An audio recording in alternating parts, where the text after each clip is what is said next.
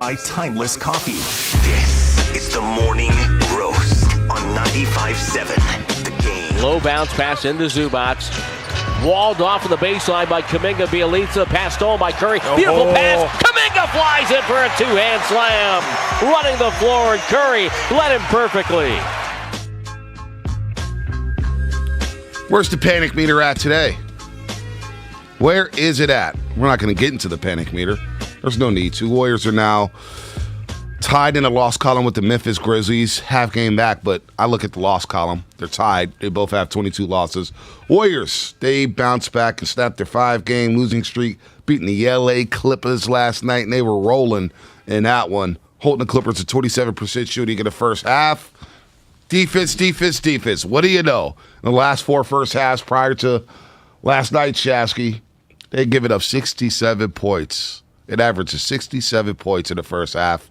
Last night, they hold the Clippers at 36, and that's what we all needed. 6 players in double figures. Jordan Poole putting out another show. We'll get to him. Klay Thompson trying to fight it and find it. Steph Curry letting the game come to him. JK, Jonathan Kuminga doing what he does. And then we'll see him in Denver Thursday, where I think the Warriors are going to want to send a message. And I'm sorry, 5-1-0. Bacha, your forehead looked really glossy last night, bro. You look good in your suit. Just get some of the wipe your forehead, bro. That's pretty funny. Damn, that's pretty funny. People are coming for the dome early Well, you on. know, a lot of people come at me. It's all good. It was a good palate cleanser last night. I mean, they just needed that. I did feel like the energy from the night before really carried over in terms of the defensive effort. You know, Moody just gets into people out on that perimeter. He's just... I love what I'm seeing. Jonathan Kuminga looking fantastic. Jordan Poole, his ability to blow by people, and then he made a couple of passes, one to Looney that was just special. Moody made a one-handed pass that was ridiculous as well. I just love the way the young guys are contributing right now to this team. It feels like the young Bulls, that's what I'm calling these dudes, they're going to be a force in the coming years. You know, Jordan Poole, let's start there because we had a nice heated discussion, and I, listened to the station in and out yesterday, and everybody was running with the Jordan Poole and Klay Thompson. Look, let's just put this on the table right now. Klay Thompson's not getting benched, all right? You can want Klay Thompson to get benched, which to me is asinine, but Klay Thompson's not getting benched, all right? He's going to be starting. He's starting. He's going to get his 30 to 34 minutes. He will be starting. You just don't bench a 3-time champ who just battled back from 2.5 years of injuries. You just don't bench him, all right? There's a locker room dynamic that people are not thinking about here. You go bench Klay Thompson, how's it going to go over with Steph and Draymond and Iguodala? All right, it's just not going to happen, all right? But, like we were talking about yesterday, Jordan Poole's going to see his 30 minutes. Now, where is he going to see his 30? May come in the first 6 minutes of the first quarter. Second 6 minutes of the first quarter, may start the second quarter, but he's going to end the half. And what you saw yesterday when he ended the half for the second straight night, he can score in spurts, and he is instant offense. You know, one thing we didn't touch on yesterday is why can't he be Tyler Hero for the Miami Heat? He's coming off the bench, and he has a role. Go in and score and light people up and flip the scoreboard. That's Jordan Poole. Go out there, be a playmaker, light the scoreboard up. And you see the 13 points in a quick burst in the second quarter to end that half. That's who Jordan Poole is right now. That's his role. There's nothing wrong with that, folks. There's nothing wrong with that. Who cares who starts? Who cares who comes off the bench? Especially if you're Jordan Poole right now where you're trying to establish yourself. Like, he's in a perfect role. And you're going to see a lot more of Steph Klay together on the floor with Jordan Poole. Well, yeah, and you saw Steph get some great looks with Jordan Poole out on that court with him. That was really good to see. I believe it was the beginning of the second quarter or some point in the early second quarter. So that was really nice to see. Look, Jordan Poole's playing fantastic. He's just got bounce. He's just got that burst, that first step. He's got an ability to get his own shot, and his creation for others has been absolutely outstanding. The Klay thing's not going away, though, B. Like, I know what you're saying, and we all agree. And this is the part that's really hard. I love Klay Thompson. I love Klay Thompson. We all love Klay Thompson. We have an emotional attachment to what he has done in a Warrior uniform. This guy has brought us championships, moments, time and time over. it's just it's a little tough right now. That's all. It's a rough patch, and I think that you're not you specifically, but I think anyone would be in denial saying everything's all good. Like he's forcing it. It looked better as the game went on, but early on, it's tough to say. Like they've been getting out to slow starts offensively in the first quarter, and in part he's not the only one, but in part because he's gunning, and I'm hoping it'll look better. Okay, we all want it to look better. It's just it's a little clunky right now, and I think denying that reality of what really is happening right now with Klay Thompson is foolish. You know, Klay, you look at the fourth quarter where he's still trying to find his shot. And he got some great looks in the fourth quarter, and he started going. He started going in that fourth quarter. You know what I'm saying? The rhythmic threes were nice. He had some nice buckets. He had a nice time where in the fourth quarter, with about 6 minutes left, he jumps up for a three. 2 Clipper defenders come at him. Nice bounce pass to Jonathan Kuminga. Yeah. Easy dunk. Again, Klay Thompson's going to start. You're not going to mess around here with him coming off the bench because you may lose Klay Thompson. You may lose him. All of a sudden, you bench him, and now he has doubt in his mind from coming back from 2.5 years. I don't think it's about benching. No, I think we're too obsessed with benching. Well, that's what it is. A lot of calls yesterday. Hey, start Jordan Poole. Let's you know what I'm saying? You and me. We're not talking about benching. That's what I'm saying. Yeah, I know, but I think, and even in the last 5 minutes, you're going to play Klay in the last 5 minutes. No, he's going to play. Bonte, I'm not denying that. All right, well, there was a denial yesterday. Well, no, what I'm saying is that maybe don't gun it the second you touch the rock. Like in the first quarter, there was 4 consecutive spots where he gets it, no one else is getting a look, and he's gunning for a shot. It's just he needs to kind of take it where it comes. That's all. Yeah, he's got to let the game come to him. But that's Klay Thompson. Agreed. That's Klay Thompson. Well, he needs to adjust. That's Klay he's Thompson. Not the same Klay Thompson. He'll get there. He'll get there. He's working himself back. Warriors win. And by the way, good morning to everybody out there on YouTube and Twitch, and especially the Comcast Business Text line.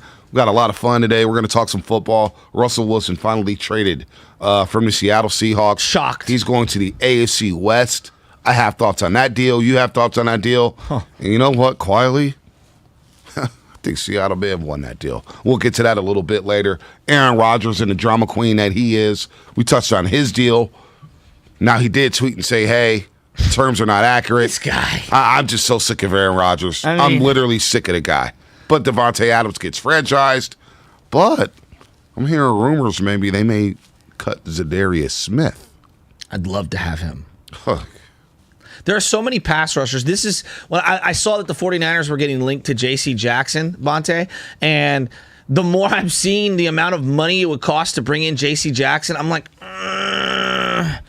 I'd rather go pass rusher in free agency and corner in draft. That's the way I'm looking at it. There are 6 guys potentially going to go in the meat of that first round, and there's a lot of guys that are available in the second and third round who maybe aren't impact starters day one, but have tremendous upside. Where I feel like the value in free agency is right now is at edge rusher. Like, think of the amount of really good edge rushers. Maybe not elite, but good. Von Miller, maybe Khalil Mack, Chandler Jones. You referenced maybe Zadarius Smith.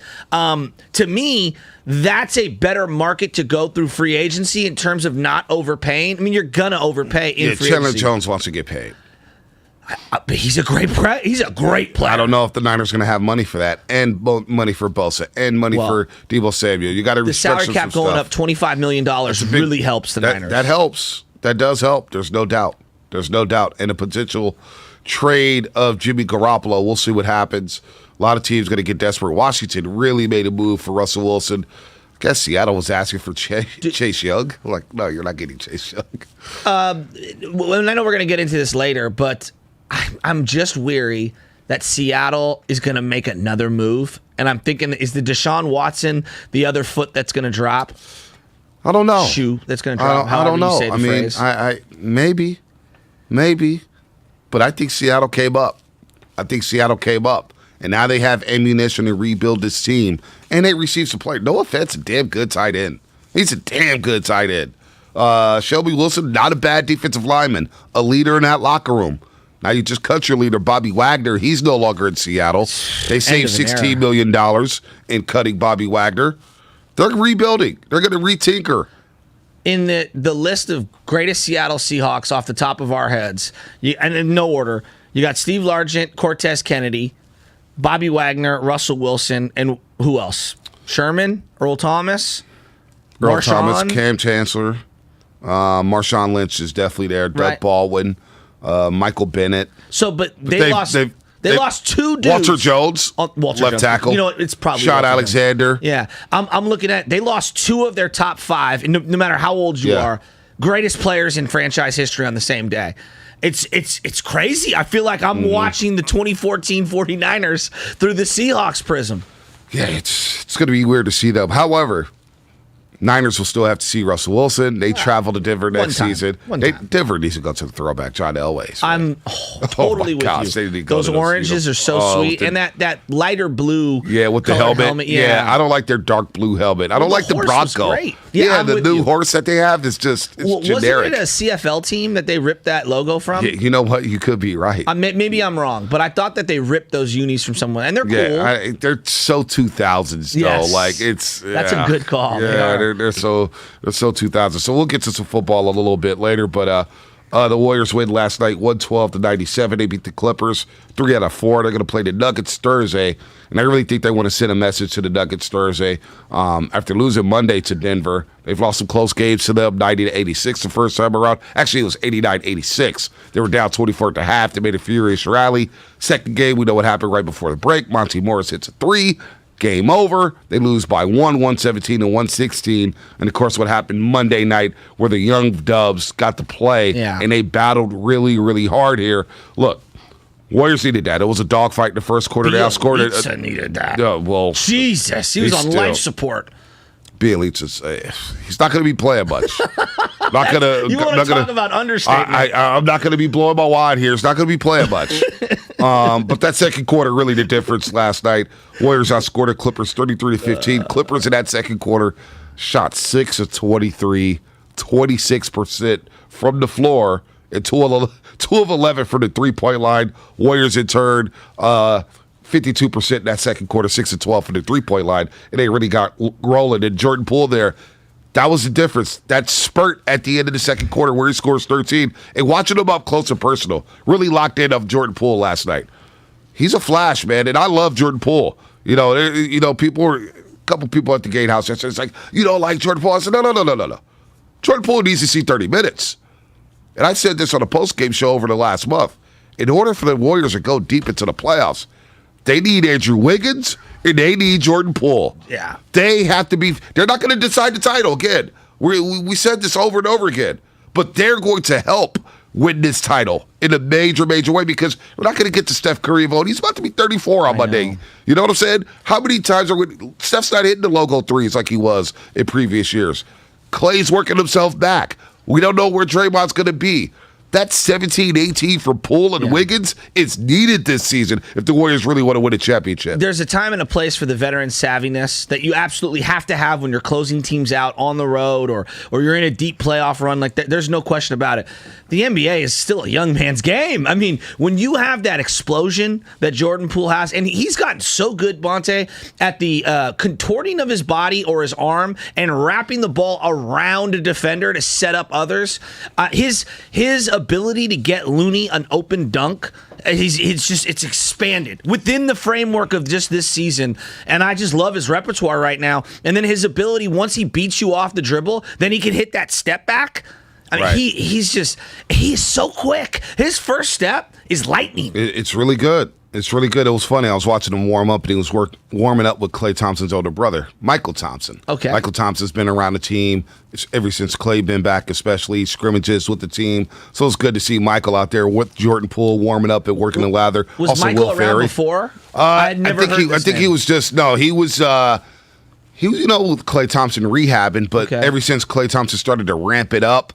We should have a tip jar for that one. I was going to say. Should have a tip jar for ramp it up. But as he was building his way back up, that stamina and cardio, Michael started to be around a lot more. Gotcha. So, I remember when Klay first got back, the Cleveland game, Michael Thompson, I saw the G-Wagon roll up, and I was like, okay, Mike's in the building. But he's been around the team, and that helps Klay Thompson out, no doubt. What's He the needs G-Wagon? Mercedes-Benz, you don't know what a G-Wagon is? No, I'm not well versed in the Mercedes-Benz. Langford, get in here. You know what a G-Wagon is, right? G-Wagon, I'm going to look this up. Yeah, it's essentially like a Mercedes SUV, I guess is the way you'd put it. It's a little bigger than that, but they're really sick. Really sick. I believe they're bulletproof, too. See. Oh, they're bulletproof, too, huh?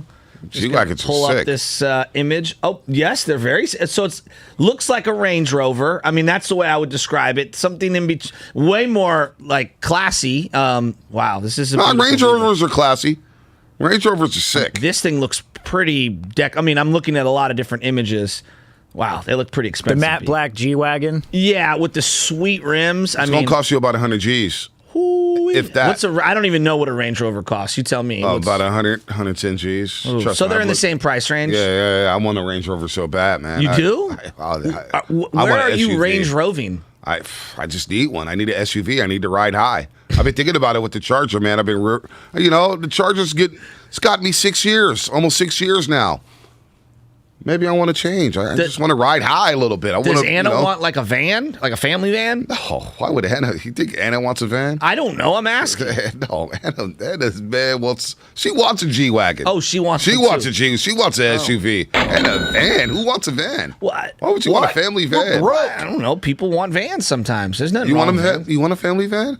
I have a Mitsubishi, and I'm very content with it. Yeah, it gets great gas mileage, and I can park it anywhere. And if I needed to, I could drop the backseat. I think Jimmy Butler has a minivan. Yeah. He rides a Toyota Sienna. He shows off about it. In Grand Theft Auto, it's the most underrated one because I could throw all my gang members in there. You know, I'm trying to win this turf war I got going in San Andreas right now. It's very difficult to end this game. Yeah, you imagine me in a family van? Oh, my I think it'd be pretty funny. You with orange slices and going to soccer games. Yeah, it'd be funny.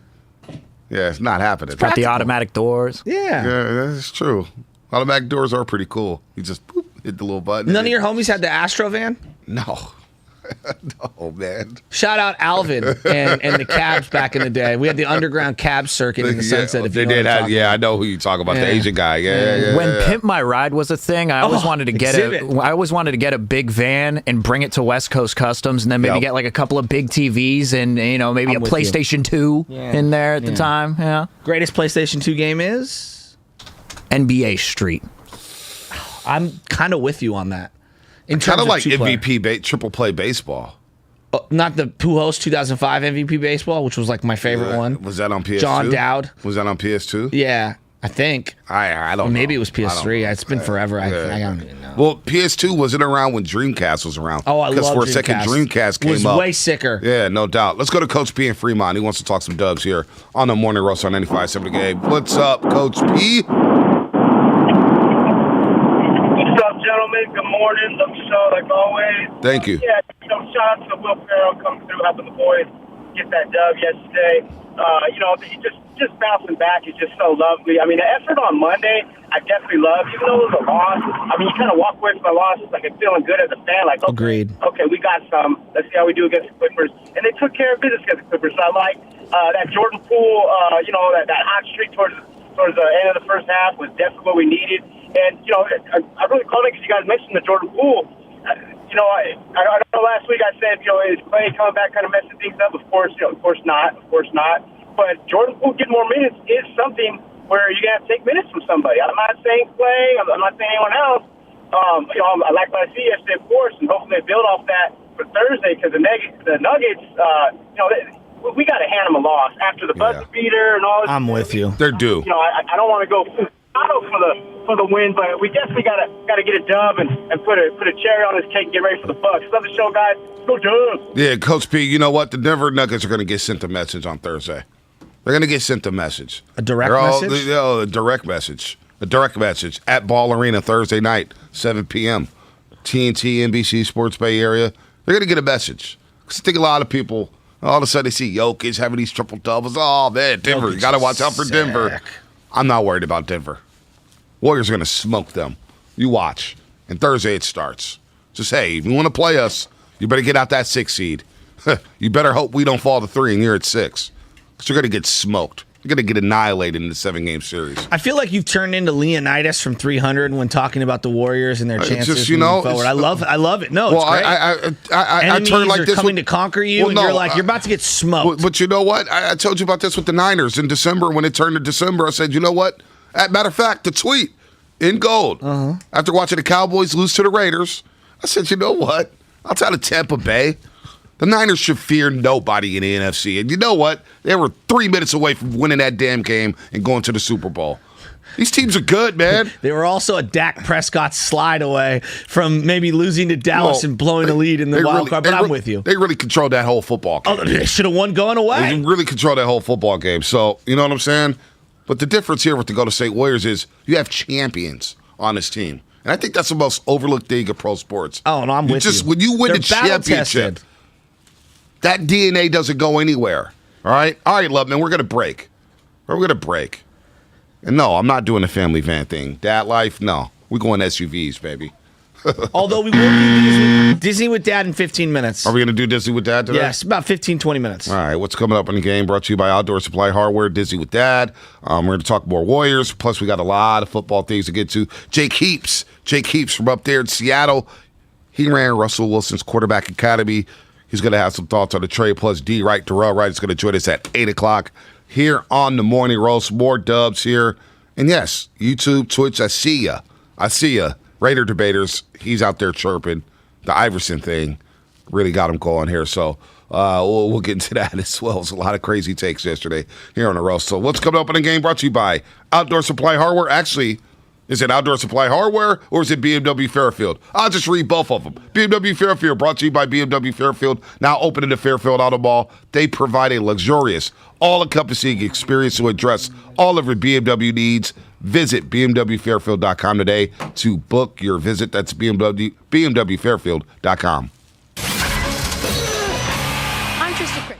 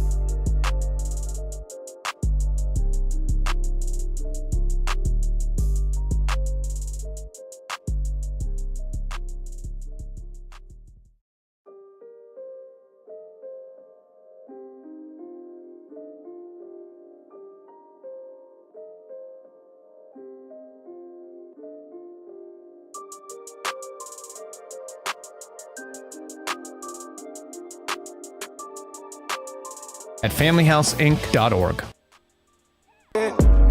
G-Wagon, G-Wagon, G-Wagon, G-Wagon, all the housewives pulling up. Now, back to the morning roast, presented by Timeless Coffee with Bonte and Shasky. G-Wagons, baby. G-Wagon or minivan. Minivan or Range Rover. A lot of people coming in, 925, Comcast Business Text Line. Bonte, once you have another kid, hey, I always said I was one and done. Once you have another kid, you will realize how awesome and convenient a family van is. Thank you, Zion Williamson. I'm one and done, dog. Like a kid going to Kentucky. Maggetti. Yeah, I'm like a kid going to Kentucky. Thank you, William Avery.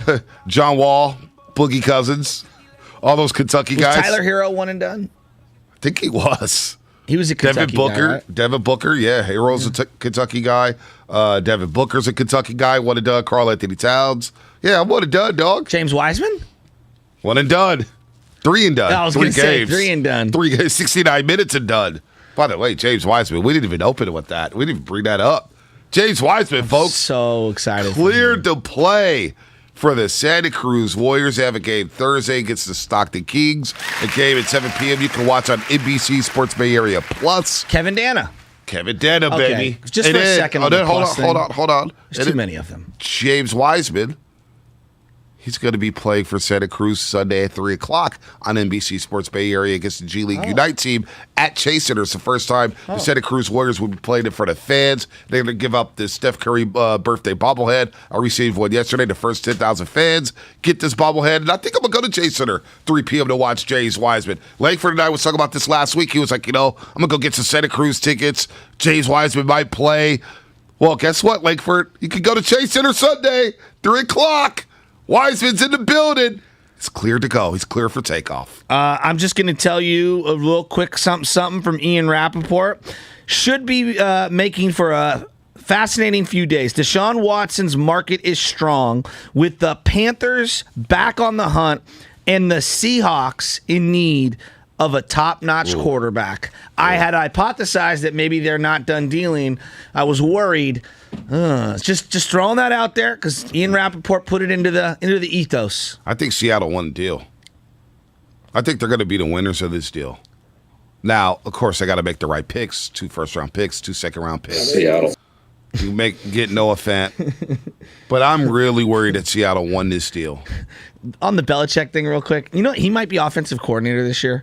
Could you imagine the greatest defensive coach of all time? And if he's just like an average OC, just an average OC, think of how baller that is. Seattle. They say, he's going to be more involved in the offense? Who said that? Rob Ninkovich? A lot of people are basically saying that like he might just call plays on offense. I love Belichick, dude. Yeah, come on. I love him. They don't have an offensive coordinator yet, huh? Yeah, but if Mac declines even a little, they do not have an offensive coordinator. Wow, that's a little surprising. Bill is the only coach, apparently, from what everyone says, who can literally teach every position. He can. Special teams, DBs. Yeah. He coached a lot early on in his everything. See his football Special life. teams. Yeah, I mean he's a smart dude. It's time for Taking Him to School. Yeah. Presented by Evergreen Valley College, home of the highest earning community college graduates in California. Langford, what is the highlight for today? 29-26, Kuminga drives by him and goes for the reverse jam. Over the head, coming right to left, across the goal. That was literally the dunk that was on our television right there. Tom Tolbert with a little Tim Roy in the car right here on 95.7 The Game. That was Taking Him to School, which happens the morning after every game, paid for by Evergreen Valley College, home of the highest earning community college graduates in California. So is anybody easing up off of Klay Thompson from yesterday? Sir Steiny Guru, they basically went like 3 hours talking about Jordan Poole and Klay Thompson. I think if you played sports, you understand locker room dynamics.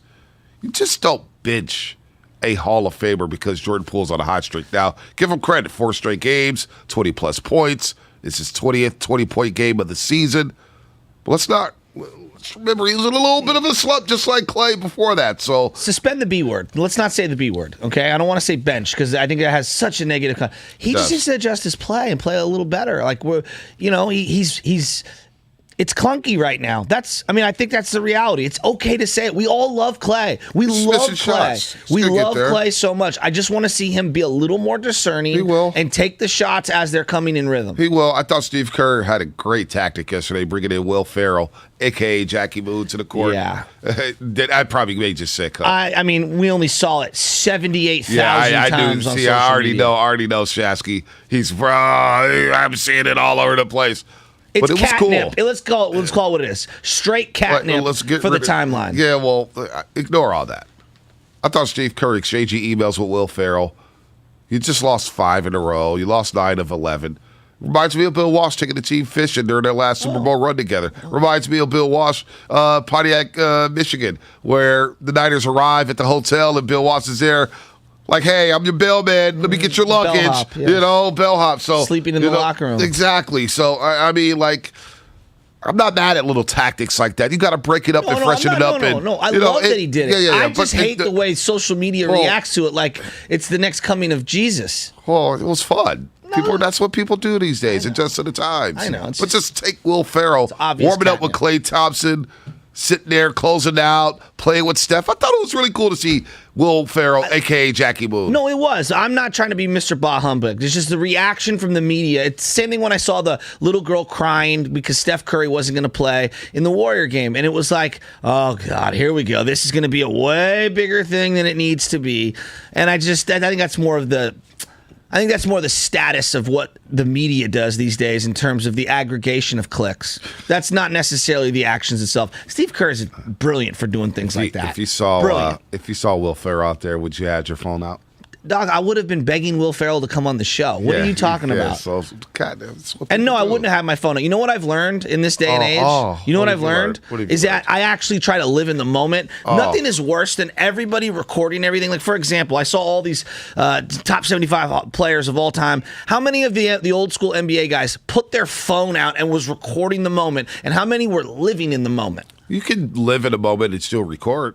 You just have your phone out. And you're living in like, man, this is cool, and I'm going to document it. It's not different than having a camcorder. When you got a camcorder, even then, back in the day, just live in everybody the has a camcorder. You go to Disneyland or something, or you're going to like Shaq at the All-Star game, one of the classic Vince Carter slam dunk contests. He's living in the moment watching Vince dunk. So you think Shaq he has a camcorder as well. He thinks he busts that out and he's watching it every Christmas with the family? Get around. He has Let's go back to the camcorder. He has it. He has the footage. So when he's old, one day, hey, grandson, great-grandson, check this out. I was courtside because he has an angle that the common fan doesn't have. You can laugh all you want. He's standing baseline at the Vince Carter slam dunk contest right there on the floor in the front row, and he has his camera out. You don't have that footage. You don't have that angle. He could have some sick angles of those Vince Carter dunks. So it's nothing different. Or his big paw could be over the camera lens and we don't see anything. But it wasn't. We saw him holding it. So, you know. I guess our own Whitley Sandretto here at 95.7 working for digital. She was the one that got the viral on-court video, other than what NBC Sports was putting out there. But Whitley Sandretto's here. Her videos were the ones that everyone else was using. Nice. Yep, I retweeted it all. Whitley. Yeah, I retweeted it all. That was a great video. Great video. 650. The Morning Roast with Bonte and Ray Ratto. No, this isn't Ray Ratto. He's not quite. You're not quite there yet, buddy. It's just the automatic catnip that I know people are going to go crazy over. That's all. And I kind of roll my eyes with it. I don't get it. Some people on social media, that's the only way they can take it in the game. That's the only way they can see footage like You're that. right, Bonte. You know what I'm saying? So You're they right. go on Twitter and they say, oh, wow, Will Ferrell. There's nothing wrong with it. Yeah. Stop hating. Stop being the old guy. Get off my lawn. Put your phone away and live in the moment. You can do two things at once. Multitasking. I live in the moment and just put my hand up. That's what you do. Imagine if Andre 3000 would have come out there as Coffee Black. Oh, that would have been awesome. That would have been great. Everybody love everybody. ELE. Everybody love everybody. Woody Shasky. Harrelson as Bodix. Yeah, Shasky. Everybody love everybody. Show some love. Oh, sorry, I wasn't paying attention to you. I'm trying to video you right now because I'm going to give our audience an angle of camera that they're not accustomed to. I'm sorry you have a one-track behind. I'm sorry you can't do two things at once. So, my bad. Didn't know that. Didn't know that was a hole in your game. What's coming up on the game? Brought to you by Klay Thompson. MB Jesse Painting. Are you a commercial property owner or manager working on 2022 painting plans? MB Jesse Painting offers full repaints, maintenance painting, carpentry, and woodrock repairs. Why wait? Call in Beat Jesse today or online at nbjesse.com. Brendan in Newark will get you on the other side. Plus, we'll do a little Disney with Dad, and we'll get into some football here on the Morning Roast on 95.7 Game.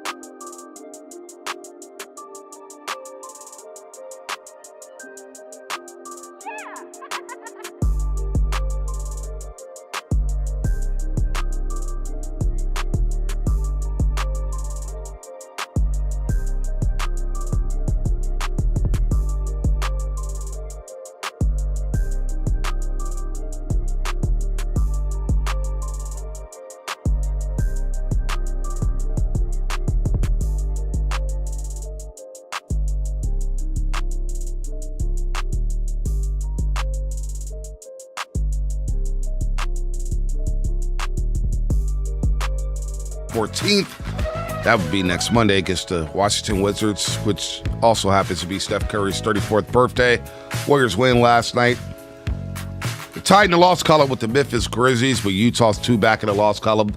The Dallas Mavericks, just looking at the schedule or standings here, they're 3 back in the loss column, but the Golden State Warriors. So things are tightening up in the Western Conference, with the Warriors having 16 games remaining, 44-22, solid games, 6 players in double figures, led by Kuminga, scored 21 off the bench, Poole with 20, Steph Curry having a solid all-around game. Klay Thompson not the most efficient night, 9-23, but 20 points there. Sorry to find it. Who's chucking early on? He was 2 of 9, like early in that basketball game, but he'll get there. He'll get there. I got faith in him. Let's go to Brendan in Newark real quick. He wants to talk about the trade, the big trade that happened yesterday up in Seattle. What's up, Brendan? How you doing, man? What's up, Bontasky? How's my favorite guys? That's pretty good. I'm good. Bontasky. That's pretty. I mean, the sun is rising. Russ is out of the division, and so's Bobby Wagner. I feel pretty good. So I felt that way initially, but in thinking about it, I'm a little less excited. So the issue with losing Russ is you've got a Seattle team that's looking for a stopgap. Either they want to go all in and unload some cap by getting rid of Bobby Wagner so they can bring in Garoppolo, who knows the Niners, knows the system well, or they're going to use Drew Lock as that pause button until Watson can get all of his stuff out of the way. Now, the thing that bothers me most is Shelby Harris, known as some of the best hands in the AFC West, and he has his wife's a Bay Area girl, so they had that hope, that glimmer of a hope that he would come here and help solidify our defense. But he's going up there. He's a leader in the locker room. Yep. If they ever needed a leader in the locker room after losing Russ, Shelby Harris is the person to do it. So I am a little less excited than I was in the first 24 hours, but I'll gladly accept the 2 in-division wins for us knocking them off this year. No doubt. Hey, good call, Brendan. And look, the Seattle Seahawks received 2 first-round picks, 2 second-round picks, 5th-round pick. They give up a 4th to Russell Wilson, but they do get 3 players. Shelby Harris, of course, Noah Fant, and Drew Lock. Still have DK Metcalf. I think they have a stable of running backs. We'll see if they can retool that offensive line. Tyler Lockett could be on the move. They cut Bobby Wagner, as Brendan just mentioned. They free up $16 million. We'll see. We'll see. But I just think, Shasky, Seattle wasn't – their window of winning with Russell Wilson was shut. I don't believe they were going to win anything with Russell Wilson anymore, especially trying to come out of the NFC West. Were they better than San Francisco? Were they better than the Rams? No, they swept the Niners last year. But they were done as a Super Bowl contender, in my opinion. Well, yeah, I'm with you on that. The reality, though, is, and I agree with the situation, because of the lack of draft picks, because of their financial situation, they were in a very precarious spot. But if you look around the NFL, the best quarterback in every division won that division. Every single one of them. All right? Every single one of them. And Is Russell better than Matt Stafford? I think Matt Stafford had a better year than Russell Wilson. He missed like 7 games, right? I mean, nobody had more fourth quarter comebacks, yards, touchdowns, best touchdown to interception ratio than Matt Stafford in the NFC. So, I'm giving the nod to Stafford. A game to win, I much more fear Russell Wilson than Matt Stafford. That I will agree with you on. So, on some level, losing your star quarterback because of what I just said regarding quarterbacks and their impact on winning the division, Today should be a happy day. Now, we'll see if Seattle ends up executing the right picks, how many trade downs, what they do with it. Yeah. Are these players any good? I don't know if Vegas is the greatest barometer, but quarterbacks are worth points, moving the line. Most other positions on the field do not move the line. Okay, so we could talk about defensive linemen and a tight end and this and that. And those guys are fine. And that's how you win games in terms of supplement. But it starts with the quarterback. If you are non-functional at quarterback, your organization is dormant. Look at what the 49ers were before Jimmy Garoppolo. You look at when Jimmy was hurt, what they looked like before Trey Lance had an opportunity to sub in. So we'll see with Drew Lock. I don't know. You know Drew Lock better than anybody here, Steven. I mean, Drew Lock is erratic and inaccurate and arrogant, apparently. So I don't know if he's a guy that they're going to flip again or use as a backup or what. But to me, Russ leaving the division for now, and we'll see what they do. It's a good thing for the Niners. You have to think it's a good thing. For now. Drew Lock. I feel so bad for DK Metcalf and Noah Fant and Tyler Lockett if Drew Lock is going to be the one under center. Yeah, but also, you know what? Maybe he needs to get out of Denver too. I mean, Vic Fangio and who do they have as their offense coordinator? Pat Shurmur? He's not any good.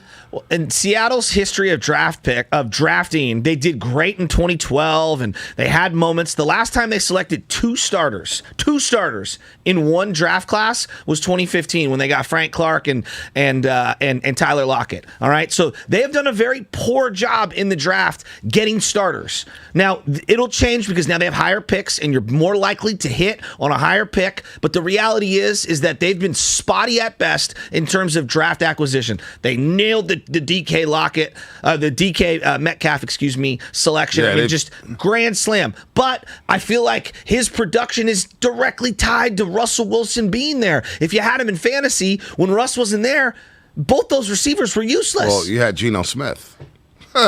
Geno Smith's not a good quarterback. Well, is Drew Lock? Geno Smith's not a good quarterback. I don't know about Drew Lock yet. I wouldn't bet on Drew Lock, personally. I don't think he's a great quarterback at all. But let's see it. I mean, I think Seattle did what they could to get the most out of Russell Wilson. You get 2 first-round picks in 2 seconds. I'm not mad at that. Now you can flip them and get more picks, which Seattle loves to do. You know what? Not a bad move for them at all. Not a bad move. I believe they've only won one, and someone could correct me if I'm wrong, one playoff game they've won since going to that Super Bowl and losing. Going back-to-back and losing that Super Bowl. I think they've only won one playoff game since Really? then. They've been in the playoffs a bunch. I think they've only won one. Maybe I stand corrected, but I thought it was just one. And that's why you trade Russell Wilson. If that's the case, kind of just made my case on why you trade Russell Wilson. He wasn't winning anymore. Don't you think he's also a depreciating player? Oh, they've won some playoff games here. I thought they've only won one playoff game. Since the Super Bowl? Yeah. Since they won the Super Bowl? Yes. No. Since they lost the Super Bowl, because they won the Super Bowl, then they lost. They went to an NFC Championship game where I believe they won one game. The next year they won at Minnesota. There you go. And then lost to Carolina. The next year they beat Detroit. Okay, and then lost to Atlanta. 3 years later they beat Philadelphia and lost at Green Bay. So they won 3 playoff games. Okay, well, three playoff games since that Super Bowl. I mean, that's not bad. The Niners won 2 this year. Yeah, but that's not bad. That's not a knock. You're going to the playoffs or going to the second round. I mean, you're a playoff team. Bonte, but they're capped. The day after they lost that Super Bowl, I was of the nature thinking this team's going to be a perennial NFC Championship team. I thought they would have. I thought losing that Super Bowl would have long-term ramifications on that franchise. You lose a Super Bowl like that, and you blow a golden opportunity like that. All of a sudden, the locker room started chirping. Right? Oh man, they wanted to get Russell MVP. Why didn't we get the ball to Marshawn Lynch? All of a sudden, there was dissension in that locker room. Now, if they would have won that Super Bowl, I thought they were going to peel off 3 straight. If they didn't win that Super Bowl, they get to the playoffs the next year, and they get smoked by Carolina in Carolina when Cam Newton won the MVP. I think this also goes back to how hard it is to win in the NFL. You had the greatest franchise quarterback they've ever had, and their greatest middle linebacker of all time, their careers directly coinciding with each other. And they couldn't get it done again after that. It's really hard to win Super Bowls. It is, but I again going back to this deal. So you win 3 playoff games since you lost that Super Bowl. Not bad. I'll take that. They were in That the feels playoffs. disappointing, doesn't it? Well, would you consider their offensive line? Would you consider their lack of running game? Would you consider the injuries? For Seattle, maybe it is. Maybe it is disappointing. You got one, though. If I told you Trey Lance won 3 playoff games over a, what is it, 6-year period, it would feel disappointing. But if you had one Super Bowl to go with that, Yeah, I'd you would feel look at pretty damn everything good. different. You'd look at, Yeah, and we look at exactly. Aaron Rodgers off the one Super Right. Bowl, completely different, and Exactly. he has perennially lost. exactly. In So the I think playoffs. the point here, when you look at what they've done in the postseason, I think it was smart to move off of Russ. It was smart. Well, he's been taking shots. And as Lakeford said during the break, you got to give Mike Florio, who joined us last Friday for Pro Football Talk, give him credit. He said, Seattle going out there saying, we have no intention of trading Russell Wilson, which means that we're going to trade Russell Wilson. So give Florio a lot of credit there for calling that one there. Here's a question What? that I have for you, and this is an interesting one that maybe you don't find very much interesting. Let's say they don't go after Deshaun Watson. Would you be opposed to the 49ers working a deal out with Seattle to give them Jimmy Garoppolo? No, because I don't think the Niners think highly of Jimmy Garoppolo. I mean, usually when you talk about an in-division trade, people are like, no. We saw Philadelphia trade Donovan McNabb to Washington because they thought Donovan was done, and he went to Washington and he was done. We saw Seattle did trade with the Niners when they traded Darryl Jackson, that wide receiver in the mid-2000s. If you don't think highly of Jimmy Garoppolo and they want Jimmy, what would you get back? Well, You're not getting one of those first or seconds. Well, let's just say they have the best offer, and it's a third round. I'm just hypothetically, it's a third round pick. They're the best offer. Do you just take it and run with it? I don't know. Maybe. Doesn't that speak volumes on Jimmy? Maybe, probably, but maybe not. This is something I've been speaking to as you are listening to 95.7 The Game, KGMZ FM and AC1 San Francisco, and Odyssey Station, brought to you by DuckDuckGo, Privacy Simplified. I always thought the league didn't think highly of Jimmy Garoppolo. I did. And if Shanahan, there's this false sense that Jimmy can get you a first-round pick and, Jimmy's going to win and Jimmy's going to win you games. Now, not only the fact that I don't think you're going to get a first or second round pick, but he's going to have shoulder surgery. He may not throw until training camp. So if I'm in a team, even like Seattle, this guy's not throwing until training camp, and I know he doesn't throw the deep ball. I know he's a dink and dunk type of quarterback, and that doesn't really win you Super Bowls in today's modern era.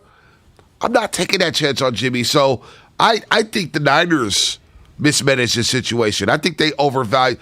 Look, on one end of the spectrum, they didn't trust Jimmy Garoppolo, which made you trade up all those picks to go get Trey Lance. You didn't trust Jimmy Garoppolo to throw the football in fourth quarter of football games. But yet, you're holding him out, thinking that you're going to get a first or second round pick. Yeah, they think too highly of their own. That's mismanagement there. So it'd be like owning a piece of property and saying, my property's worth, I'm just using round numbers, $1 million. And the appraiser keeps coming back to you saying, no, it's worth half that. But you know what? They overvalued him, yet they didn't trust him.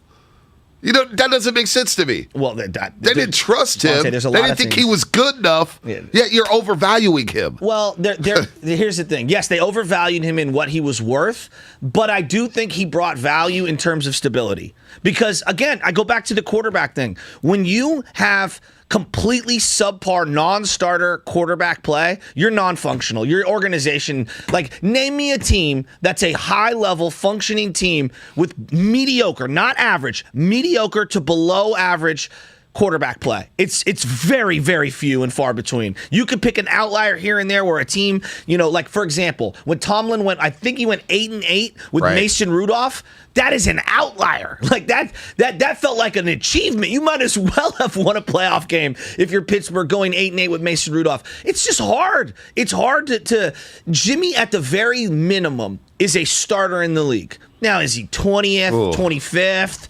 30th? No, you're always going to be looking for somebody better if he's your guy. But right now, he's better than Drew Lock, for example. And I still may rather take my chances on Drew Lock over Jimmy. Really? At least Drew Lock is going to let it fly. Is Drew Lock, is he really that bad, Lakeford? Break down Drew Lock. What you see from him twice a year as a Raider fan? Well, twice a year, the 49ers are going to have a chance to win in the turnover margin because he constantly turns the ball over. He can throw. I'll give him this. There are times when he's thrown a very accurate deep ball, like Jerry Jeudy and Tim Patrick and Cortland Sutton. I've seen them thrive in some games with Drew Lock, but he's way too inconsistent. Eventually, he'll start out the year fine, and then he'll fall to where Drew Lock normally does. Well, let's do Disney with that in a minute here, but it does feel like, Bonte, now Aaron Rodgers locked into Green Bay. $200 million, and we can get into that in a minute. Russell Wilson being traded. Who knows if some of these other quarterbacks are on the block. But from what we know, it does feel like right now Jimmy Garoppolo is the most, what do you say, the high end of the quarterback market? Is that just what people said? Is he really the high end? I don't believe that. I heard of Peter what's King available? I don't know. So then who's better than him? I just Carson Wentz? Would a team, if Carson Wentz gets cut, would you rather take a chance on Carson? Would. Well, I think Carson's a better football player. Does he do bonehead things? Absolutely. But if the two of them are on the field together, which they were earlier this year, Carson is a better overall football player than Jimmy Garoppolo. Would you think a team would rather take a chance on Upside? Tyler Heineke? Come on. Don't you think I like Heineke, but come on. A team may even want to take a chance on Trubisky over Jimmy Garoppolo. Come on. Trubisky? He was making $2 million backing up in Buffalo. Didn't throw a pass this year. Well, at least a meaningful one. I'm saying he's more athletic. He'll at least throw a better deep ball. He didn't play bad in the wild card game a couple years ago against the Saints. I don't know. I don't know, man.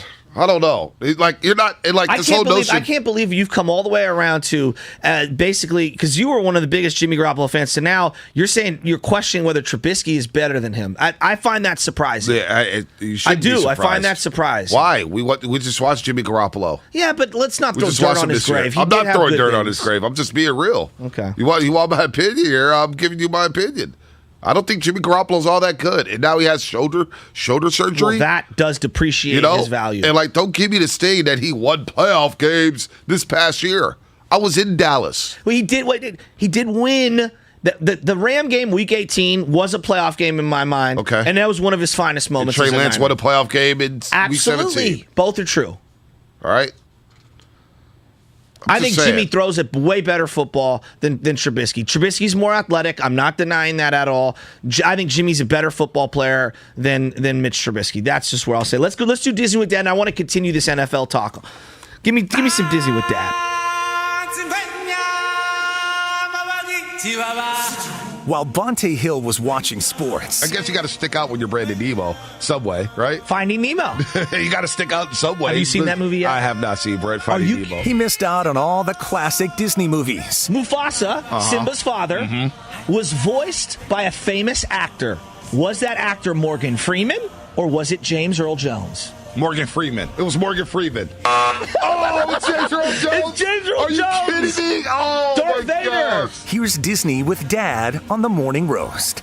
Are you ready for this one, Bonte? Disney with Dad. I'm going to ask you 3 questions about a classic Disney movie because you now have a daughter, and you're going to answer them. And some of them are multiple choice, some of them are open-ended, and if you can get 2 out of 3, A, B, C, D. You can win. Top past stats 5, psychology, math in college. All right, let's do this. Choice. In 1947, the Disney studio was...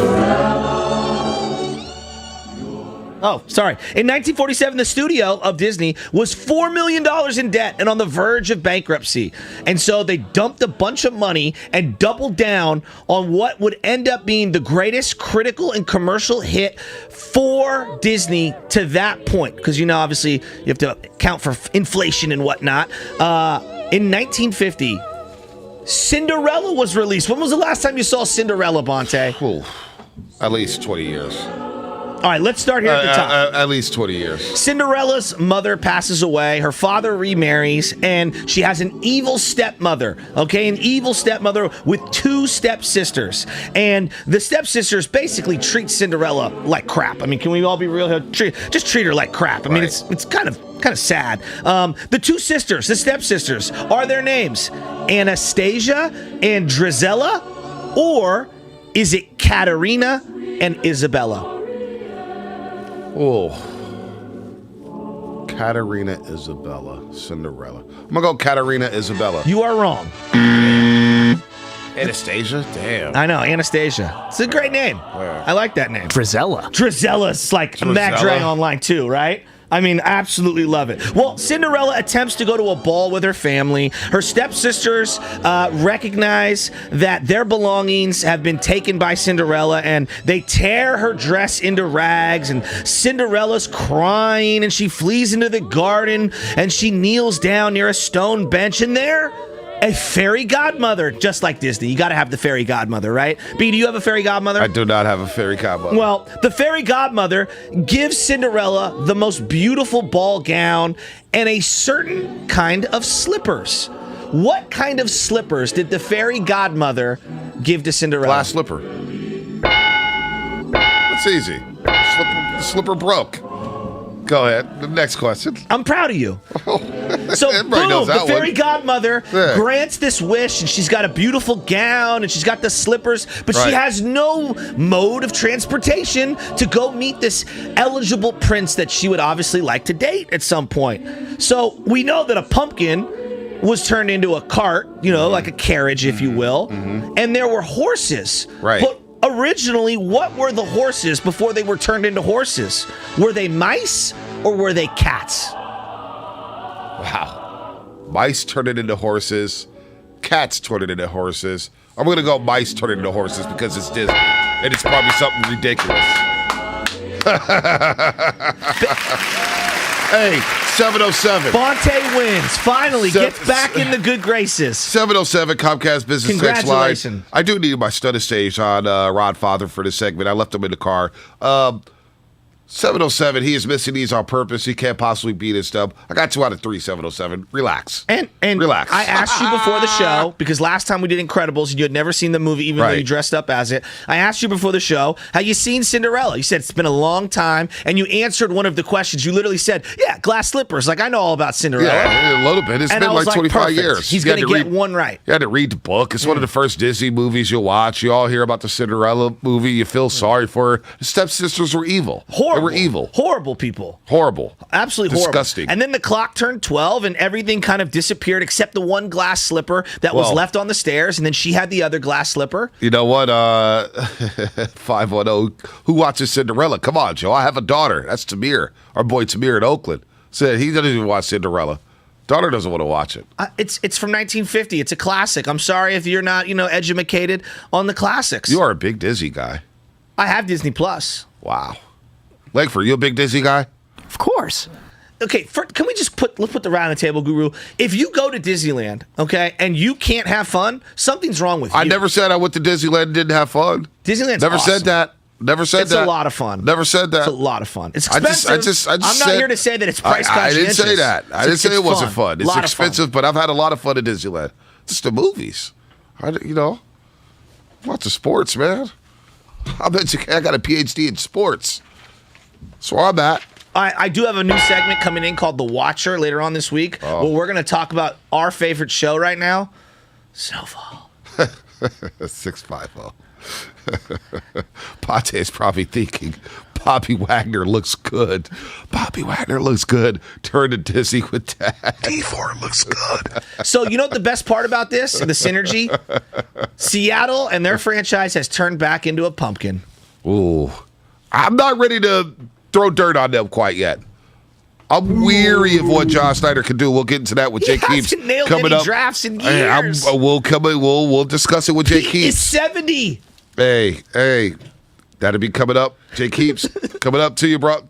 Brought to you by AC Transit. Find a career with exceptional benefits so you can do what you love. AC Transit is hiring bus operators and mechanics now. Bring your skills to AC Transit and enjoy exceptional benefits with a side of work-life balance. It's more than a job. Apply today at actransit.org/careers. We're on a journey to make healthcare.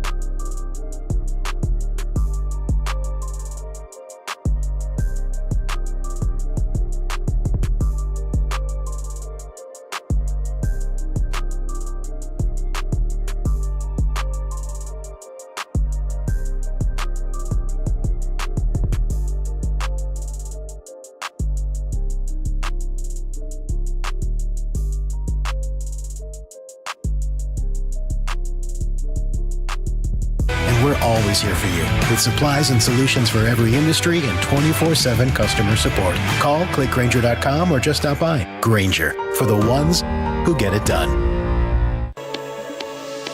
Visit Friedman's Appliance in Pleasant Hill today to see a full selection of in-stock luxury appliances in live, working vignettes.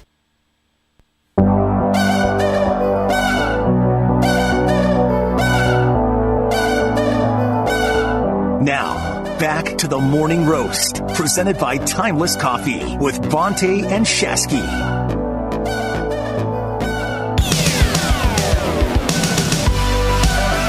All right, Warriors win last night. We'll get back into that in just a second. They beat the Clippers to snap a 5-game losing streak. I do want to hear how Dub Nation, how are they doing mentally now? Knowing that Draymond Green is nearing a return. Knowing that James Wiseman is going back down to Santa Cruz to play. He's been cleared to play. He hasn't played a basketball game since April 10th. Wiseman's coming back. What do you want to see out of him from Santa Cruz? And can he be a contributor? Yeah, Jordan Poole going off last night. Kuminga showing his flashes again with 21, 6, and 6. Steph Curry with a nice, solid game. 15 points, 5 assists, 5 rebounds. But we're going to talk some Russell Wilson here and Jimmy Garoppolo. Like, Jimmy Garoppolo to Seattle, I guess. It's just a thought that's crossing my head. You know, they're a team that doesn't have a quarterback. Seattle's not. It might be foolish. Does Seattle really want Jimmy Garoppolo? Probably not. I know, but I find it interesting how a year later, just the way everyone talks about Jimmy Garoppolo has changed. Like, even the biggest Jimmy Garoppolo supporters are now like, don't care where he goes. That's not true. There's a lot of people who believe Jimmy Garoppolo gives the 49ers the best chance to win. There's a lot of people who believe Trey Lance ain't ready to start a football game.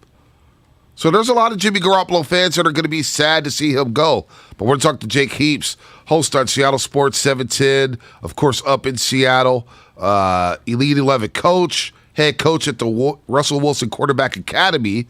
He knows Russ really, really well. We'll talk to Jake Heaps in about 9 minutes here on the Morning Roast to see what the fallout is up there in Seattle. What does Seattle do moving forward without Russell Wilson? Bonte, you have long said that he jumped over Brett Favre in terms of guys against the 49ers who have just been... I don't know if he jumped over him, but he's been just as bad as the nemesis. Okay, he's so been right there. The same. He's been right there. Whatever. The Russell Wilson of this decade, the Brett Favre of this decade against the 49ers. I just keep going back to that McDonald's commercial when it was Russ and Colin Kaepernick, and it was like, who do you want? And I believe they were on the cover of a magazine. Was it the ESPN magazine? Sports Illustrated, possibly? Was it one of those magazines when magazines were still a thing? And it was like, who do you want? You know, you want Russell Wilson or do you want Colin Kaepernick? And then Harbaugh leaves, the demise of Kaepernick, the organization, the exodus that happened, Richard Sherman and the city of Seattle having their finest moment at our lowest moment in terms of losing Navarro Bowman, losing that game, Frank Gore going out with a concussion in that game, coming back in.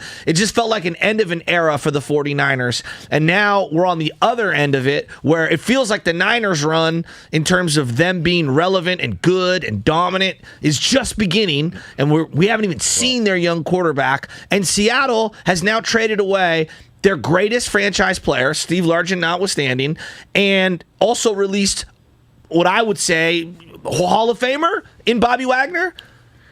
Yeah, he's going to be in the Hall of Fame one day. I think so too, right? I mean, when we think of like gold standard middle linebackers of this generation, him and Luke Kuechly, him and Patrick Willis, they're all in the same conversation. Yeah, Bobby Wagner not being in the city, I think I'm a little happier about that. I may be a little happier about that. He killed the Niners. He killed the Niners, and they beat them twice last year. So 888-957-9570. Let's go to Bud in Oakland. Bud in Oakland, what's happening? You're on the Morning Roast here on a Wednesday morning. What's going on? Top of the morning, baby.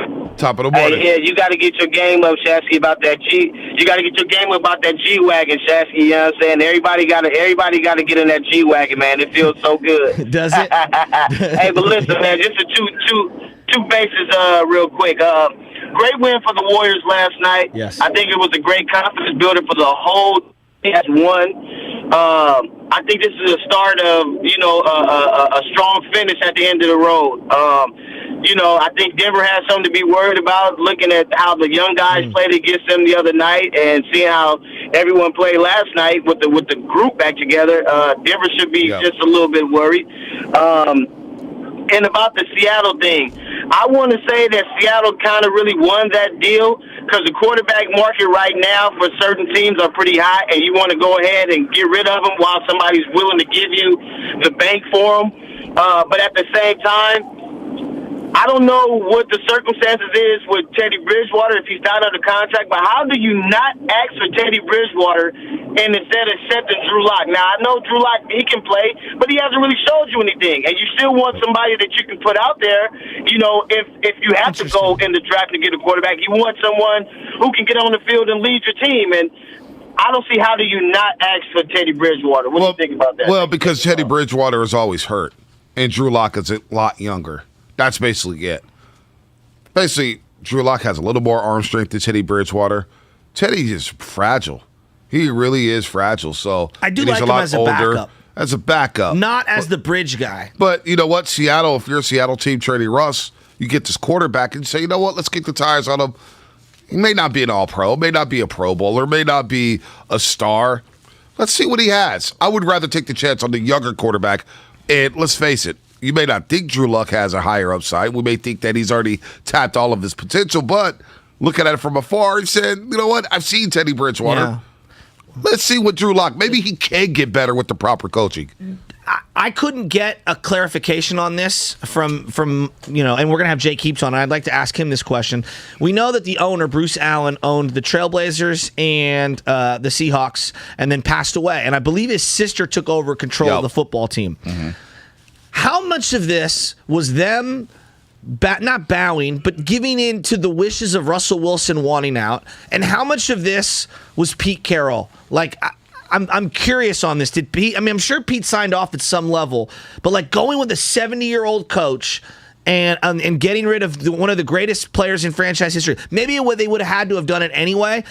I'm very interested to see how much longer Pete Carroll stays around. I really am. Me too. Let's go to Abba in Concord. Abba, what's happening? You're on the Morning Roast. Hey, how's it going? Thanks for taking my call. It's ABA. ABA. All right, I didn't know what it was. ABA. Gotcha. I didn't see the. ABA. Gotcha.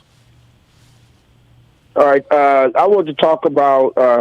Man, I wish that Seattle could have traded into someplace else. I'm a big Raider fan. That just makes our division just beyond sick. Okay, on a weekly basis. Okay, but anyway, I wanted to talk about the Warriors. Okay, to me, I think the Warriors are ahead of schedule. I think they're supposed to be where everybody think they should be next season because Klay was coming back, Wiseman coming back. They were going to have to bring them in slowly, but then they took off and had that great record. So I think all this is just, I'm looking at this as gravy. Even a losing streak, I think they're just coming down to where they should be. Right. But don't you think they have to take advantage? Or yet, I think they're going to get there next year when Wiseman gets his legs back under him and Klay gets his legs back under him. I still don't think Klay is going to get his legs back under him. None this season, not even in the playoffs. I think it's going to be next season where the off-season workout continue to get stronger. Mm-hmm. And I think next year, everything is going to hit for them next year. They're going to be a threat next year. Think about that second team they get ready to have. Kuminga and Moody and Wiseman on that second. Who's going to stop that? Yeah, they're going to be really good next I'll worry season. about next year, and I'm not dismissing what you're saying. I agree. If we take a step back, like next year is probably the year in terms of being primed. But when you're in position and you're this far down the road, you got to worry about right now, and you got to try to capture the moment. So I totally understand what he's saying about next year and this organization. But Bonte, I mean, you're watching this team every single night. Wouldn't you agree? Like they've put themselves in a great position for this year. We'll worry about next year in the offseason. You know what? ABA does have a point though. If the Warriors were to make the Western Conference Finals, say they lost at 6 or 7, I think people would be happy with that. Totally. I think people would be excited with it. Or, losing in the finals. I think people, they want the championship. Well, let me take a step back because once the Niners got to the NFC Championship game and they lost that game, we're still depressed over it. You're going to be depressed, but it was a great year. But they are ahead of schedule. And all of a sudden, the playoffs this year, we know what Klay can do in the playoffs. We know what Curry can do in the playoffs. We know what Draymond can do in the playoffs. We hope that Klay Thompson can get back sooner, but it's probably not going to happen until next season. A lot of players say that. Tim Hardaway Sr. said that, look, Klay's going to be Klay next season. But what is Poole going to do in his first playoff run?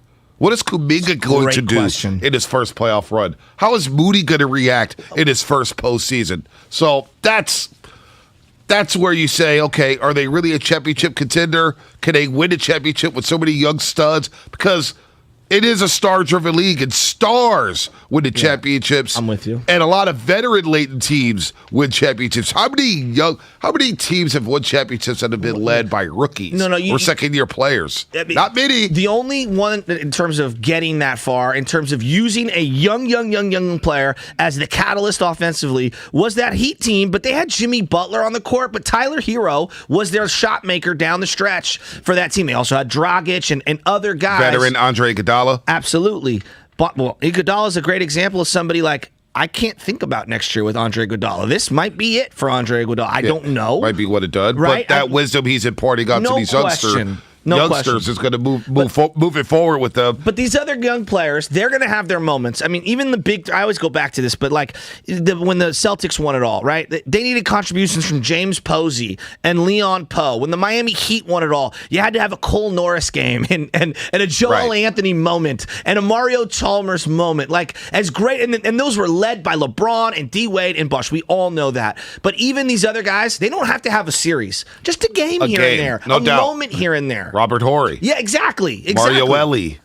You know, you think about some of those championship teams. Bryden Shaw. Rick Fox. Ron Harper. Rick Fox. I mean, how many moments did Rick Fox have? Like, just little winning plays. Shane Battier. There's always those guys. Josh Howard. You know, you think about the Mavericks when they won a championship in 2011. How many other guys had great seasons? J.J. Barea? Well, Deshaun Stevenson. Yes, that's right. You know, Magic did win a title as a rookie. He had Kareem as well.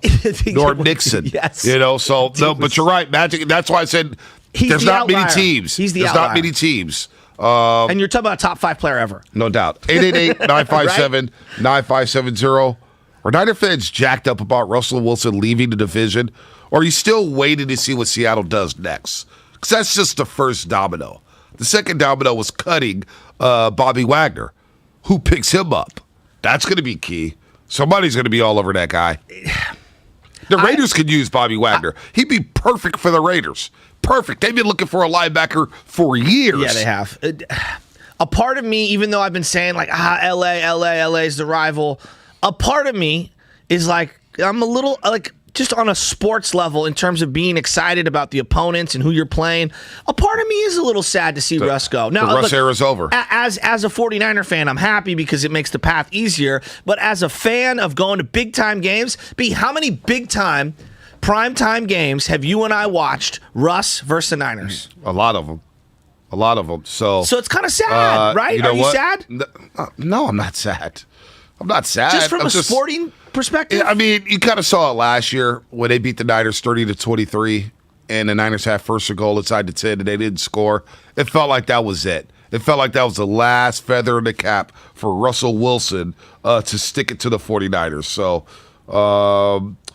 Russell Wilson rumors Seahawks teammates felt quarterback checked out last season. Russell Wilson, so who knows? But I thought he was doing thumb drills for like 17 hours a day. He was on the sideline with the headset. When he said he did thumb drills for 17 hours a day? I guess that's a perfect segue for Jake Heaps. Jake Heaps, of course, radio host up in Seattle on Seattle Sports 710. The Seattle radio home for everything. Seahawks, Mariners, Washington State Cougars, of course, and ESPN Radio. Also, the head coach at the Russell Wilson Quarterback Academy. He's a friend of the program. Jake, good morning. Welcome back to the Morning Russell Ponte and Joe Shasky. How is it the morning after knowing that number 3, Russell Wilson, will no longer be a Seattle Seahawk?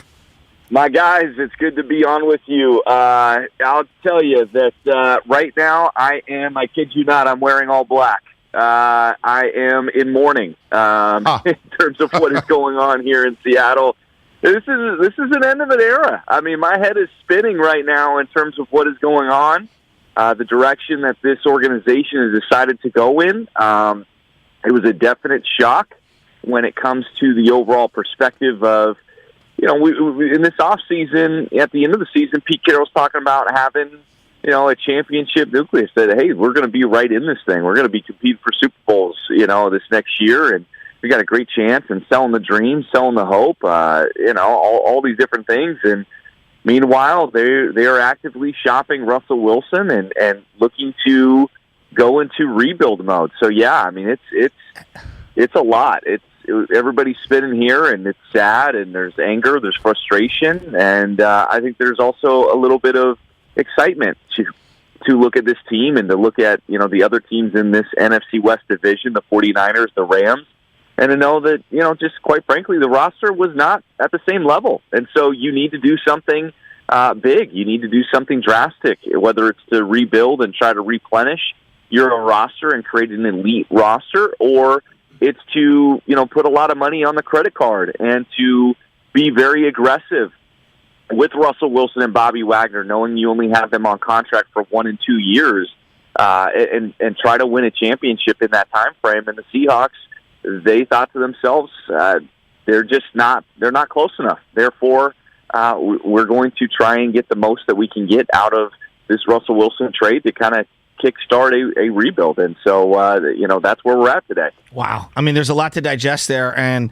the one thing I keep coming back to is like the Niners, when they had Kaepernick and Harbaugh, and then it was Russ and Pete Carroll, it's like, this is going to be a rivalry for 20 years. This is going to be amazing. And that never really came to fruition, but yet Russ and Pete were the constant forever. Me and B were talking about the greatest Seattle Seahawks of all time. I mean, Largent and Cortez Kennedy, all these guys. Russ has got to be at the top of it. For him and Bobby Wagner to go like this, what happened? Is this the lack of a true owner? Is this Pete? Is this Russ wanting out? Like, break this down. How did it get to the point where they're shopping Russell Wilson? Holy smokes, guys. You want to keep me on for an hour? Like, where do we want to go here?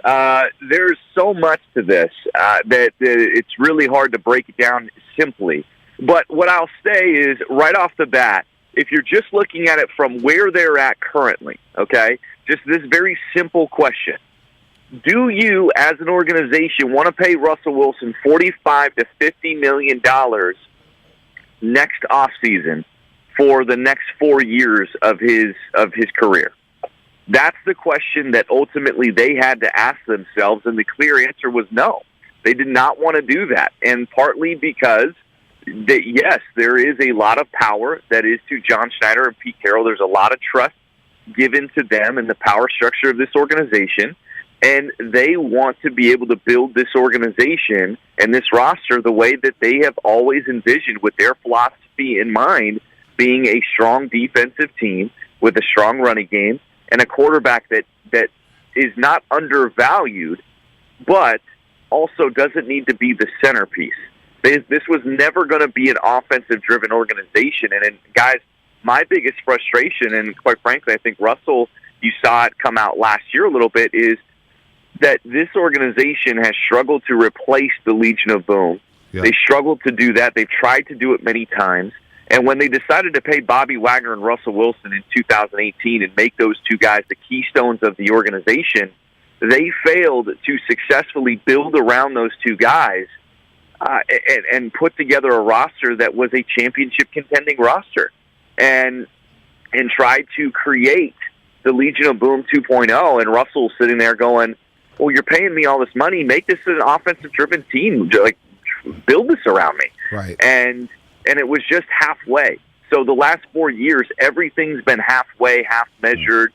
You feel like they've been pulled in two directions. Right. And the one thing that I will give credit to Pete Carroll and John Schneider for is saying, look, we don't want to be in between anymore. We don't want to feel like we're being pulled one way or the other. We want to build it our way. And whether or not you agree that it should be done and they should be given that opportunity is an entirely different discussion. But that's the direction that they're going in. And so this could be, if you're thinking about this, rosy and optimistic and everything else, this could be a good thing for both sides. That the organization resets, starts anew. They can try to rebuild this roster again from the ground up, and that Russell Wilson gets an opportunity to compete for Super Bowls and MVPs right out of the gate with a very, very loaded Denver Broncos roster that has been starving for a quarterback for quite some time. Jake Heaps here on the Morning Roast on 95.7 The Game, host on Seattle Sports 710. He's off from 10 to 2 p.m., so I'm sure they'll be talking about this deal for many, many weeks here as Russell Wilson, the best quarterback in Seattle Seahawks franchise history, moves on to Denver. The Seahawks get 2 first-round picks, 2 second-round picks, a 5th-round pick. They also get 3 players here. And, Jake, I actually like the haul. I get it. You're trading away a Hall of Famer. He's Mr. Seattle. He's Mr. Seahawk. But I actually like the haul because I thought the window for winning Super Bowls was closed even with Russell Wilson. With that said, we see Russell Wilson moving on. We see Bobby Wagner get released last night. Tyler Lockett next. What's going on with DK? What's next for Seattle? Yeah, I have to imagine the next domino is going to be DK. If they're going to fully embrace this rebuild, then fully embrace it. Go for it.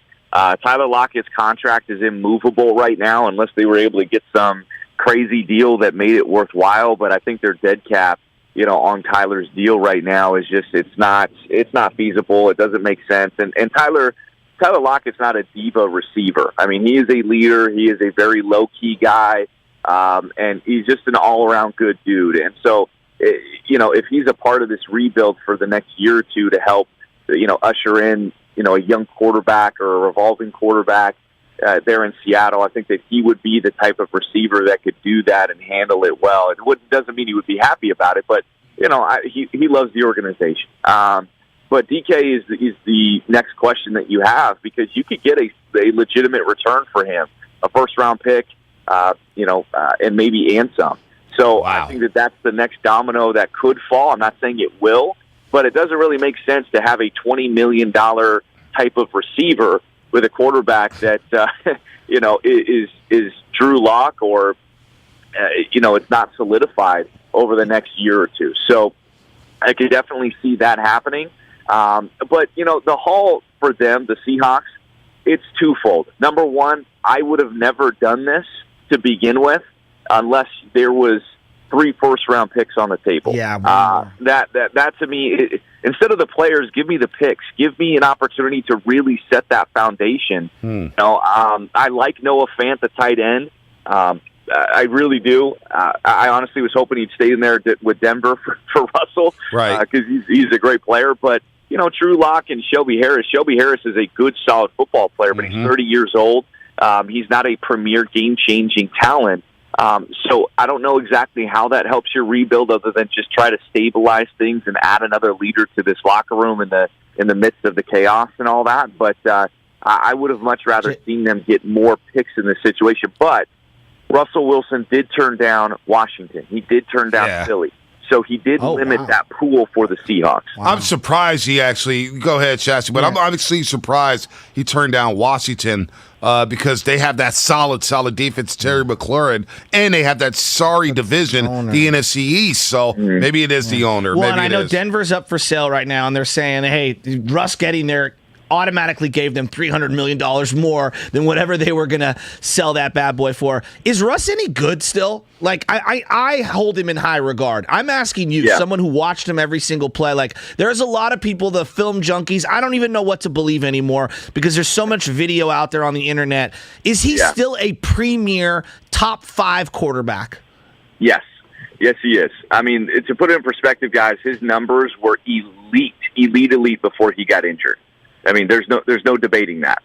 I think that there was a lot of emotion involved in the conversation with Russell Wilson when it comes to what he said last year, how it makes people feel about him. I'll tell you this: there are a lot of Seahawks fans that sat there and talked heat to me every single day on the text line. You guys know this. Talk reckless on the text line, call in, this, that, and the other, that are regretting big time that they don't have Russell Wilson today. So I think that when you have those high expectations for a quarterback, let me just put this in perspective. Derek Carr, right? Derek Carr has been regarded as a guy that's had a pretty good year for himself. Right. Yes. Okay. He had 23 touchdowns to 14 interceptions.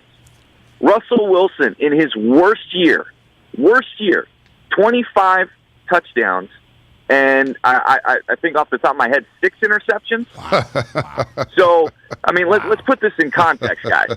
You know what I mean? Like, stop being crazy about this. Can I interest you in a Jimmy Garoppolo? Would Seattle be interested whether he was why released would you disrespect or him like that? Hey, you never know. I mean, would you like a little Jimmy G? I'm thinking you send us that 11th pick. Guys, don't kick me while I'm down, please. I mean, gosh, but that is the situation that we're in right now. And you know what? It legitimately could happen, given the mindset of Pete Carroll and John Schneider. And that's the thing. Everybody's head spinning. There's no indication that this was going to happen. So right now, we're kind of reeling, trying to figure out, okay, how much of a rebuild is this? What are they trying to do exactly? So there's a lot of mystery here. And so I think the thing is wide open for a stopgap quarterback in Jimmy Garoppolo. But if I'm going to go with my gut, I do not believe that they go in that direction. It doesn't make sense to go with a rebuild and sign up for Jimmy G. It doesn't make sense to go in a rebuild and try to trade for Kirk Cousins. Deshaun Watson is somebody that could make sense, but Deshaun Watson uniquely has a no-trade clause. So I don't think that he's going to want to sign up for a rebuild. Right. So anybody talking about that, I don't see it. And especially if they do move DK Metcalf, why would he want to come without DK? Would he be accepted in Seattle, too, with all the stuff going on? Because that was one of the things with our particular region in the country. I mean, I know once he starts throwing touchdowns, everybody's going to look the other way. But on the front end, would he be received? I think it would be very split. I think it would be very, very split.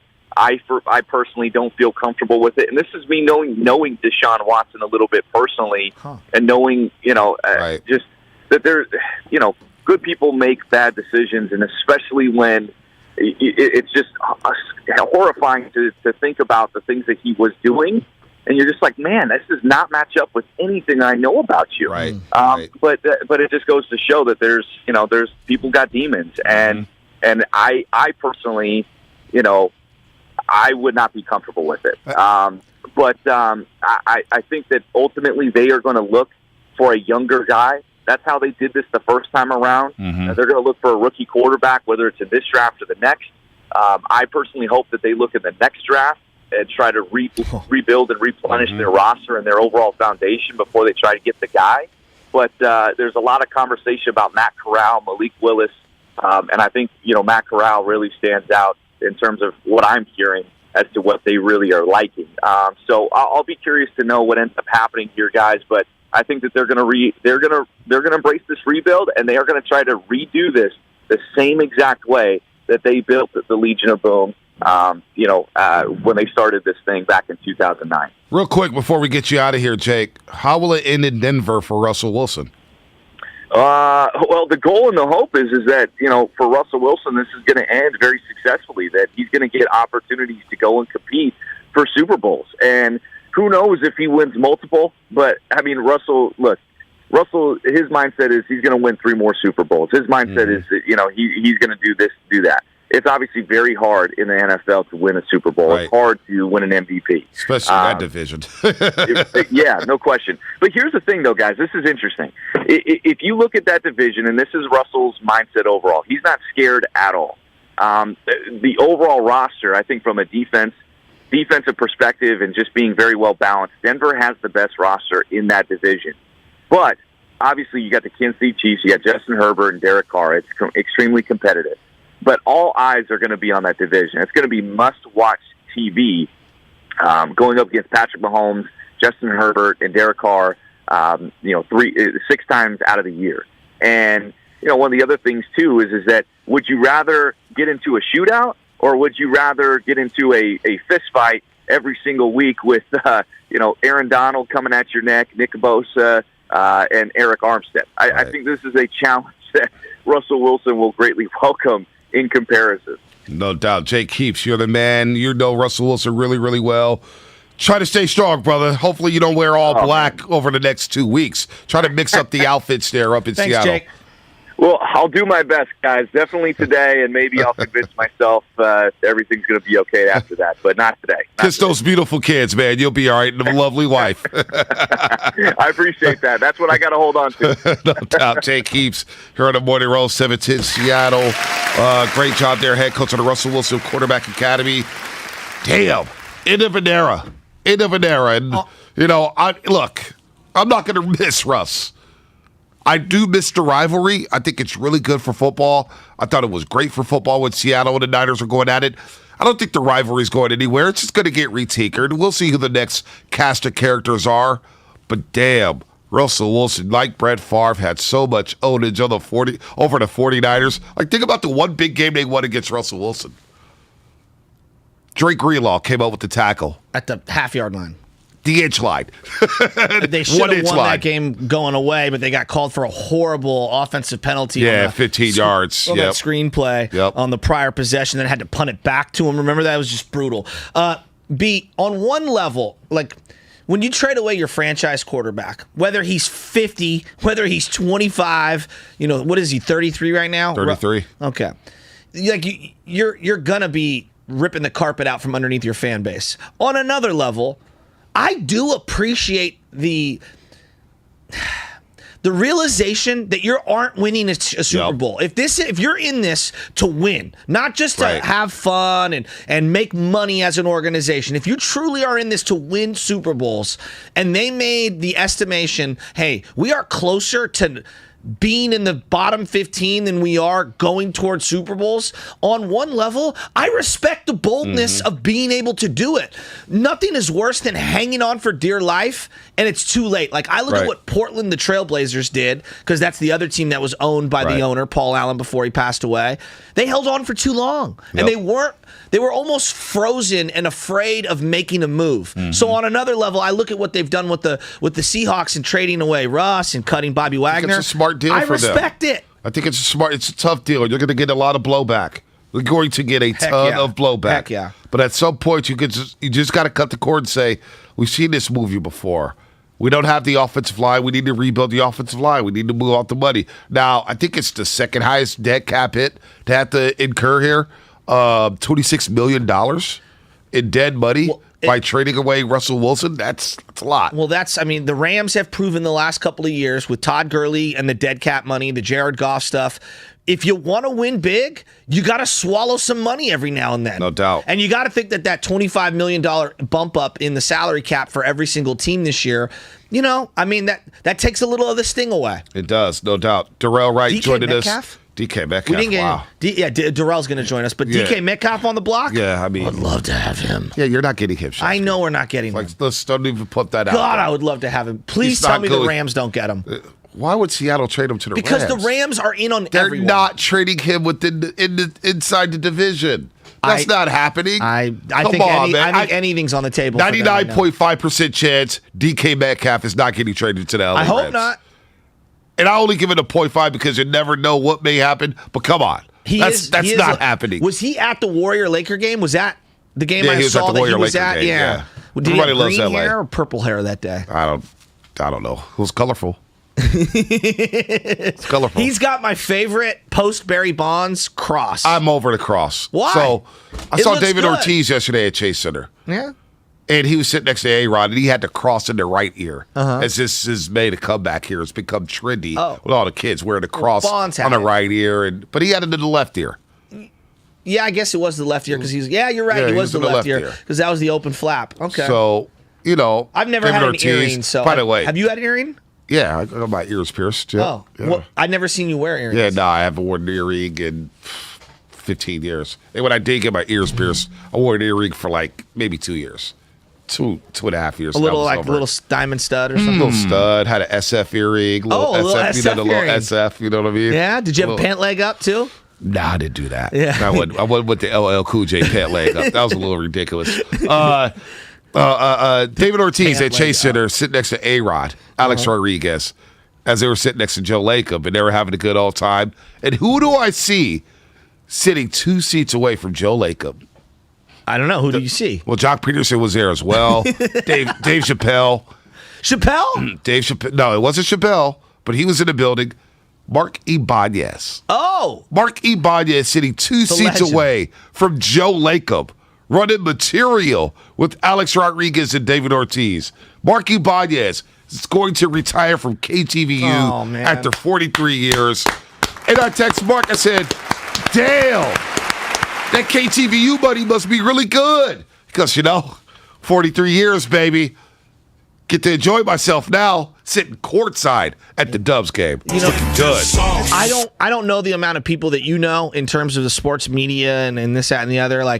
I've only had smaller interactions with a few amount of people compared to you. But when I first started doing radio at night and I got a phone call back on the board, I was going to break, and Mark Ibanez had called in to Lucas Alexander, who was the producer who now produces Damon Ratto, and basically said, hey, give Joe my number, this, that, and the other. I listen to him all the time. I get a kick out of him. And it was like hearing a legend like Mark Ibanez, who I had watched on television doing Sunday post games, want my number was like the coolest thing in the world. I consider him a friend. I text him all the time on the side. He's an absolute legend, someone I look up to in this industry, more because he treats people well. He's a good dude. When I see him on TV, I smile.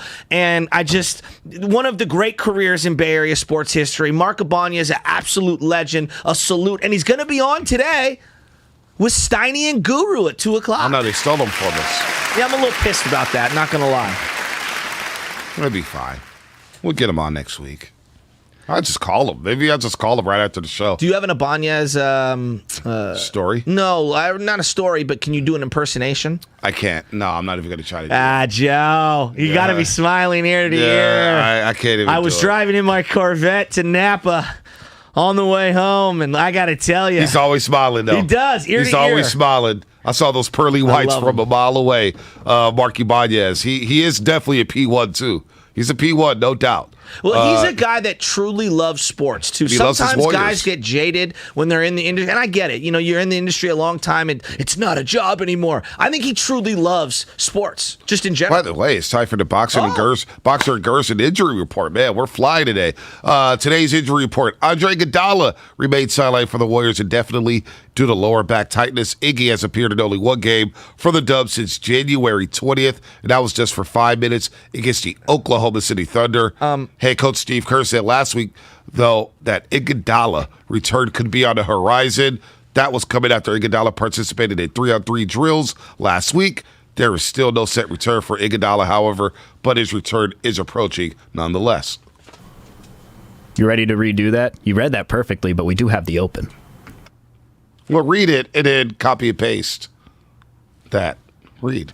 He just called an audible at the line. Hit me with the Boxer and Gerson injury report open.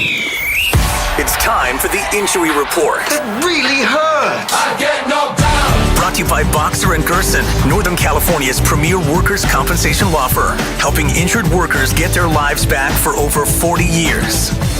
Just laid on the draw. Laid on the draw. You just threw your teammate under the bus. Hey, I heard Wiseman's returning. He is. He's going to play for Santa Cruz. Steven, you going to get tickets Thursday? What's going on with Iggy? Well, let me ask Steven something real quick. I'm not going to get tickets on Thursday, maybe for Sunday. Waiting on the Sunday matchup. Come through. I think I'm going to take Baby Chaz and then it's Chaser this Sunday. Go see the G League Warriors. Oh, nice. Get a Steph Curry bobblehead, first 10,000. I thought you'd be one of the main people in the St. Patrick's Day parade on Saturday going down Market Street. Is it Saturday? Bonteo Hill. Wait, why would the St. Patrick's Day parade be this Saturday? Well, why not the next Saturday? Because I think something's going on. It's this Saturday. I don't know. It's not next Saturday. It's this Saturday. Why? I don't. It's not the 17th. Yeah, they don't 17th do it on not the 17th. till next Thursday. Yeah. So would you do it the Saturday after the 17th? Bonte, I don't control the city. That's nor seems the a little planning. silly. Yeah, I'm not going to the parade. By the way, today's injury report. Again, Andre Iguodala remains sidelined for the Warriors indefinitely due to lower back tightness. Iggy has appeared in only one game for the Dubs since January 20th, and that was just for 5 minutes against the Oklahoma City Thunder. Head coach Steve Kerr said that last week, though Iguodala's return could be on the horizon, that was coming after Iguodala participated in 3-on-3 drills last week. There's still no return date for Iguodala. However, his return is approaching. Nonetheless, the injury report was brought to you by Boxer and Gerson, Northern California's premier workers' compensation law firm, helping injured workers get their lives back for over 40 years. Where are we going here? Oh, Darrell Wright. He's going to join us in 5 minutes here on the Morning Roast on 95.7 again. I'm just saying, where are we going here? Because everything's all over the place. Everything's all over the place.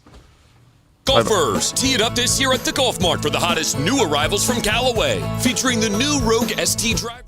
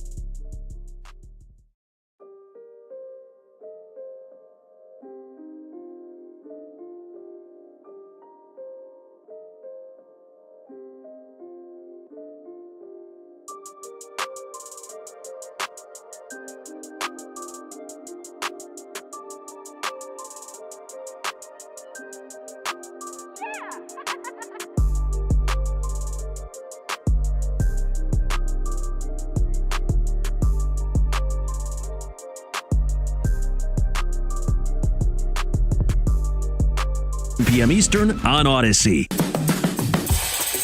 Kelley Blue Book is the one-stop shop for pricing, fixing, selling, and instant cash offering. Instant Cash Offer is exactly what it sounds like. An official offer to buy or trade your car. Woo-hoo! Just enter your VIN or license plate, answer a few questions about your car's history, and what kind of condition it's in. In minutes, you'll receive an offer to sell or trade your car that you can be sure is fair. Then choose a dealer to purchase your car and schedule a time to meet. For all of the its, KBB.com. Elise and Carl needed a small business loan fast to order more equipment for their bakery. Elise suggested OnDeck.com, but instead, Carl called Lone Falcon! Wait, no. Look out! Bad Falcon, healed! Lone Falcon, why? There's a better way to get a fast small business loan. OnDeck, the online lender that makes it easy to apply in minutes and, if approved, get your loan as soon as the same day. With lines of credit up to $100,000 and term loans up to $250,000, OnDeck lets you choose the loan that's right for your business. As America's largest online small business lender, OnDeck has funded over $14 billion to businesses like yours, so you can borrow with confidence and get your loan fast. Go to OnDeck.com. Your loan is on deck. Depending on certain loan attributes, your business loan may be issued by OnDeck or Celtic Bank, a Utah Chartered Industrial Bank member FDIC. Limited eligibility for same-day funding. OnDeck does not lend in every state. All loans subject to lender approval. You're listening to KGMZ FM and HD1 San Francisco on Odyssey Station. Presented by DuckDuckGo. Privacy simplified. It's time to wake up with a nice cup of morning roast. Featuring Bonte Hill and Joe Shasky. Presented by Timeless Coffee. This is the Morning Roast on 95.7 The Game. He runs South Beach. Go holler at my boy Miles at Prime 112, the owner. Definitely drop my name. I'm always good in the MIA. He has his own commercials. Thought I spiced things up. He's now taking over the dial as our 95.7 The Game Warriors insider. Hey, Bonte, I don't play basketball no more. I'm a full-time golfer. Hey. Okay? Here's Darrell Wright. The one and only Darrell Wright, NBA champ, former Warrior, now co-host on Warriors pre- and post-game.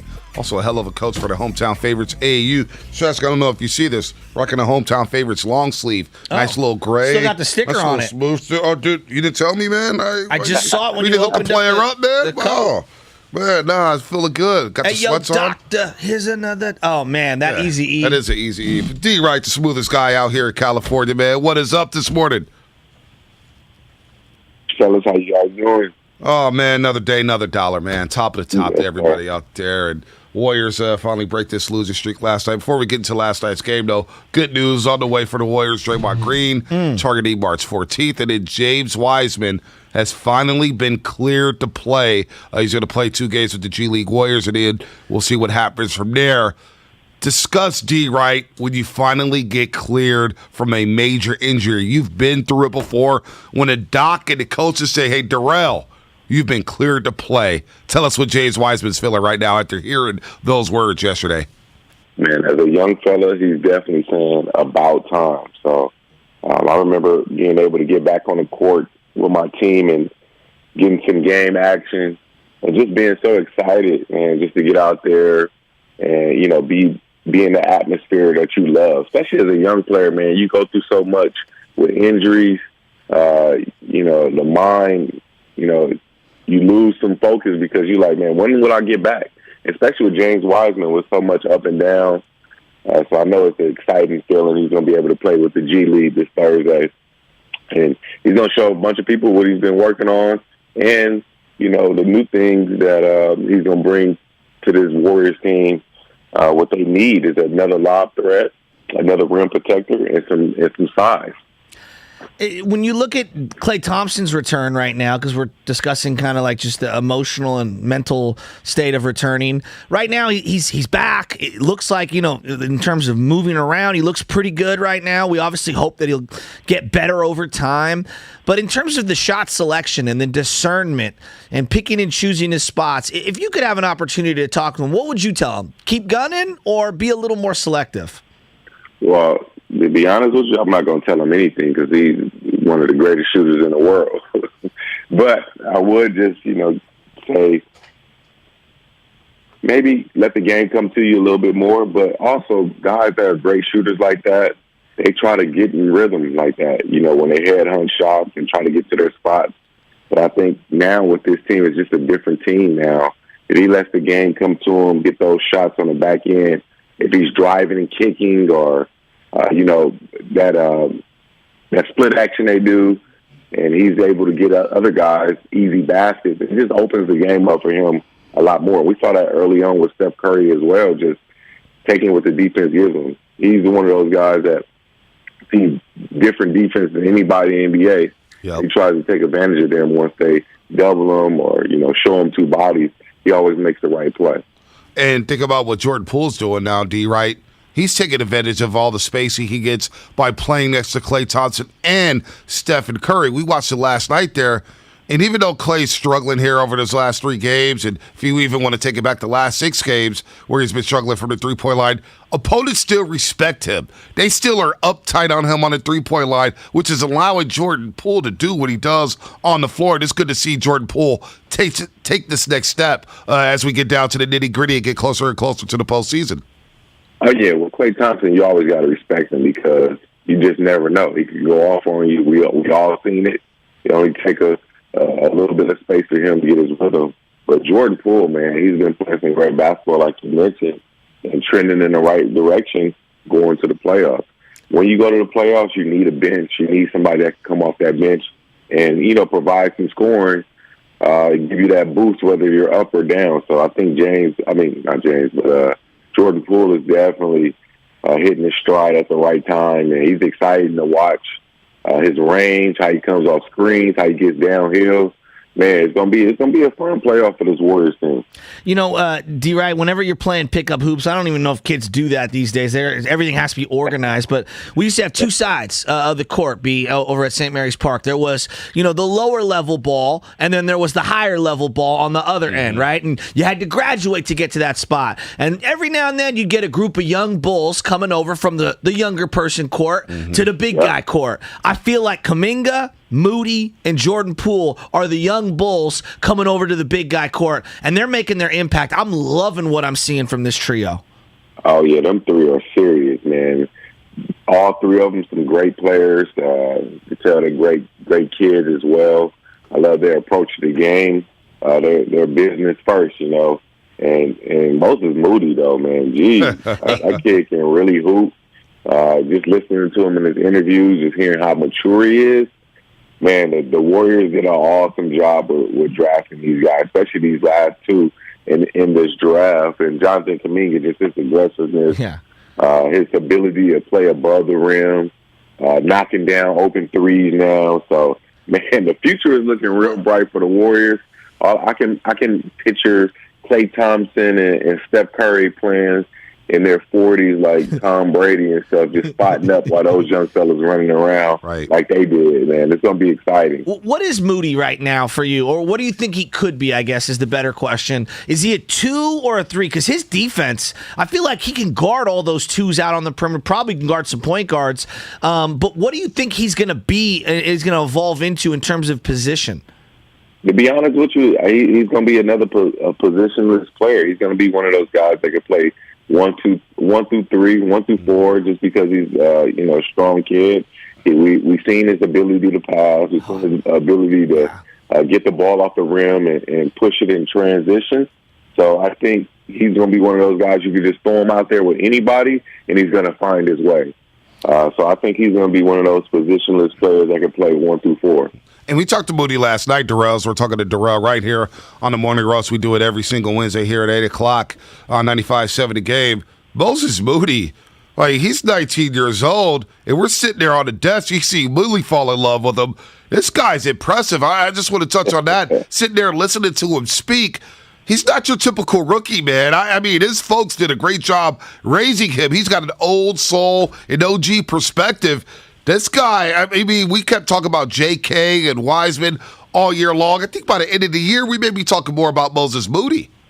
Man, he's impressive. Just like you said, Bonte, the old soul and just all the little sayings he had. I was definitely impressed with him yesterday after we got a chance to talk to him and things like that. But yeah, whoever's in his circle, man, they did an awesome job. His family. I think he mentioned somebody like Big Brother he used to fight with all the time and just, wrestle with, man. So those guys did a great job and just being the leaders and showing him leadership because you can see it rubbing off on the other guys now. I'm pretty sure JK and him probably hang out a lot and just that down south, you know how those guys Southern hospitality. Southern hospitality, man. They just be a little more mature and they've been through a little bit more as well. James Wiseman is cleared to play right now, and he's going to obviously play for Santa Cruz over the weekend. What are you going to be looking for from him? Is there a thing that he can do on the court? Not necessarily points or anything like that, but what are you going to be looking for to see that he's ready to go and he can help the Warriors try to win a title this year? I think the biggest thing is just his conditioning, how he's getting up and down the floor, his feel for the game. Him basically just being in that dunker area and seeing the athleticism, seeing if it's still there, because we all know James Wiseman is one of those guys that play above the rim as well. So I just want to see him just keep it simple. It's a totally different team than it was last year, so his axe is going to be a lot lower than it was last year. They want him to run the floor, set hard screens, roll hard, and be that rim protector, that anchor of the defense. Just a different look from when Looney goes out the game. Somebody that can match the height and the physicality with these centers in the league. Darrell Wright here on 95.7 The Game. Last but not least, Draymond Green. Exciting times, man. It felt like when we look back, we get to the playoffs, and if the Warriors make a run, we're not going to look back at a win. We're going to look back at a loss. And that loss, Denver, Monday night, we talked to Wiggins right after the game, and he said, we were inspired because of Moody and Poole and Kuminga in that Denver game. That's something we may look back on as we get closer and closer to the postseason, especially with Draymond coming back Monday, which we all can't wait for. Yeah, most definitely, man. Those young dudes went out there. They set the tone. They showed the OGs, like, hey, the things we've been watching you guys do all year, the advice you guys have been giving us, we putting that to action. And like you said, they were inspired. And I kind of knew that. I think I said that the other day, like, these other players going to be inspired by these young dudes going out there competing. I just stole your take, Darrell. I just stole your take. It's all good. No, it's all good. Monte, come on now. It's a team. I team. But yeah, man, I just think those guys are going to come back motivated, man. The young fellas went out there, they did their job. They went out there, played hard, played at a great pace, and we saw that last night. They played at a great pace, getting up and down. There is an I in Hill, even though there isn't a me, but there is that. Darrell, did you beat Mully this week in golf? No, I didn't play Mully this weekend. Oh, I was. He was out coaching in L.A., man. Hometown favorites. See that on the IG feed. Hometown favorites. He had to rip into his team, man. They lost that first game on the consolation bracket, but D. Wright ain't here for fruit snacks and flip Capri some Suns. spreads, dude. Like, seriously. Make them run gassers, liners. Yeah, man, we got to get them on the line. That's why I'm trying to get my voice back, man, from all that yelling I was doing out there in L.A. Oh, wait, a coach yelling and losing his voice? I got chastised for that by the crew here at 95.7 The Game. Well, I mean, he's yelling at fifth grade boys here, D, right? I mean, he's going crazy in a private school league. You know you can't do that with these $1 million kids, man. That is hilarious. D, right. Darrell, you know how loud them gyms get, number one, okay? And you got to yell over all the moms that are screaming, and the boys don't pay attention. Girls listen. Boys do not listen. For sure. Then there's 7 other games going on in the gym, so you definitely got to make sure they hear you. Thank you, Darrell. When I run scissors inbound play, you got to hear it, and I got to throw up the X like I'm DMX. Here's the difference, Darrell. The league Shasky coaches in, they got so much money. It's one game at a time. There's not 8 games going on at once. You're going to these you're going to these AAU team tournaments, man. You got Matt Barnes on one sideline, you got Ryder on another, you got Paul Pierce sitting courtside. I mean, that's a difference. Shasky's got the whole gym to himself. It's one game. It's like a Warriors game. All right, tips at 5 p.m. It's the only show in town. Oh, so he got to use his inside voice a little bit better. Oh, yeah, no doubt. Hey, just run a split action here. I don't have an inside voice. No, he doesn't. I don't next week, either. we're going to bring back Right or Wrong, all right? We're going to bring it back. I'm going to come up with something good for you next week. Yeah, we haven't done Right or Wrong all this right? week. I'm going to bring that back. All right, D-Right. We'll talk buddy. to you tomorrow, man. Warriors and Nuggets. Good stuff as always, man. Get back to sleep. Oh, no, I'm up now. I got to get the kids to school now. Oh, there you go. See, that's a dad right there. That's a great dad. He's trying to win down in the war. Traffic is up. D-Right. See you tomorrow. How you doing, bro? Over there in the studio when the Warriors take on the Nuggets. Got to take the kids to school, man. Baby's going to school. Is he riding a G-Wagon? Nah, I don't really. You don't have He's not riding the G. He's not riding the G-Wagon. You don't have to put his I'm not going to put his business out there. Yeah. But he is rolling to something nice. Oh, well. I mean, he's rolling something nice. Yeah. You know? Good for him. Yeah, good for him. He deserves it. Yeah. He deserves it.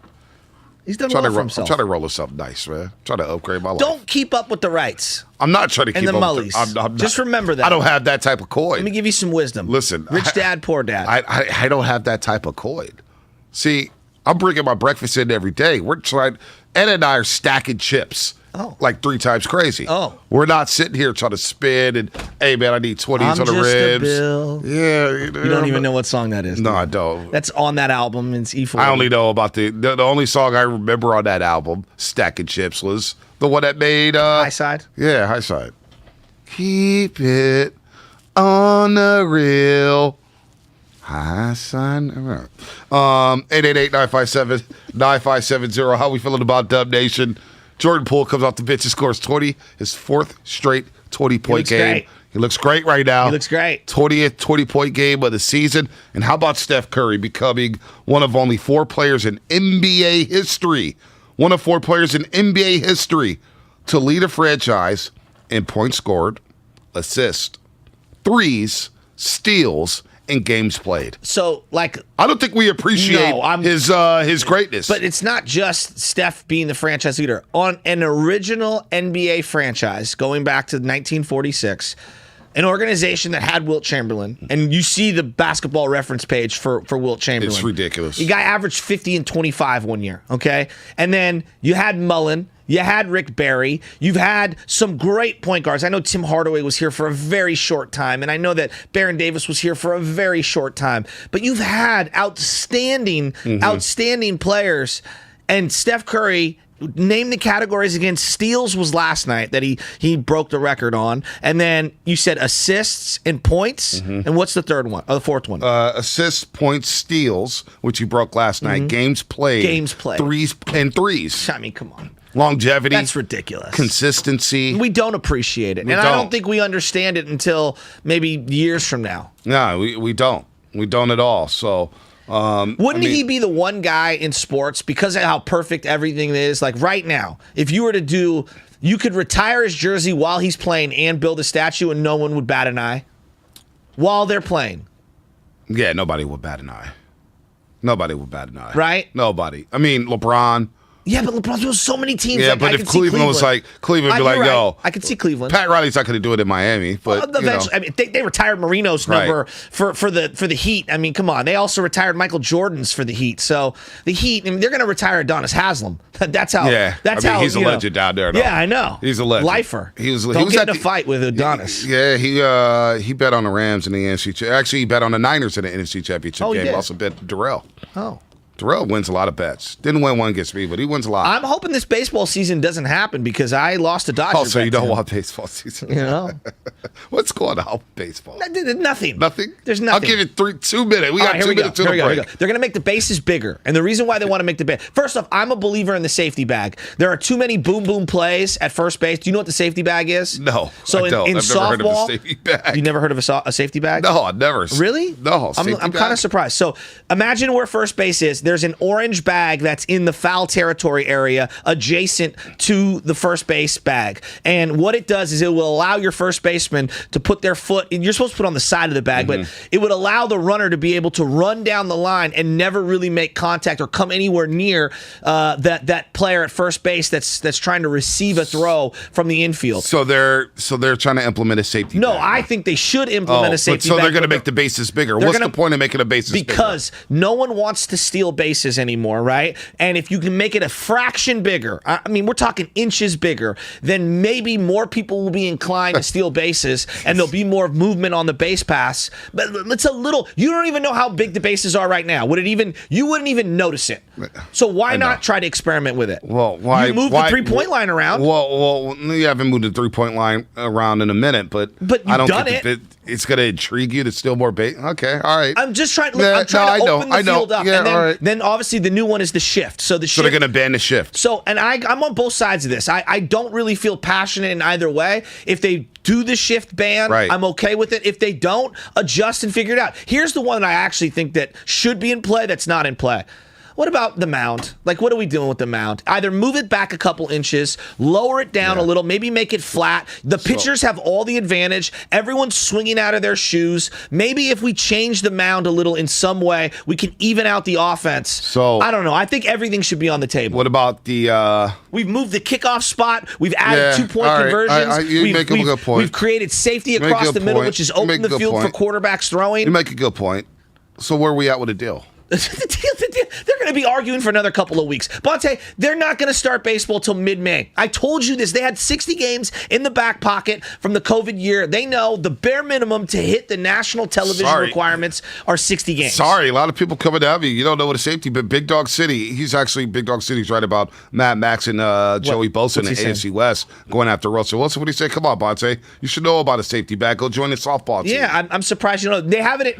They go too far at home plate, and they have some leagues have like a line that you run across just so there's no contact. But you don't need to go that far. The safety bag at first base should be in play. It's a no-brainer to me. All right.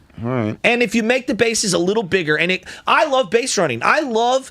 But you don't like base running? I don't think it's going to matter for some of these front office. Wouldn't you want to go more first to thirds when the ball's in play and people are running? Willie Mays running and ripping the helmet off as he's going first to second, first to third. That's my favorite thing. It's the philosophy of these teams. No, I agree, but the philosophy would change. You think it will?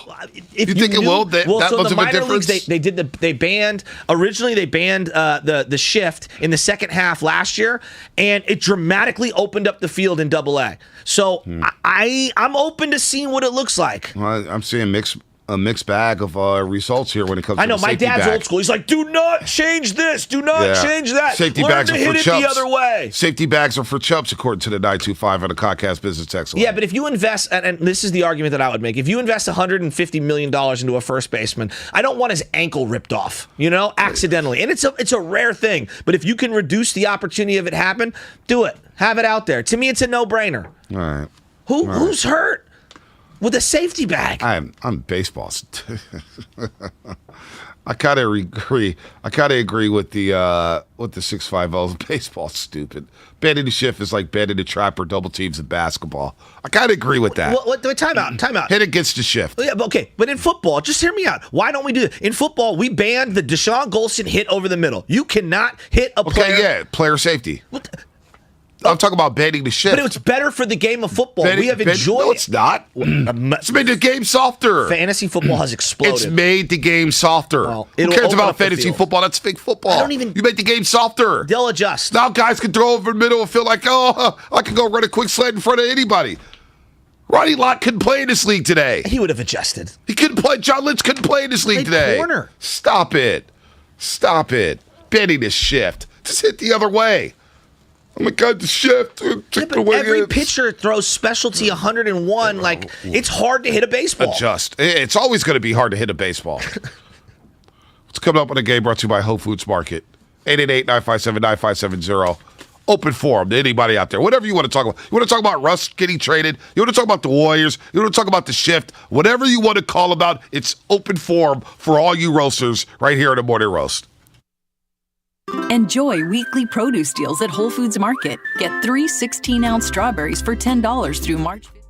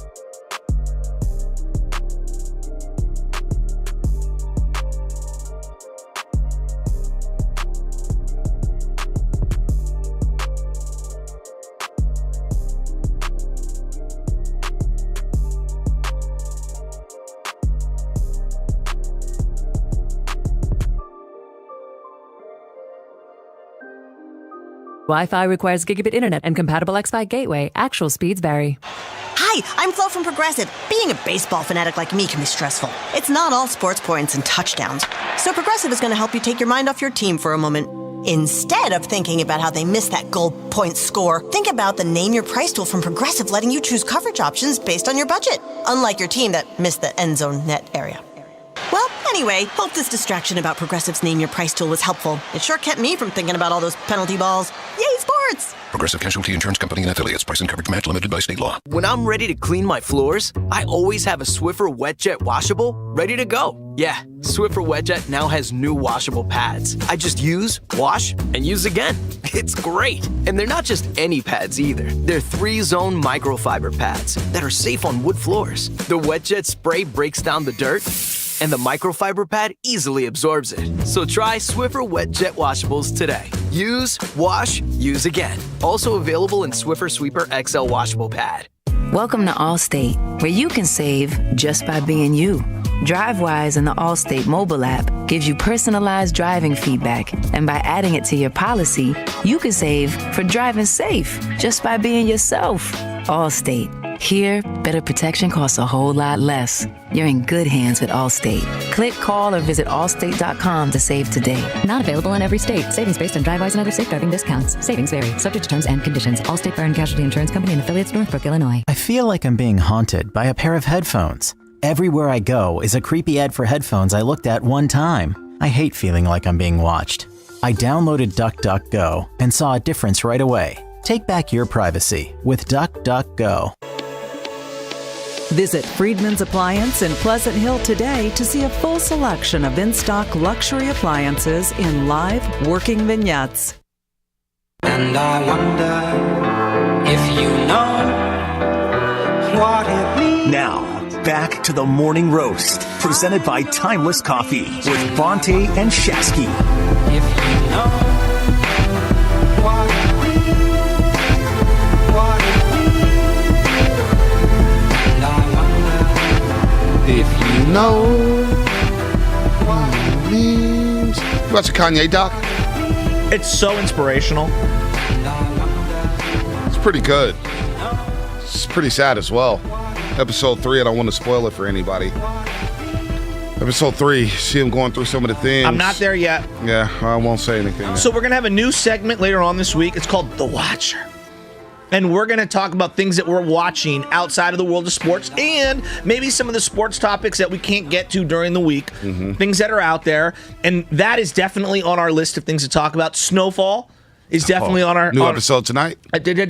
I'm all caught up and I love it. It's absolutely incredible. So you caught up? What are you... Because you don't want to give it away to people. People watch it on I their wasn't own going time. to get away Oh, from okay, people. good. I'm not you. I don't just start Have you seen spewing. Severance on Apple Plus? No. The Snowfall, I think Snowfall is entering a territory in which it could become one of the 5-6 best shows that we've ever seen.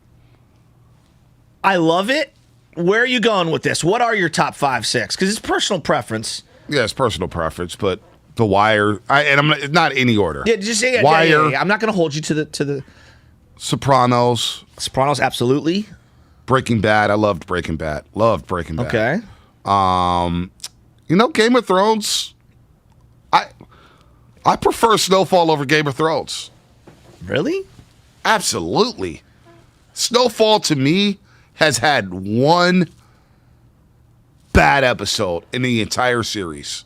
And I think it was the end of season 3 when Franklin Saint was like in a coma and he's having those weird dreams after he got shot. I didn't like the dad character, though. I'm not going to lie. Alton, yeah, I mean... He was just more annoying, but that makes a good character, I guess. It does make a good character. Does make a good character. So you've given me 4, and okay, for you, I get 4. I'll go 4. I like Snowfall's good. The character development, Uncle Jerome, Franklin Saint, Reed Thompson, a.k.a. Teddy. Like, Ozark is not better than Snowfall. Ozark is like... It's okay. Ozark is over the top. I think Ozark is way overrated. It's good. I'm not here to say it's not good, but people talk like it's the greatest thing ever. No, I mean, you got cartel members meeting with the FBI. It's just, let's just up and leave Chicago, go to the Ozarks, and build a family and start ripping people. Like, come on, man. And explode a casino boat. Yeah, Ozark is not even close to Snowfall. I don't think it's close. It's fun to watch, but it's not close. Okay. It's very interesting. Yeah, the Kanye doc is extremely inspirational. It is. 925 Comcast Business text line. Can I get a shout out to Sandretto? Women's Empowerment Month. She's doing a great job. Oh, Whitley. Whitley Sandretto is doing a great job. An awesome job. Absolutely. We love Whitley here. So got to get on the road soon. You didn't reference 2 of my favorite shows. It's interesting because there are certain shows, like there's dramas, there's comedies, there's things like you can't put South Park and Game of Thrones on the same platform. You know what I mean? Like they're just totally different. Sons of Anarchy can't be, across from, Always Sunny in Philadelphia. Sons of Anarchy was good. Hell yeah. It's good. So I think it's a toss-up because I can't put both. But either Sons of Anarchy or The Shield, one of them has to be in my top 5. Ooh. Even though they're so similar. Yeah. Vic Mackey was one of the great characters in television history. Yeah, I never got into The Shield. Are you... Maybe I'll go back and watch it. What was Shane? it? It was on FX, right? Heck yeah, it was Early the precursor to Sons of Anarchy. Yeah. I never watched The Shield. Maybe I'll get back to that. Purple Knights? Vikings is one of my favorites. Snowfall, one of the best shows since The Wire. See, that's where I'm Ragnar Lothbrok. Oh, my God. That's what I'm at. So good. Like last episode of Snowfall. Oh, it's incredible. Come on. Incredible. Unbelievable. Come incredible. On. By the way, Ace Boogie wants to give some love to Nice Guy Steven. Ace Boogie 910 on Twitter. Whose choice is it to always have Yee played on the show in the morning? Straight fire every day. And Langford, he doesn't just play Yee. He plays everything. He drops everything. Any and everything. So we'll get back into sports in just a second. Last one, because Will Ferrell made an appearance last night with the Flint Tropics as your guy. Come on. Power? No, Power's not there. Power's over the top, too. I love Power. Power's over the top. Sorry. There are certain guilty pleasures. You start at like something that you like, and you just want to see it through. All American. You know it sucks. All American. Yeah. It's kind of cheesy, but I still watch it. Yeah. Okay. That's my... Like Lost for me was that way. I started it, I was all into it, and even though I knew it was getting cheesy and crappy, I hung on till the end, and I was still mad at it. Like it was a great show. 24, same thing. When he survived the airplane crash, I was out on it. I was like, nah, that ain't real. So, we were talking about Jackie Moon, earlier today because he made an appearance to spice things up in pregame. My favorite Will Ferrell appearance in anything is when he's Ashley Schaefer BMW in Eastbound and Down. I think that the outtakes for that particular moment is the zenith of whatever Will Ferrell's funniness is. I absolutely love that character. Sorry, I'm getting corrected here. I'm a little distracted. Yay, not Yee. Yay. Kanye. Well, it was interesting in that doc when they said, he goes, they didn't put Kanye West, they put Kanye, and he said, one day I'll be just known as Ye. He's not lying. And it's funny how that came to fruition. He's not lying. He's not lying at all. There was a text I wanted to read here that was pretty funny on the Comcast Business text line. Oh, this is great from the 408. Banning the shift is like banning cover 3 robber because it's too hard for Jimmy G to figure out. that one got me. I was reading that during the break. It was pretty funny. Banning the shift is like banning cover 3 robber because Jimmy can't figure it out. But that's pretty good. You didn't even laugh. A good one. No, you just looked at me crazy. Well, because I think that what happens is people are not being realistic just in laugh terms of a little bit. No, I know, but the rule changes in other sports are real, right? When they eliminated hand checking, it opened up the floor for the NBA, and it changed how the game is played. So right now, baseball needs some rule changes. What's the biggest rule change for baseball in the last 50 years? It's the mound. Yeah. And it changed things. Damn, that's it? Think about it. That's it? You added a DH. That's not a rule change per se. It's more like a lineup thing, you know? The 3-batter minimum, is that really a rule change? Has that really changed anything? Yeah, a little bit, because you get pitchers stuck out there on a mound. The NFL every year is tweaking its rules. Every year. Tweaking the rules every single year. The NBA, they'll add subtleties. This year, they did away with the lean-ins, you know what I mean, Right. which I was glad to see go away. Right. So banning the shift, although I still think you should be able to hit the ball the other way, if it opens the game up a little more and puts more offense into the game, then so be it. We've hit our baseball quota for the week. There was one second. I can feel it all the way down in my plum. The baseball quarter's done. No, one Done. second. There was Done. a photo. There was a video that came out this Done. week. And it was Don Drysdale Oh, my gosh. pitching. Just hear me out. It was Don Drysdale pitching in whatever, the 60s or something like that. It was grainy and whatever.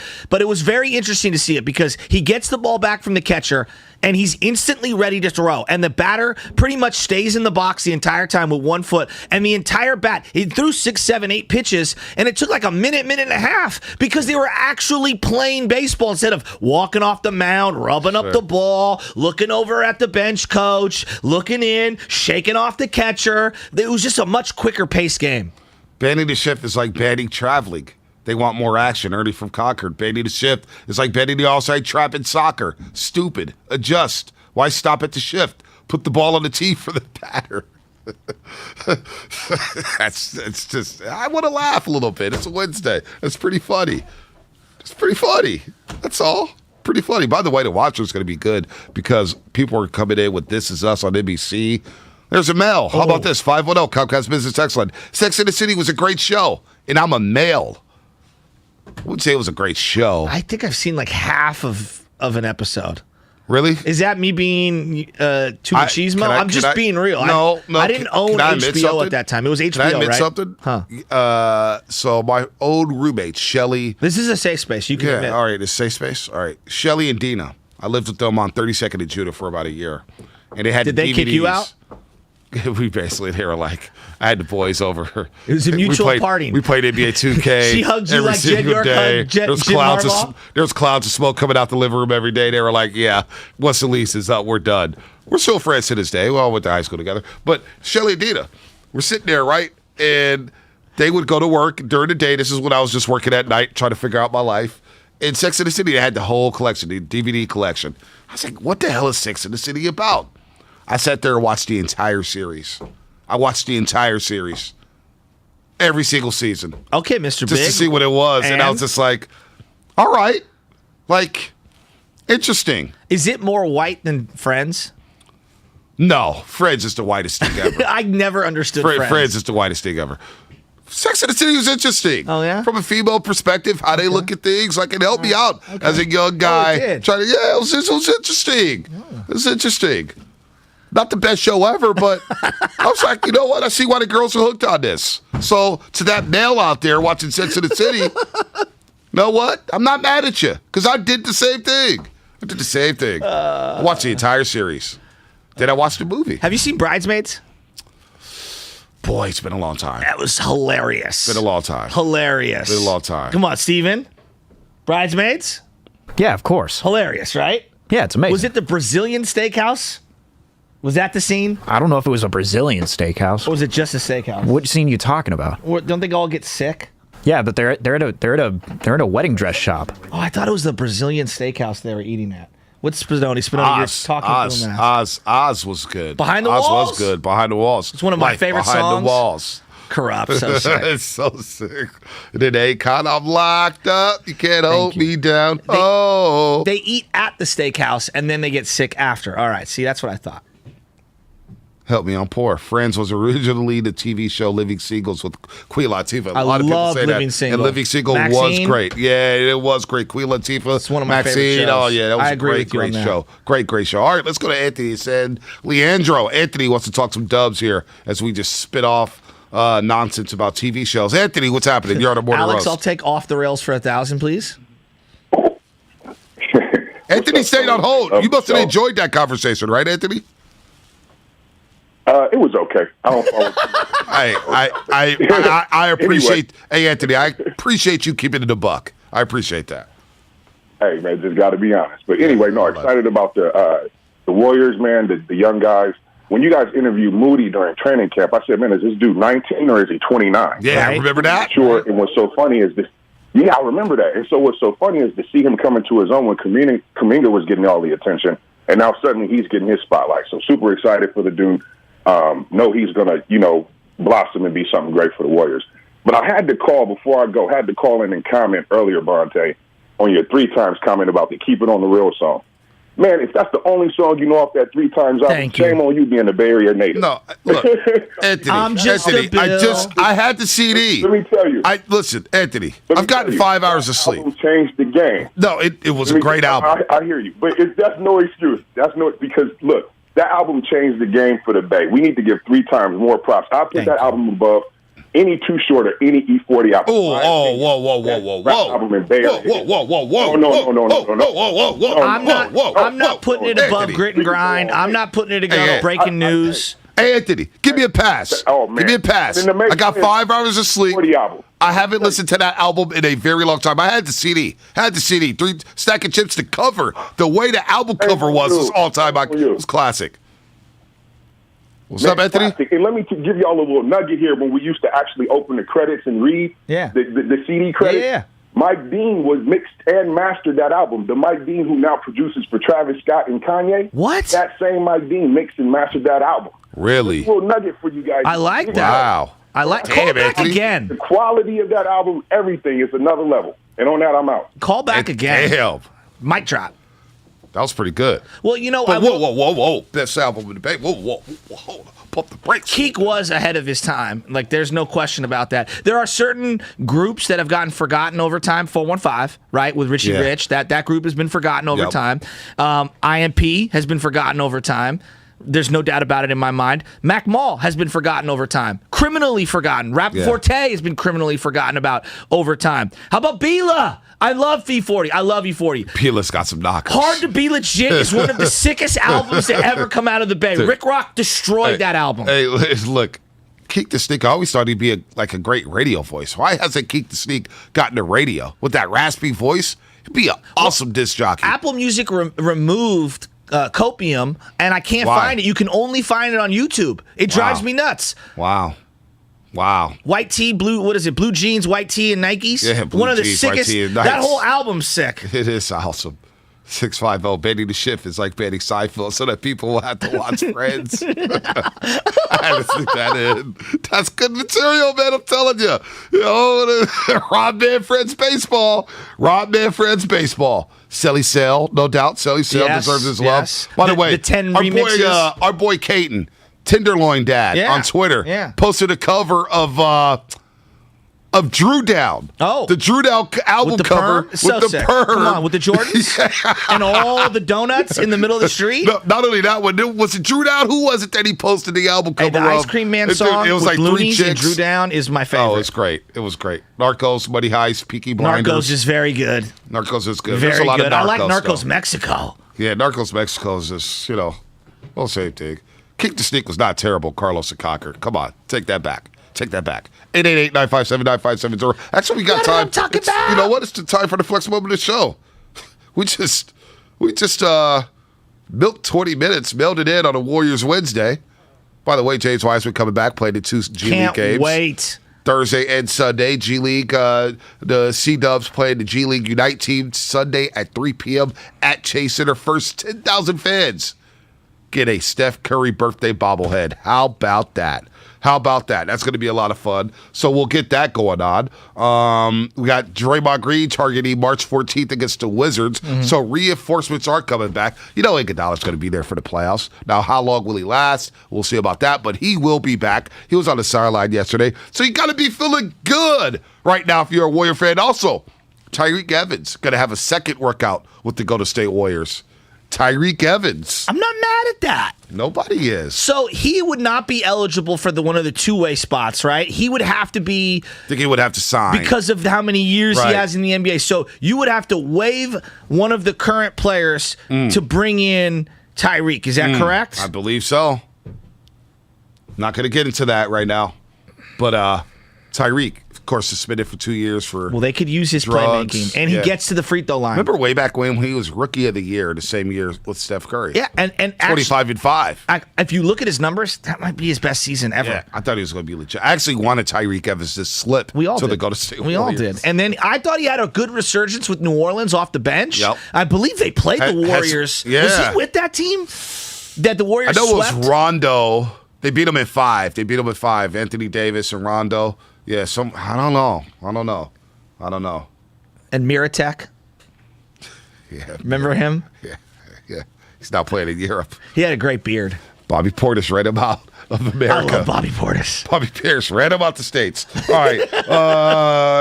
Coming up now is the Xfinity Flex moment of the show. Langford, what do you have cooking today? How did you get a flex moment? Was there a flex moment today? There was a scarce choices there, but we got one. Go ahead and hit it. What people said. Is he really the high end? I don't believe that. I heard Of what's Peter King available? I don't know. So then who's better than him? I just Carson Wentz? Would a team, if Carson Wentz gets cut, If would he you rather does, take a chance on I Carson? would. Well, I think Carson's a better football player. Does he do bonehead things? Absolutely. But if the two of them are on the field together, which they were earlier this year, Carson is a better overall football player than Jimmy Garoppolo. Wouldn't you think a team would rather take a chance on Tyler Heineke? Don't you I think like a team, Heineke, but come on. a team may even want to take a chance on Trubisky over Jimmy Garoppolo? The Flex of the Show, presented by Xfinity Flex, the 4K streaming TV box with voice remote and Peacock Premium, free with Xfinity Internet. Your name is going to be stapled to Trubisky on the internet. Good luck with And that. I hate Trubisky.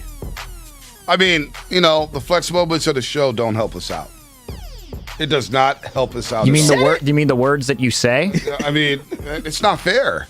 What's It's not fair? fair. You were making the case for Trubisky. No, I was just saying I'd probably rather take a chance on Trubisky than. Well, at his price point. Yes, That- there you but go. you need There's to- context and There nuance you to go. everything. I'll support you. That's why we clip things and it's like, oh man, this guy said this. This idiot. It's just unfortunate. It's unfortunate. That was a flex moment of the show. Not a lot to pick though. Not a lot to pick from though. Cold War Hustlers was sick. Was super sick. Comcast Business Text Line 650. See, I'm talking to the people. We're talking to you. We're having a lot of fun today. I'm having a and great we're feeling good because the Warriors won a game. They snapped their 5-game losing streak. Russell Wilson is out of the NFC West. Aaron Rodgers. Okay, let's get to Aaron Rodgers. He got his little $200 million, 133 guarantee. That's not a little. Well, actually, we don't know yet because he went out and tweeted and said it's actually not factually correct. What here. is with him? I'm so sick of him. I told you this last year. Go I'm away. so over him. Go away. Right? He's Go a great away. player, but isn't he insufferable? He's just too much. Go away. Just get out of my life. Just so sick. Get of out him. of my life. But here's the thing with him taking the $50 million. He's already filthy rich, right? And I'm not here to say like, oh, don't get paid. Well, in a salary cap league where there's a hard cap, if you get paid the maximum amount possible, you are making it more difficult to field the roster around you. Right. That's just the reality. You're making it more difficult. Yep. And when you're filthy rich like Aaron Rodgers, you had to get the $50 million. Okay, Right. fine. The consequence of that is you're not going to be able to have that left guard or that, Right. backup defensive end or corner or whatever. So I don't want to hear about you not having protection around you anymore. I'm just so sick of hearing about that. I'm I over actually him. think they've surrounded him with tons of talent. Yeah, I'm over that. He's got one of the best receivers in the game. He's got a great running back. He has a solid offensive line every year. And YouTube. they brought in those free agent By the way, pass YouTube, rushers. we got them going down the rabbit hole. They're just talking about nothing but hip hop. The game is better than Eminem. Eminem's better than the game. Larry June going crazy. The game's in Grand Theft Auto. Ice Cube. Did you know that? The game? Yeah, he was one of the voices in Grand Theft Auto. That doesn't surprise me. Yeah, I didn't know that. I'm a big game guy. Until I got to the end of the game. Documentary? Was that the album? Oh, it was First good. one? Dre produced it. It was a knocker. Still, it was a masterpiece. Yeah, absolutely. Where I'm From is a sick song. Can we get the Mr. Deeds Go Away sound drop for Bonte to make this point right now, though? Go away. Aaron Rodgers, just go away. Go away. Dibs, just go away. No, actually, don't go away. No, We need you from 9 to 12. No. Need you to Go away. take over. And Aaron Rodgers, don't go away. And Russell Wilson, thank you, because we are here in a baseball-less March. And, we've got ska-da-da-da-da-da-da, which I will get to, by the way, in What Are You Doing? I've got a hot take for What Are You Doing at 9:45. But as much as we love March Madness, it's not until we get our red pen out with our bracket in a week. Normally we have baseball. We don't. So thank you, Aaron Rodgers. Don't go away. I'm going to borrow from golf now and say, go play. Keep doing what you do, Aaron Rodgers, because you're a content machine. I'm over him. I'm so over him. By the way, Red Sharpies, get to bring them out on Sunday. Yeah. Selection Sunday. Exactly. There we go. We're here. It's upon us. St. Mary's lost to Gonzaga last night. Tough one. And it was a gutsy cover if you got it early. Was it a cover? If you got it early at 12 on the hook. I thought they lost by 13. Yeah, depends which way you got it. I thought you meant I got it late. gutsy cover by St. Mary's. No, okay. I played a 3-team parlay, push, win, which is about as bad as a break even can get.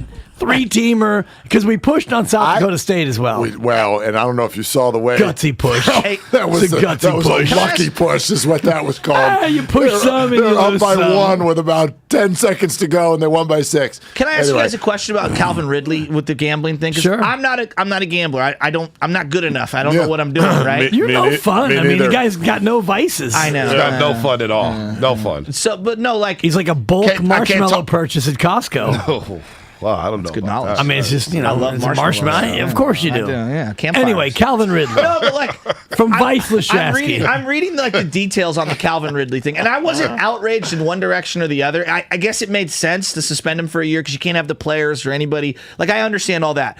Doesn't it feel? Now maybe his parlays look like something I would do. 8-teamer here and a 7-teamer here. Right. Like it was rookie level betting, correct? Yes, it wasn't Pete Rose laying the lumber across the board. First of all, little tease, the joke parlay that you're talking about. Yeah.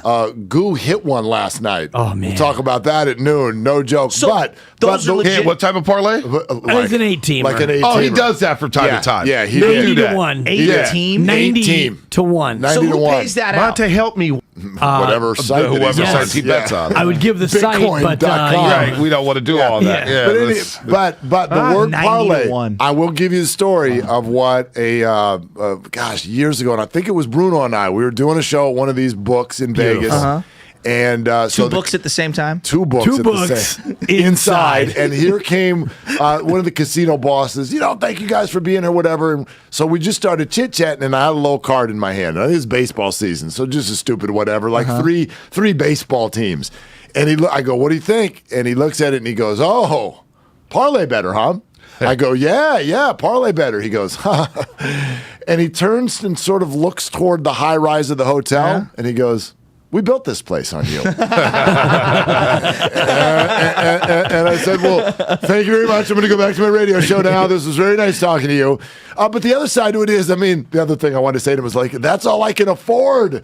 Like if you want to turn $5 into something that matters, you parlay that sucker. Well, that's what I was doing, thinking. Yeah, right. That's because I've done different bets where, like, especially in like baseball during the summer, you're up at Tahoe. I'm like, I'll bet on the Giants. It's like $50 or $100 on the game. That's all you got, and you're like praying for that. And that's one all game. you get. 110 to win 100. It's actually good. Shasky doesn't bet. Can you imagine? It's good that he doesn't fill in the blank. Like he freaks out and he has no money on the line. Yeah. You imagine adding that money.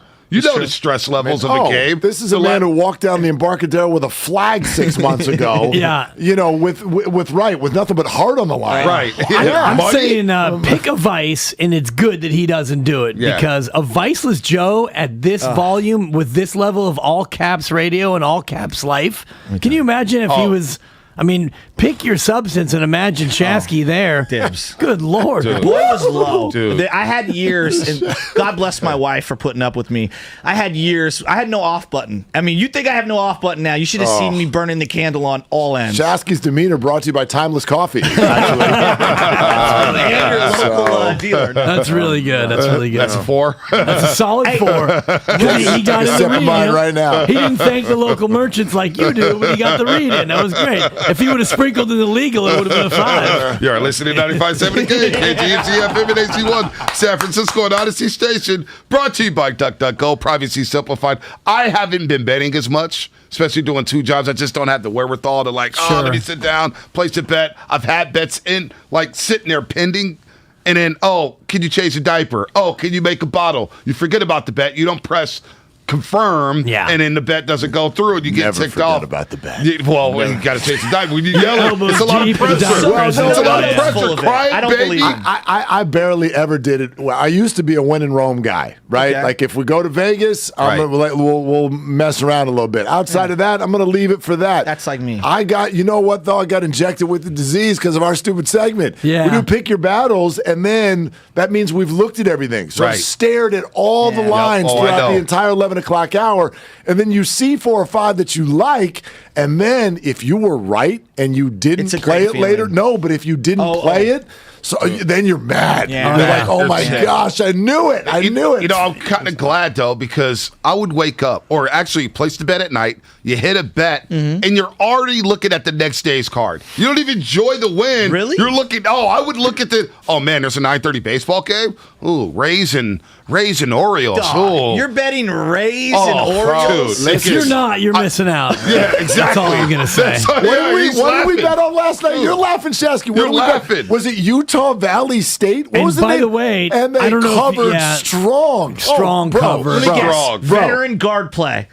I don't know. I was asleep. The game tipped at 8:30. The math told me that it was a Utah Valley State. The system has been fun the last system is week. real. Oh, there's a system. And by the way, and they were only up by 3 at halftime. I think what were they laying, 12? They were laying 12, something like that. and they were laying by 3 at love halftime. the homework. I went and had my daughter's got a bake sale today. We were hitting Trader Joe's at 8:30. We're making banana bread. What's it for? Actually, one of her friends is raising money for what's going on in Ukraine. Oh, that's They really just cool. decided to do it. I'd like to Really Venmo cool. you money. I Seriously. appreciate that. But anyway, I'm in the Trader Joe's parking lot at 8:30 last night. Instead of being home, helping my 8-year-old get a bath, I'm in the parking lot. Are we doing banana bread? Are we doing coffee cake? my grandma's What do you want to do? So we're doing all this, and then so I lost track. And I came back it was Big Utah Valley fans. Hour and a half later. As a parent, you know what it's like when the house finally gets quiet. You're like, oh, baby. And so where we at? Log on, flip open that laptop. Come on, Utah Valley. That's a good second half. Yep. That's a win. That's a win. Good teams win. Great teams cover. Great teams cover. That's the best thing about betting. I would take the first half off. I would wash the dishes, take out the trash, because you know it's coming down to the last 10 minutes. You know it's coming down to the final quarter. But the best is betting on Aussie Open. When you place that bet at midnight, and you know, I'm not staying up till 3 in the morning, and you wake up, and you're like, did I hit? Oh, man, Serena lost. Damn. Your boy Spadoni, big tennis bettor. Oh, he loves to get down on the tennis. Remember Spadoni, we were talking about that? Of course. The parlays? Of course. You could bet the over-unders with points in a match. Games in a match, no doubt. I love the phrase, you can bet. You can bet on anything. Basically. So who are we betting on for the players?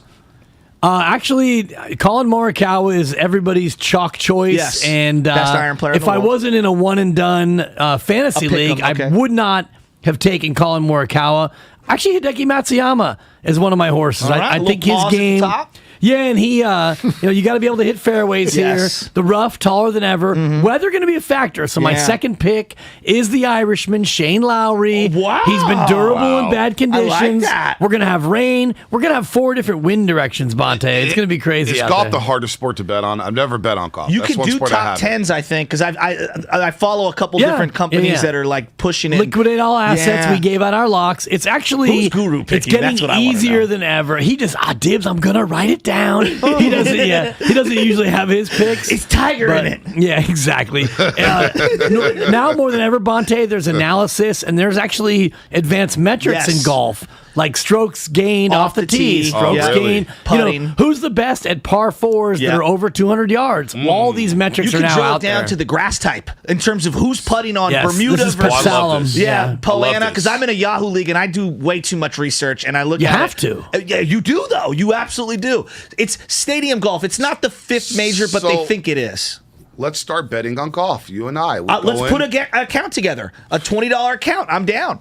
I love it. Boy. Do you hear the story yesterday? This was percolating. This is trouble. This was percolating on social media yesterday about how the Players' Championship, the best example of how it's not the fifth major. Oh, how they were all doing promotional videos. No, did you hear what Tiger Woods used to do at the Players' Championship? Apparently, because weather sometimes is a factor, and Largest the greens, purse ever. Well, the greens there can sometimes slow down a little bit. Okay. And I think maybe it was Stevie Williams, one of the ex-caddies of Tiger, told the story that Tiger, at the Players' Championship, when necessary to putt a little harder because the grass would get thick, he wouldn't do it. He'd leave his putts short on purpose because he didn't want to mess his stroke up for the Masters.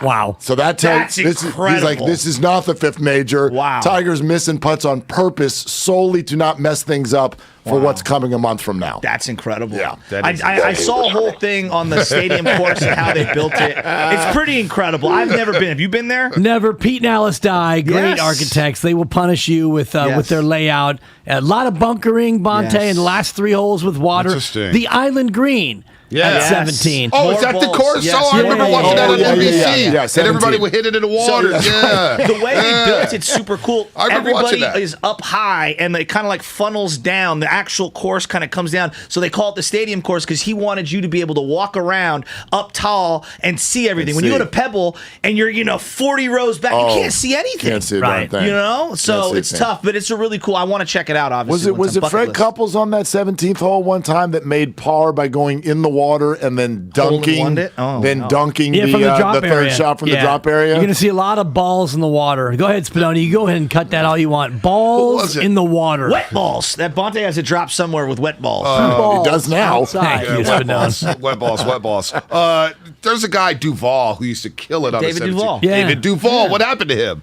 He got the yips, Bonte. Oh, because he was like up there with Tiger for a while, right? Wow, no, he was the number 1 player in the world. Yeah. And Yeah, a lot of people actually think that Tiger's the one who took him out, not by standard measures, but when Tiger brought fitness to the tour. David used to be a little pudgy. David used to have a little around the middle. Look at Mr. Skinny over here dishing out some fat hate. He did. And then Tiger came in, and they're like, my gosh, this guy's built like an X. And David got really ripped. Like, he lost a bunch of weight. He got super fit. Really? And didn't play well anymore. Wow, because he was like the guy. Now he's a really good broadcaster. Yes. He's a broadcaster now? Yeah. Oh, yeah. Must be nice. This is not because he's obviously one of the top players in the world. I love Patrick Cantlay this week. I mean, he's just a stud. He plays so slow. That's a name that popped. He plays so slow, and it drives me nuts, but he is a great player. And I was late on the Patrick Cantlay party. So his game I definitely suits the course without a doubt. Yeah, he's a stud. But what we've seen from the players is that old guys can win. It's true. Random guys can win.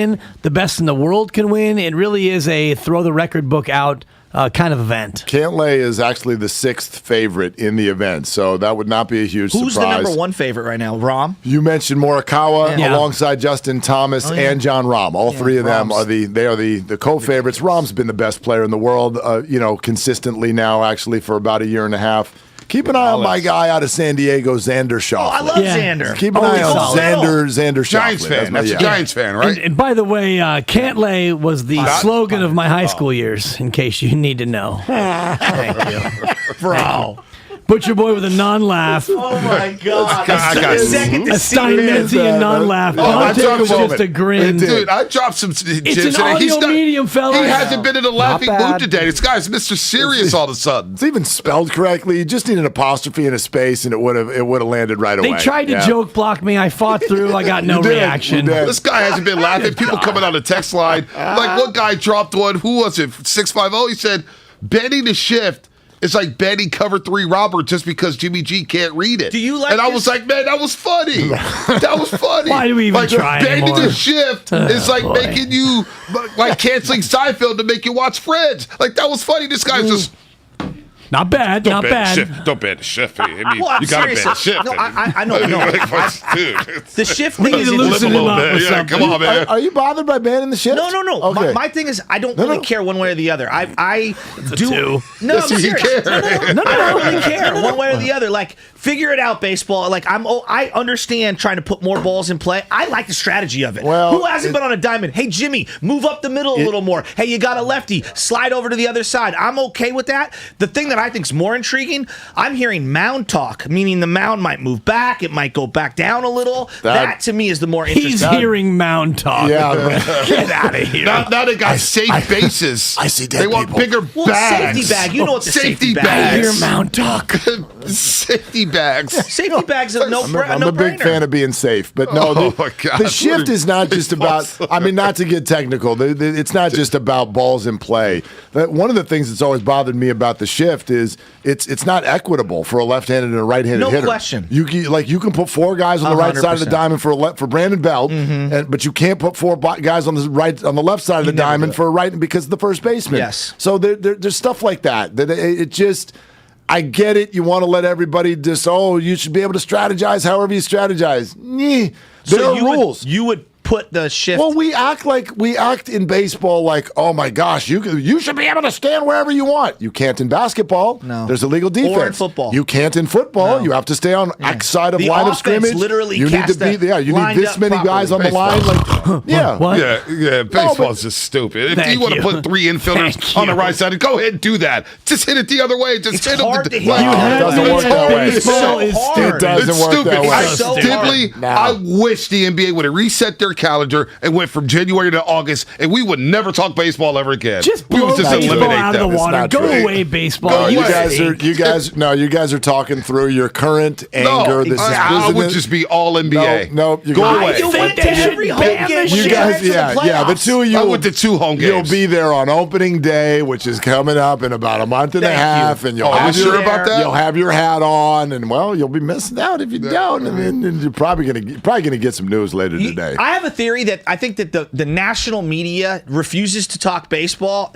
and they could say whatever they want because a lot of them aren't even educated on current baseball, and I don't think they know how to talk about baseball on a national level. Baseball doesn't give popping discussion points. Agreed.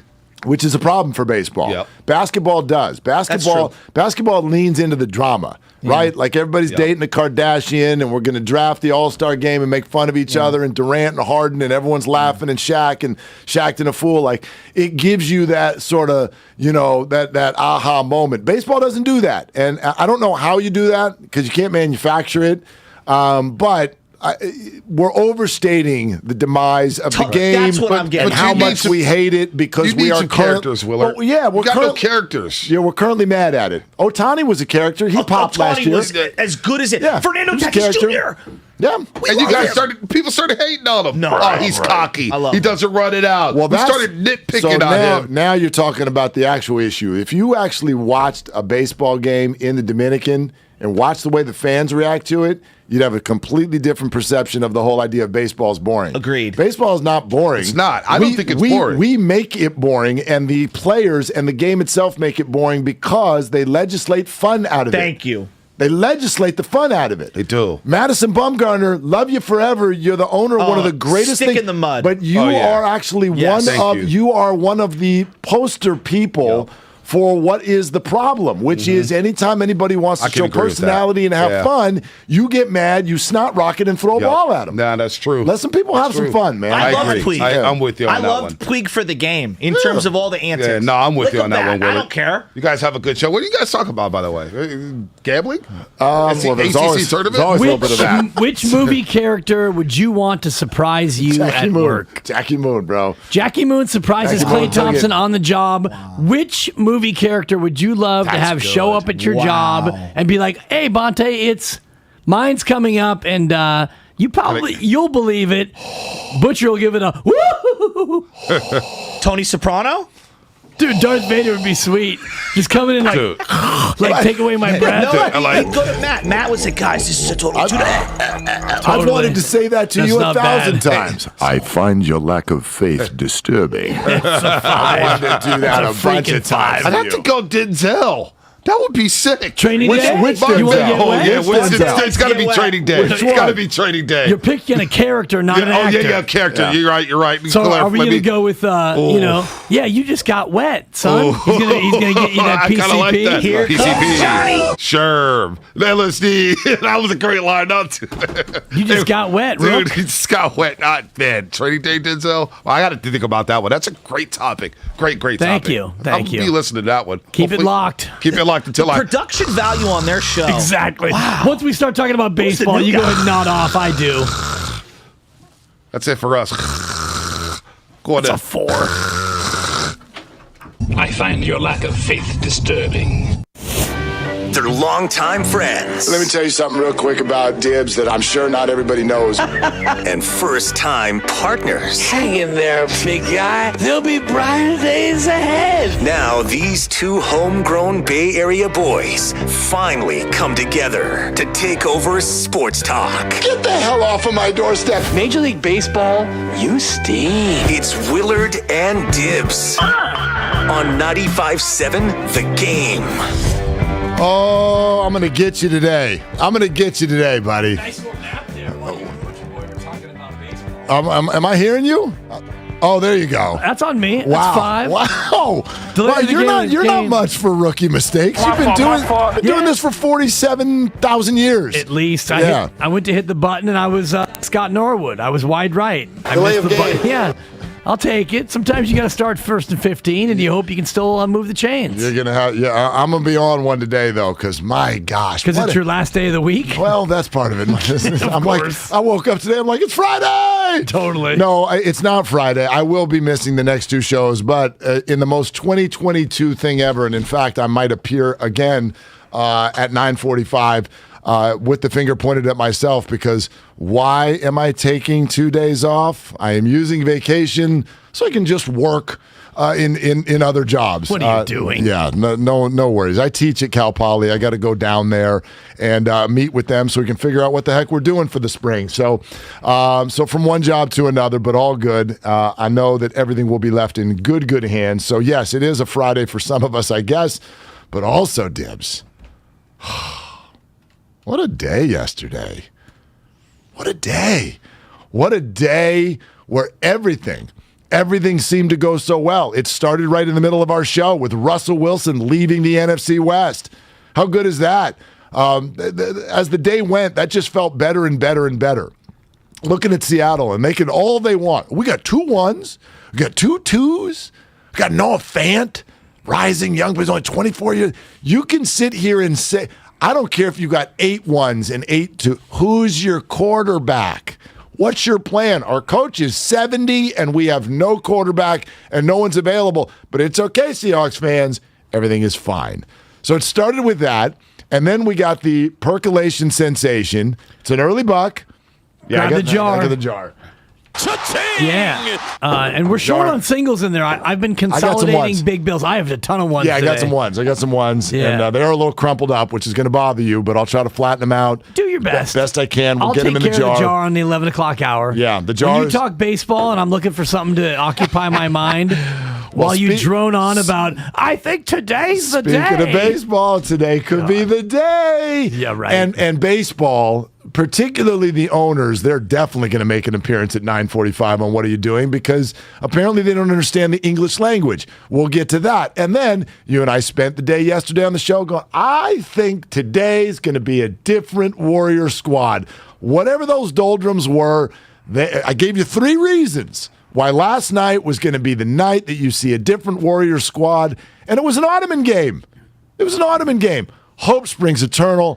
Everything is fine. We're going to get 162. Russell Wilson is gone, and the Warriors are still good. What a great day, Dibs. You're like pie in the sky, dimpled optimism. I mean, it both is encouraging and infuriating.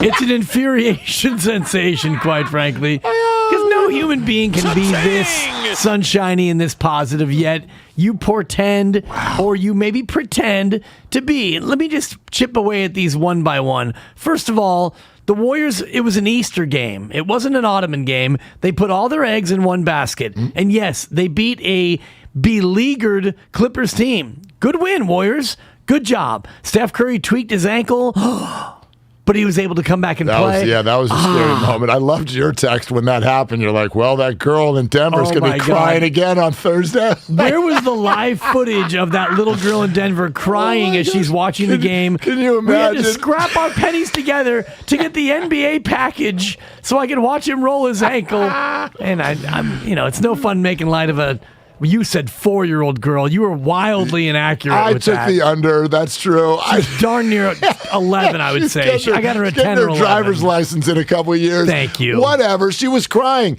I mean, she sure was. You scroll through and see a kid crying. It just I'm like, oh, she must be 4. It's adorable. But whatever. She's 10, and that's SOFT. Yeah, it's on the back end of what's for you, acceptable SOFT, crying. not the young lady. That goes your way. For me. And your quaint optimism, fine. Warriors with a win, yes. You can only win the game you have in front of you, and that was a nice win. You needed that win, and Song of the Day centers around the reason why they got that win, and that's coming up in about 3 or 4 minutes, because to me it's very clear why that went the way it went. Steph tweaks his ankle. You played well enough to beat a team that is absolutely struggling. Great. Major League Baseball, I'm going to put that aside for last. I'll go to Russell Wilson next. You don't know what Seattle's going to do. And yes, you got over on the Seahawks yesterday. They took their best player, their franchise quarterback, and sent him elsewhere with who knows what at quarterback. And you're right about the head coach. And you're right about the current situation of the franchise. But the last Super Bowl won between you and Seattle was won by Seattle. And that's a fact. And they've been to more Super Bowls, or they've been to 2. You've been to 2 since you last won. They're 1-1. You're 0-2. So let's not try to bury Seattle just yet as this period goes on. Major League Baseball, you are continually waiting for this news. Today's the day. It's March 9th, Mark. Today's the day. You're already past the date where the milk has gone sour. Smashing Pumpkins. Today is the greatest. Oh, today's the day. I'm telling you. Today's the day. And why do I, in this optimistic state, why do I have to wait 3 or 4 minutes for the song of the day? You don't. Okay, let's do it right now then. I want to do a little thing with you. I want to do a little thing with you. Oh, that's when fun. I say love me, you say sexy. Love me, sexy. Back it on up and show and prove that loving me sexy is a thing to do. Your body says love me, your mind says sexy. Love me, sexy. Yeah. All right. That's my Venus flytrap type of a vibe right there. Love That's Me what I'm Sexy, talking Jackie about. Moon. Yeah. The Jackie Moon pregame surprise for Klay Thompson was so incredible. And I just always want to give credit to Raymond Ritter for everything good that happened to the Warriors. I don't know if his prints are on this one. Oh, he was at minimum involved. Just the timing of it, the surprise from Klay. Jackie's out there guarding him in warmups, but guarding him just enough to where there's no way he was going to drift under. And, Klay day-to-day with an ankle. Whoops. He didn't even challenge up high, but he was just like... He did get uncomfortably close on one of them. It was so and great. Klay still hit all net. He just right in his face. Will Ferrell's one of those people, he doesn't even need to talk. Like, his stand-up comedy could just be standing there. Costumes, just let me look at your face, put that costume on, and I am dying. He's one of those people. And that was great. It seemed to get Klay in a good frame of mind. And Klay, 9 of 23, not the most efficient night. But fine. Once Jackie came out for the pregame, you kind of felt like if Klay could have worn Jackie Moon's uniform, he would have. If he could have had his fro extra high for Jackie, he would have. I mean, the headband is compliment enough, but just watching Klay go out there if only the gym was more dimly lit and the halftime entertainment was fourth rate, that would have really made it perfectly authentic. Chase Center's probably too nice to pull off the Jackie Moon vibe, but just the fact that he was out there pregame, I thought was a great harbinger for what may be to come for Klay Thompson. Oh my gosh, exactly. Optimism, right? I'm not all negative. I didn't say that. Compared to you, though, the good chip lollipop is a downer. Today, thank you. Today is the greatest, Dibs. You can feel it. I mean, Wednesday, you know me on my day rankings. I mean, Wednesday is Wednesday's low. Wednesday's low. It's higher than Tuesday. Everything's higher than Tuesday. Tuesday's the 7 seed, and Tuesday's never getting out of it. And that's why I was pitching our special upcoming feature for Tuesday, because who could make good out of bad better than that individual? That's right. Thank you. Yes, ... It's called a tease. We'll have that for you. Ping-pong. We'll have that for you pretty soon. But yeah, I thought it was a good day, and the Jackie Moon thing is a ton of fun. And actually, it's an example this is just a little side note. We talk about baseball's inability to get things on social media. Like, there you go. That's another side to this. The Jackie Moon thing, sure, it's fun for Klay. It's fun for the Warriors, fun for Warrior fans to see that going on. But it's also, it's a way to take whatever you're doing viral and have fun with it. You know that that's something that's going to end up all over social media. So a ton of fun. I love the question you brought up there in the crossover. So with Jackie Moon surprising Klay Thompson, if any movie character could surprise you at work, who would it be? That's fun. I hate where my mind went first, but I like where my mind went second.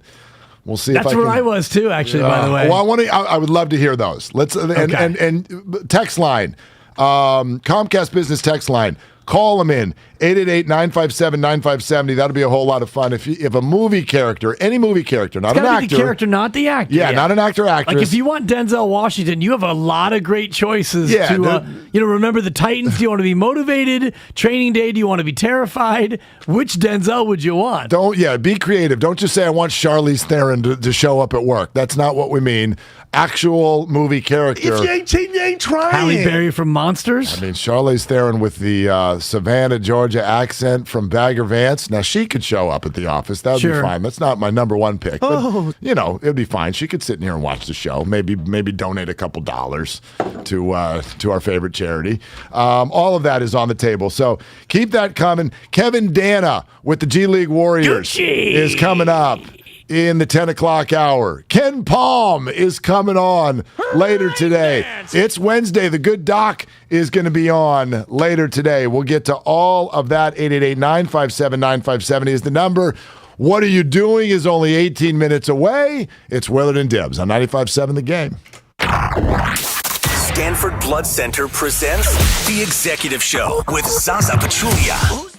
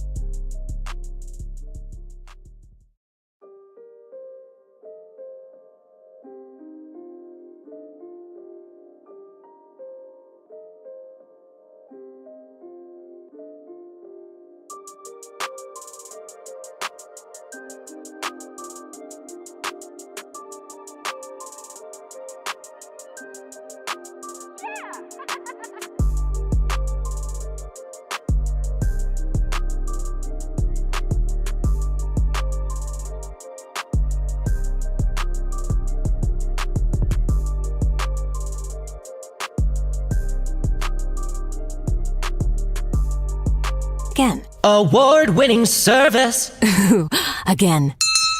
Hear ye, announcing 2 more reasons to switch to Cricket and their award-winning service. Wow, it does have a nice ring to it. Switch and see for yourself. For JD Power 2022 wireless customer care and purchase experience mobile network operator performance studies award information, visit jdpower.com/awards. You're the one everyone looks to for answers. Come rain or shine, the job must get done, and you're the one who makes it happen. We get you, Jackie in Fresno, putting your employee safety first. And Manny in Chattanooga, whose local Granger team knows him by name. We're here for you and all the ones who get it done, with 24/7 customer support and access to product specialists to help you find what you need. Call, click Granger.com, or just stop by.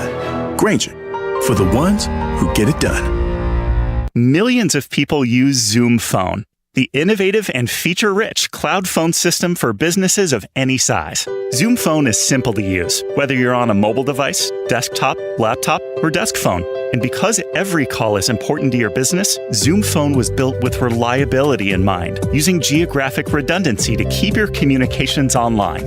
Empower your workforce with Zoom Phone. Visit zoom.com/phone system. Zoom, how the world connects. It's time to say goodnight to that check engine light with the free AutoZone Fix Finder service. It'll help troubleshoot the likely cause of your light for free, so you can drive with peace of mind. Restrictions apply. Get in the zone, AutoZone.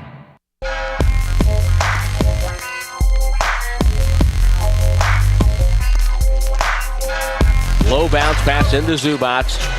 Walled off of the baseline by Kuminga. Bielitsa passed stolen by Curry. Beautiful pass. Kuminga flies in for a 2-hand slam. Running the floor, and Curry led him perfectly. It's the 9 o'clock hour on Willard and Dibs. Presented by Timeless Coffee on 95.7 The Game. Oh, we're so glad you're with us on the best day ever. And it's all sponsored by Safeway. At Safeway, they partner with trusted top-quality growers for hand-picked fruits and vegetables harvested at the peak of flavor from farm to you. Visit Safeway's produce department today and see how they are perfecting the art of fresh. Felt good, right? Get right. Tuesday, Warriors blow the Clippers off the floor.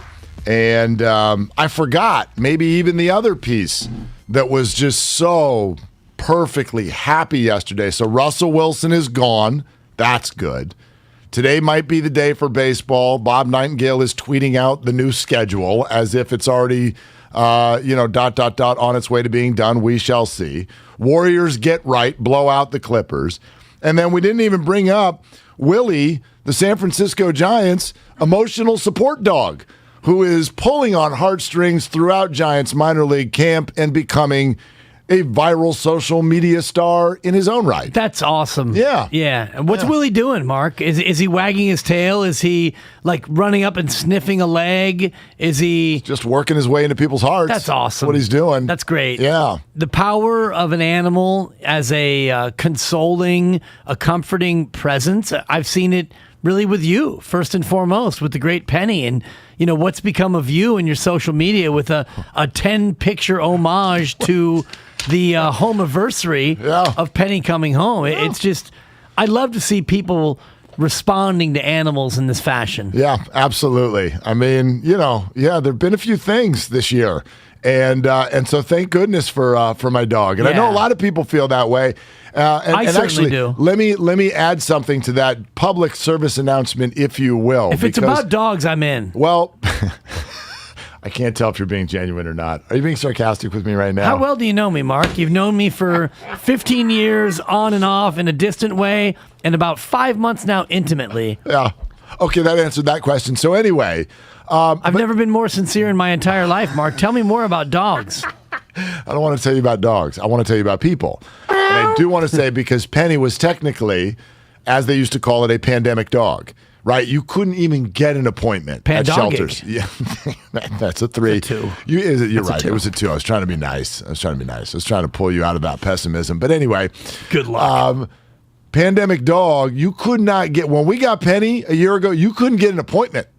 You couldn't even get an appointment to go see a dog. And if you were lucky enough to get an appointment, by the time you got there, the dogs you asked to see, gone. Like, we completely lucked into Penny. So you're telling me there was a run on dogs? There was a run on dogs. And guess what there was as we start to come out of the pandemic? There's a run on people returning those dogs. Yeah. So please. So basically, people got dogs because they were so bored at home. They needed something to do. Right. And now that we can go elsewhere, take my dog, please. Take my dog back. Yeah. No, I mean, it's predictable as all get out, but I love humans. Please, A, keep your animals, but more importantly, don't dive into this in the first place unless you are ready to, as Cake once said, go the distance. Thank you. We're going for speed. Which is basically 12 to 18 years. You're signing up for... Yeah. Well, 18 would be, yeah. I mean, great. Depending on the top animal, end, yes. And it might be, shorter than 12. But in general, if you have a healthy dog and a good old-fashioned man-dog relationship, 12 to 18, that's what you're inking. The other thing is on our text line, our Comcast business text line, my gosh, you're all a bunch of dirty men. I love our audience. You said, give me the movie character that you'd like to surprise you at work. And I mean, Demi Moore from Striptease is just one example of what started pouring out on our also predictable text line. But come on. I'm calling you out for creativity. Like, that's all too obvious. Don't just pick the sexiest woman in movie history that you can think of. The most prone to be naked. I mean, come on. I'm looking at a cross-section of hot and ability to be naked.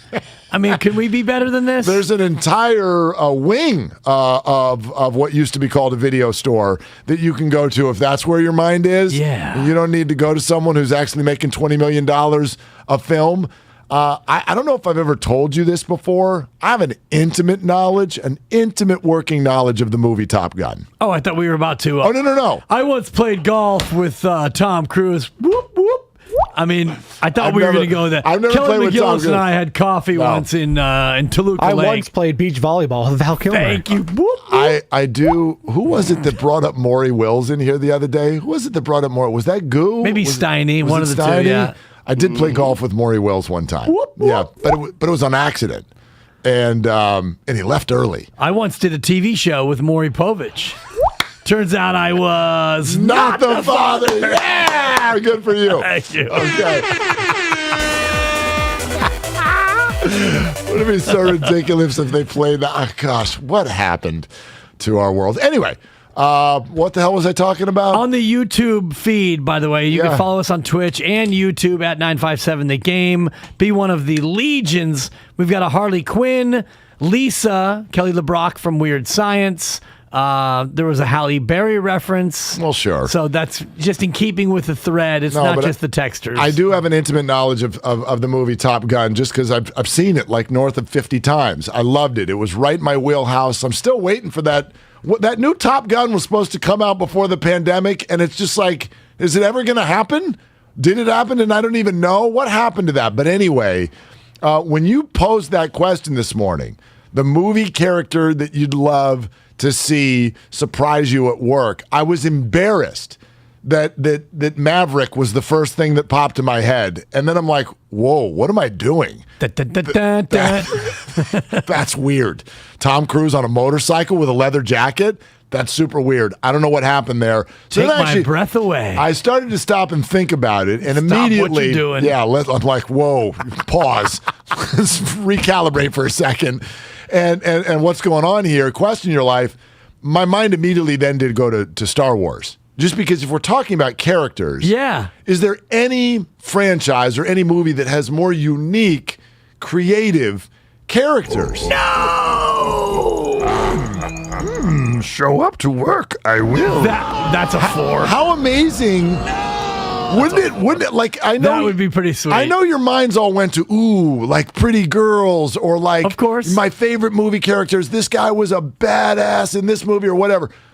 Yo, if Yoda showed up to work, come on, that'd be pretty cool. You're gonna tell me that's not gonna make your year?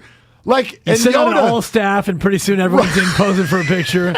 There are lemons in the kitchen, and Yoda is in the game studio. Like, actual Yoda is here, and he is the size of your forearm, and he's flying. Right. He's not a horse. He's a smart guy.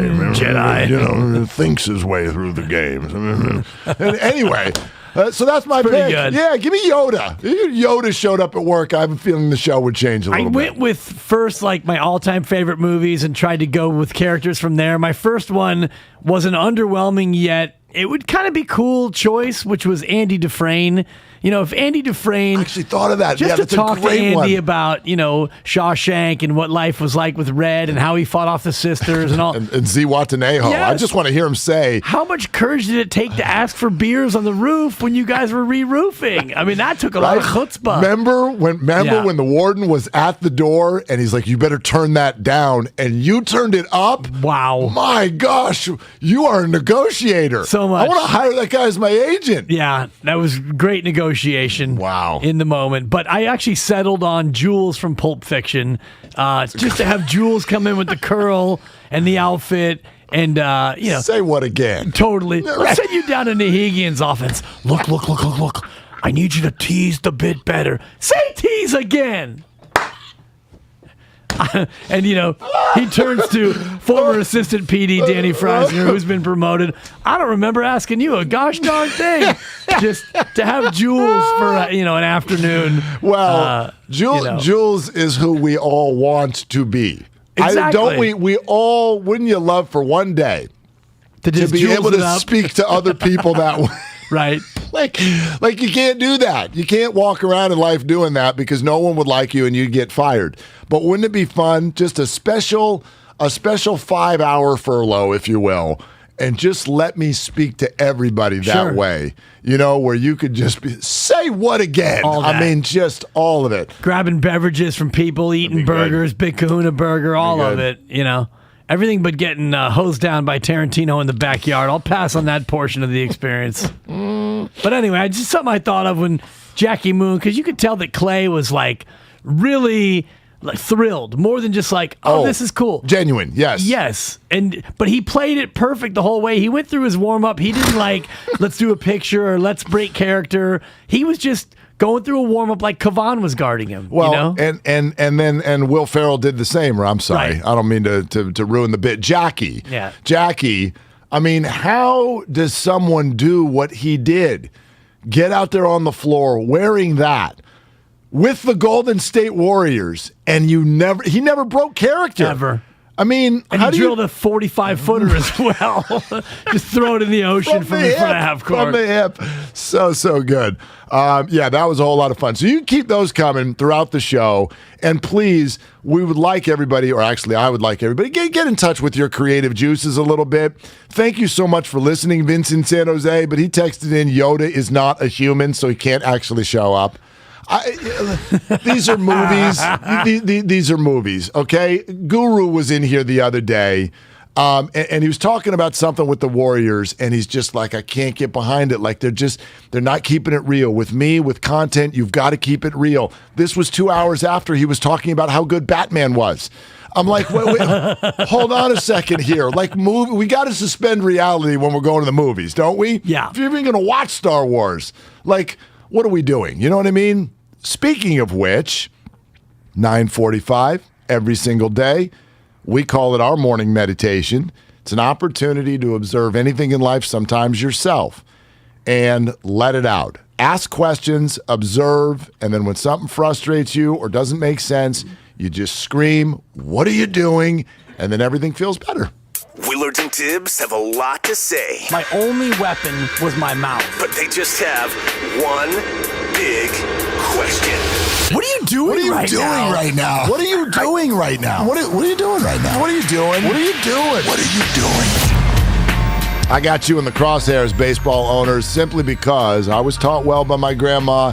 You have got to take care of the English language. So, however many days it was ago, 10 days, when did I make the breakfast burritos? That was a week ago tomorrow. Well, right, but so 6 days. that was the burritos, but the actual bet came down on Monday, right? So we about a week and a half, 9-10 days ago. 9-10 days ago, baseball did a couple of things. They said, this is our last best offer. And if you don't take it, we are canceling games. Okay? And then they did, right? We're going to cancel the first week of the season. It is over. And then after making their last best offer, what did they do? They met again the next day. So clearly you didn't make your last best offer. Plus, then what's the deadline we heard about today? If you don't accept a deal today, then we are not going to be able to do 162 games. Hold on a second. You already canceled a week of games. How can you do 162 games if you've already canceled a week of games? It appears the wrong word in the English language has been used, because what happens when it rains during a baseball game doesn't happen here on the West Coast often, but what happens when it rains and they're not able to play? What do they say? Did they cancel the game? That's postponed. Oh, PPD. They postponed the game, which simply means it will be played at a different time. If you can still play 162 and you're simply going to take that first week of games and move it somewhere else, stop with your big, fancy negotiating words. We are canceling games. No, you're not. You didn't. You simply postponed them. And so once again, baseball's owners, who are addicted to negotiation, by the way, I actually believe this. This isn't even about money, because a few dollars here and there, how does it matter to these people? How? How are they ever going to end up in life, ever, for 1 minute of one day, worrying about money? Ever. It's not even possible. So why do these little dollars, we're close, or they're at 250 and we're at 240 and all of this is just because you're addicted to negotiating. Gosh, your poor spouses, when you two sit down to decide where to go on vacation or what to have for dinner. I'm sure you turn that into a negotiation as well. Not going to do it. Not going to do it. But I will say this, to those addicted to negotiating and butchering the English language, MLB owners, what are you doing? What are you doing? What are you doing? I like that. I think you're close, but they're not addicted to negotiating. They're addicted to winning. Because think about the rich person. Most rich people started out with something. They may not have had the generational wealth that they now have, but very few billionaires started with nothing. And the majority of them started with at least something. And people that have something, people that have money, are used to getting things to go their way. True. And I see this when I referee CYO over in Marin. The more complaining comes from the more affluent parishes in the county. And you can set your watch by it. And that's just a sense of what we're doing here, where these are millionaire billionaires who aren't used to losses. And so they're going up against baseball players, and collectively, they don't want to lose. It's not so much that they want to negotiate, they just don't want to lose. And because of that, and the fact that they're in a bully pulpit, they can withstand a whole year if they wanted to with no baseball, even if it cost them, a bunch of fans, because they're billionaires. 650, this is our good listener Drake from Mountain View. For the brother trying to lay me out for a block after I threw an interception in rec league flag football. What are you doing? We've all experienced that. I can remember playing football just like out on the grass in college. A bunch of guys just, I don't even know how it develops, because in freshman year in college, nobody knows each other. Nobody had phone numbers, whatever. Like a bunch of guys being dudes. It just sort of organically developed. You're like, there's 20 people out there playing football. You go over there, you start playing football. And so there's no pads and there's no helmets. Heck, I don't even think we had flags. I don't know how we were denoting who was down or not. But there's a way. There's a way to play rec football. And there was one guy, I remember, on the offensive line, and I'm like, I should have known already we were in trouble when there was an offensive line. I'm like, what are you doing? There's no line. What are you doing? Like everybody goes out for a pass and there's a quarterback. No, you block. You got blockers. I mean, this guy had gloves on. Oh yeah, he was knee braces. Like he's trying to relive high school. I'm like, buddy, the ball gets snapped and the first thing, his gloves go to my face. They went to my face, Dibs. Straight to the face in the parking lot. We're on a playground. Buddy. You got to win the hand fighting. Relax. Nah, that's on you. Relax. That's illegal hands to the face, actually. Listen, you got to fire out of your stance at this level, Mark. Buddy, it's 1 o'clock on a Tuesday and we're all supposed to be in class. Put your gloves down and don't block me in the face. Nothing easy. Exactly. We're out here. We have sunshine. calm down. As a former flag football quarterback, give me his number because I could use some protection. We went up against the School for the Deaf twice. We needed to beat him twice to win the B League. We got him the first time. Your boy ran a 61-yard option fake to his house. But ultimately, they got us. We could not counteract their silent count. They beat us in the final. My what are you doing? Thank you. Stems from college basketball. And I don't know if you saw it yesterday, but this is why we can't have good things in college basketball. This is why I don't want your student body on the floor. This is why college kids need to be put in check. Wagner is taking on Bryant in the Northeastern Conference Championship game. Yeah. And because it's such a small conference, they allow the number 1 seed to host. So Bryant is hosting Wagner. Bryant goes up 36-6 in the first half en route to an absolute beatdown. They're up 68-32 with 4.5 minutes to go. And clearly, the Bryant student body, which is, by the way, seated behind Wagner, they're up 36. They start talking trash. They start running their mouth. Some shirtless Yahoo throws his beverage toward the team. And now we've got an out-and-out fracas. College kids, Bryant, what are you doing? You're ruining it for everyone. Act like you've been up by 36 before. And by the way, they've never been to the tournament before. So I understand there was some excitement around it. This is why we can't have home teams host these tournaments. This is why I don't want your student body on the court. Bad things happen when college students get involved. Well, actually, can I extend your point a little bit? You got to know. You got to know when you have an opportunity to actually talk trash.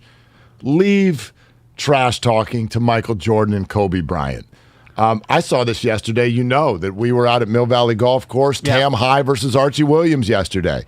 Tam High missing their very best player because he's actually so good. Sometimes he's on other tours and playing he's in an tournaments, actual real course, like overseas or something. The dude is absolutely bananas how good he is. So anyway, the remaining group, I call them the Fab Six because, as you know, they got 6 freshmen. They can all play. So they're playing without their best player. It's all freshmen. Here comes Archie Williams, and their number 1 player talking all kinds of smack upon a rival. Oh, you're missing your best player? We're going to take you down today. Really? First and foremost, my friend. It? Yeah, and they all heard it. They heard it more than me. I'm like, first and foremost, my dude, you're 16 years old. Calm down. You're a golfer. You have a polo tucked into shorts with a belt right now.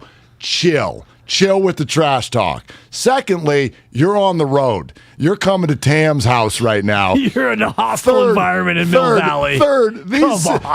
My point is, these 6 are freshmen. You have no clue. You have no clue what they're about to give you. And you know what they're about to give you? A 20-stroke beatdown. A Tam 2-piece? An absolute Tam 2-step all over your face. And it was not a comfortable walk to the car for that young man out of Archie Williams, whatever your name was. He played well. He shot 3 over, I think. Not good enough. Not good enough. Did you offer some parting words? No. Glare? I'm a glower? I am a parental assistant. A smug, arms folded nod? No, just, A smirk? You just wait and you go over to the Tam team and you hand out fist bumps. Atta boys. Good job. They kept their mouth shut. They let their 7-irons do the talking, Dib. And again, and thank you for extending my story with your own story, which had nothing to do with Bryant. That was a nice way to get your own kid in there. Trash talk. Yes. The idea was it's the same thing. I mean, this is what leads to the problems in the stands, Dodgers games, whatever. Like, stop talking trash for other people. Let those people talk their own trash. Yes. I thought was kind of the point of your story. And it kind of is. And, you look at this situation where, okay, Bryant, you beat Wagner, you beat him handily, you beat him at home, you're going to the big dance. Memo to Bryant, if you're not in the first 4, which you might be because you're terrible, you're going up against Duke or Baylor or Kentucky, and the shoe will be on the other foot come next Thursday or Friday. So just let's all remember our sportsmanship. And by the way, college student, you don't belong on the floor. You don't even need to be there. Shut your mouth and sit down. Few people are saying the movie character they'd like to show up at work would be Flubber. Once Upon a Time, played by the great Dan Dibley. Yeah. Yeah, we've gotten a few of those. That could be arranged. They'd like you to show up at work and reprise your role. I'd have to find a light blue tank top, number 11, with baggy shorts and, by the way, knee pads and elbow pads. All part of the outfit. Once again, safety first. You got to Google it. It's all sponsored by BMW Fairfield, now open in the Fairfield Auto Mall. They provide a luxurious, all-encompassing experience to address all your BMW needs.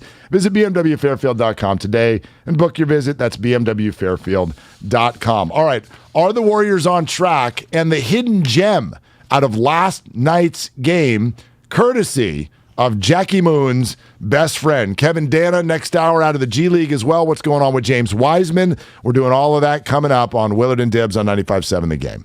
NFL free agency is coming up fast. Trey is seasoned.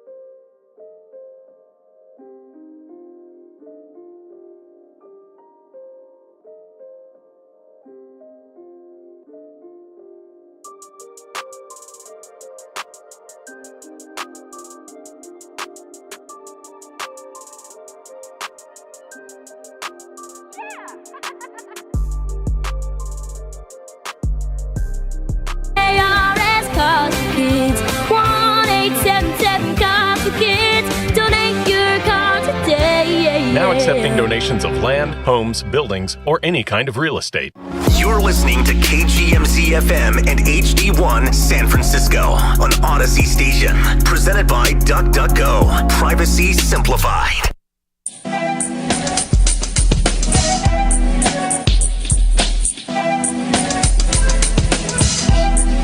Now, back to Willard and Dibs on 95.7 The Game. If you know Dibs, you know one thing. You're a grinder. You're a grinder. Gotta grind. And, man, watching you and the smoke coming off of your pen during the commercial break right there, grinding on NCAA men's basketball, scribbling away to make sure that you can make $1 out of 15 cents. Trying to make $1 out of a dime and a nickel. My man. And it is March Madness market. Today so far, as we run the numbers on the system, not finding a lot of value. Really? Although just one quick little, we're sniffing around like a pig hunting a truffle. Air Force, Utah State, under 125 and a hook. That's definitely one we're looking at. Air Force, one of the slowest tempo teams in the country, and quietly, one of the worst offenses, too. Okay. This feels like a 60-40 kind of ball game. All right, is there any chance Utah State runs it up, though? What does Utah State usually put up there? I'm just looking at their scores. I'm glad you asked me that. Yeah, and Ken Pomeroy joining us later in the program to get fully into his numbers, the Ken Pom numbers. But Utah State, a good offense, 48th in the country, but also a really good defense. So, right. And the spread's 14.5. Okay. So this feels to me like a 70-50 kind of ball game, which is an under. 75-51 would go over. Can Utah State get to 80? I doubt it. And can Air Force get to 50? Probably not. I'll say they stink. Okay. This feels like a 72-48 kind of game, which is an under. I like it. All right. Beautiful. Now, the numbers say that Utah State should only win by 9.5, but this is one of those ones where the numbers might not be telling the full story. Yeah. All right. No, I trust you after this week. It's been a good week. Yeah. We've had some Ottoman games. I had a good one there in the NBA last night, some Ottoman games. My on-air pick was Memphis and New Orleans over 230, and I checked the game after one quarter. I'm like, I don't need to check back. The score after the first was 44-34. Hello. I'm like, hang on, let me get out my calculator. Yeah, that's an over. 78 points times 4. They're on pace for 312. 312. Spoiler alert, they didn't get there. Right. But I'm like, there's no... that sucker's going over. Yeah. And it did. In closing on this one, Air Force actually beat Utah State this year. What? At home, 49-47. Okay, so the game went their pace. Yes, Air Force is going to try to replicate that. They want it to be a replication sensation. That's $1. And every time we refer to Tim Roy's Elevation Sensation on this show, we pay $1. And if you want to see the donation sensation jar, slide it over. You can, here you go. Hang on.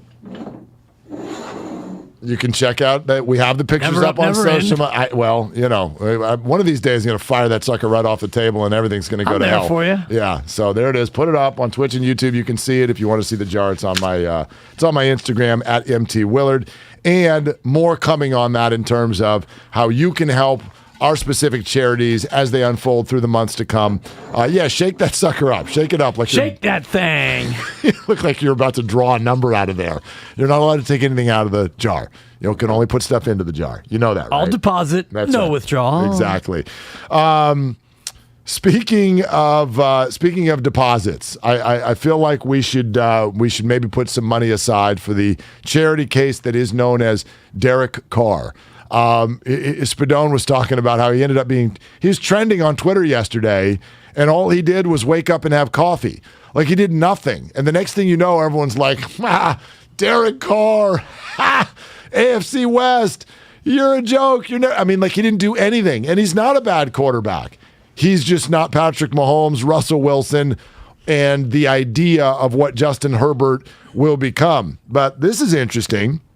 Benjamin Albright, who's in on quarterbacks, dialed in, especially in Denver. He's based in Denver. So with the Russell Wilson news, He's been bouncing around on Twitter. And with Josh McDaniels now being the head coach in Las Vegas, he writes, I can't see Josh McDaniels trying to trade away a quarterback the Patriots tried to trade for just last year unless they don't believe they can get a favorable new deal with him.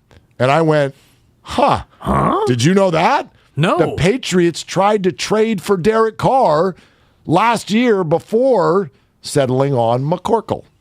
Well, it's still my favorite word to say in the English language. McCorkle Jones? Yeah, it's actually Mac Jones? It's not an English word. It's just a name. But anyway, you get what I'm saying. I do. And, tried to trade for is always one of those real nebulous kind of things. I mean, if they made a call and said, hey, you guys shopping Derek Carr? What would we have to give you for Derek Carr? Well, 2 firsts, 2 seconds, and a handful of players.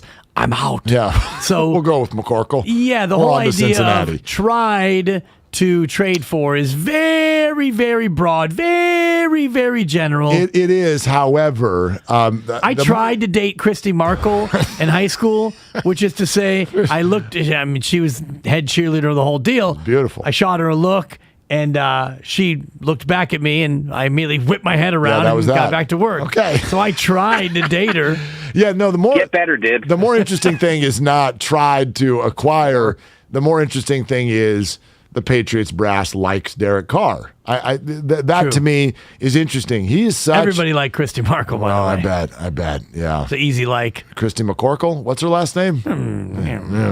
Anyway, Right.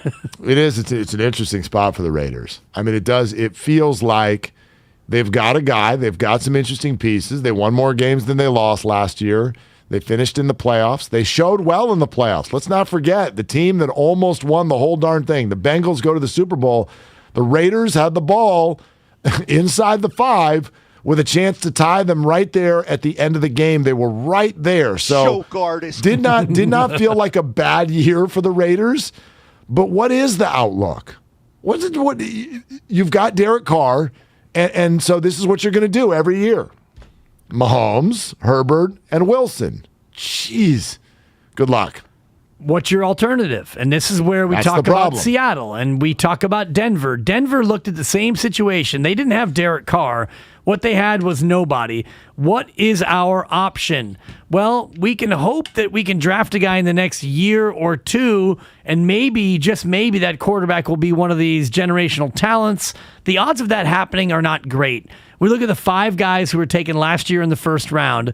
The aforementioned McCorkle Jones, Justin Fields, Trevor Lawrence, Trey Lance, etc. You run through the whole list. Zach Wilson out of the New York Jets. What are the chances that all 5 become Hall of Famers? Like none. Okay, 0. how about 4 of the 5 become 0. Hall of Famers? Well, the chance of 4 of the 5, it's maybe a 5% chance. I mean, what's the chances that 4 of the 5 are even good? I mean, What's you're putting it in a Hall of Fame. Point, Mark. I mean, we're talking about generational talent. So what are the chances that 3 of the 5 are generational talents?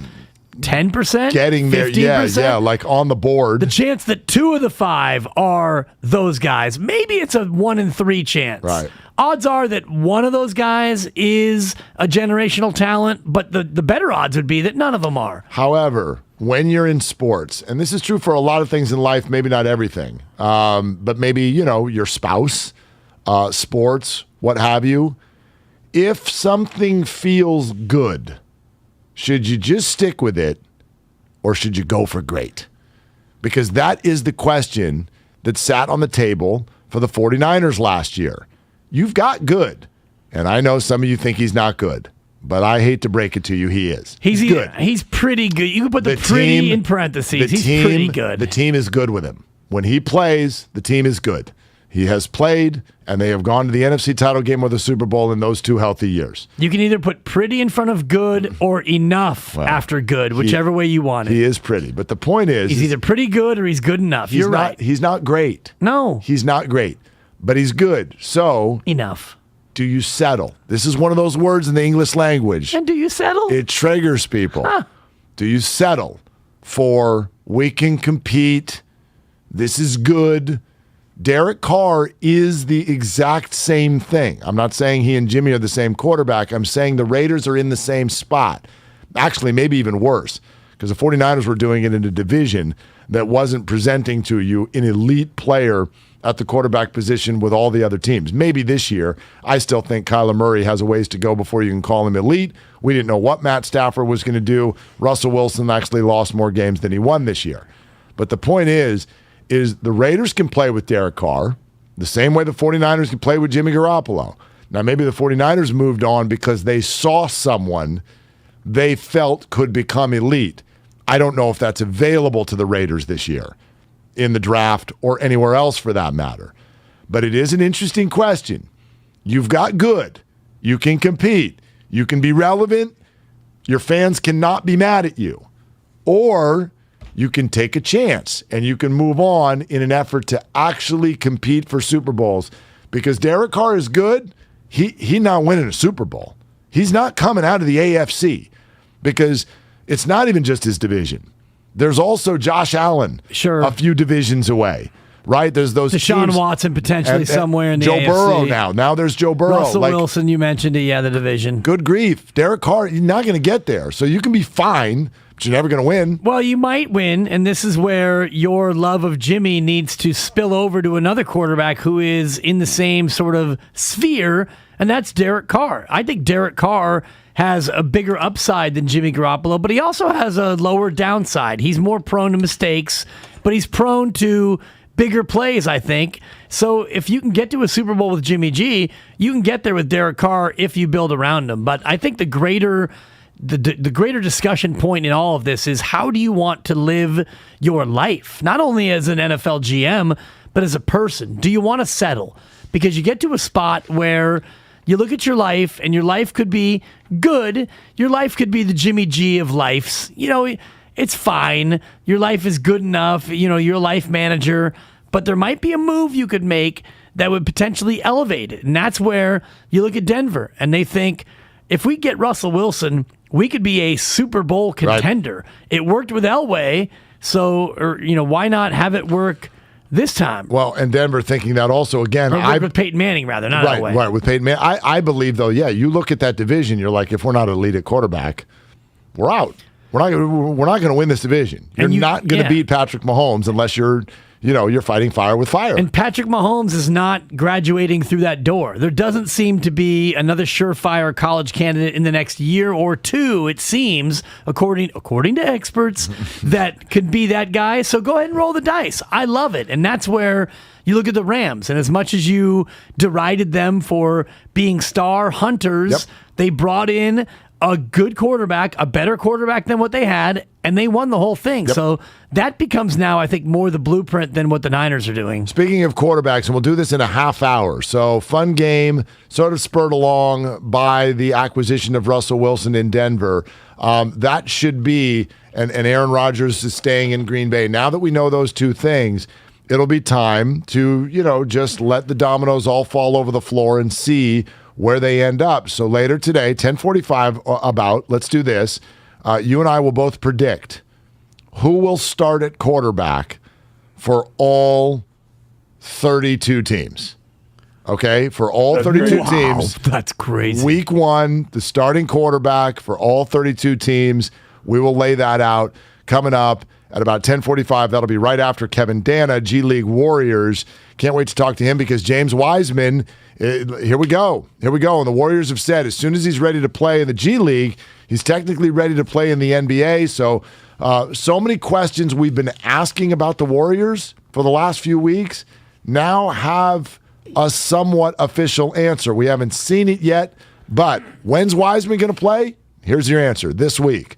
When's Draymond going to be back? Monday. When's Klay going to start playing a little better? When is the team going to start playing a little better? Last night. That was the answer to the question. And I love also what Klay did, speaking directly to Steve Kerr and saying, go ahead and give me the best perimeter player on the other team.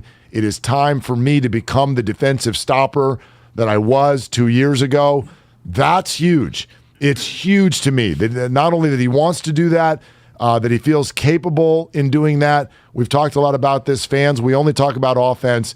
for me, the straw that stirs the drink for this team will be the defense. That's going to decide whether they're still playing into June or not. The biggest thing that came out of last night, other than Jackie Moon making Klay's day, is the fact that Klay Thompson played 34 minutes. Yeah. Now, we're not talking about minutes restrictions anymore. Right now, the last restriction, and I know cleared to play 11:30 with a good doctor, we can get into the final hurdles from Klay Thompson, and the real last hurdle that we have for Klay is the ability to play in back-to-back games. And I don't know if we'll clear that hurdle this year. The good doctor at 11:30, I think, will give more insight than me. I don't often defer to other doctors because I am a radio doctor. I've been one for the better part of, I think you said 14,000 years earlier. Which, something like that, yeah. Over on whatever. It's thereabouts. I mean, I lose track after the first 1,000 or so years. Doing it a long time. Yeah, so I've been a radio doctor too, but that to me, the final hurdle. But right now, all of our medical eyes will be on Santa Cruz tomorrow as James Wiseman returns to the floor for the first time in, 9 months? Jeez. And I still 11 months? I still feel like 11 months. I think it was April 10th was the last game. I think you're right. And I still feel like the Wiseman thing is sort of its own story. A lot of people want to weave it into the Warriors story. I don't. I think there's two stories we're following this year. One is the Warriors, and you know, can they sort of get back to where they were a couple of months ago? Can Draymond come back and do his thing, and they look like one of the elite teams in the NBA, and can they go deep into the playoffs? The other story is James Wiseman and his development for the future. The two have overlap.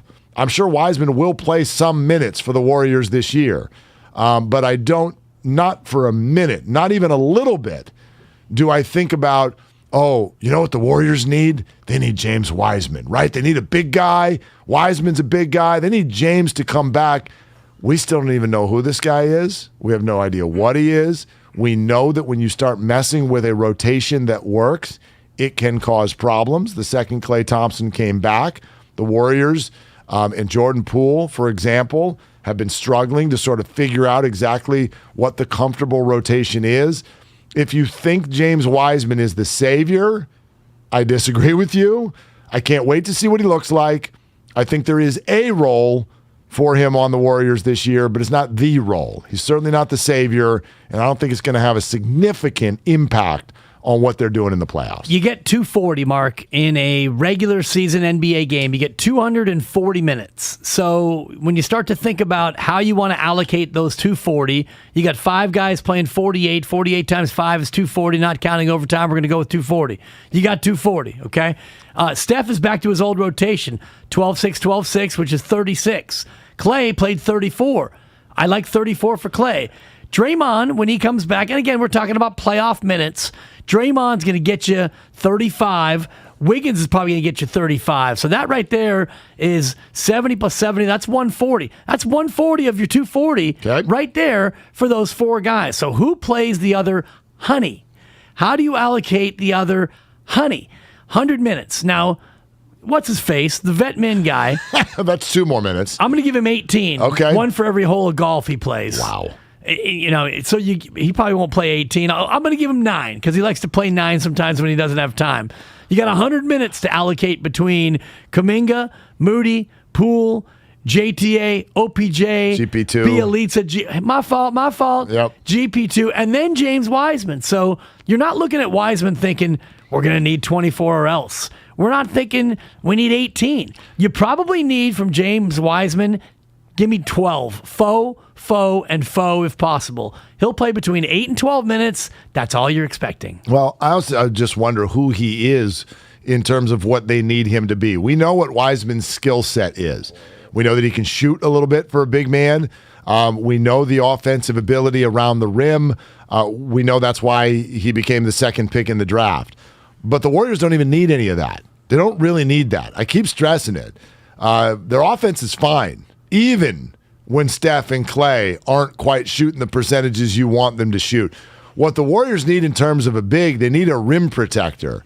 I don't know if James Wiseman, if baby Wiseman can be that. Like, I don't think he's got enough bulk on him to be what they need him to be. Are you feeling good if Wiseman's bumping around out there with Nikola Jokic? How do you think that's going to go? That feels like a layup. for Jokic most of the time. I don't think so because James Wiseman's not going to be playing protection basketball. He's going to play use your fouls basketball. You're going to throw him out there.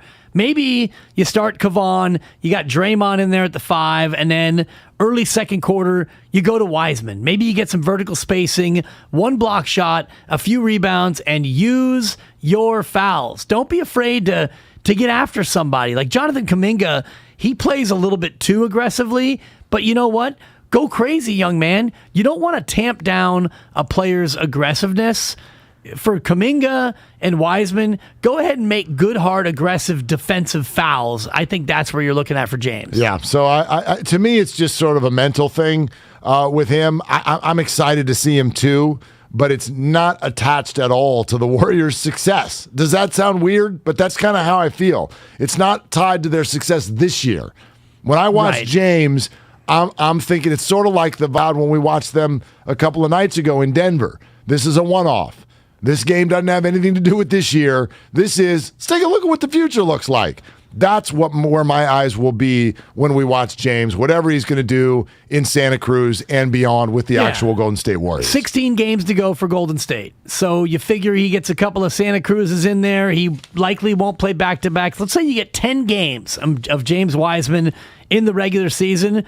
You're going to see a lot more of James in those 10 games than you will in the subsequent however many playoff games they get to play. Because when you come down to that rotation in the playoffs, James Wiseman, in my opinion, will be 11th man, 12th man. He'll be a spot guy used in certain situations. Your bench is still going to be Kuminga and Poole and Andre Iguodala, health permitting. That's going to be your core bench guys. And then it'll be a variety of JTAs, GP2s, OPJs, depending on the matchup, James Wiseman, etc. I love all the initials. I do too. I love it. It makes it so much easier. You sound like Robin Williams in Good Morning Vietnam. Seeing as the VP is such a VIP, well, I mean, like it's Totally. perfect. The roster's perfect for it. It is. I wish Robin could still be with us and go through the Warrior roster with us. I'm just lucky to have acted in multiple movies with Robin, and actually he was there for maybe my most embarrassing athletic moment of all time. Was he? Oh, yeah, I could tell that story on the other side. I would actually I'm now thinking of Robin Williams characters from movies who could show up and be here at work with us. There are a number of them. Sometimes I'd like whatever his name was in Good Will Hunting, I'd like him to come in here and just talk both of us off of the ledge, right? That would be comforting. Dibs, it's not your fault. It's not your fault. How many times do I have to say it's not your fault before you'll cry? It's such a beautiful scene. It is. It is. And it's all sponsored by Fremont Bank, full-service banking, no compromises. Kevin Dana, G League Warriors voice, is right around the corner as James Wiseman gets ready for liftoff. Ken Palm at the top of the hour. The Good Doc is 1 hour away. And in about 20 minutes, we will predict every NFL team's starting quarterback week 1 for the upcoming season. I'm hella excited. Yeah, it's going to be good, and it's all sponsored by Whole Foods Market, Willard and Dibs, 888-957-9570, the number, the Comcast business text line as well on 95.7 The Game. Start your spring cleaning at Whole Foods Market. Get 25% off 7th generation select cleaning products and laundry detergent through March 15th, plus an extra 10% off for Prime members while supplies last. See more on the Whole Foods Market app. Stanford Blood Center presents The Executive Show with Zaza Pachulia. Who's the guy that's going to benefit most off of Draymond Green's return? Oh, gosh. Steve Kerr, probably. Steph Nixon, Klay Nixon, everybody, like even young guys Nixon. The Executive Show, Tuesdays at 8:30 on the Morning Roast. Well, I'm about that action, boss. Brought to you by Stanford Blood Center. Give blood for life. With PatriotSoftware.com, accounting and payroll, keep your time and money. Mike Capel here, serial entrepreneur with words from another happy payroll customer. Well, it's very easy to use. From the login and the setup was extremely easy. I didn't have to call anyone for help. I was able to do it on my own. And I love the fact that I can run my payroll and print my pay stubs, and then you guys do all of the filing for me. So I get a quarterly report that everything's been filed on my behalf. and then at the end of the year, I can print out my W-2s. So I use you guys.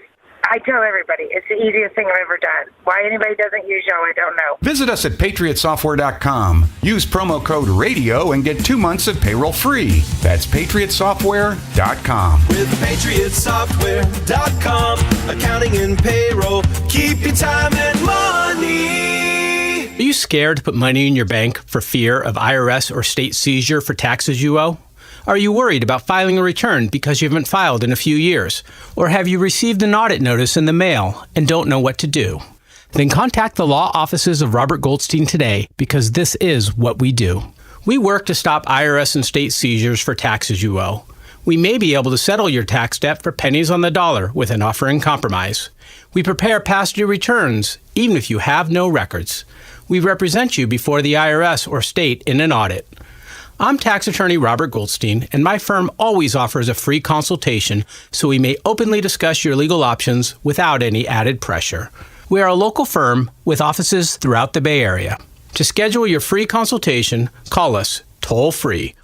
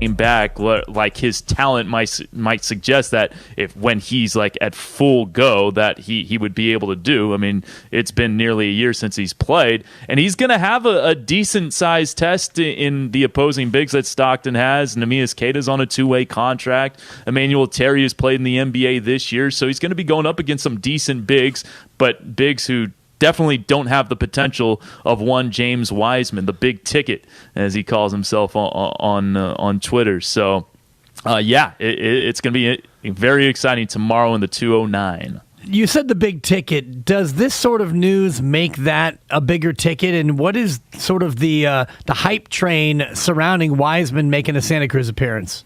Well, to me, and I'll credit Connor Letourneau for tweeting this out as well. I saw him tweet it out. This is the biggest assignment in Santa Cruz Warriors history. Now, yes, they've had DeMarcus Cousins practice, Steph Curry practice, Klay Thompson scrimmage. Those guys didn't play in a game, though. This is the number 2 pick of the 2021 draft, the highest draft pick to play in a game for the Santa Cruz Warriors. This is huge, and I think I would love to see more rehab assignments like this across the league. We saw with Serge Ibaka this year with the Agua Caliente Clippers before he got traded to the Milwaukee Bucks. We've seen a number 1 pick play in the G League before in Anthony Bennett, but that was kind of after his career had kind of tailed off a little bit. But this is a guy where still the promise is right before your eyes. So this is big from a hype perspective. Kevin Dana, G League Warriors with us. And by the way, James Wiseman will be playing at Chase Center soon. Here's what I mean by that. You guys, the G League Warriors are going to be playing. The Santa Cruz Warriors are going to be playing Sunday in what's going to be a really cool event, not only because James Wiseman will going to be there. I know there's a Steph Curry birthday bobblehead giveaway going out to the first 10,000 fans. Give us the lay of the land, everything that's going on Sunday and what this is going to look like. Yeah, so quick note on the bobblehead there. That was supposed to be given away March 14th, 2020. Wow. And unfortunately, that game didn't happen for obvious reasons. But, so that's going to be great for those fans. A family-friendly event. They've got kind of like a science fair kind of deal with this basketball-decoded STEAM Fest inside the Arena of the STEAM, science, technology, engineering, arts, and math. So they got that going on. Warriors Gaming Squad will be in attendance to kind of play against the kids that'll be there. Tickets are only 25 bones a pop, so and you can get discounts for large groups. So yeah, it'll be for those who can't afford to go to a Golden State regular season game and see Chase Center, they can see a Santa Cruz exhibition game against Ignite for a pretty affordable price. When we talk about the G League, it's easy to see when players go down there and then they turn their seasons, they turn their careers around. What do you make of the Jordan Poole lift he got from the G League and more recently, Moses Moody and how much he benefited from going down there? Yeah, sometimes it's just a matter of being able to get burn in a professional basketball setting. It's one thing to practice against Steph Curry and Klay Thompson, and obviously that is great experience, but it's not game experience. And you can scrimmage all you want, but when you get referees there and a game that matters in the win-loss column, that's a completely different beast. And it certainly helped Jordan Poole not only last year, but his rookie year. When he played 3 games with Santa Cruz, he came back, and yeah, that was a very forgetful season for a lot of reasons for Golden State in the 15-50 campaign. But his last 27 games or so, Jordan Poole showed you something. And it didn't carry over to the start of his second season, but once he came back from the G League bubble, then he really started to ramp it up. And this year with Moses Moody, I mean, we've seen a lot of great things, especially recently. And while he didn't have the 30-point game he did against Denver last night, I thought he was really locked in defensively, made some really solid plays. I thought he earned a charge drawn there on the play they called a block on him, stripping Marcus Morris Sr. He started 4 of 33 from 3. And now he's up to 36%. He's gotten a lot more comfortable, and it just looks like he really belongs in an NBA rotation. Kevin, beyond that, James Wiseman, Moses Moody, what else is everybody missing? Give us something about the Santa Cruz Warriors, or maybe a player who you find really interesting that a lot of Warrior fans don't know about. All right, I'll give you two players, and I guess perhaps the diehard Warriors fans will know about Quindary Weatherspoon and what he did against the Denver Nuggets, his 11 points on 4 of 5. He's on a two-way contract. Of course, he had that huge Christmas Day game where he played really good defense on Devin Booker and helped the Warriors win that big game in Phoenix.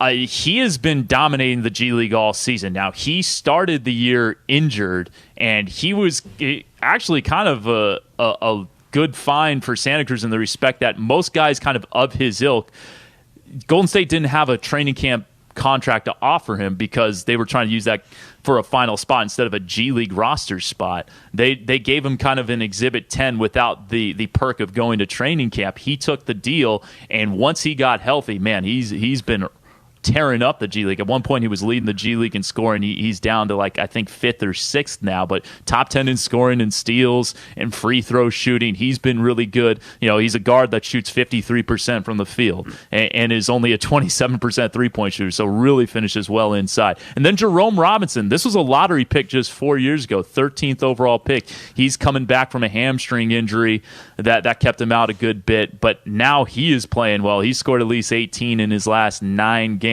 And showing you why the LA Clippers selected him 13th overall back in 2018. Really big hands, really good shooter now that he's kind of getting his groove, and a really smart player as well. So that'll be another guy to watch out for, Jerome Robinson. Kevin, great stuff. Always fun to have you on. This is an exciting time. I know, man, the anticipation of seeing what James Wiseman looks like. So many have been waiting for this for so long. So we look forward to you giving us the words to go along with it.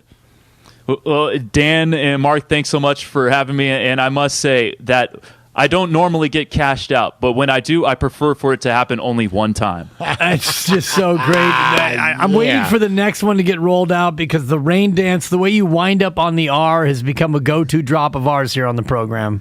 Nice. Thank you so much. It's always great talking with you guys. All right, there it is. Kevin Dana of the Santa Cruz Warriors, James Wiseman tomorrow night, and then at Chase Center on Sunday. Here we go. The bust label is out there. I'll say unfairly, just too soon. I get that it hasn't worked out to this point, but we have no idea what this guy is going to become. So here we go. Let's take a look. Yeah, the bust label should not be out there, by the way. And that's if you're going to drop bust labels on anyone, you would be more appropriate to drop it on Zion Williamson than you would on James Wiseman, because Zion, with his weight challenges, his injury history, his reticence to play in New Orleans, he's trending more toward a guy who is not going to live up to the hype, as opposed to James Wiseman, who, yes, he's had adversity and he's had injury, but until he gets on the court and really shows he's not capable, it's not fair to drop a B on him. Absolutely not. So I look, this would be really, really exciting. But again, for me, it's kind of a set aside. It's this thing over here that's a little bit different and apart from what the Warriors are trying to achieve later on this year. All right, coming up at the top of the hour, Ken Palm.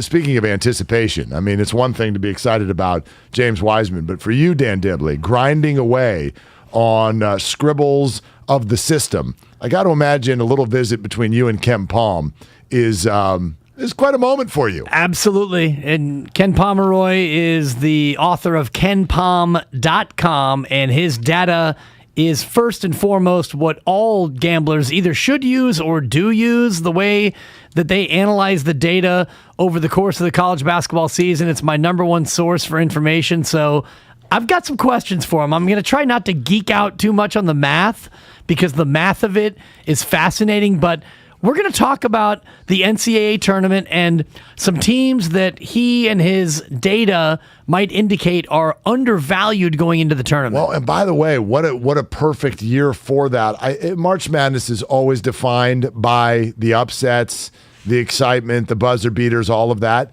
But this year, at least, and for those of you who have not tuned into college basketball at all until now, which is, most of you, I mean, the word is nobody's above the upset.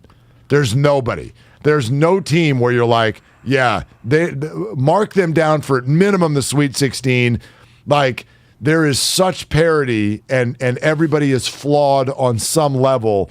So it could go totally sideways real quick. Yeah, the only team that statistically looks to be the most dominant is Gonzaga, and they still have not yet been able to get over that hump. And last year, we all thought, oh, Gonzaga, the most talented team, and then Baylor came out and locked them the blank down. I don't know if you watched that national championship game, but Baylor took the ball, they took their lunch money, they took their will to go on. And Baylor, by the way, they're a factor again, but I want to ask Ken Pomeroy about such teams as South Dakota State, Murray State, St. Mary's. Does USF have a chance to get in with their great year? There's a lot of intrigue off the beaten path. Absolutely. Speaking of intrigue, there's always intrigue with regard to quarterbacks. So let's rock and roll. Here we go. The quarterback predictor. Week 1, September. Who's taking the first snap? And yes, if it's a direct snap to a running back, that doesn't count. Who is the starting quarterback for each NFL team coming up this September? I can already tell you there's one large quirk of the system in my list, and I actually want your help talking me through it. But let's go division by division, if you will, and go team by team. Who's going to be their starting quarterback? Let's start in the AFC West, because that's an easy one.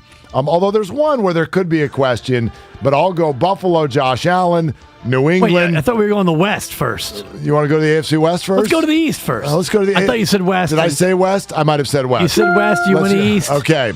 East, West, Shrine game. That is actually correct. Thank you. That is the correct answer. All right. AFC East. To the East. Josh Allen, Mac Jones. I'll go Tua in Miami, Zach Wilson with the New York Jets. I'm with you. So we are in lockstep on the AFC East. I think that's maybe the easiest one to forecast. The Miami one could be a little bit of a wrinkle, but I think that Tua is good enough. He's shown enough. There aren't enough options to where they can immediately plug and play someone else.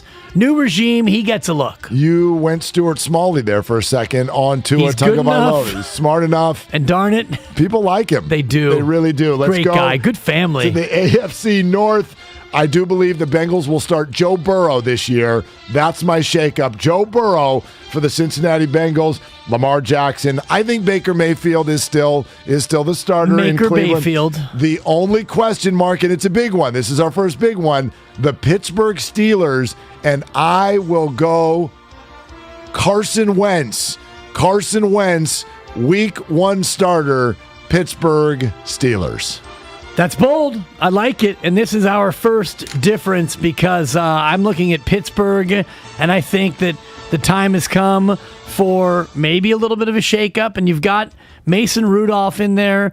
You've got Dwayne Haskins, who I'm not sure they're sold on, but I think they're going to go local, and they're going to draft Kenny Pickett out of the University of Pittsburgh. So I'm going to go off the board and say Pickett gets the nod in Week 1. All right, let's pause this for a second because we are told there is breaking news.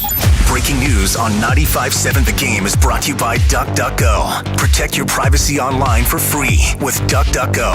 DuckDuckGo. Privacy simplified.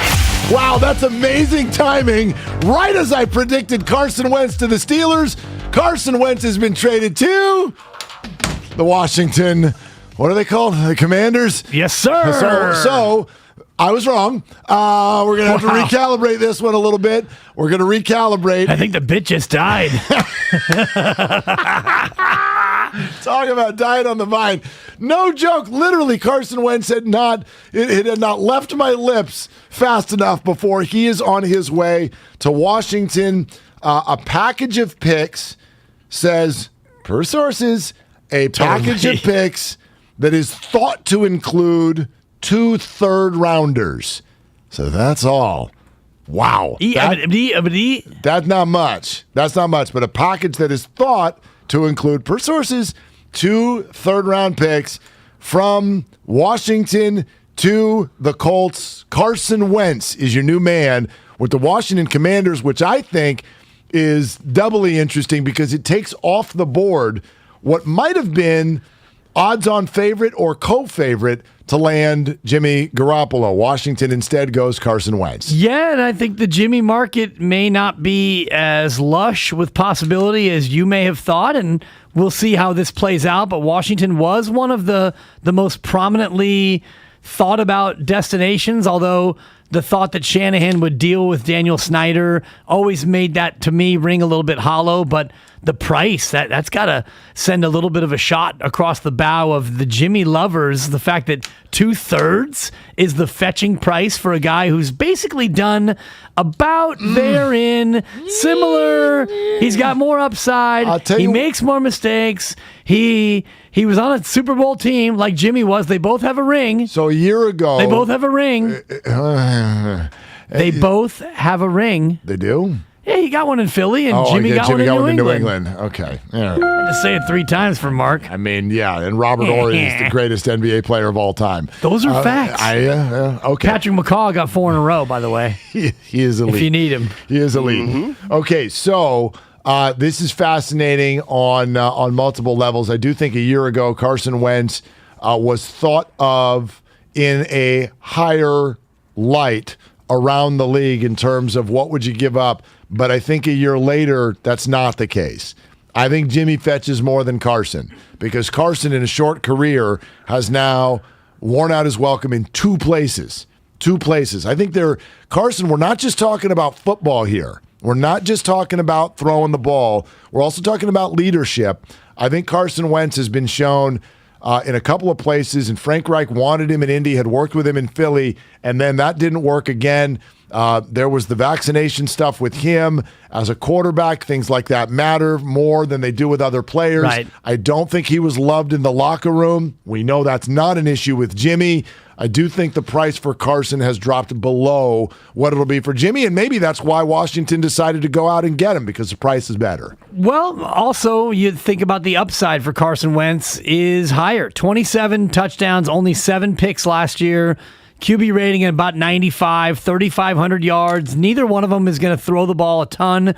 Carson Wentz, a bigger arm, a bigger ability to stretch the field with the deep ball. But to your point, questions about maybe maturity and leadership. And by the way, Jimmy Garoppolo will be on his 3rd team as well. So let's not pretend that he's a stick and stay guy in his own right. That's all. Those are facts. The Patriots did not give up on him. He never played there, and they had the greatest of all time in front of him. They chose to draft a rookie as opposed to hanging on to him a couple more years to try to make him the successor. Let's not forget that Bill Belichick wanted to keep Jimmy Garoppolo over Tom Brady and got overruled by ownership. So this was not a kick Jimmy to the curb move. All I'm saying is that when we're talking about Carson Wentz on a 3rd team, your guy, your beloved, your heartthrob is Colin U-Haul again because he's off to his 3rd team as well. And I look at Carson Wentz's year in Indianapolis. It was much better than his last year in Philadelphia. Carson Wentz, I think, has an ability to still improve if he's in the right system. And Washington got him at a bargain. I'm now I'm struggling. I think I have to just go with you on Mason Rudolph. I'm readjusting my page I now went with on Kenny the fly. Pickett. Well, that's right. Then I'll go with Mason Rudolph. Bring me the music back. I'm going to go with Mason Rudolph. I'm afraid we don't back the truck up in this bit. You are on the record for Carson Wentz. No, that's that goes fine. down as a miss. Okay, fine. I'm fine with that. Even though the entire... I had Carson Wentz on Washington. If you'll check the doc, I had him as on Washington. Did you really? Well, I typed it in after I heard the news, but we hadn't gotten there yet. I did make one change, though. I made one change in time because we have not yet been to the AFC South.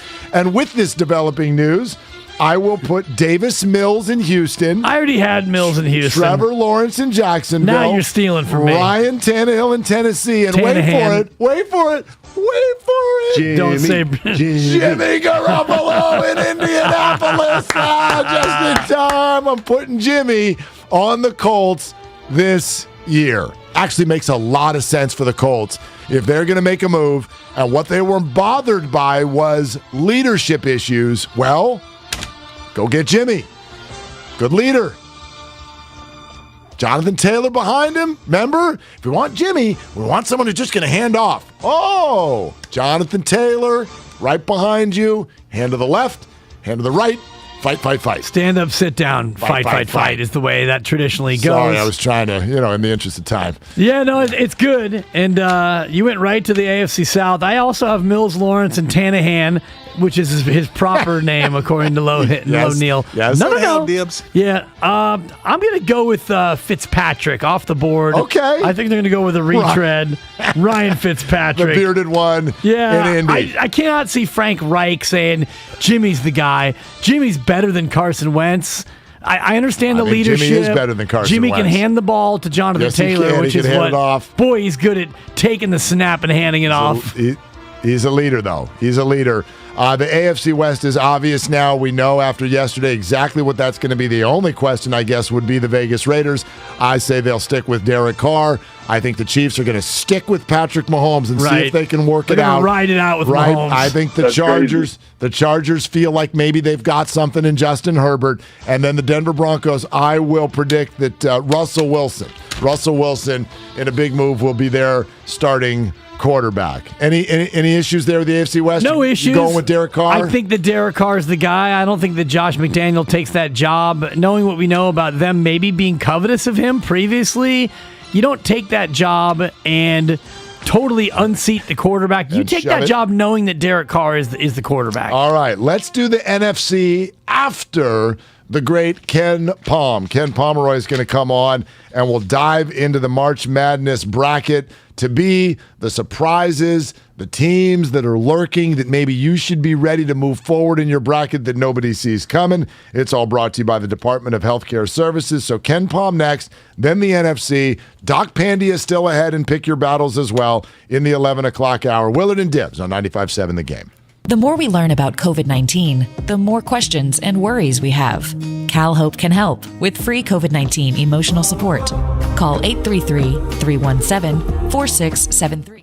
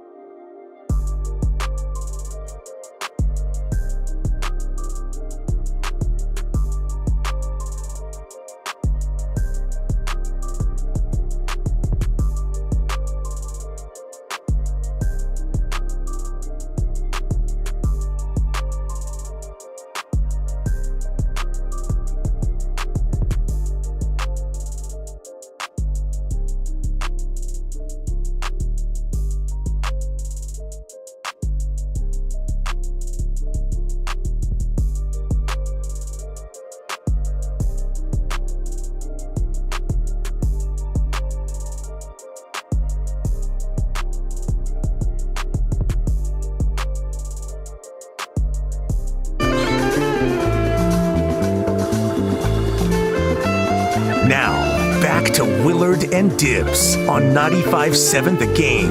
Okay, if you are just joining, it seems to be our new cool thing. At 10:45 every morning, a major quarterback gets traded.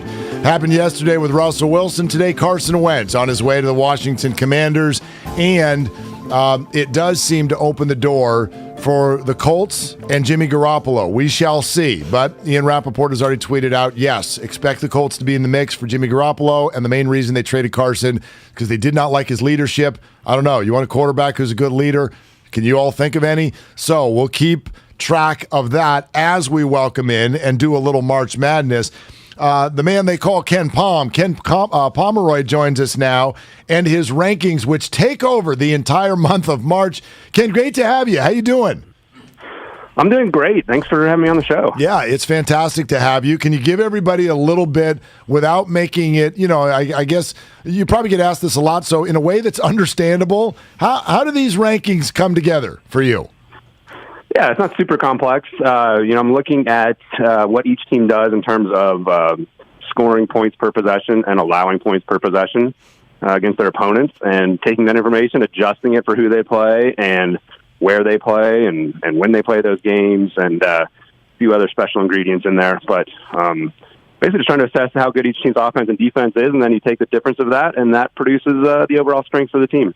And Ken, you can speak math to me all day. This is my happy place. I'm on your website for about 4 hours a day now, and I'm wondering about the biggest factors, especially when it comes to deciding between a good team in a bad conference and a mediocre team in a good conference. What are some of the things we should look at? Is it strength of schedule? Is it offensive and defensive efficiency? Is it the luck factor? What are the big ones that you look at as the most determining factors? Yeah, I wouldn't get caught up too much in strength of schedule. I mean, that's part of the motivation of my work here is to break through the strength of schedule arguments and, just try to isolate how good a team is. So you can have, great teams from bad leagues and you can have, good teams from some great leagues that didn't put up a great record. In terms of evaluating how good those teams are, there's not a one-size-fits-all approach. That's the beauty of college basketball. I mean, obviously it starts with the offense and defense efficiency. Those are the high-level indicators. If a team's pretty bad in one or both of those things, then, they're not going to be a very good team. But then you can, after that, you can drill down and look at how well they shoot the ball, effective field goal percentage, whether they're committing turnovers, whether they're getting rebounds, how well they're getting to the free throw line. All those factors come into play, and you can even drill down through, further and look at 3-point shooting and 2-point shooting and assist rate and things like that. So there's just a whole variety of things to look at to figure out how good a team is and why they're good. Just as a test case example, Purdue, number 1 in adjusted offensive efficiency, but 101 in adjusted defense. Is this the kind of team that might be overvalued and vulnerable come bracket time? Certainly, yeah. It seems like it's the type of team that would be. You don't often see teams with that kind of imbalance make a deep run. The bottom line is, Purdue cannot play that way and make a deep run. Now, if they change, if they improve their defense in the tournament, if they play better, then they can, they can obviously advance farther. But there's a pretty long track record here to suggest that will be a struggle. And I don't see any indicators on the team that they're just dogging it defensively and they can play better. I think there's something fundamentally wrong there with Purdue's defense, and it's going to be a real hindrance for them to try to get to the Final Four. Ken, is this the year for the West? I mean, in my lifetime, Pac-12 sports has never struggled at such a level, and I know Gonzaga's not in that conference, but when you factor in Gonzaga, Arizona, UCLA, maybe even USC, what kind of tournament do you expect for those teams? Well, yeah, I mean, it's pretty phenomenal right now. You got Gonzaga and Arizona as the top 2 teams in my ratings, and they might be the top 2 favorites on Vegas's board when we started the tournament. So I think clearly a rebirth of Western hoops in that sense. Both of those teams are legit and legit title contenders. And I throw UCLA in there as well. They're kind of in that next tier of 5 or 6 teams that could win the title. Clearly they showed last year that, with a weaker team, they have what it takes. So, you'd certainly expect them to be in the mix this year. USC is one of those teams that is, quite a bit overrated. They've been, ranked in the top 25 all year, really without the resume to back it up. And we've seen kind of down the stretch here some some cracks in that team. They're only 40th in my system, so they're not a team that I would expect to really make a deep run. But certainly between Gonzaga, Arizona, and UCLA, there's definitely some hope for a team from the Pacific time zone to make it. I guess Arizona's not in the Pacific time zone, but you know what I mean. Yeah, we claim them actually only in March. We claim Arizona as a part of the West Coast because usually our teams aren't doing it. But before I ask you about sleeper teams, what about the tournament cases for St. Mary's, who appears to be a lock, but USF, 21 in your rankings. Does USF have a shot to be one of the last 4 in, maybe? For sure, yeah. It seems like they're in great shape. It's hard to really, it would take a kind of a colossal lapse in judgment from the tournament committee for them to not get in at this point. I think they've done what they need to do. Had a very solid year in conference, out of conference. Didn't necessarily play any high-profile opponents, but played enough good opponents and beat most of them to really boost their resume. So they'll get in, 9, 10, 11 seeds, something like that. Not sure how long, how big of a run they'll have, but obviously, just for them to get back to the tournament is an amazing story and certainly a credit to that program this year. Ken Pomeroy with us on Willard and Dibs, 95.7 The Game, the Ken Pom rankings. So if somebody is your average college hoops fan who just, this time of year, let's start to print out brackets, let's look at the rankings. I wonder about the deeper rankings, which is where you come in. So if you're looking at the top 25 on the board, you already mentioned USC. Give me a couple of teams that you think don't belong there, and then maybe a couple of teams who aren't in there who do. Well, a couple of other teams that have been winning games very close this year, which is usually a sign that they might be fooling the polls, is first be Wisconsin, who is coming off a late-season loss to Nebraska. And obviously Wisconsin earning a share of the Big Ten title, so you might think, hey, wow, great team here. And then they've been good, and they have one of the best players in the country in Johnny Davis, and he was hurt for the last part of that Nebraska game, although they were actually losing when he got hurt, so it wasn't like they were playing great at that point. But that's one team I would be a little leery of. Providence has famously been incredibly good in close games this year, and that's something that is very difficult to sustain going forward, especially as the competition level creeps up. So I would be a little cautious about them. On the flip side, one team I find pretty interesting is Iowa, who is not going to get a great seed probably. It depends what they do in the Big Ten tournament, but they could be a 7, 8, 9 seed. But they, too, have one of the best players in the country in Keegan Murray, and they actually brilliantly cloned him. And his brother, Chris Murray, who is also on the team and comes off the bench, is also an amazing offensive player. And it's not a team that doesn't play necessarily great defense, but the Murray brothers are just killing it here down the stretch, really improving, playing great ball. Good supporting cast there. So there's one team in the Big Ten I might keep an eye on for a deeper run. It would be Iowa. I love it, and you just explained your, quote, luck ratings to me. So a team that's more lucky is a team like Wisconsin, that you have them 7th in your luck rankings based on the fact that they are, quote, lucky to have won so many close games. Is that right? That is correct. And, we don't want to just say that close game performance is entirely luck. There is some, obviously, people out there making plays and making shots, and some people are better in close games than others, and some coaches are better than others, but it's just like history would tell you it is impossible to win, 10 close games in a row, let's say. Yeah. Like eventually the luck gods come after you and correct that. And so that's where the luck factor comes into play. Just one more, Ken. I've got 30 more, and maybe I can get your home number. We can hang out sometime, because this is every year you are my world, Ken Pomeroy, and I say that with total appreciation for what you do. Without the bracket being in front of us, because it hasn't been formed yet, Loyola Chicago, Murray State, can either one, with the right draw, be a surprise Final Four team? Yeah, absolutely. I mean, they both can. Loyola Chicago certainly has the experience of playing in multiple tournaments in recent times, and is a very experienced team. I mean, a couple of fifth-year guys on the team, so it's a team that has legitimate tournament experience and has played very well this year. They did lose some games in Missouri Valley play, and so they're off people's radar, but obviously 24th in my system is speaks to the fact that they can certainly get to the second weekend. And Murray State as well, a team that is more under the radar. They don't have that name guy like John Morant or Cam Payne or Isaiah Cannon that they've had in the past, but a very strong lineup. Another team that's pretty experienced and has won 20 games in a row. So even though it has been against mostly low-league competition in the Ohio Valley, they won most of those games convincingly, and history would tell you that teams with that kind of track record are certainly capable of continuing that early in the NCAA tournament. Ken Palm. Oh, Ken. So good to have you. You had me at non-conference strength of schedule adjusted margin. I wonder, Ken, what do you do in May? Do you just go on vacation for a month? What happens to you?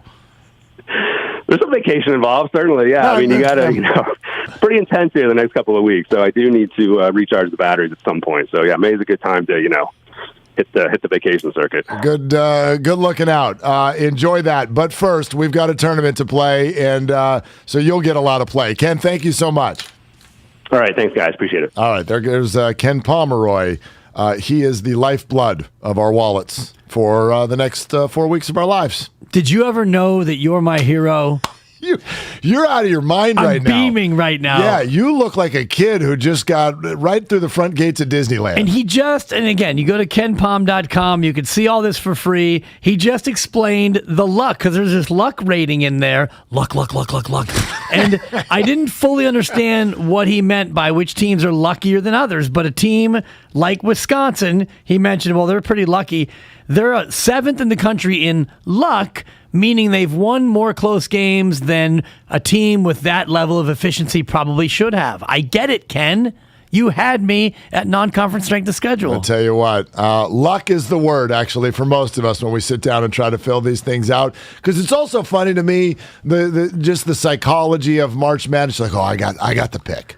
I got the pick. They're a 10 seed. I got the sleeper. But they're right. You call my message phone. I got a 10 seed for 12 5s win a third of the time. Call my message phone. 1-800. I haven't watched college basketball all year. So you're going to get these teams, and you think you got it, and then it comes down to they're tied with 8 seconds to go, and somebody makes a shot and they don't. And then you're like, Chattanooga. I told you. Totally. I knew they were going to win. It's like, yeah. I mean, that's the thing. The bracket. What are you going to do? What are you going to do? I had one year where I think Louisville was a 3 seed, and I had them going the whole way.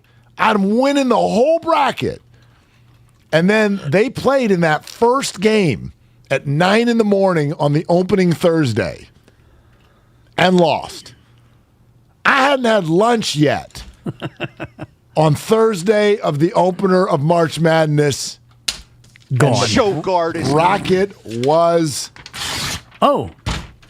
busted, torn in pieces. Yeah, we used to call it crumple time in my house. Did that work for effect? Because now I need new reads. Yeah, I don't know what to say. Fremont Bank, full service banking, no compromises. Yeah, actually on paper too. Thank you. Tough when it's actually on the show doc as well. Yeah. And shout out Ken Pomeroy for a little BPA in there as well. He hit you with a quick little. He did. Yeah, their vocal structure. Next time BPA calls, be like, you like Wisconsin? Like, I want to hear you talk about college basketball. You might. Have you and Ken ever been seen at the same time in different places? Get better, Dibs. Yeah. There's a little something in there. I actually thought today on Bart, I took Bart in today. I was thinking about an In Search Of, not a Leonard Nimoy, but a Dan Dibley, In Search Of Brian in Palo Alto. So I think I'm going to go down to Palo Alto and see if I can find him.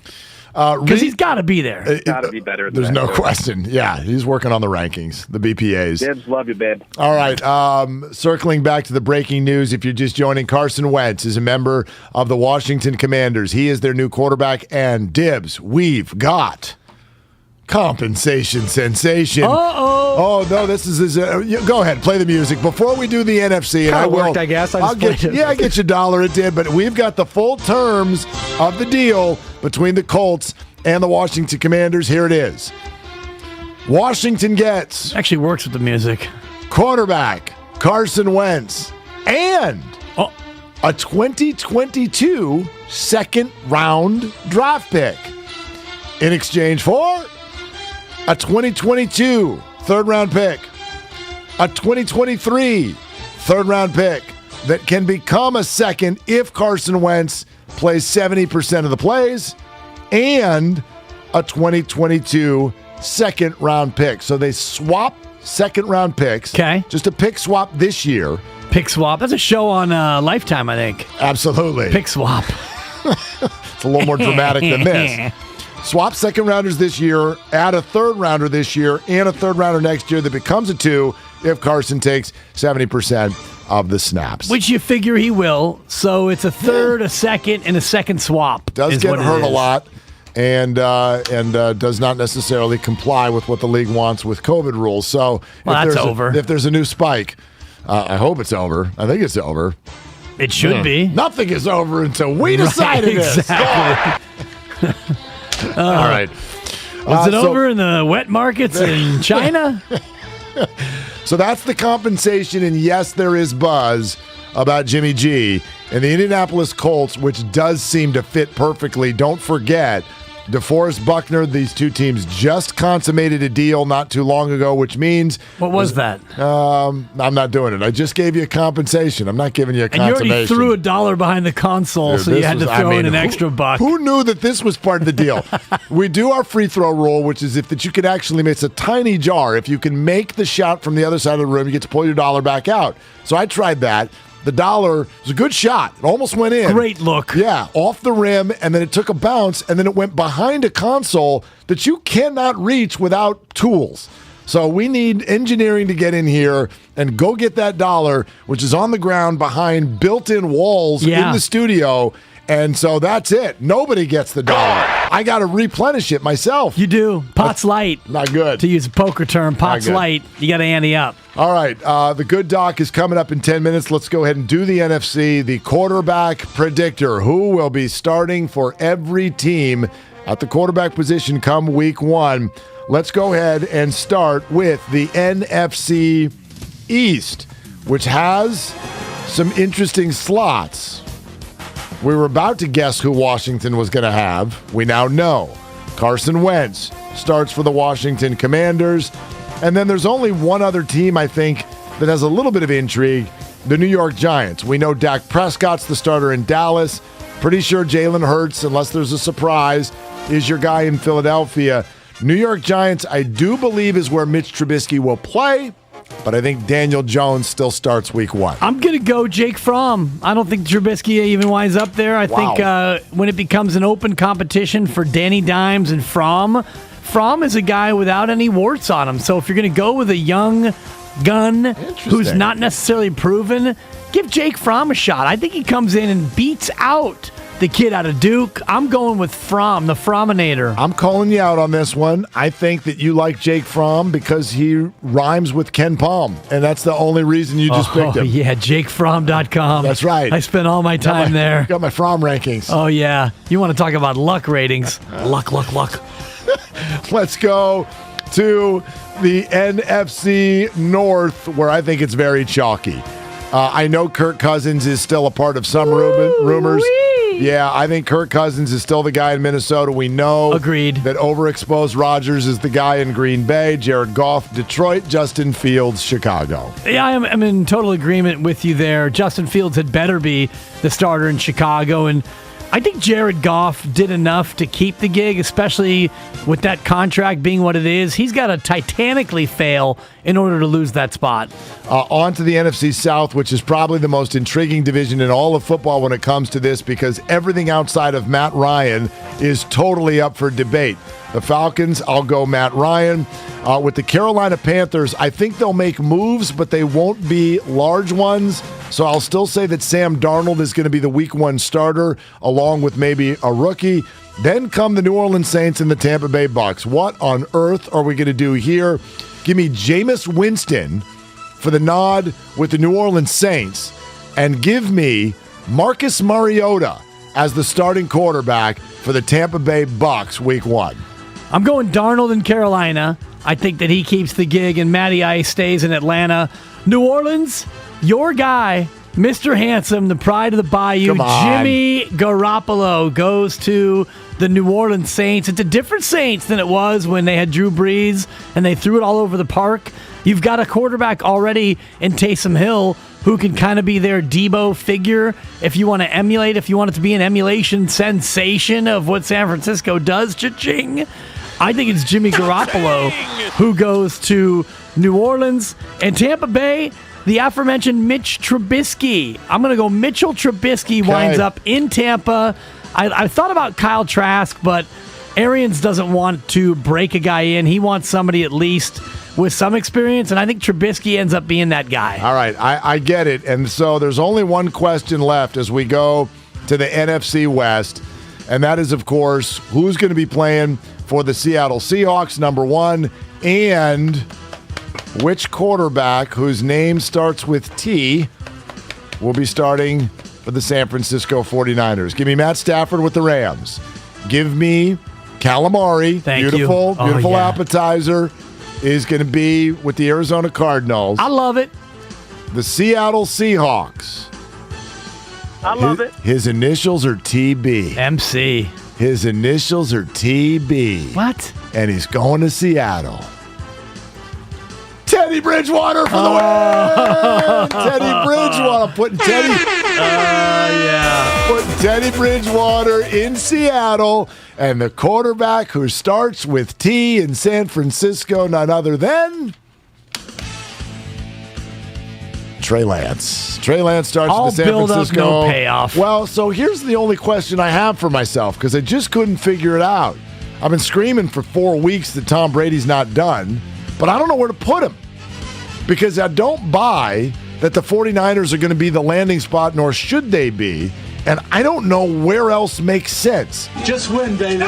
So I'm going to say that this is a standoff that lasts into the season. It's possible. Into the season, and then Tom plays. Yeah, and that could be if a team that's contending loses their quarterback or if he decides that he has a destination where he wants to go. But remember, Tampa holds his rights. And so there's a lot that has to happen in order for him to be free to go where he wants. And I do believe in grudges. And I think the grudge that's being held in Tampa Bay is going to prevent him from picking his destination that easily.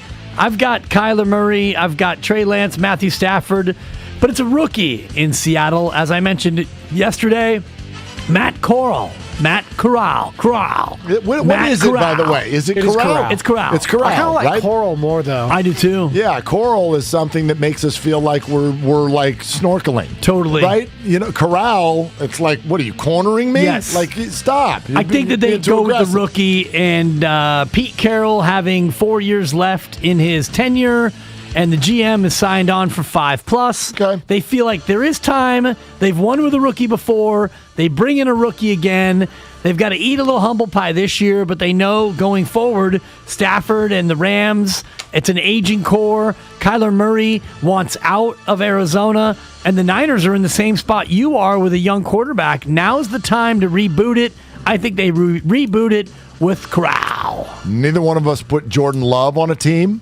I think he's going to be the backup for at least one more year. I love it. Aaron Rodgers has got outs after every year in that new contract, and no doubt he will want to be part of the rumor mill after every season, especially when he gets hufunged out of the playoffs yet again. It is. So you're going Mason Rudolph in Pittsburgh now after your Carson Yes, Wentz got blown up. Yeah. Okay. Yeah, I'll go. I mean, admittedly, I just threw that together because I had just put Carson Wentz in Pittsburgh, and it lasted 4 seconds before the news broke that he's going to the Commanders. Okay, the good doc with cleared to play is moments away. Pick your battles right around the corner after that on Willard and Dibs.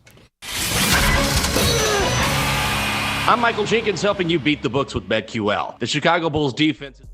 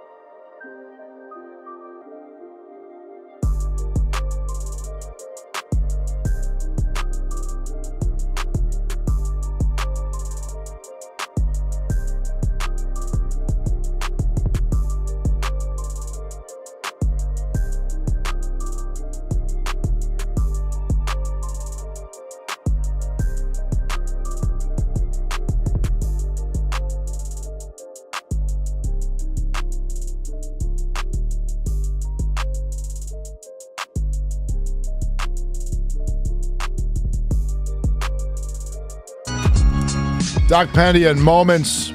Carson Wentz to Washington. The drumbeat of Jimmy and the Colts is loud.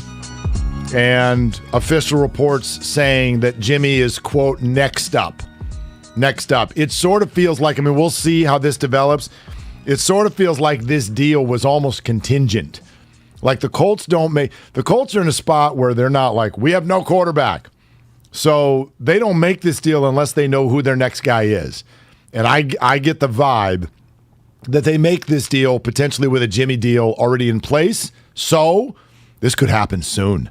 This could happen real. The Jimmy news, the clock could be ticking right now. Well, you would expect it to happen before the beginning of the new league year, which is coming up, I think, Mondays when the official tampering period begins, and Wednesday the league year begins. So all of this between now and then, you've got a week until things really kick off full force. So it feels like the dominoes will start to fall, and the big ones came first. The big boys, Rodgers and Wilson. Then we talked about it. Is it, Wentz, Trubisky, Garoppolo, the middling guys? And the first middling guy has gone. And if Indy is covetous of another middling guy, maybe Jimmy G is next. Here we go. So we shall see. Could happen within the next handful of days. Who knows? Because it's our show. Could happen in the next handful of minutes. However, nothing will interrupt. Cleared to Play. The great Doc. Good Doc. Nirav Pandya is with us. It's time for Cleared to Play. We'll take you inside the tent, get you updated on the latest injuries in the Bay. We're proud to partner with UCSF Health on this segment and bring in Associate Professor of Orthopedic Surgery, Dr. Nirav Pandya. Doc, James Wiseman plays basketball tomorrow night. He does, absolutely. I think it's a big step forward for the big man. I'm hoping for some good video for him. Yeah, and so what do you think when we look at this entire experience as a whole? What should we expect when we see him back in action? Yeah, no, I think the thing we're going to be looking for is, number one, how confident he is in that knee. Physically, you see the videos. He's strong. He seems explosive, but the thing you can't get a sense of is when he's in that live game situation, is he going to trust that knee? And anyone who's had one surgery and then had a second one, kind of at the tail end of rehab, you get worried. Is he going to be worried about, how it feels when he plants, when he lands on it a little awkwardly? So what I'm looking for those first couple games is he going to be reacting well? Is he going to be explosive? And is he going to be confident in his leg? And if I can see that, then I think it's going to bode well for him in this latter half of the season. Is it the jumping, the landing, the lateral movement? What's the most critical thing to watch with a meniscal repair like this? I think it's the lateral movement. I think with the jumping and kind of the explosion, that'll be there. But it's really that lateral movement, when he has to cut, when he's dribbling and kind of driving to the lane, to see how quickly he's doing that. So that's number one. And also on the defensive end, number two, I think it's that unpredictable motion on the defensive end, much like we were worried a little bit with Klay early on when he came back. Is seeing how he responds in those situations when he has to move laterally. By the way, since you brought up Klay, can we get a couple months down the road review of what you're seeing from him and then how that projects out over the next month or two as the Warriors head into the playoffs? No, I've been just astounded how well he's done. People have a tendency to forget. This is only game 20 of his return. And, he has one or two bad games. Everyone's like, oh, Klay needs to go to the bench. It's ridiculous. The guy battled through two major injuries. He's already exceeding kind of what we know historically in terms of minutes per game, PER. He's on the level of what, Kevin Durant and Dominique Wilkins did. And, one thing you can't account for is the fact that it's going to take a while to get rhythm. There's going to be some ups and downs. And, next season is really where you'll see more consistent high-level performances, but I think you're going to see less of those ups and downs over the next couple weeks, particularly heading into the playoffs. And, yeah, will there be some bad games? Absolutely. But he clearly has shown that capability to do well and have those big moments. And I think physically he's there, just a matter of getting more time in live NBA games, which will come. Up to 34 minutes last night. Do you feel like he's reached his minutes per game ceiling? And are we going to have enough time for Klay to eventually get to a spot where he can play back-to-back games? I think come playoff time, based on how quickly they've been able to ramp him up, and I know that's the favorite term of all Warriors fans, but the way he's been ramping up right now, I think, yeah, absolutely. I think by the playoff time he can go back-to-back. He's already at his minutes per game of pretty much right around his career average. I think it was only his second and third season where he played more per game.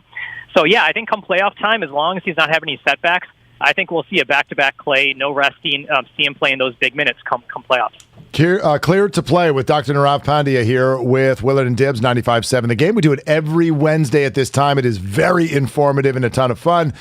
Doc, your reaction when you hear Draymond Green with a big smile say Monday's the day?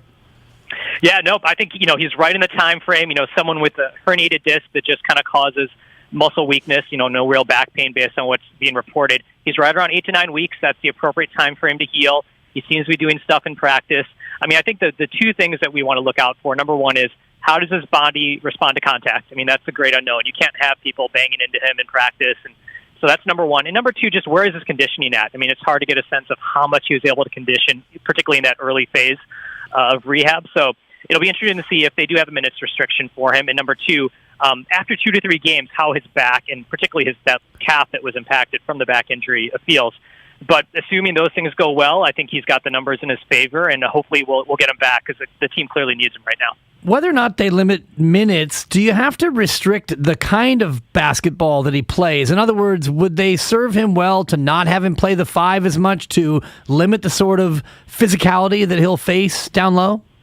Yeah, absolutely. Almost playing all more like the Draymond ball handler role, bringing the ball up, kind of running the offense as opposed to playing at the 4 or 5. So yeah, there may be some interesting rotations you see where he is more in that kind of that point forward kind of role as opposed to banging down there. Now, hopefully the goal is to get him playing that down at the 4 and 5 as the playoffs go on. But I think this initial these last couple games that they're coming up, definitely trying to keep him away from that, just to kind of give him a little bit more extra built-in rehab time while getting him that live game conditioning. Doc, we're on Garoppolo watch, and I know we asked you this question already a few weeks ago, like should a team be concerned?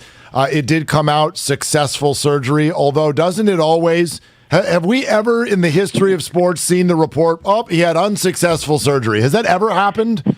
No, I've never seen that. Yeah, it was unsuccessful. He's going to play in the CFL next year. You never get that report. But just having being a surgeon myself, typically when we say we go talk to families afterwards, hey, the surgery was successful. What does that typically mean? That means like what we expected. Based on the MRIs, what we saw in there. Everything went smoothly during surgery, and we didn't find anything else. There was nothing unexpected. So that's kind of typically kind of decode it what that means. But I think the hard thing to kind of know with the shoulder in general is that you kind of repair everything. The anatomy is back to normal, but how it responds functionally is the big unknown. So we say successful surgery, but how does that mean in terms of him throwing? Based on the fact that they said they said successful probably means they didn't find anything abnormal.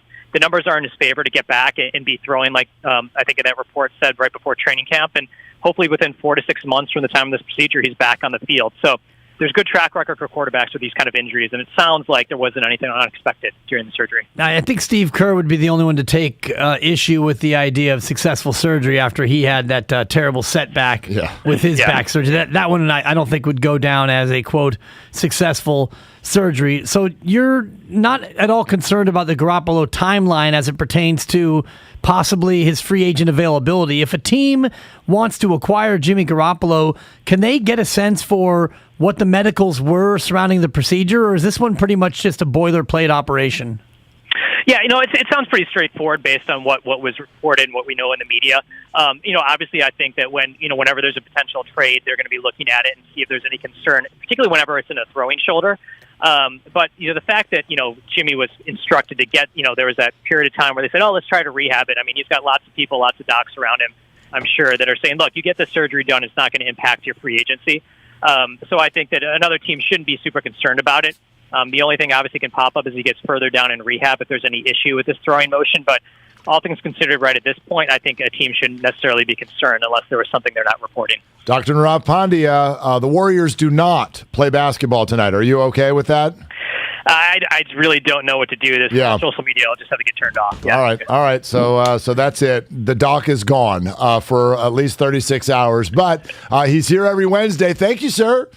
I appreciate it. Thanks a lot, guys. All right, there he is. Dr. Nirav Pandya. The proceeding was sponsored by UCSF Health. James Wiseman back on the floor, not for the Warriors, but for the Baby Warriors tomorrow night, and then Sunday at Chase Center. Really cool event. Steph Curry bobbleheads that have been sitting in a storage room somewhere for 2 years. Yeah, that's crazy. 2 years where, the pandemic halted so many different things, from jobs to restaurant openings and all the rest, but you don't think about that bobblehead where you're a pro team and you're laying out a whole season worth of promotions and activities. And by the way, 2 years ago was when the Warriors needed it most because Draymond was out and Steph Curry was almost all out and Klay Thompson was out. And, you're limping through a year with no marquee value and your first ever year of having a brand new arena. What a nightmare opening. And then you get slapped by a pandemic. But before that, you had to endure the disgrace at Chase.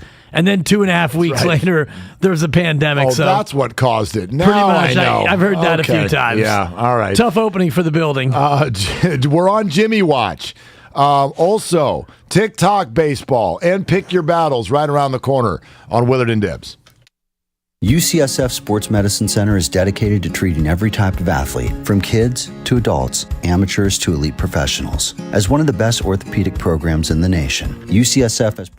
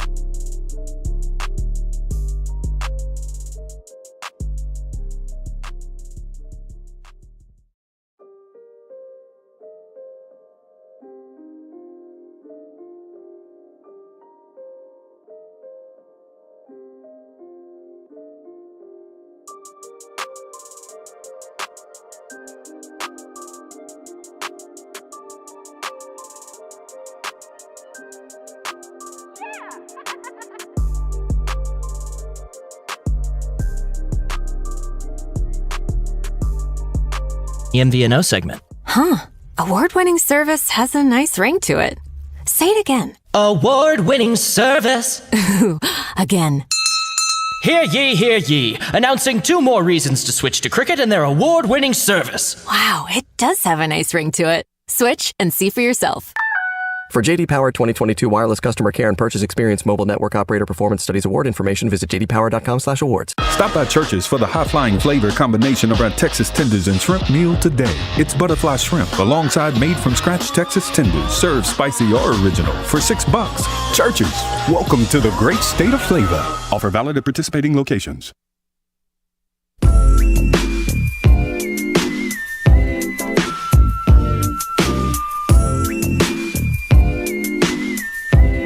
Now, back to Willard and Dibs on 95.7 The Game. Now, I know you were talking about Mbappe earlier today. Oh, yeah. Kylian Mbappe. I love it when you call me Mbappe. The French striker. Also, 25 years ago today. 25 years ago today is when we lost Biggie. 25 years ago. 25 years ago today. Man. 1997. Isn't that crazy? That is. It's a wild thought. 25 years ago. We're still talking about him and Tupac like it was yesterday. Right. Right, as we should. Yeah, absolutely. Absolutely. But just terrible, terribly sad and tragic. And, you know, when we look back at the last 25 years of hip-hop in this country and globally, there's a huge void that was left by those two. There aren't, especially you look at the state of hip-hop now, and it's, you know, there's some popular acts and there's some good songs and good artists, but these were a couple of titans, and you think about what they could have been in the industry. And I just read a biopic. Actually, it was an oral history of Tupac. It was given to me either last Father's Day or for Christmas by one of my kids, and it was basically an account of Tupac's life as told by those all around him, which is what an oral history is, you know, stories from the people around Tupac. And he was on his way to really plunging into the acting world. I know he had already done a couple of movies, but that's the direction that he was going. And you think about Biggie as, you know, a future rap mogul. And, you know, you go from rap star to rap mogul as you get older usually, and what he would have been able to do as a writer and a producer would have been incredible. Yep. Rest in peace. I mean, it's still something that captures our imagination at such a high level with so much content and pop culture and everything around, as you put it, those two titans. So may he rest in peace, and take a moment to think about it today. 25 years since we lost Biggie today. Pick Your Battles is coming up in just a few. Social media reaction coming in on the Carson Wentz trade. Carson Wentz goes to, if you're just joining us, to the Washington Commanders, along with a second-round pick, basically a second-round pick swap this year.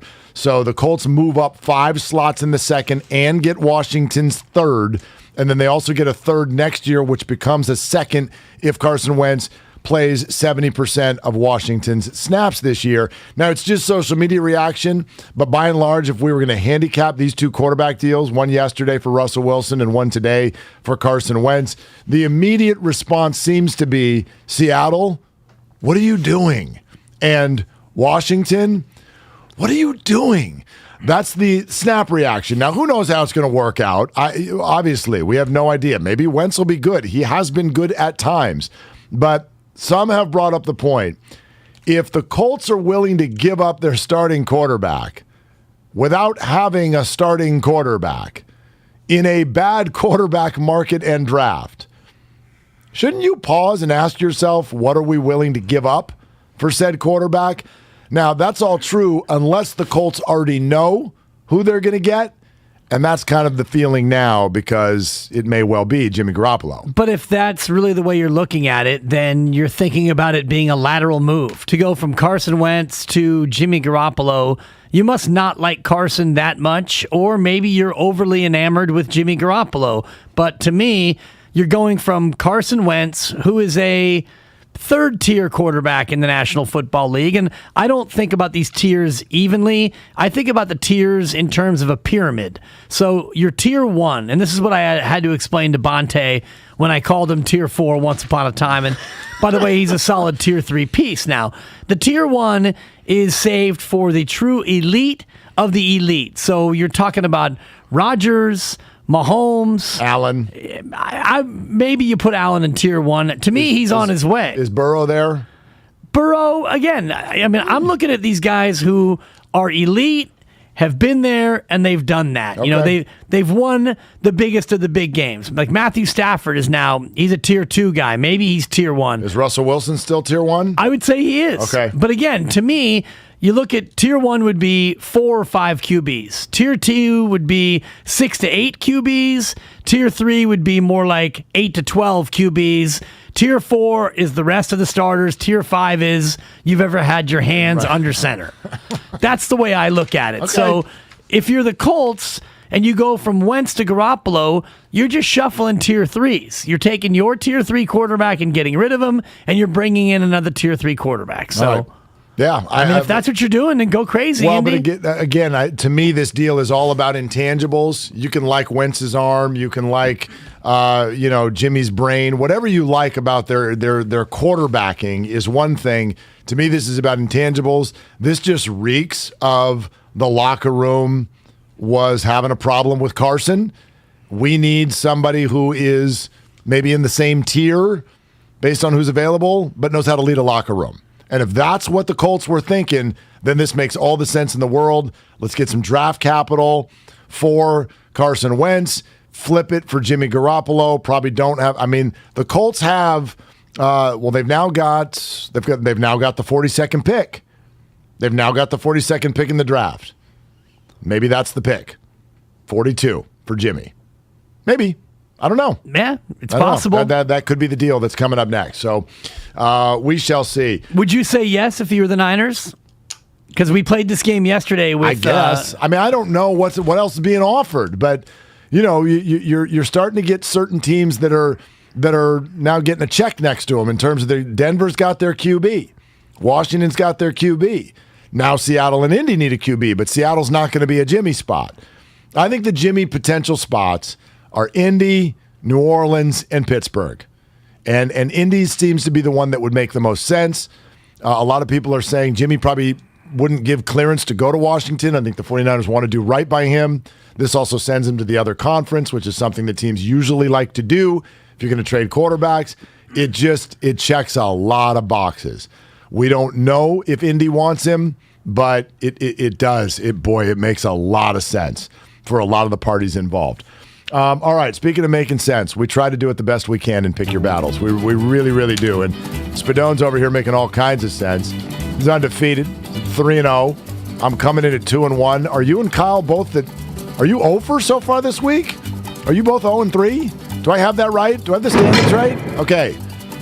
You shouldn't be 0-3. You're feeding all of us these good picks, and then you're not using them on Pick Your Battles. Yeah, it's a shame. What do you do? What are you doing? I'm second guessing myself, Mark. What are you doing? What are you doing over here? You got all these. You've been scratching on that piece of paper for the last 2 hours, and then you'll come to Pick Your Battles and give us a soccer match. The champions! Come on. I love the Champions League, Mark. I really do. That's fine. Kyle's not here, but we do have his selection, and at 0-3, he will go first. Spadone, what do you got? Yes, he will take Northern Arizona plus 7.5 against Eastern Washington. NAU plus 7.5 against Eastern Washington. Didn't you say that Eastern Washington was a 3-star selection today? 2-star. Okay, he's fading the system is what Kyle's doing. He's running the fade route on your boy. Does he know that? Or did he just step in mud accidentally? We'll see. Okay. Either he's a genius or how dare he. I do not like what he just did at all. I don't either. And I will give you the rebuttal, Dan Dibley. Well, and if I'm going to stick to my guns, then I'm going to have to just roll with the system, and I just unearthed this one. Yeah. And I already said I like Oregon, I like Eastern Washington, but this one just popped up as a 3-star special. Ooh. The biggest differential on the card so far. This is a hold your nose special, though, gentlemen, because we're going to put our money on Binghamton taking on Vermont. By the way, Vermont is a team to watch for your bracket. Vermont's going to win the American East Conference. Vermont is a good team. Vermont will probably be an 11 seed. And you want to watch out for those 11-6 matchups come tourney time. But not today, my friends. Not so fast, because they're going to have their hands full with Binghamton. Binghamton's getting 21.5, Mark. Whoa! The system has them losing by 15 and a hook. Take Binghamton and the 21.5. Is this the final? This is the final, right? Vermont and Binghamton, or no? No, this is the first round. Oh, This it's is the first Binghamton's round. last. Okay, It's I the was final like, game yeah, for why is Binghamton. It's their last go round. All right. I will do something crazy and go to the National Basketball Association. Whether you want to call him DeMontis Sabonis or Domas Sabonis, neither of them are playing tonight. They've been suspended for one game, both of them. And the Denver Nuggets, while a better team at home, they are on the road, and I think they're going to take it out on the Sacramento Kings because of the lack of Sabonis. Give me the Nuggets, -6 against Sacramento tonight. And now roll out the red carpet, because we've got a man on a mission. We've got a man on a streak. His name is Joey Spadone. He's got Bake Ziti and a 3-0 record. God, I wish. Sounds great right now. And this selection. All right, we're actually going similar to yesterday when I took the half goal over for Salzburg. Gutsy, by the way. Dirty. 70th minute. So dirty. So dirty. We're doing the same with Sporting Lisbon over a half goal at -120. They're not going to win this. They're already down 5-0 on aggregate against Man City, but I give them a goal in this. Okay, we're going to give them a goal. Is it home or away today, Spinone? In Manchester Stadium, Diz. Okay. All right. And, of course, Manchester City coming off an emotional derby win over Man U over the weekend, a 4-1 beatdown. Man City, I like that pick, Spadone, because Man City, they're going to be so far ahead that they might let their guard down for a moment and let Lisboa find the back of the net. I love that. And you can always find our picks on the social media outlets, Twitter, Instagram, 95.7 The Game, our updated records, and our picks as well to follow along in the donut battle. You're listening to 95.7 The Game, KGMZ FM and HD1 San Francisco, and Odyssey Station, brought to you by DuckDuckGo. Privacy simplified. But while we're sitting here messing around with picks and guesses, let's get out the way. I mean, you want to talk about royalty. Mark. Get out the way, Mark. Get out the way. Royalty to walk in here. Was that an 8-pick parlay? John Elway 7. A 7. A 7-pick parlay. And there were two things about this. A, there was the fact that you hit it.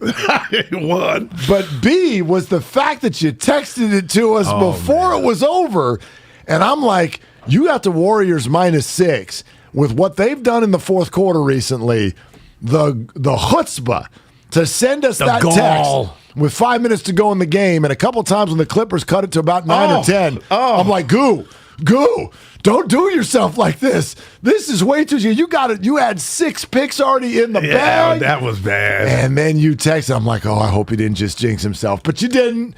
So congratulations. I Well appreciate played. it. And you guys didn't reach out to me, of course. I felt like the slam dunk guy that misses 20 times, and then the 21st he makes it. I'm like, who am I to send it to? I sent it to Steiny. I sent it to everybody. Forgot about Bonte, but I made sure I sent it this morning. And I'm sitting there like, I only got 6. Here come the Clippers. Oh my! And I pictured this the next day, like I'll be the laughing stock. So I got a little gas money. So your boy feeling good. That's right. And I intimated that might have been 2 tanks of gas. That was so much. Seriously, I thought maybe celebratory donuts would have been in order because you see how the crickets. and this guy begging for burritos on a bet he wasn't involved with, and now he comes upon some chicken and he comes empty-handed. So let's just make sure that the official record is reflective of this lack of of sharing the love. Yeah. Well, what do you expect from a guy who asked for a breakfast burrito when he doesn't like eggs? Yeah, they brought in breakfast burritos and left me and JD out, and then asked us about it. Willard made them homemade. Well, it was a bet. You weren't in on the bet. You got to get in on the bet. Hi, Steiny. Hey, what's up, guys? What's going on, man? I hate the Catamounts. Always have. Yeah, they're a thorn in everyone's side in the American East. And if you watch them play this That's year. Vermont. That's their nickname. Steiny, they're good again. The Catamounts always seem to be a 20-plus win team and always one to watch come tourney time. Ever since they gave a scholarship to Stevie Lubas out of Exeter, guy who was 2 years younger than me, but Lubas couldn't hold your job. Thank you. But he went full ride. He went full ride up to Burlington. I think that's where it is. Yeah, no, it is. Okay. Home of the coat. Yeah, so I've never. Although they had a run 20 years ago. Wait, is that where Seth Greenberg was? No, Greeny was. I thought he was at Virginia Tech. I want to say Vermont had a run though, maybe 15, 20 years ago, where a guy made a logo shot when they were up one, something like that. Anyway, yeah, I don't like Vermont. What year are you talking about? I got Vermont. 20. What year? 20 years ago? So 2002? Yeah, maybe. Greenberg was at South Florida. Yeah. David Henn hit the shot that dreams are made of. His 10-foot jumper with 5.6 to go. Oh, that's to beat Boston University. They handle them every year. BU. Hey, by the way, we got quarterback roulette going on. As we speak. Jimmy should be next. Does Indy feel like the spot? It does. It does, doesn't it? Why? How can you trade your quarterback, who's a starter, without knowing what you're going to do next? And didn't they say we're going to do right by Jimmy and try to get him to? Because Indy is a player; they're right there. Well, I mean, people are just throwing this out there. There's no way for us to know, but the feeling is that Jimmy probably said no Washington, right? No to Washington, please. I mean, Washington called. Ron Rivera said we're calling everybody. Everybody who's got a quarterback call Seattle available, too. We're gonna call him. And Wentz ends up being the guy probably based on it looks like two things. A, maybe Jimmy didn't want to go there. And B, the price for Wentz is not high at all, although people are still making fun of Washington for making this deal just because of what you said, Steiny, which is, I mean, what should you really pay for a quarterback who a team is willing to give up without having any idea what they're doing next? Man, I mean, you're better off. They almost made the playoffs. You're better off with Carson Wentz than no one, which is why it feels like they know what they're doing next. And yeah, maybe it is Jimmy G.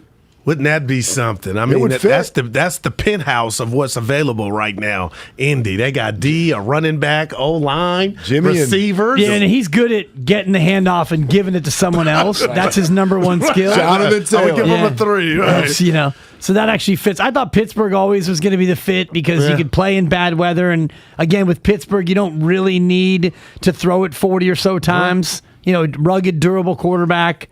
So you guys don't believe the surgery's holding up where Jimmy's next locale? No. All right. No. Syracuse. Vermont beat Syracuse 20 years ago, according to my boy, Dan Daly. Oh, nice. Yeah, he usually knows that kind of stuff. Syracuse issued a beatdown this morning. Did you see Boeheim's kid punch somebody? No. Right in the stomach. Not quite the Kareem Abdul-Jabbar in Kent Benson's face. Kareem dropped that guy. But he hit him right like a stay-on-the-man Haziak. And you saw what happened last night between Bryant and Wagner, and we talked about it. This is why, and I'm glad you're here. What the hell was going on there? It was a zoo. Well, what it was Bryant was ahead. I think they were ahead 36-6, and in their own gym, and so clearly these fans from Bryant were taunting. They were behind the Wagner bench. They're up by 35 in the second half, and they are taunting the other team. And this other team, Wagner, took umbrage, and it got ugly. And this is why, Steiny, you and I want the kids off the court. Stay in your seats. Put your shirt on, Johnny. Put your damn shirt on. This problem started in the stands. Put your shirt on, punk. Keeping him in the stands doesn't help. This started in the stands. Express yourself. Put your shirt on, punk. And keep your beverage to yourself. There's a reason they called them cagers. Wow. We may need to get back to the cage. Listen, Give me the chicken coop. We're dealing with people who obviously are intense about a basketball game between Wagner and who? Who's Bryant. First ever. Oh boy, I tell you what, throw the records out when those two meet. If you're talking trash and getting that excited about a Bryant versus Wagner basketball game, it's not actually about the game, and there's no stopping you. You're just drunk. You're drunk, and you're in college, and you think you're indestructible. That's the way that goes. You're not going to stop that. I'm all for taunting, but just I'll take it locally here with De La Salle. Some stuff going on. Whoa. You can't go over the line with what you say. That's when it's nasty. Now, when you're having fun, scoreboard and all that stuff, that's part that you deserve that if you're getting your tail whipped. But when it gets personal and racial, I'm out. We've got spirit. We've got more. We've got spirit. Check out the score. Is that your style? Haven't heard that one. That's your style. What were we going to say, Steiny? Oh, Westbrook fits into this with his. Did you hear Westbrook after the Lakers Death game threats. the other night? SOLT. No, I was talking about how his kids. Yeah, this kid is proud of his name, but everybody's saying Westbrick now. And so now he won't accept that anymore? Yeah. I don't know. I mean, how are you going to legislate it was a that? sincere sentiment, no doubt about it, but usually when you say something like that, now people are going to just do it more. And you get paid handsomely to not have rabbit. And to live in a bubble if you want. Block it out. You hate it. You shouldn't threaten people on social media, but this isn't even that. Like, he's just talking about being made fun of. I'm sorry. That's part of the deal. Yeah, but it's his wife and it's his kid and it's it spills over to that. It's on social media. I mean, again, I don't want to. I'm laughing. I don't want to sound like I don't have any sympathy for him. I do. I mean, words matter and all of that. But if you're going to be bothered by what's being said about your very, very famous husband on social media, turn off the social media. I think it's more his kids coming home from school saying. I'm just saying, his kids coming home from school saying, "Hey, you're not in Oklahoma City anymore, buddy." Well, it's not going to be the only thing the kids are going to say to you in life. So, I mean, it's all under that same umbrella. Seriously. But can you guys, you keep saying it, I'm waiting for the movie to come out. Can you remember life without social media? Like, I'm on Facebook counts. I'm on IG. I'm on Twitter. I'm looking at the TikTok tick. I mean, can you? Did you have a MySpace account? No, Yes or no? I did not. But honestly, I can't imagine life and what I used to do would just sit there and focus on the task at hand. Now it's just what's Dibs? What's Dibs doing? What's social media is powerful. Do you remember life without these? No, do you remember life without the phone? I'm old. I mean, I was one of the last guys in my group of friends to get one. They used to get so mad at me back in high school because you just imagine like getting in the car and you're going to drive 45 minutes or something because I lived in Foster City. You're going to drive 40 minutes into the city to meet your friends. The second you get in the car, that's it. You're not reachable. That's just wild. You're not reachable. You can't send a text. Yeah. You can't be like, oh, we changed our meeting spot or whatever. That's it. It's just like, we'll see you when we get there. You're flying blind. God, can't even remember life like that. Kind of simpler time. When people was. couldn't get at you. It's kind of like being friends with Steiny though, because you call Steiny and he probably won't answer. Right. That was pretty good. What are you guys not here for the next 2 days? I guess that guy. Willard, you're out for the next 2? Next 2. Yeah. Speaking of which, I'm not going to say a word. Yeah, after my Dibs last has week. been in my thoughts. I'm the guy, Willard, with 18 best friends, so I got like 4 vines on my phone with guys I went to high school with, and now we keep saying, because we're losing friends, it happens, hey, we need to get together for one playoff game, because, life is short, and it keeps taking, and I just got back from New York, had a trip. Your annual trip for the March Madness, it's just hitting me in the cardiac muscle. Like, I want to invite myself. I ain't got the time off, but I want to go. No, but I'm happy work. you're going. It What won't work. tradition? No, you're welcome I already to. tried. No, I tried to invite myself. He told me no. He's like, yeah, you're not allowed in Vegas. You can't get in. For the next 3 weeks. I got room for a guy who's hitting 17 parlays. I'll tell you that right now. It's not Vegas, though. Don't sell in Vegas when it's Summerlin. Actually, we're quietly going strip this year. But that's awesome. That's your little ritual. I love it, man. And, the other one's the tourney in July with Steiny. You too, and it's like, you got to remember that life is fleeting. You can't let these things go by. All right, that's deep. I love that, man. All right. Then I'm going to leave right now. Go live some life. I'm out. Steiny and Go. He brings the passion. For what? I want to know now. I'm mentally invested. Don't tell me to pray and you don't say what for. He brings the perspective. Yeah, I think they both have a great point. Get off me, text line. He's truly one of a kind. That is wow. Oh, my God. And he's doing a great job. I need you to man up and say what you really want to say. Simon, you're doing a great job. And together, There's Steiny and Guru. Yeah. On 95.7 The Game. Wheels are in motion, Goo, in the NFL, no doubt about it. Carson Wentz just got traded. I guess it's the Washington Commanders. That's odd. I know. Wish it was Red Tails, but yeah. It's going to take a while to get used to that, which means now the Indianapolis Colts don't have a starting quarterback. But the 49ers think they have two starting quarterbacks, one of which they want to trade. So, Jimmy Garoppolo to Indy. What do you think? I think that would be a match made in heaven. I think it's destined to happen. And I'm looking at the current free agent list, and it reminds me of an episode of Sanford and Son. A bunch of junk. I mean, you're talking about Teddy Bridgewater, I won't say Magic, Winston, and what's left of him. I hope Jimmy ends up in Indy. They got the running game. They got some receivers. They got an offensive line. Let's be honest. Carson Wentz cost them the playoffs. And I'm thinking of two games, the Raider game in Indy and Jacksonville, where you win and you're in, and he was awful. Who would you rather have, Wentz or Garoppolo? Oh, it's not even – I'm going presidential. A landslide. It's Jimmy G. Carson Wentz will never be what he was, Steiny, and I thought this was his ninth life in Indy, like Willard said, they gave up on you after one Willard, season. real quick, do you like Garoppolo or Wentz? Take your pick. I can relay it if you just say it. I would take Garoppolo. Okay, leadership. I would too. Do you think Just anybody would leadership. take Wentz? Well, somebody just did. Oh, right. And sorry, if you get paid overtime for this, just let me know. I'm gonna go put my timesheet in. Thank you. Hey, Dibs is back too. I love it. Who'd you take? Yeah. It's Carson Wentz. Okay. And No way. I'm mad at you for the Carson Wentz slander. I'm not here for it. Hey, Dibs. I just came back because Mark is Jimmy G. I would take I got you. Jimmy. Jim. I love you. Don't go, Jim. For me, This is my it's first. Carson I love Wentz, it. and I'm out. Wow, Thanks, Steiny. Dibs. It's pretty close, right? It's pretty close in any event. I mean, it's not like one, although you said it was a landslide. Well, yeah, I did a Ronald Reagan impression while you were gone. Well. It didn't go over.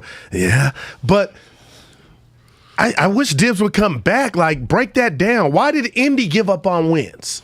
He didn't get him there. Right. And he used to. I mean, when he was in Philly before that injury, I think that was in L.A. at the Coliseum, he was supposed to be the man, supposed to be. But for them to say bye-bye, kick rocks, that's all I need to know. And now I think they're making way to try to call the Niners, if that's not already in play, to see what they can get to get Jimmy. Let me ask you this. Yeah. Is there any way? So Wentz. I'm excited for Jimmy. Wentz, the Washington Commanders gave up two third-round picks. Is there any chance that Indy obviously is going to go after Garoppolo? Gotcha. But now here come the Steelers saying, wait a minute, we want Garoppolo. In other words, is there a chance, because Jimmy's still there, Jimmy Garoppolo's still out there, and the teams are kind of dwindling in terms of availability, could they get a second for Garoppolo? I got one Dare more I for say, you. could they get more than that? Would Kyle say, ask Jimmy, would Lynch and Kyle go to Jimmy, what do you prefer? Like, would That's the not a bad- second yeah. would the That's- second yeah. be, Jimmy, we don't care, we taking this second for you? Or would they ask Jimmy where you want to go? Because I'm telling you, Steiny. Where would you want to go? Indy. They are primed and ready, man. And what Jimmy does when things are good around him, we've seen it. And we seen it has it really set in, Steiny, that he got the team back to the NFC Championship when I thought last season was lost? That's a feather in his cap. And that touchdown pass at the end of the third quarter to Kittle to put him up 10. He was minutes away from his second trip to the Super Bowl. If I'm Indy, this guy is Joe Montana compared to what we got to choose from. Let me ask you this. Yeah. I just like throwing these out. And I know it's a long shot. What if Seattle was sniffing around Jimmy Garoppolo? Because I think the 49er, if you're a 49er fan that wasn't into Jimmy Garoppolo, you can say he's lousy all you want. You don't want to see him go to Seattle. But he wouldn't want to go. They're rebuilding. Well, that's true. Good point. Okay. Yeah. And I don't know if you heard, in Sacramento, they're taking dynamite to the old Arco Arena. What does they're about that have to blow to do it with up. anything? That's what they're doing in Seattle. For 1 second, I said, Goo, where you going with this? I had to remember. So Seattle's getting blown up. Arco Arena's getting they're about to demolished. take the dynamite to it, and they invited people to come watch. Who would want to do that? I would. I mean, I wouldn't want to drive to Sac. I'll watch it online. Yeah. I'll tell you what, though. Let me tell you something about Arco Arena. As somebody who's getting gas older. pump? No, it's more that when that thing was built, there was nothing around it. Now it's like a town in and of itself. I mean, it's What got do you mean? some condos and a couple stores. But Well, you're that's right. kind of a there's something nice around area. it. What's that area called around around Arco? Natomas. Yeah. I kind of like Natomas. Yeah. Del Paso. Probably gets a little hot in the summer, but you think? But it's dry heat. Wentz had 20. That's right. Wentz had 27 touchdowns, 7 picks. Numbers aren't. They can lie. What happened against Jacksonville and the Raiders? Ask Badoni. I don't know. I didn't watch the He all was 22 bad. yet. He was look at you. He was bad, Steiny. I'm happy for. A lot of people think Jimmy's been bad. Okay. Did he cost him that game against the Rams? 5-1 Who? Jimmy. No, he didn't. I forget now. No, the defense I'm having trouble collapsed. remembering the season. Yeah, the defense If collapsed. Jimmy gets an offer from Seattle, Kyle will drive him to the airport, Steiny. Are you kidding? Nah, they're going to do. Am I wrong? I shared No, it with it's a you good guys. point. Didn't I mean, hear Kyle say we're going to do right Well, by Jimmy? Right. Indy is doing right. We'll take a third and a fourth. It may be. Yeah. We'll see. It does feel like things are starting to heat up and that we could theoretically get some news at any moment. No Football's doubt about king, it. right? It's pretty big. Damn, it's absolutely Steiny. pretty big. No doubt about it. Warriors broke their 5-game losing streak last night, beat the Clippers 112-97. Oof. All right, here's my. Okay. I don't want to be a Debbie Downer. Now, you know me. I like to be upbeat. You don't even have that in your personality. So the Warriors just lost 5 in a row and 9 of 11, and a lot of fans are like, big deal. We don't have everybody back. When Draymond comes back, we'll be fine. So do you get credit for last night's win? Even though they still have to get everybody back? Clippers, boy, that team last night was not good. And I was watching that Clippers team last night. How'd they beat them the other week? A couple weeks ago. The big takeaway from the Clippers, real quick. Yes. Did you see the workout from Kawhi? They showed him working out. If they get one of him or PG-13 back, both were on the bench. Steiny, I'm telling you, watch out. But this is the second game in a row the Clippers have stunk. They were on national TV Sunday night, and New York put a ass whooping on them. My point to you is, when you're an adult, and a parent, you try to put your best foot forward, especially in a time of crisis, so you don't verbally say just how bad something is. That was kind of in my manual. So I think the Warriors are like nothing to see here. But when I heard Steph say players were getting accustomed to losing, it was a big deal. And it was a big deal that they won that game last night. And I'm going to be honest, Dibs and Willard alluded to it. Steiny, when the Clippers were coming back, I didn't know what to expect. At the end, they were up 27 points. That bad boy got down to 11. So it was a good win. Can I tell you something? I'm waiting. I love Jackie Moon. Yeah. But there was a risk involved. Like, had they lost that game? What if I told you I never saw the movie? If I could walk off and we would remain friends and I stay employed. I mean, I know Clay said he watched it all off season to keep him when he had dark moments, to laugh. What if I told you that? You don't like Will? No. That's not it. Well, you don't support him. I don't know. It doesn't do anything for. What was the movie called? Wow, Steiny. Wait a minute. You don't know? Semi-Pro. Oh, okay. I got nervous, too. I was like, I better remember this one. I'm 2 for 2 today, Spadone, but go ahead. Yeah, Klay came out fired. Yeah. And did you? Come on, man. What's got going something to on say. with him? Did you hear? He took 8 shots in the first 9 minutes. Did you hear him with Shaq?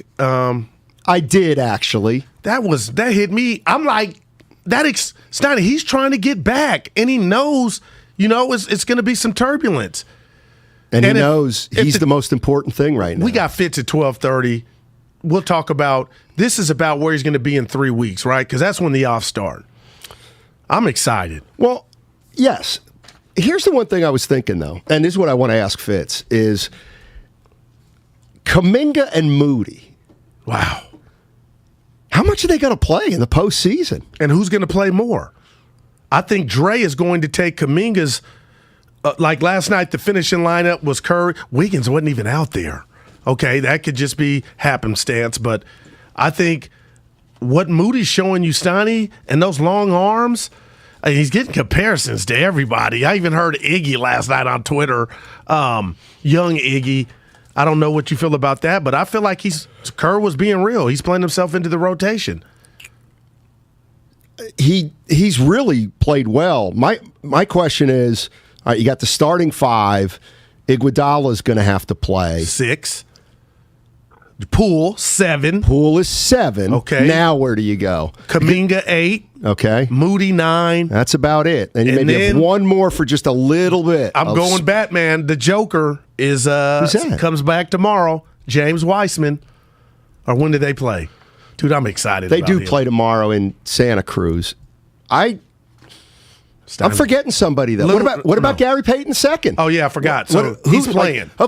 Okay, who's he playing So over? maybe he's Is he playing over for Moody? Yeah, it may. See, the thing that's interesting to me Has is he earned that? I believe so. But there's who's earned it more, Payton the second or Moody? Oh, Payton the second, and that's not fair to. It was like Jordan Poole and Moody if we want to go there. But I guess ball accounts What down. if It ain't Kawhi working comes that back? way. What if Kawhi comes back and he affects the Clippers just like Klay affects the Warriors?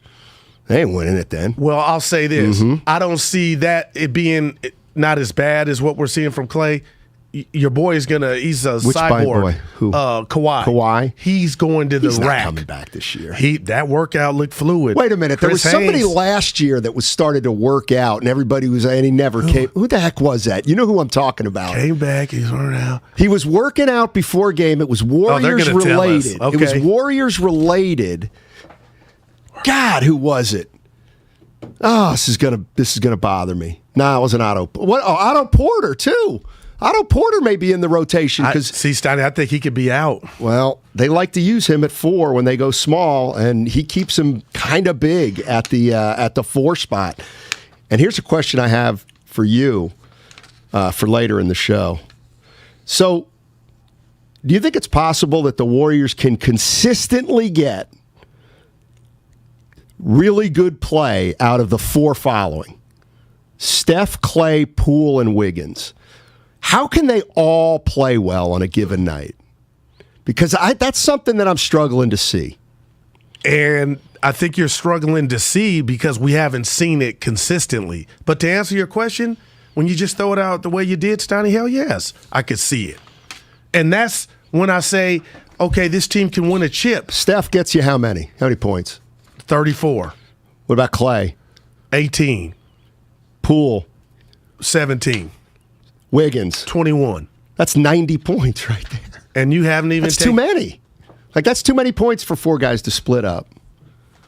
Well, what we're seeing, Somebody's gonna that's not going to happen. Somebody's going to have to do more with less. Question is which one of the guys. Yeah.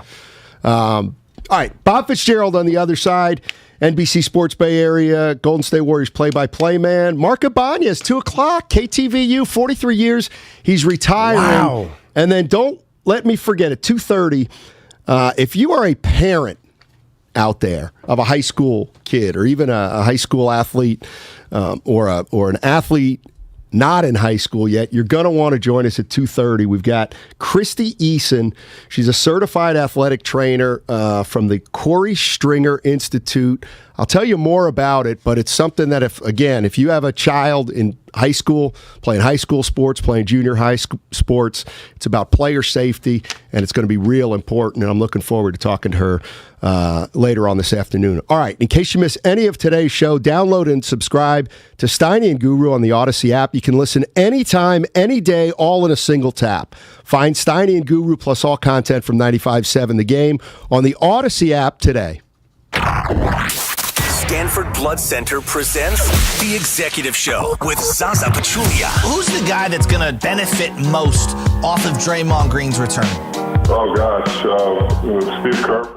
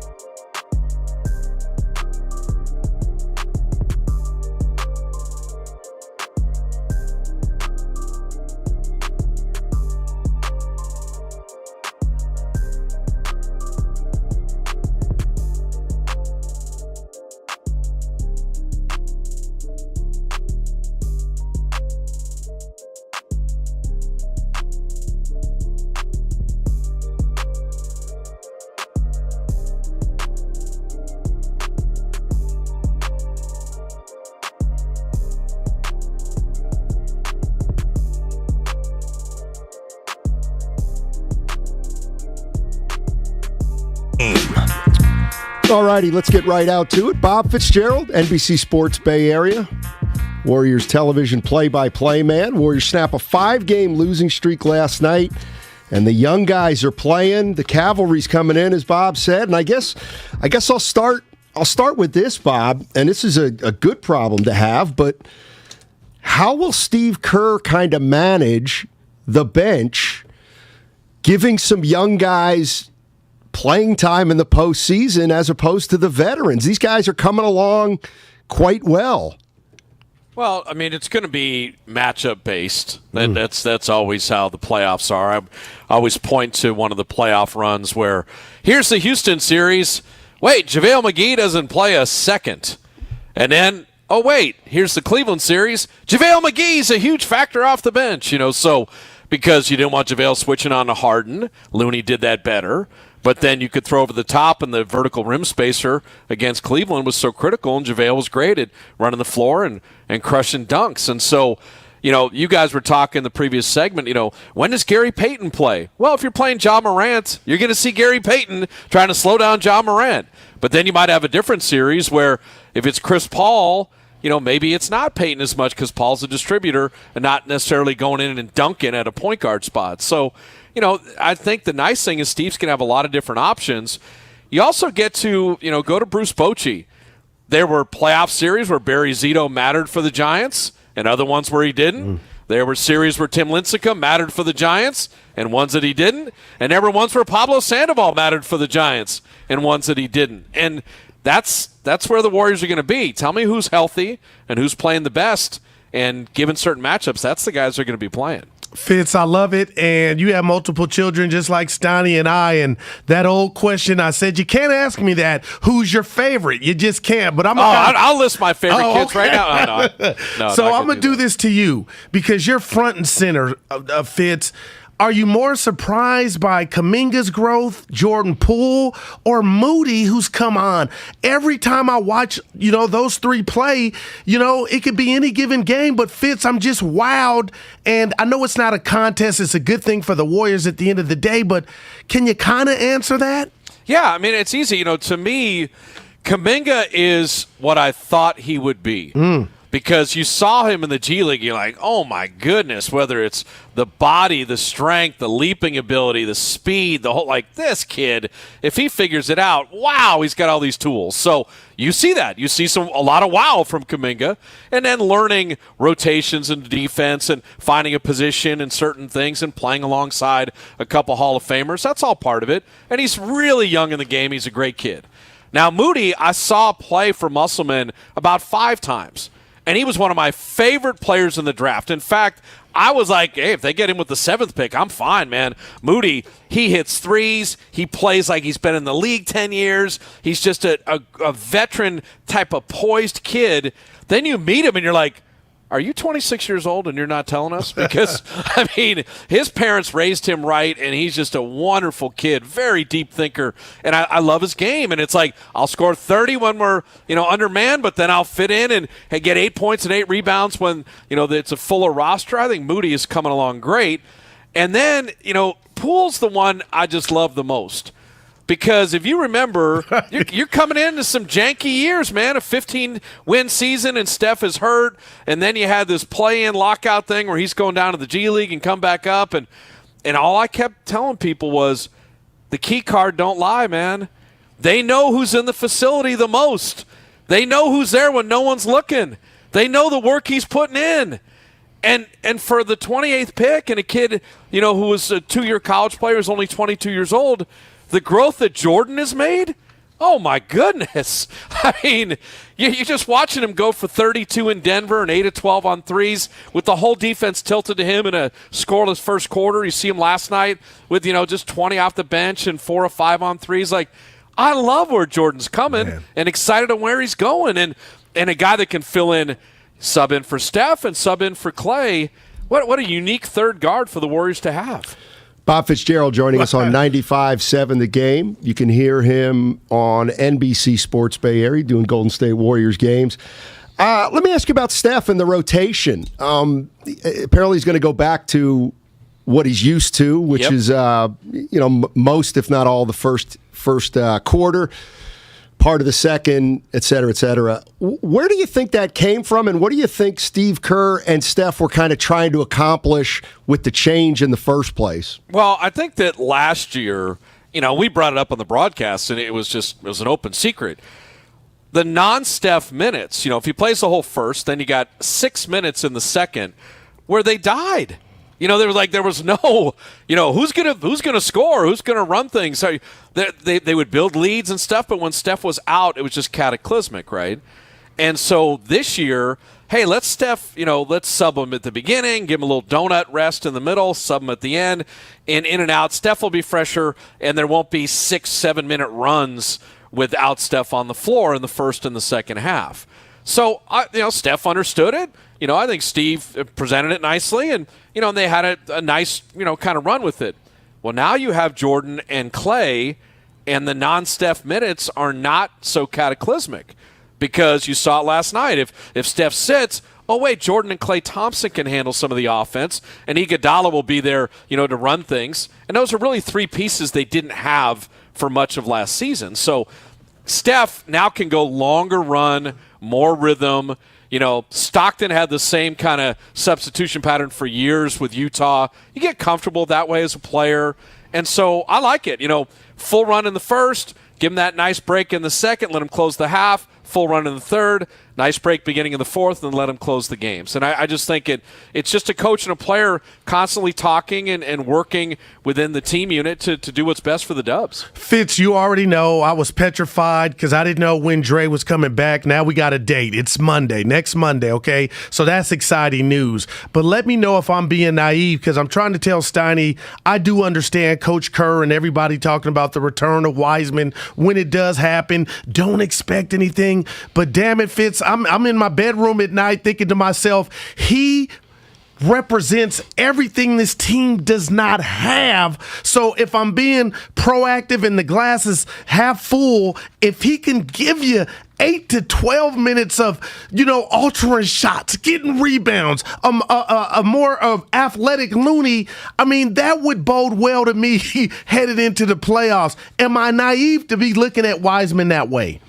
No, you were thinking exactly how I'm thinking. There you go. I know why, why they're tempering expectations because it's reality. James didn't really have a college career and he hadn't had a training camp. He hasn't had a summer league. He had 39 games as a rookie. And now he's missed, a big chunk of time. Didn't have a summer league, didn't have a training camp this year. So the expectations of, hey, he's tall and bouncy and 20, and here he comes. I know why that's whoa, let's relax a little bit.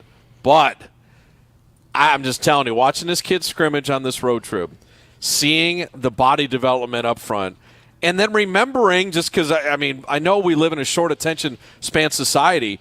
Did people not see Wiseman play last year? Did they not see 12-6? Did they not see for a 19-year-old having one of the better seasons that a 19-year-old big has ever had in league history? Did they expect it? Was this guy, they think he just jumped out of the Postal Service and became a basketball player? James Wiseman has a skill set that I think with more structure, better talent around him, and the way this team is devised this year, I'm super excited to see him to get an opportunity. And that's why these G League games are big. Steve said it last night with Kuminga. Got to get him as many reps as possible. Well, with 15, 16 games left, there's not a lot of reps per se. But why couldn't Wiseman come in and be bouncy in games that matter in certain matchups and give you the size element, the youth, and the vertical spacing that they don't have on the roster? And also, God bless Kevon Looney for everything he's done all year as the only Warrior to play in every game. But it'd be nice if he picked up a couple early fouls that you had a big you could sub in and maybe help him out, right? So I think it'd just be nothing but positive all the way around. And yet I understand, how they just want to ease things along. It totally makes sense. Who's Jimmy Garoppolo quarterbacking for next year? The 49ers. No way. Wow. No chance. You heard him. Wow. Are you serious or are you kidding? Well, here's the thing that complicates it. You're seeing these trades now, right? Russell Wilson and Carson Wentz and this. Garoppolo's having shoulder surgery. What team's going to say, hey, multiple number ones and let's spend $38 million and this is on shoulder, yeah, wait a minute. Like, you're going to really do that if you're – now, you might have a Tampa, that is built kind of to win, and with Brady retiring, say, yeah, Garoppolo, let's plug him in there. You might have it, with the Saints and other stuff. But if Garoppolo agreed to a financial number that would make sense for the Niners, what would be wrong with Garoppolo and Trey Lance here? Wow. I ran that theory by my partner. He almost wanted to throw something at me, but he's smiling. So now he likes it coming from you, Fitz. Now, I will say, though, and let's just be real about it, Garoppolo would have to know it is wide open competition with Trey Lance. And if he outplays you, he is the starter. If you outplay him, you are the starter. There's you're making $25 million, so you have to start, and this kid's a rookie. This is like, there is a spot to be the starting quarterback, who can play the best and earn that opportunity. Now, the finances might dictate. I mean, Jimmy, he may get $20 million somewhere, $22 million. Well, then the Niners are out of the picture. There's no doubt. But if there's not a trade and the finances on, I don't know about that shoulder surgery, why not? He is so well liked and respected within the Niners. It's like if you're around the team, and you're around, I get to do the preseason, fortunately, and be at camp and be around these people. It's not like people don't love Garoppolo. He's a great dude. He's a good guy, and Lance is a good guy, and they've worked well, I think, together. But, it just don't rule out the Niner thing just out of hand. That's all I would say. Fitz, let me ask you a personal question because, the pandemic, I will not be the starting quarterback for the Niners. Look, how'd you read my mind? But the pandemic has been so serious. It's still with us, but things are getting a little better. And I was so happy to see you and Kalina in Dallas. Can you talk to us about how it feels to get back in the saddle and travel with the team? I think it's been really good. Now, I think people, they don't – I'm not going to do how the sausage is made type of thing, but there's a technical revolution happening in how road games are broadcast for sports. Normally you would travel a huge production crew and then the announcers and the whole bit. Right now, instead of satellite uplinks and huge crews traveling, things are done through the cloud, and it's more of an internet-based transmission back to the mothership. So that all had to be done in addition to COVID safety. So that kind of delayed some of our return to getting back on the road, and that's fine. And all the decisions made, I agreed with 100%, and I appreciate the Warriors and NBC Sports Bay Area, caring about me and Kalena's health, and also caring about technically putting on the best broadcast. And a lot of amazing people did a lot of amazing things to pull that off.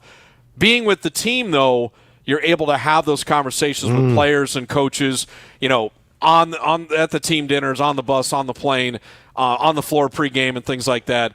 And so I have a good pulse, fortunately, because I've been around the team so long, that you're texting and calling guys and spending time, never losing touch with people. But yeah, there are a lot of people that were happy to see us, which was kind of cool. And I just get a kick out of like Jim and Kalena getting to sit together and, just some of the laughs and, seeing Tim Roy more extensively and just, guys you've been around for a long time that you really care about, and spending some time with Steph and with Steve and those guys. It's a great part of the job, and, it's a special group that I think that the best of this year is yet to be written for the Warriors. Awesome. Yes.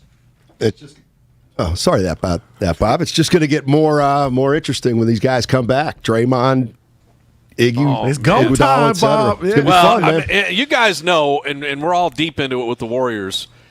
The minute Steph, Klay, Draymond, and Andre on the floor together, man, like how cool is that going to be? Like, can I just see that for a little bit? Like, just knowing those guys and how they are with each other and how much they mean to each other.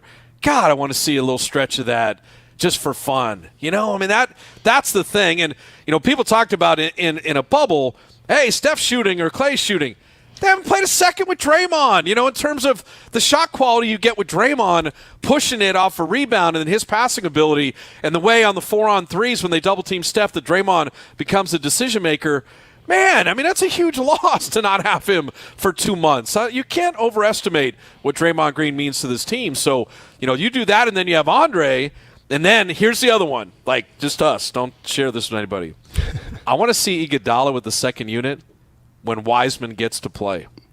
Because if you don't think Iguodala has a new toy to play with James Wiseman, in terms of lobs and things like that, where he sees things with Wiseman running the floor or areas he can exploit with that kid, You watch Andre. He's going to be Wiseman's best friend. Like, that's going to be – because Andre wants Moody to be great, Kuminga to be great, GP2 to be great, Wiseman to be great. I mean, Andre is he is an old sage and a brilliant basketball mind, and he's just about empowering all the younger guys so their careers are better. So, get Dre back out there with these guys, man. This could be a fun little kind of closing stretch. All right, Bob. Take it Look easy. forward to next week, man. I tell you what the funny thing is? Do you guys remember the Laker game, like the second game of the season? Do you remember? You remember, like, they beat the Clippers and they beat the Lakers, right? Okay. Right. You know what one of our topics was?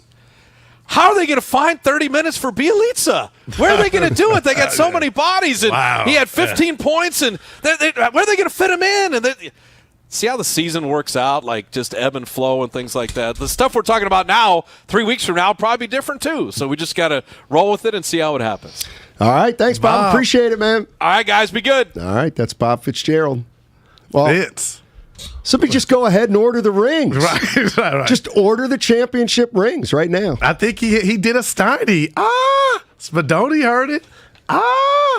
It was, you get that, Spadoni? It was his version of it. That was me. Yeah, well, that was me. Yeah. Listen, the Warriors are getting guys back, and it's going to be interesting to see how Steve Kerr utilizes all these players now. Because, listen. There are matchups. You're right. But I don't even know. All right, I'm going to be honest with you. When you say matchups and rotations, not you, but what do you really mean? Like, give me examples of, okay, this would be for Peyton, this would be an area for Peyton, this would be an area for Moody. No, we got to play Iguodala. He's better than both those guys in this situation. It's just so hard to know what Steve Kerr wants specifically. And you know what's funny is the one guy I haven't heard mentioned was Wiggins. And he didn't finish. So what's going on with night. Wiggins? I don't know. Wolf, is this a trend? Is he got to play better to be out there longer, or is it ludicrous to even think that the Warriors would finish a game without him on the starting lineup? I'll say this, though, Steiny, about Steve Kerr and his past and his rotations. We saw, and Fitz talked about it, one particular player. It was JaVale McGee, who could look like an all-star in one series, and then Cleveland get him in the pick and roll, and it was like, okay, you can't play this series. So we've seen that, and what if Ja Morant is going off and giving Steph and the guards the business, and you want GP2 out there for that assignment? Or do you want Iggy can't handle Ja Morant? I don't know. We love you, Iggy. What about Moody? It. Moody's tough defensively. Would you even trust him to give him a couple minutes to go out there? Or what about Wiggs? Who do you trust more? How about this? Who do you trust more, Moody or Wiggins? Wiggins. Because I think that would be an insult to just the premise of the question. Forget the insult. Okay, forget the insult for a second. Who looks like they've got... You know what I mean? Yeah, I got you. I mean, Moody... Whose swagger is on high right now? It feels like Moody isn't afraid of the moment, as they say. But last night was in Denver for Moody, and I'm not saying he played bad. But I actually think... You know that's what I mean? why I love Moody, though. Wow. Well, that's why I really like Moody. Because he's smart enough to know that in Denver, nobody was around. And last night, everybody was around. Like, that's just smart. Plain and simple. What? I didn't ask Bob about Klay, but I got something for you. Klay's got to change. I'm sorry. Klay's got to change his game right now. Because his game doesn't resemble his game in the past. No doubt. He took 8 shots the first 9 minutes. Well, what if I What's told he you? doing? Okay, I got you. He's letting them go. But why? What if I tell you because Dre's not back out there? What if I'm holding on to hope? Okay, hey, Dre's not here. He'll dial terrible it down. shot selection all around. I have nothing what for does that you. mean? Like, what's he doing? Okay. And I like Klay. I love Come him. on. I'm going to say something to you, though, Steiny, and you could be like, ooh, nah, that post-game presser, when you hear the voice answer the questions about the difficulties and what he's going through to get back, then now I'm not railing on him as much for the 8 shots in 2 minutes type of thing. I think it will subside, and we'll see somewhat a glimpse of the old Klay when Dre gets back. But with that said, I don't think the scenario that we talked about, Tribe Called Quest, him coming off or not ending games will ever be on the table. And I don't know what broadcast you had, but Van Gundy's stand was in his bag. He was being honest, because as good as we feel in Dub Nation last night, Steiny, Steph Curry and Klay from three-point land were combined, get this, 3 of 15. And Van Gundy said, and he just posed a question, we had to, if they continue together collectively to shoot like this in the offs, can the Warriors get it done? And I'm telling you, driving in, driving home, watching the game, watching them back, that's the rat on the table. I don't think they can. Right, but do they got time to fix that? Well, it's not a matter of fix it. It's just 1 of 6 better. last night. And when he makes one, you think, watch out. Who does? Steph, mainly. Watch out, little D. And then it's just, for whatever reason, he can't get that rhythm. And Klay is jacking. It's going to be, I think this is going to be the first year Steph doesn't shoot 40% from three-point range in his entire career, I think. And boy, he's at like 37-9, something like that. He's got to get so high. 53rd in the league when it comes to three-point field goal percentage. Wow. Yeah. Look at your boy. I stole that. What'd Van Gundy say? I just told you. Did he say they could or couldn't, though? They couldn't if these two continue to shoot like that, because when they miss 90, you're small already, and if you ain't getting the offensive rebounds, which you didn't get against the Lakers, the advantage is going to the opposing team. I'm with you. I can't wait to see this play out, man. Think they got to. I think they absolutely parade in Lake Merritt. Wait a minute. That's where the parade would be. Wait a minute, though. I'm listening to some of the show last week, and all you're doing after their 5-game losing streak is giving up on them. Oh, JD, I think everything's changed now, and they win one game over the L.A. Clippers. It ain't about that. And now there's going to be a parade. It's about who's coming back. Now there's going to be a parade. And what's at stake. They're a player to get this done. I just can't wait, man. I really can't. We got to get together and watch a couple. See, that annoys me. Now we're back. I'm officially back. Because yesterday you were happy. Really annoys me. All right, hey, are you a commercial property owner or manager working on 2022 painting plans? MB Jesse Painting offers full repaints, maintenance painting, carpentry, and wood rot repairs. Why wait? Call 855-MB-JESSE today or online at mbjesse.com. Are the Warriors on the verge of signing somebody? There's a lot of talk about a big man. And there's another name that's surfaced. I'll tell you who it is on the other side on 95.7 The Game.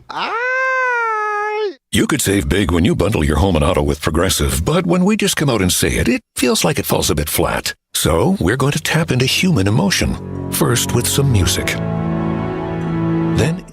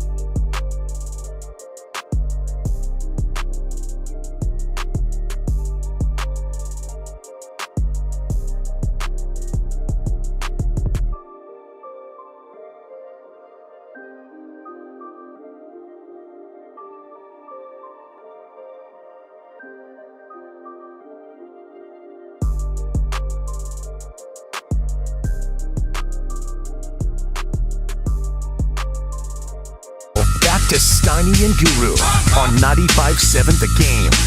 Ouch. Is that you? I guess. There's a lot of stuff going on. It works, though. Don't be scared, dog. Snoop Dogg, the artist from the song, Steiny. Look at you. Oh, this is Snoop. No. All right. Well, you got daughters that listen to hip hop. So, real quick, did you know 25 years ago today, Biggie was, we lost Biggie Small?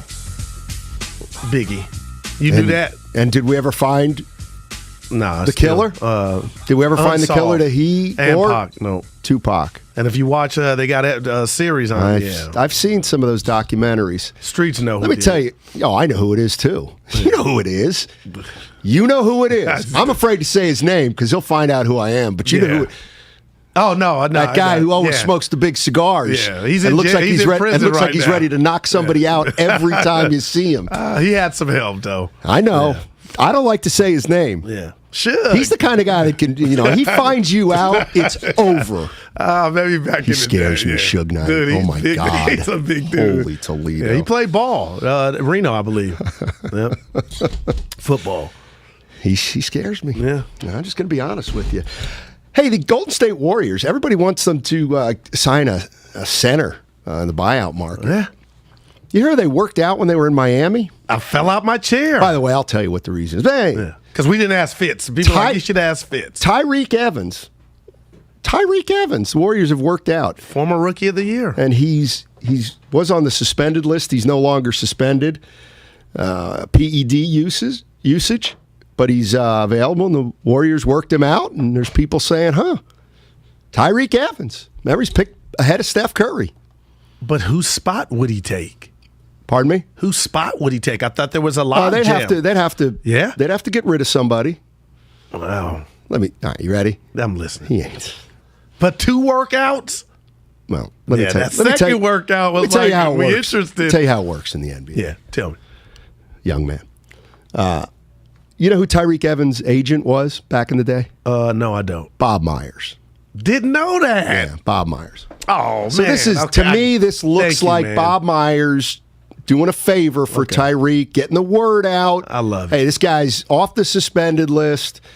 This guy's working out. He looks pretty good. Maybe not the Warriors, but some other time. And it makes me like Bob Moore, Steiny. Damn, I didn't know that. Bob Moore? Yeah. It makes me like Bob Moore that he's doing the solid for, T. Evans. Gotcha. Mm-hmm. I used to love his game. Hey, now you laughed at me last night. What channel was that Gonzaga game on? Gonzaga? ESPN 206. Channel 206. Yeah. What time did it start? It was 6. Oh. What, you thought it was a late start? Who starts it? And it was it was an important game. Yeah, right. But that did strike you. That was like the most important game of the night. That's why they put it at 6 so they can get the East Coast viewers. Look at you. I did. I was disappointed with the 6 take it they o'clock. lost after Spadone's. What was the score? Give me some details. I'm going to talk to Randy. Gonzaga I'm going to text Randy St. Mary's later. did not. 13-point win for Gonzaga. Yeah, they covered. Like a gutsy effort by That's the all right. Gales. St. Mary's still going to make the tournament, right? 6 seed, baby. USF should, too. The Dons. Mm-hmm. Oh, of course, the Dons coached by Todd Golden, who has St. Mary's roots. You think I don't know Spadone? I told you I'm tight with Last time you've been up on the hill. Man. We had something. You weren't there. 23 years ago covering a Washington Bullets practice, maybe. We had a function for the station about 6 years ago, and we all met up, free bar at USF, and for the station. Where? We were in an old building then for the Dons. I'll never forget it. Where was I? You might have been in between the gigs. How long ago was this? I want to say about 5 around the time. That would fit into my vacant time. Right. You were in between them. But what? Yeah.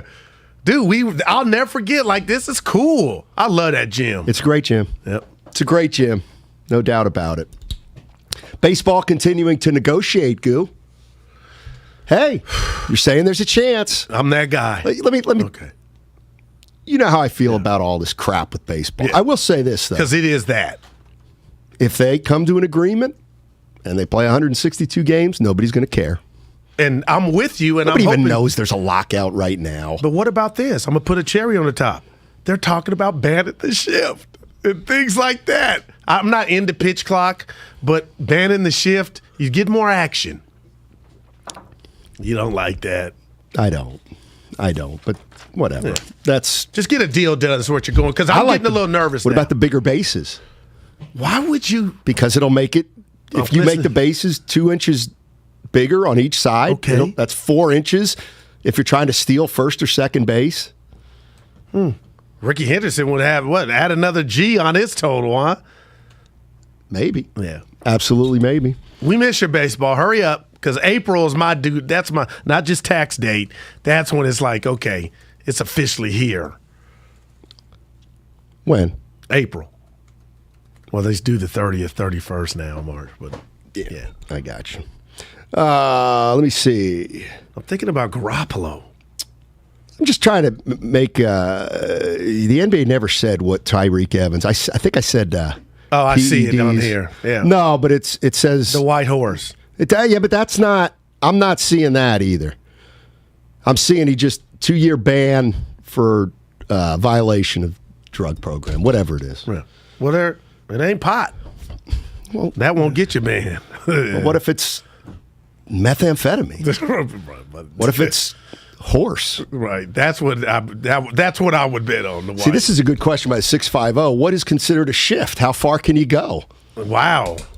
They'll make it like the NBA's illegal defense. See, you got to keep out of the key. The shortstop's going to have to stay When did that to come, the third Steiny? base side, a second base. When did illegal defense come? You remember that? No. I can picture you just like, what are they doing? I don't know where you're at then. But yeah, keeps you honest. I'm throwing a lot of different stuff out at you. But our boss had a great question today on Twitter. What did he say? He said, because the NCAA tournament's coming up. I guess Sunday's when they're going to announce it. Yeah, the brackets, and then next week. Dibs is out there. He said, this was his tweet. When I say NCAA tournament, what's the first name that comes to mind? Go ahead, Spinell. Hurry. Evan. Guru. Jimmy V. Okay, that's fair. No, it's real. Watch it with Pops. Him Mine running is around. Christian Leitner. Wow. Evan. Let's go. First name you think of. First name you think of when I say NCAA tournament. Kemba Walker. Stephen Curry. Stephen Curry? Does he really mean that? What did he do? In the tournament? Yes. They took Davidson almost to the Final Four. Wow. Almost to the Final Four. You should have said Matthew Dellavedova. That would have been look at you. I'm more of an Omar Samham fan. Oh, actually. I loved Omar Samhands. Wow. Or Jock Landale. I think I He went said with Bo Jimmy. Kimball. Bo Kimball. Loyola It's a great Marymount. one. Yeah. Because of the Hank Gathers Yeah. situation. Remember, he shot him left-handed? That was, wow. I mean, for me, it's Jimmy V for me, Steiny. And Danny Manning. He took that. They went on a run. Now ask me about the games and scores. I can tell you about one of Kansas's games that tournament. Okay, give me one. They played, I want to say it was to get to the Final Four, but they were playing a game. And Spinell, feel free to look this up. Danny Manning's championship season at Kansas. They had a game against Michigan State. Okay. And Michigan State had a point guard who was a bad boy named Scott Skiles. Oh, man. And Michigan State was up in the game, and there was a clock malfunction. 1988. What kind? The clock didn't start. And so I want to say Michigan, it was a minute to go. They were up 1 or 2, and they had a possession, maybe another possession, and there was still a minute left. Oh, and they ended up Steiny. losing the game. You got to be kidding Dead me. serious. I can YouTube that after it's over. Absolutely. I bet they're still smart over that. Well, I am. I can remember that. Oh, look at because I you. like that I've Michigan never- State I team can't with remember that. Skiles. Man. Mateen Cleaves, I'm Harold Jensen. Carmelo. What about Melo? Remember Harold Jensen? No, I don't. Come on, Goo. No. Come on, Goo. Harold Jensen. How about you, Spadone? Harold like Jensen. I went to school with him. No. Evan Giddings. Negative. Okay. Do you want me to tell you? Well, I'm older than you. I don't have to use the Google for this. Yeah, tell. I love the young people. When Villanova beat Georgetown. That's my guy. In 1980, whatever, 5 or 6, That was the game where Villanova shot 76% from the field. Yeah, McClain. Harold Jensen came off the bench, I believe, and went 7 for 7. Wow. And that was one of the biggest upsets ever. And that was, I believe, also the year that there were 3 Big East teams in the Final Four. And wasn't that the game that years later McClain said he played? Yes. He was loaded. Yeah. How can you play loaded? Oh, you can't. I don't know. Boy, I don't know. I don't know. Yeah, D3. I mean, I played a lot of pickup basketball in my day, and you can tell when somebody got it after it the night before. Yeah. I'd go to the 24 and think, no, seriously, Steiny, think I was at Staples. Our illustrious program director, Matt Negan, just texted me, Harold Jensen, Nova 85. Yep. There you go. Also had 6 turnovers in that game, by the way. See, why would you Harold ruin Jensen it? did? According to the box score. Wow. See, Westbrook-esque. What was Weren't his they plus 19 for 25, though, from the floor, right? That they were. How do I remember stuff like that? Because you love Such it. an idiot. You love it. Remembering stupid stuff like that. I remember stupid stuff like that gives me no advantage in life. Meanwhile, I have trouble balancing the paycheck. Dude, I'm getting a lot of Carmelos, man. And Danny Manning. He's a great college player. Did he live up? Tell me about his pro career. Well, he got hurt. He had knee trouble. But he was a good player. Yeah. Danny Manning was a really good player. No doubt about it. Okay, Goo, I asked you a question before the break. Steph, Klay, Poole, and Wiggins, how can they, this is where they're going to have to figure it, because they're not all going to score 20 a game. I get that. So who's going to be, I don't want to say the odd man out, but how does it all play out, particularly with Poole and Wiggins? Here's the other thing. You really telling me, after the first half of the season, that they're not going to play Andrew Wiggins in crunch time? I thought he was the best player on the team after Steph Curry. Okay, I'll say this to that. That almost, we got to give him kudos for being aggressive, Andrew Wiggins, and being an all-star. But the bottom line is reality started when Klay came back. And now we're talking about, or at least I am, bringing up the subject, could he possibly surpass Klay Thompson? I'm talking about Jordan Poole. But Wiggins is a different story and doesn't have the equity in this organization like Klay does. Steiny, if they would make that change in a Texas second, and look at Wiggins like you shot yourself in the foot. We can't change diapers, especially now as it's go time.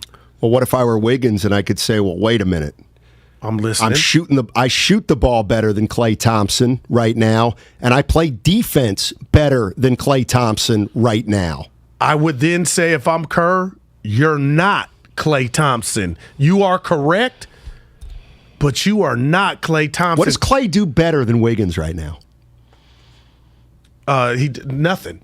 But it's who he was and you think what that's he's going to, and like you say, what's going to change? You think that's going to change by the playoffs? You think Klay's going to be significantly better come playoff time? I'll tell you this. There's enough games left for him to get hot. So to answer your question, Steiny, hell yes. But every 4 quarters that go by and we see Steiny, he shot how many times? 8 times? I got to do this. Your boy was letting him go. I got to do this. 888-957-9570. Is there anybody out there that's worried that Klay, I don't want to say might be the problem, but when you list the Warriors' problem or issues, challenges to overcome. To me, number one is Draymond. Can he get back? Can he be Draymond? And how's the back? No pun intended. But Klay can't keep playing like this. He knows it, though, Steiny. What proof do you have that he knows that? Last night, he doesn't know the post-game presser with Shaq and the rest of the gang. They put the rat on the table, and they didn't have to because Klay talked about it. He knows he's not. So why isn't he doing it now? Because, Steiny, I mean this. I'm dead serious. And we keep throwing this word out there. It's the thing called loyalty, and they're going to let him. That doesn't win you titles. Well, I'm sorry. Again, but there's 18 left, 17 left for him to get out of his funk. But you never can predict. He's not going to be Klay. Okay. He's not going to be Klay I got of 2 years ago. But you know what? Yeah, I got what if it comes down to playing Klay or Wiggins winning a championship. Well, how far does your loyalty go then? And that is to be determined. Well, TBD. You know what? And it may be too late to make that decision if you don't make it at some point. I got something for you because that is provocative. It's real. We can all see it. It's uncomfortable. But on top of and we're not railing on Klay, Van Gundy brought it up. He was being objective. We can't ignore Steph's too, Steiny. And Steph is nowhere near not performing, at high octane like Klay. But if we're going to get this Steph in the offs, I'm biting my nails. I just don't know what's not making that stove, that furnace stay on, that flame. 707. Well, let me read a couple texts here. I got Poole above Klay as it stands. That's the 831. And everybody would have that score right now. That's not the question. Okay. The question is 5 minutes left in the game. Who you playing? That's the question. Klay needs a little less time on the boat. Okay. Klay has a killer instinct. Yes, he does. I'd rather have slumping Klay than Curry in clutch time. I don't know about that. Material. 510 says Klay is a problem, and Klay is a problem, and I don't think he knows it. I kind of think do you think our boss would let us do something and not bring it to our attention if it was a Well, he's not scared of us. Wow. He's not scared of us. Damn. Klay Thompson is deep. Yeah, no, I get you. Let's go to Kevin in Oakland. What's up, Kevin? How you doing, man? You want to talk Wiggins Poole? Hey, what's up, Matt? This is KT. How you doing? Hey, what's up, KT? Hey, man, I think it's the biggest factor a lot of people overlooking, and I would go with Klay over Wiggins because here's the main thing. They're losing, and you can look at any stat, but the one constant stat is free throws. And Wiggins doesn't hit free throws. A lot of the Warriors are struggling, and lots of their losses come from the free throw lines. And if I got somebody to clutch in the last 5 minutes, I need people who can hit free throws. And that's where I would kind of have to sit Wiggins out a little bit because in the last 5 minutes, if he's not going to the basket, and he gets fouled or whichever, he's got to be able to hit those free throws. And that's where I got to have guys in at clutch time, championship time, guys who can give me everything that we need to win. And if you look at all the Warriors' big losses this year, they've been losing from the free throw line. Turnovers been bad. They might play bad defense. But one thing is constant in every loss is missing free throws. And that's where they got to get better at. Appreciate it, KT. Let's play some trivia. How many free throw attempts for Wiggins in 31 minutes last night? About Rob Lowe. About last night. Give me the buzzer. 0. So... Well, you can't miss if you don't go to the line. Right, but Steiny, I'm just telling you, the playoffs are about getting to the line, slowing the game down, body punches, getting the other team in foul trouble. The penalty, do you think he's 6 of 14, 2 of 5 from deep? And I told you I like his footwork. Do you think he's running and playing the game, trying to honestly avoid the free throw line? Because he went to the rack a couple times last night. Yeah, I don't think he's avoiding it. Look at his numbers. He never shoots a lot of free throws. I think, what did you do it yesterday? 3. He's averaging 3 this year. I don't think he's averaging that many. But he's averaging among his career lows at the foul line. It was 7 in many. Currently, Klay overall game suffering. He needs to play better in the. That's what. Quit going after yours all the time. Ooh. He's going after his. He shot. I think it was 2 times in a row. Time. He got the rebound on the mid, but you gotta shoot or shoot. I love it, but so Kobe. The thing I'm worried about with Klay is obviously he's not shooting it well. Get dejected? No, I mean. Because if his psyche's down. This is what I mean about Klay. 80% is fine. It's better than. No, it's not.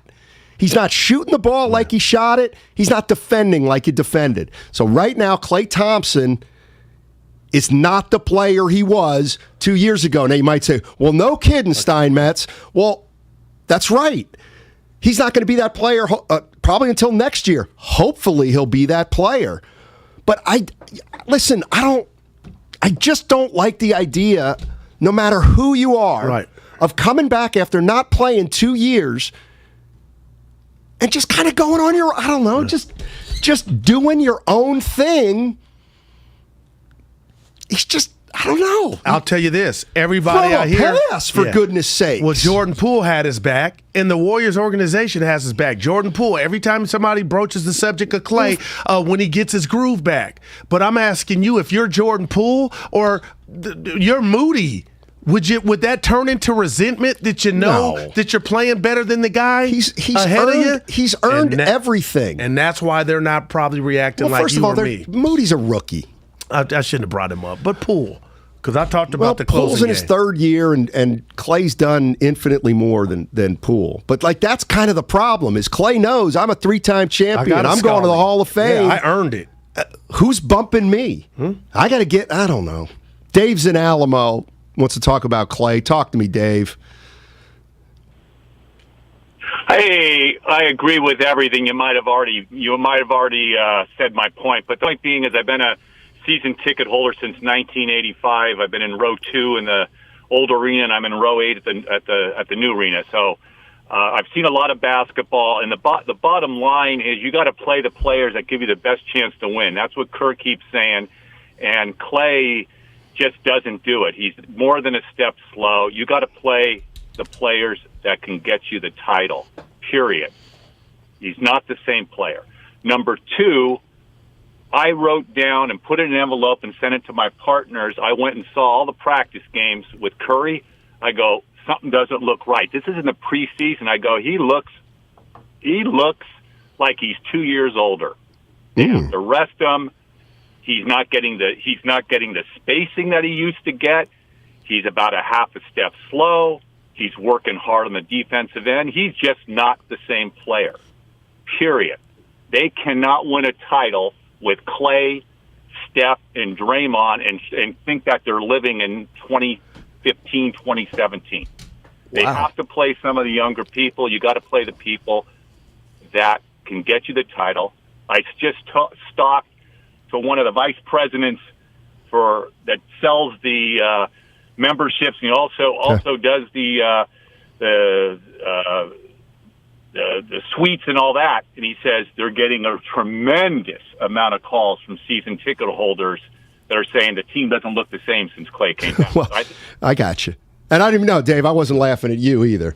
I mean, if you're a Warriors season ticket holder, I would be happy.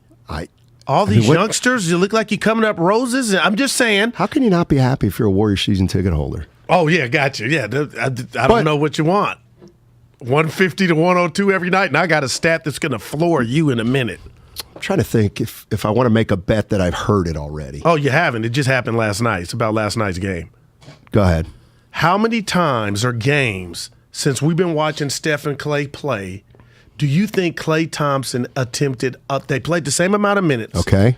Klay took 11 more shots than Steph Curry. Oh my God. I don't ever want that to be the case. It happened last night. Yeah. He took 23 shots to Curry's 12. So when's the last time that happened? You're the encyclopedia. Well, what was the question? How many times do you think that happened?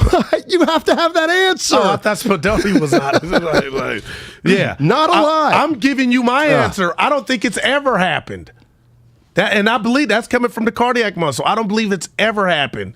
Your boy was letting him go, Yes, Steiny. it has. It's happened. Curry played 35 minutes, one more than Thompson's 34, but got up 11 more shots than the chef.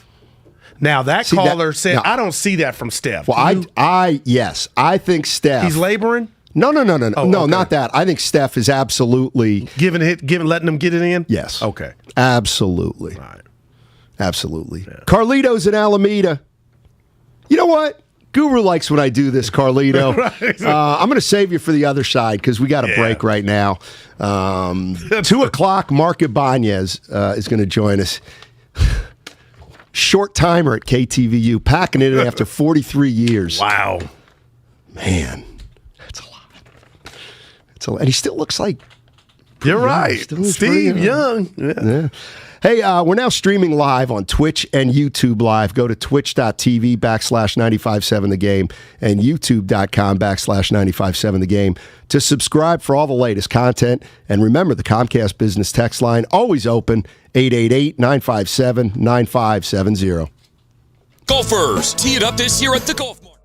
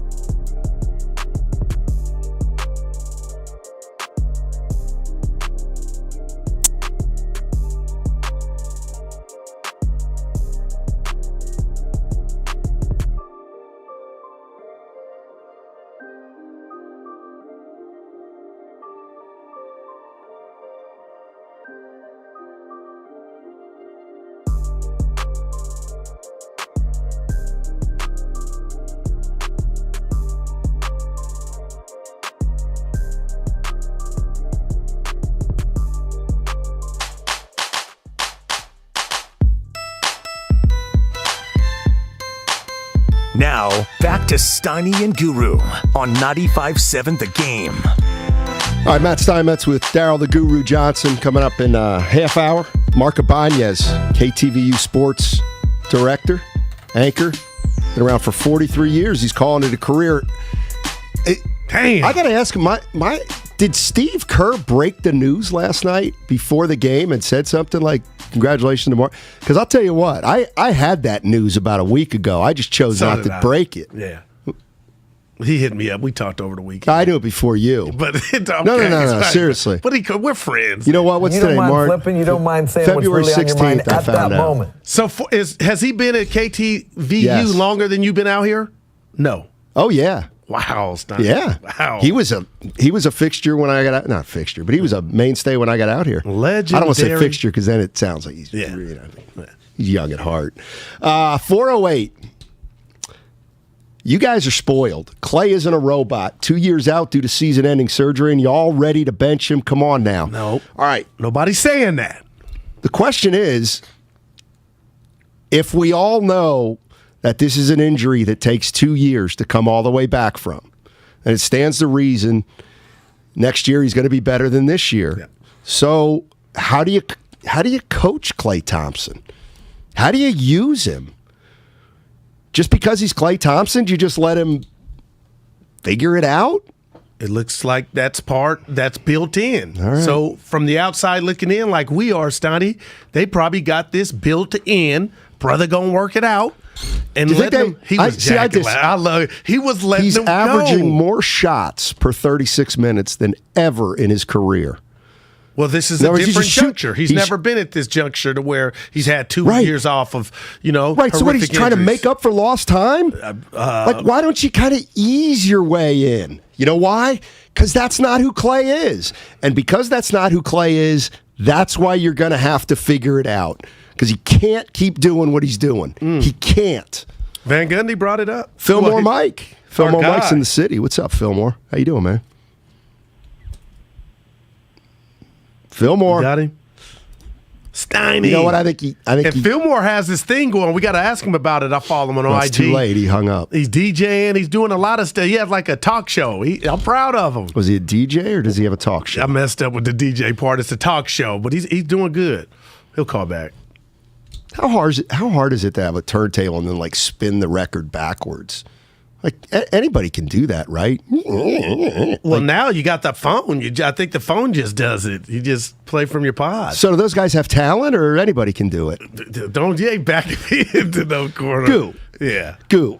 Are these DJs frauds or not? The game's changed. Tell me, explain to me how the game of DJing has changed. Well, remember, you used to have to have van to bring your equipment to wherever you're going. You bring two turntables. Like, if you told me, hey, Goo, I'm having a party for my family, I need some tunes, I know what to play. Right. But now it's easier. I got my phone, hook it up. And you can't tell me you're buying like an expensive turntable, and then you're putting your fingers all over the album. And that can't be good for the turntable. No, but people love it, Snotty. You got some big dog DJ D Nice. DJ Augustine? Oh, no, he's on the Lakers. And you got DJ Double Barrel Daryl Simeon out here, Marcus Simeon's cousin. Wait a minute.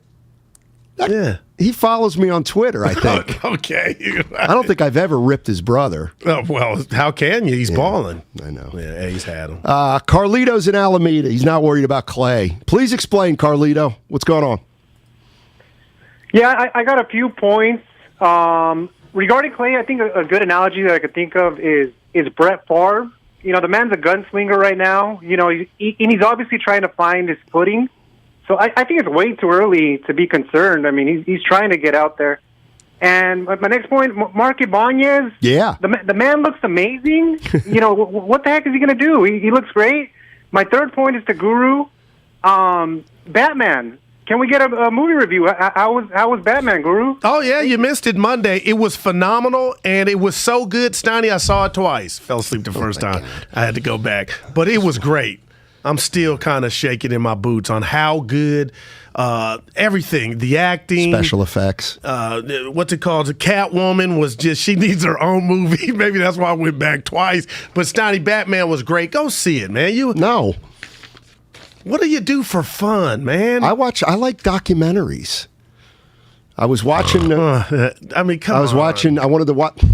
Last night I was. You don't have an imagination. That's what movies are. They take you away, and I get the documentaries. I get that, but movies just sometimes you're like. I like documentaries. They provide the same amount of enjoyment to me as. In fact, I watched one the other night on the plague, the bubonic plague.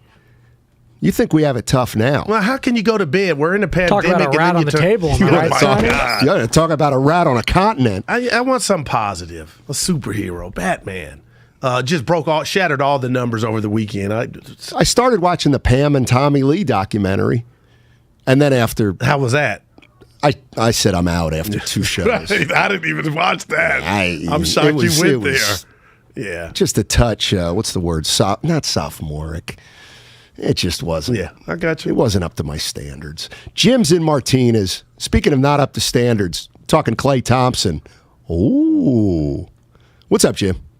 For one thing, you just brought some up. Talk more about the Catwoman? No. Hey, common thing. Everybody's making sense, but everybody needs to take a deep breath. All right. If you've ever come back from a massively traumatic injury or two, I have. It takes time. Yeah. Klay is a special player, though. And what's the common thing that we all know?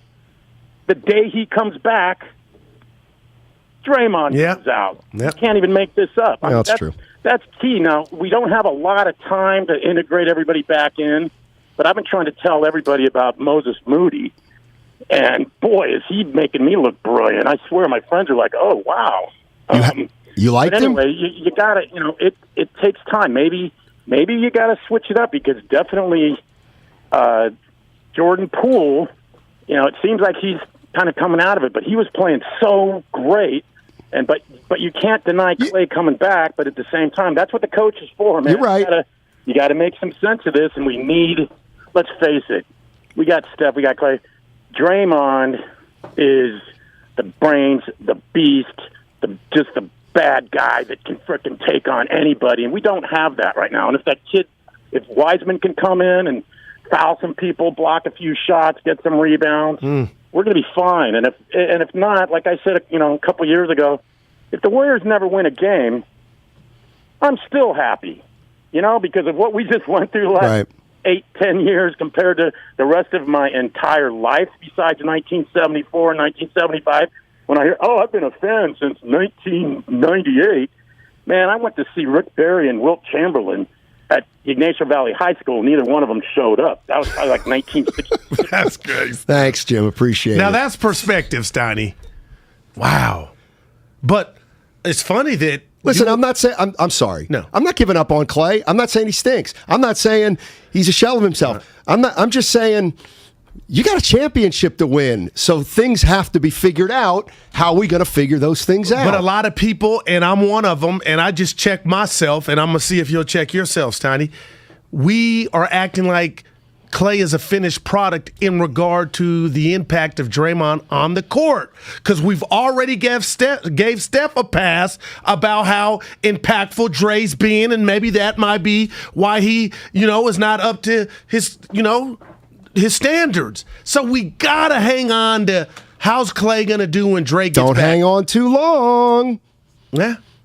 But you saw who finished. Wiggins wasn't out there, but that was just happenstance. The game was over. They were up 27. But I did kind of see Leroy. Our guy. Leroy's in Oakland. Hey, Leroy, how you doing? Hey, Steiny. Go. Always a pleasure to be on, man. I'm going to talk to Klay because, Klay, I know you're listening. This is Steiny and Guru, so I know you're listening. Klay, I know that I know that you were bored doing your injury and you wanted to be Skipper Klay. You were out there on the boat and, you turned into Jackie Moon and everybody loved you, the fun Klay. And I think that's what's going on right now is your opponents are looking at you as the fun Klay. I mean, you got Jackie Moon out there. You got the headband. You're laughing. I see sometimes when you miss a shot, you're just kind of down on yourself. This isn't acting, Klay. This is basketball. I need killer Klay back. He wasn't out there smiling. He wasn't out there. He was just putting in buckets. I need Killer Klay back. I don't want the fun Klay on the court. And I think that, his opponents, people he was playing against, is like a little of the mystique is gone because he's turned into fun Klay. And Klay, if you're listening, no more fun Klay. Let's get to the Killer Klay. And hey, Steiny, before I get off real quick, you always disagree with me when I'm off the air. So if you have a disagreement with that, let me know now, sir. I'll let you go on that.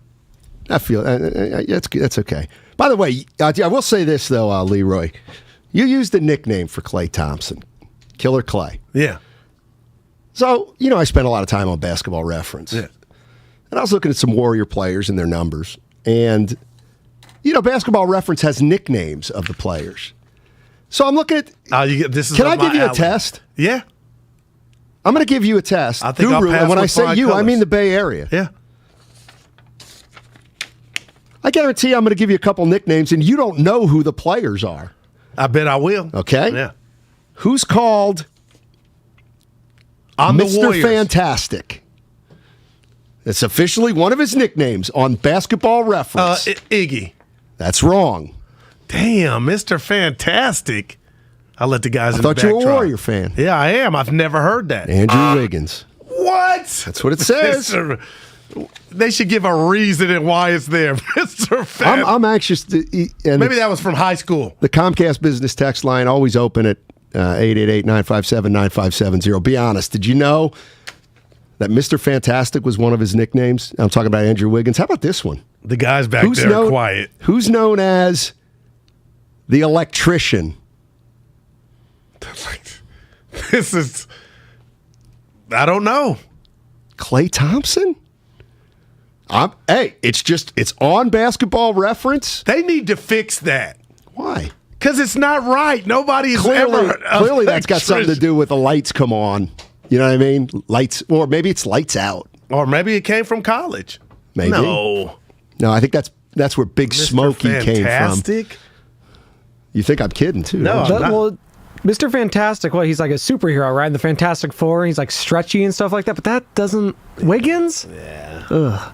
Yeah. Apparently, the electrician came from China. So it's from the backing of his shoe company, which is Anta. Oh, this guy. So that's where it comes from, evidently. When he was China Klay, he was also the electrician. All right. A lot of people on the text line. Who's making it? But that was great, E. Yeah. Okay. What Warrior player has a nickname of Bubba? Bubba. Oh, I already know this. Loon Dog. No. Otto Porter Jr. It should be Lionel Richie. Right? I mean, damn it. Who's known as what Warrior has a nickname according to Basketball Reference? The Prospect. Oh, come on. Kaminga. Andrew Wiggins again. People saying I'm right about it came from high school. Did Fantastic. Well, we don't know. They just tweeted it. Fillmore Mike's back in the ball game. There we go. There he is. What's up, Fillmore? How you doing, man? What's up, man? I was listening to y'all. I guess y'all said something, but when I think of March Madness, Steiny Guru, John Wallace. Wow. Arthur Lee. People don't know about Arthur Lee. Was a from bad Stanford boy for about a year and a half. Yeah, Arthur Lee was my guy. Who was the first? Who was the first guy you said? Wallace. John Wallace. Guy from Syracuse. Yeah. Was a Nick. I used to love. I used to love some Syracuse, man. Anyway, though, Poole needs the ball in his hand. If you get Poole out there, right? With Steph on one side, you got Klay on another side. You got to lean towards the other. Poole breaking down the defense, throwing up alleys to Kuminga and Wiseman. That's going to be the formula, man. I'm telling you. Watch. Mike, wow. All right. Hey, Mike, did we lose Mike? Yeah, he's done. No. I wanted to ask him about his show. That's all right. Yeah. What Golden State Warrior has a nickname, Dollar Bills? And it's DOLLA BILLZ. Cash me out one time. I'm just saying it's according to Basketball Reference. I'm going Steph Curry. Andre Iguodala. Oh, how can we? Steiny is not making this up, 408. Dead serious. If you go on Basketball Reference, they have all these guys' nicknames. I'm looking at Kuminga right now, and he doesn't have a nickname. There you go. No Old nicknames school. for Kuminga. Yeah. What would Kuminga's nickname be? Goliath. Antonio in Oakland. What's going on, Antonio? He can jump higher than Goliath. Hey, Yeah. hey, Klay Thompson, he's a bit rusty, and we all know it because he's been out 2 years, just like people make an excuse for Michael Jordan. Like, why did he lose to the Orlando Magic? He was out for 2 years, so he was rusty. And Klay Thompson's almost like a rookie all over again, getting used to the speed, from that point of view. But I think he'll be okay, man. Like Oakland legend Too Short would say, I ain't tripping. We'll be all right. And maybe Klay needs to be out there with Poole and Steph. I mean, he's out there obviously with Steph, but that lineup of those three, I'll tell you what's going to happen, what's not going to happen when Dre comes back. He can't shoot for Klay. So what I'm watching from Klay is not the ability to get the shot. You're putting it on the floor. You're creating more now than you probably ever have.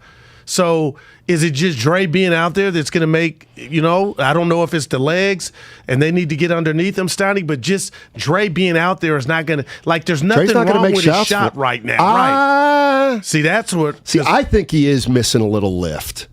Oh, there's probably no doubt on that. It's funny because when I said, 2 injuries and then maybe he's not going to, the one thing about, I've said this, the one thing about Klay that makes him unbelievable is his ability to spring up from a standstill position. I just wonder how that's going to respond. And stamina. Well, he played 34 minutes last night. Yeah. But I'm talking about shooting, Steiny. These nicknames, it's which irritating. Golden State Warrior is also known as Professor Big Shots? Professor Big Shots. I'm going to go Day-Day. No. Bielitsa. Speaking of which. What? Yeah. Yeah. What? He's a bit slow, Stephanie. He's also a bit tall. Yeah, so but they kind of need. He does not stink. I didn't do what? that. Come on, Steiny, Warrior keep fans, it real. I'm going to tell you something. I'm going to tell you something, Warrior fans. And Fitz even had fun with him, talking about the second Laker game of the season. We were like, Bielitsa, 30 minutes. Fitz went in. He's just slow. Don't stop blaming role players. Okay, come on, I Warrior like fans. If you're not there. happy with your team, quit blaming the guys who play 9 minutes a game. Be a true fan and start coming at the stars because they're the most important. He had an easy bunny last. This happened to me in high school, but yeah, he missed it. Rafi is in Berkeley. What's up, Rafi? How you doing, man? Good. How you doing, guys? Doing well. My take on the Klay situation, if I may, is that I think that he and the entire team's infrastructure is designed around him working himself back into shape. Because, one, I think that the coaching staff and Steve Kerr have enough respect from the players and the team for if Klay was just popping off, uncontrollably, Kerr's going to sit him down and talk about it. And two, I think that the Warriors as an organization know that if Klay's not 90%, they're not winning. And actually everything hinges on him getting back to, I think, 90%. Well, let me ask you this, and if Rafi. he's not at 90, they're not winning the chip. Well, let me ask you this, Rafi. They Sounds like Van their Gundy. best basketball this year was played without Klay Thompson, right? Yeah. So how do you fix that? But, I think that the best basketball they played all year was in the beginning when they had a team that had some cohesiveness, that had a weak schedule with a couple vets who were feeling pretty fresh. And now, tail end of the season, anyone who's going to be cohesive is cohesive. The West is looking increasingly tough, and they're minimum level guys.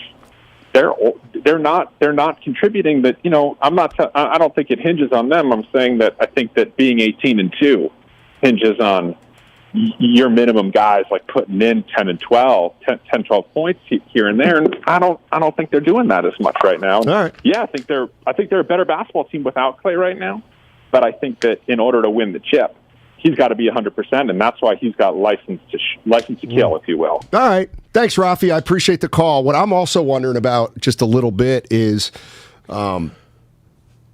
are we going to notice any kind of change as he approaches the playoffs? Yeah, that's one of the biggest things I got on my list to watch. I mean, because you look at the schedule, Steiny, it's back to. I mean, they're knocking them down. The playoffs is right here. I mean, they got games Sunday, Tuesday, every other day. It's a game.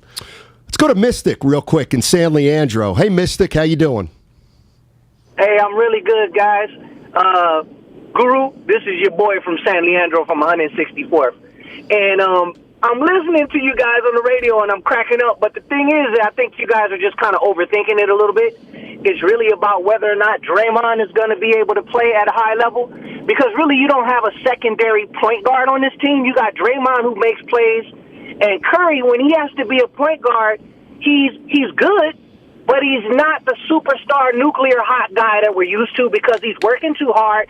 He looks like James Harden wearing down at the end of the season. And what Draymond does better than anybody is that he gets the guys the ball in their sweet spots.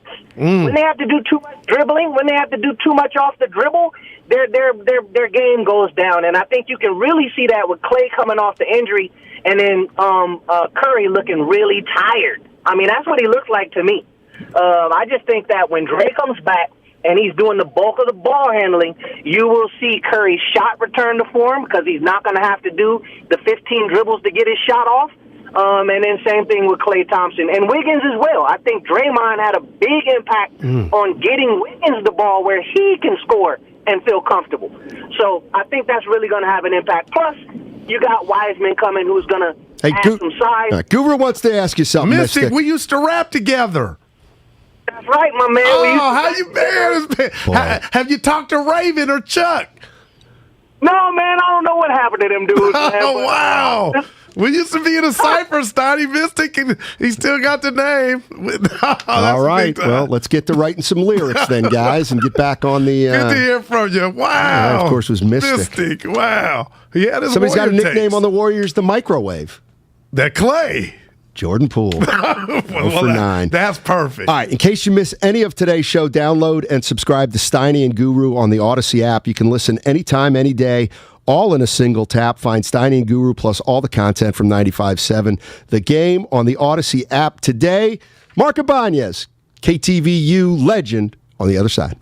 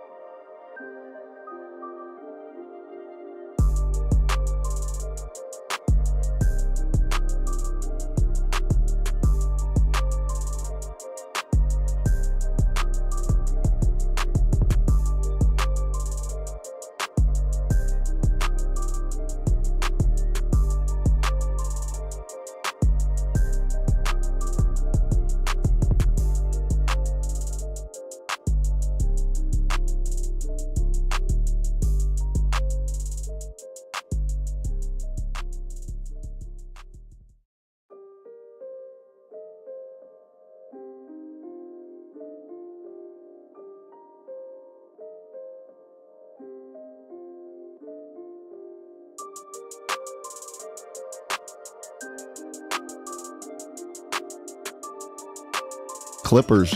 KTVU sports director Mark Ibanez retiring after 43 years. 43 years in the business, and we've got Mark with us.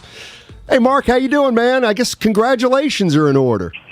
Yeah, thanks, guys. I really appreciate that. That was kind of caught me off guard. You know, Raymond Ritter, best of the business, kind of caught me on that. He just invited me.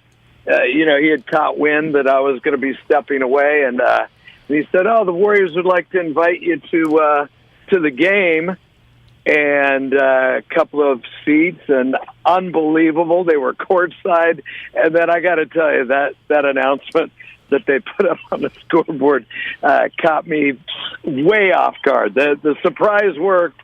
Pretty blown away that the Warriors did that, and that just amplifies, just what a great organization they are and how they're always, reaching out to go the extra mile for people. My wife and I were thrilled. I don't downplay that, man. That was a thrill. It sounds like a great night out there last night, Mark. Here's where I want to start with Jimmy Garoppolo. I got to do it.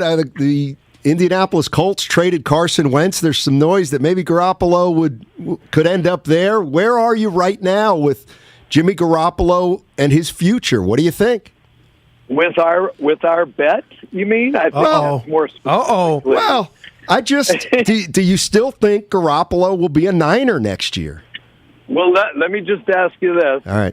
Are you a little, just a tiny bit less sure that he's leaving? No. No, I think he's gone. You're still confident. Well, give me the name of that beer again that I'm supposed to send you. Yingling, Pottsville, Pennsylvania, America's oldest brewery. Okay, that's great. You're gonna be the spokesperson down the line 30 years from now when you retire. Exactly. For that beer. But no, here's my thing is, number one, I think the whole thing is turned into a bummer for the 49ers in that with this surgically repaired shoulder now.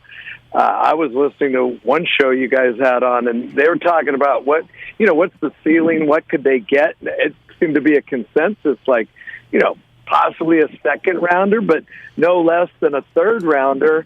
And now I think you'd have to be kind of crazy to give up anything high in the draft for a guy getting surgery.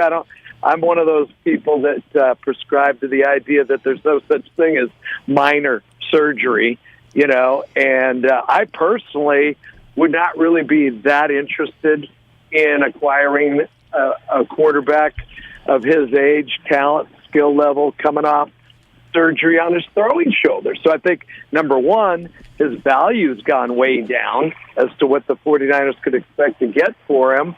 And what he might have in mind as to how much he deserves is, as a salary extension. I'm sure he's going to want to be taken care of if he agrees to a trade to another team. So I think the whole surgery thing has thrown a wrench in it, as far as how much they can get, who might be interested. And I would say his level is down. And the point I'm getting to, Steiny, Jimmy Garoppolo's a 49er next year, whether you like it or not, baby.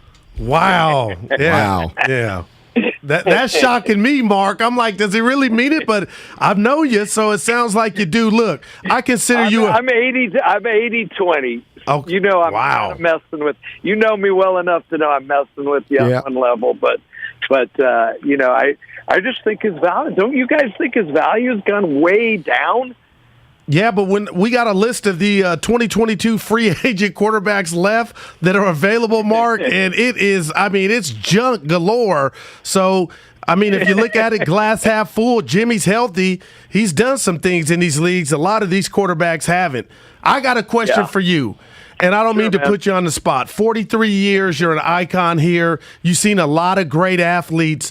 But, Mark, who's the one athlete in your tenure here doing what you do, baseball, football, basketball, golf, what have you, who's the best Bay Area athlete that's taken your breath away to where when you lay in your bed at night, you're like, wow, that's the greatest I've seen? Well, I think, if you'll allow me to, number one, Willie Mays is my all-time hero. He's the one responsible for getting me into sports because I didn't have an interest in it as a kid till I, won free tickets through my paper route to go to a Giants game. And I was like, who is that guy? So Willie, I credit with getting me interested in sports. Baseball is my first love. And without a doubt, Barry Bonds, I've never heard the ball come off a bat like he did in his heyday.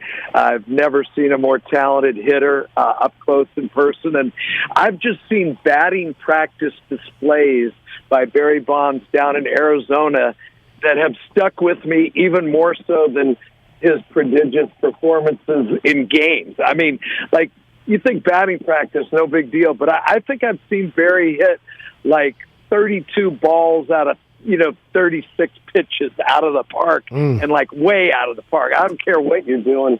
That skill level that he had in his prime, and I don't care what he was on. He's a Hall of Famer and deserves to be, where he is. And then football, for me, it's all about Joe Montana, and basketball, never seen anything like Steph Curry, in every facet of the game on and off the court. So those three in my Bay Area experience stand out to me. Incredible. Mark Ibanez, KTVU sports director, joining us. He's retiring after a 43-year career in the business. We're happy to have him. Let me turn our attention to something more timely, and that's what do you think's going on with Klay Thompson and the Warriors right now? And how do you think he's looked the last 20 games since his return? Yeah, I don't think there's any question we're not seeing the Klay Thompson that we were used to seeing prior to the ridiculously serious injuries that he sustained.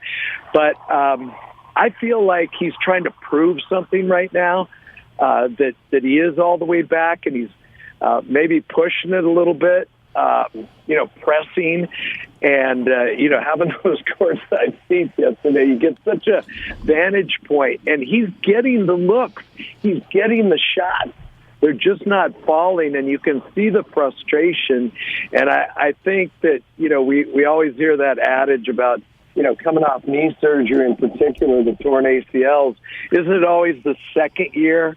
Right. They're back to normal. And I think all systems go for Klay as far as he can physically do it. The shots obviously aren't dropping.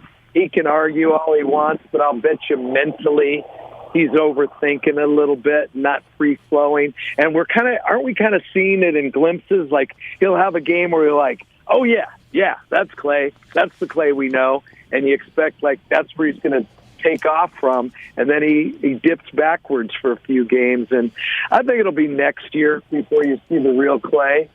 And I don't know how much they can get out of him. And I think right now a lot of what he's fighting is mental. And, physically, I think he's good. I think he's all right. But on the defensive side of the ball, I was kind of focusing on him last night. He doesn't look like he's able to fully engage, like bend at the waist, get down in it. I think his defensive game may be hurting a little bit more than his offensive game right now. What do you guys think? Well, that's interesting.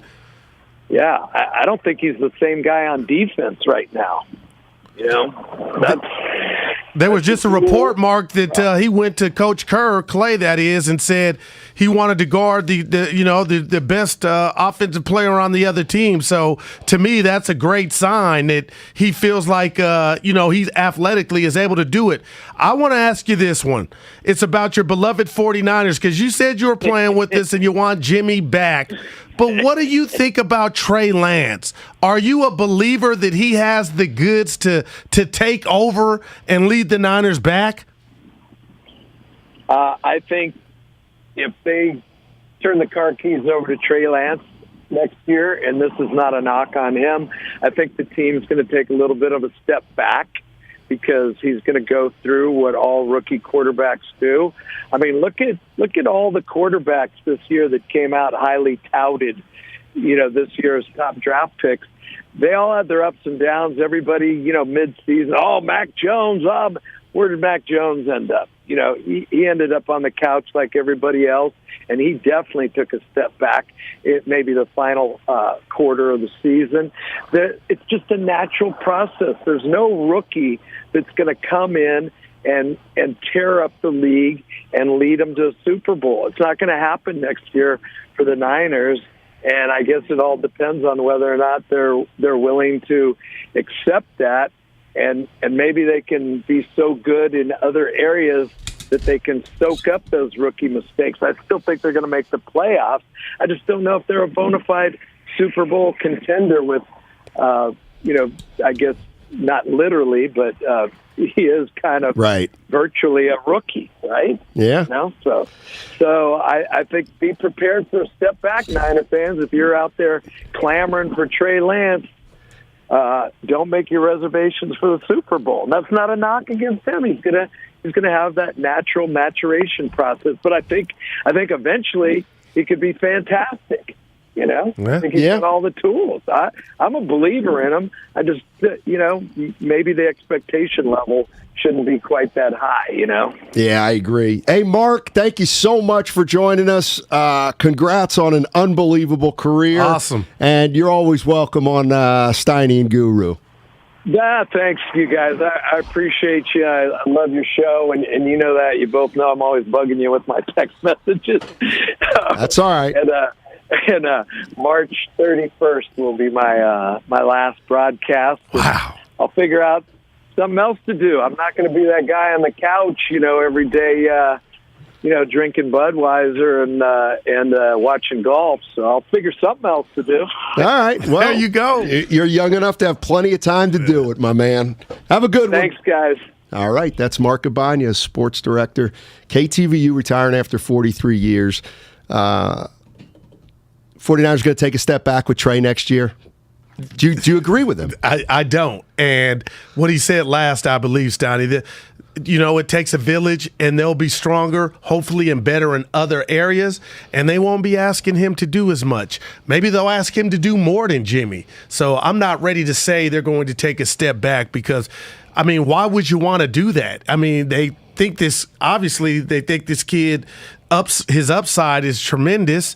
So for me to sit here and it sounds like haterade. I get the conventional wisdom. He's a rookie quarterback, but Mac Jones did take his team to the playoffs in his rookie season. We can forget how that, what happened in that game, but he took him there. He got him there. Destination, he got him there. I kind of feel like they're playing with a little fire if they go with Trey Lance, but if he's the quarterback of the future, then he's the quarterback of the future, right? My question to what you just said is, well, that furnace was turned on when they drafted him, right? Because eventually this day was going to come. And you know what? Had the Niners been 7-10 and it was Jimmy bye-bye and you take over, I think it would be less pressure on the kid. It's more pressure now, Steiny, that they went to the NFC Championship game. The second one in Jimmy's tenure, and now you're that doesn't seem odd to you that you make a change at a position did you really need to make a change? Because you were flowing and you got to this Super Bowl once and almost twice. That's odd to me. They think that Jimmy Garoppolo is one of the weaknesses on the team. So they figure if they can continue to be as good as they are on the offensive line, on the defensive line, the wide receiver, you upgrade at the quarterback, there's only one way to go, and that's up. Question is Trey Lance going to be an upgrade over Jimmy Garoppolo? We don't know. But I think if he's not, I think what we're going to hear a lot of is, don't blame Trey Lance. Blame the Niners. Yeah, no doubt, Steiny. It'll go on the ledger of Kyle and Lynch. Yeah, it's. But 1 year you can't determine if a guy's a bust, right? We can say, and we will. It's going to be a long year. He's bad, but we can't say he's a finished product, just like Wiseman. No, but it kind of doesn't matter if after 1 year they don't make the playoffs. Oh, that would be a step back. That'd be back. My Berman, back. Why is it so unfathomable, the 650 says, to think the Niners could be better next year? See, that's where I'm all at. anyone in the organization has done is talk about how they're going to treat him like the star. Well, that's how they're better. If Trey Lance is an upgrade over Garoppolo. If you think he's going to be an upgrade over Garoppolo, then I would say you believe that the 49ers are going to win more than 10 games. And we saw 8 quarters from him.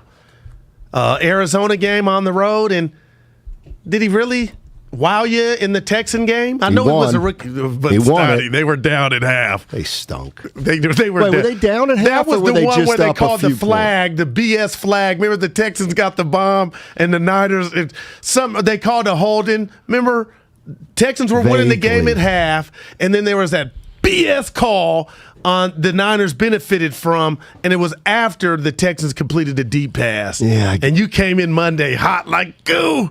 Either one of us can remember what the exact sequence was, but This is where I come down on it, right where the 650 is. It's financial. The formula in the NFL is this: have a good, capable quarterback on a rookie deal. I agree. You can't. Jimmy Garoppolo, like the Rams didn't have a quarterback on a rookie deal, and they got it done. Well, that's because they went about it clearly differently. We spend it, but I don't know. I don't know. I just want to see.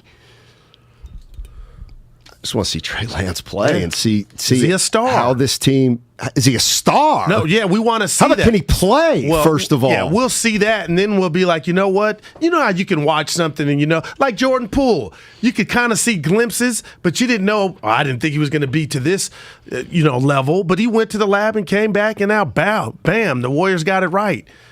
I just want to see what areas he needs improvement on. Who? Trey. Well, I can tell you. I think his accuracy. Accuracy for one. No doubt about it. And is he really nimble with his feet? Like, is he going to be able to Donovan McNabb? Or, remember how we used to say, he can do it all. I want to see. I would never say a rookie quarterback can do it all. Especially one that played. Well, I was going athletically. Like a Lamar Jackson or Michael Vick. They can run, get out of that pocket, Donovan McNabb. Because that's my comp for McNabb. For Trey is McNabb. They wear the same number. Well, I wonder if that was his hero. And you're basing that off all the film you saw on Trey Lance in college? Oh, yeah, and the workouts. Right. Yeah, but he looked like he had dress shoes on sometimes in the actual game when he would run. But he got a touchdown. Who was it? Against the Packers at halftime, so he didn't look slowed in. But I'm just talking about, is he going to be, is he a weapon? Air McNair. That's what you want him to be, right? McNair could pass in that pocket and take off when you needed him to, Steiny, and could read defenses and could make every throw. I'm getting excited. I need to see him be Trey Lance. I don't want to be 925 says, Steiny, fix your chair. What does that mean? Well, I think it's the mic that he thinks is when you're great. Well, that's always been a problem. Yeah. Let's go to M Squared in Dublin. What's going on, M Squared? How you doing, man? What's up, guys? I hope you guys are having a good day. Hey. Mm-hmm. The purpose for my call, I just wanted to call in really quick with a short story about Mark Ibanez. So in the early 2000s, I had the pleasure of being able to go to a Giants fantasy batting practice where, people from companies get to go on a field and take batting practice, and you meet with a couple of the Giants, usually like low-level guys. I think it was like Trevor Linden and Kevin Franson and those kind of guys. But the highlight of it, is you get to take batting practice in an empty stadium. You get to see, we were walking around Pac Bell Park at the time, which was still a couple of years being new. But Ibanez comes in after we take batting practice. We all sit in the dugout, and he's kind of, interviewing Linden and Franzen and, talking. But afterward, he spent time and walked around the stadium with us. So I had the opportunity to just BS with him and talk for a little bit. I've got to tell you guys, I couldn't have met a more gracious, kind, and just overall cool dude who told amazing stories and was just so welcoming. And I'm sure maybe he was getting paid to be there, but regardless of whether he was absolutely a first-class human being. It will be disappointing to see him retire, But at that token, I wish him nothing but the best in his next venture. Wow. That's it. I'm out. Thank you, M Squared. Appreciate that. M Squared in Dublin. Yeah. Yeah, 43 years for Mark Ibanez. Great run. What do you do now? 43 years of doing the same thing, and he'll golf. Have you golfed with him? No. Okay. I don't so know if he golfs or not. I get now. This is just a guess. I get the sense he doesn't golf very much. Well, I think he lives up in Napa, so he could, right? Should we be worried?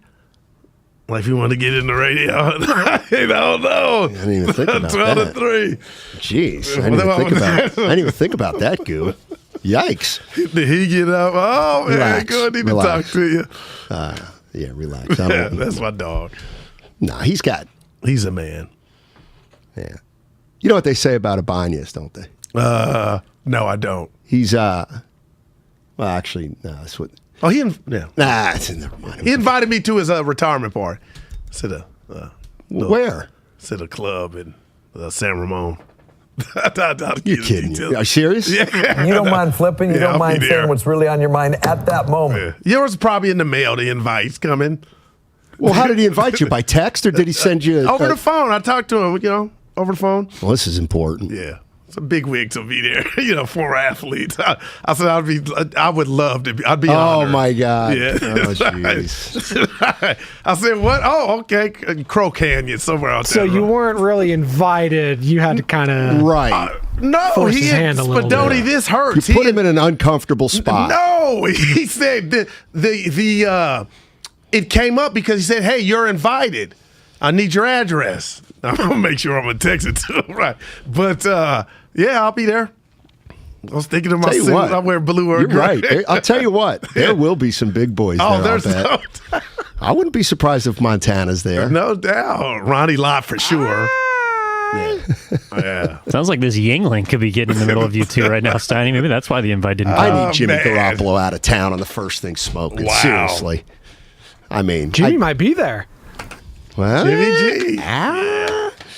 All right. On the other side, I want to talk about something important. We're going to have a certified athletic trainer on, Christiane Eason. And if you have a child who plays sports, whether it's in high school or whether it's a younger athlete, you're going to want to stick around. We're going to talk to her for about 5 or 10 minutes about sports safety and how California is lagging behind the rest of the country as it relates to the safety of high school sports and athletes who are in junior high, et cetera. And it's something somebody told me about, and I've been doing some research on it, and I just think it's real important. So if you're a parent of a child athlete out there or somebody who plays in high school, you're going to want to hear this on the other side. At Safeway, they partner with trusted top-quality growers for hand-picked fruits and vegetables harvested at the peak of flavor. From farm to you, visit Safeway's produce department today and see how they are perfecting the art of fresh. NFL free agency is coming up fast. Trey is...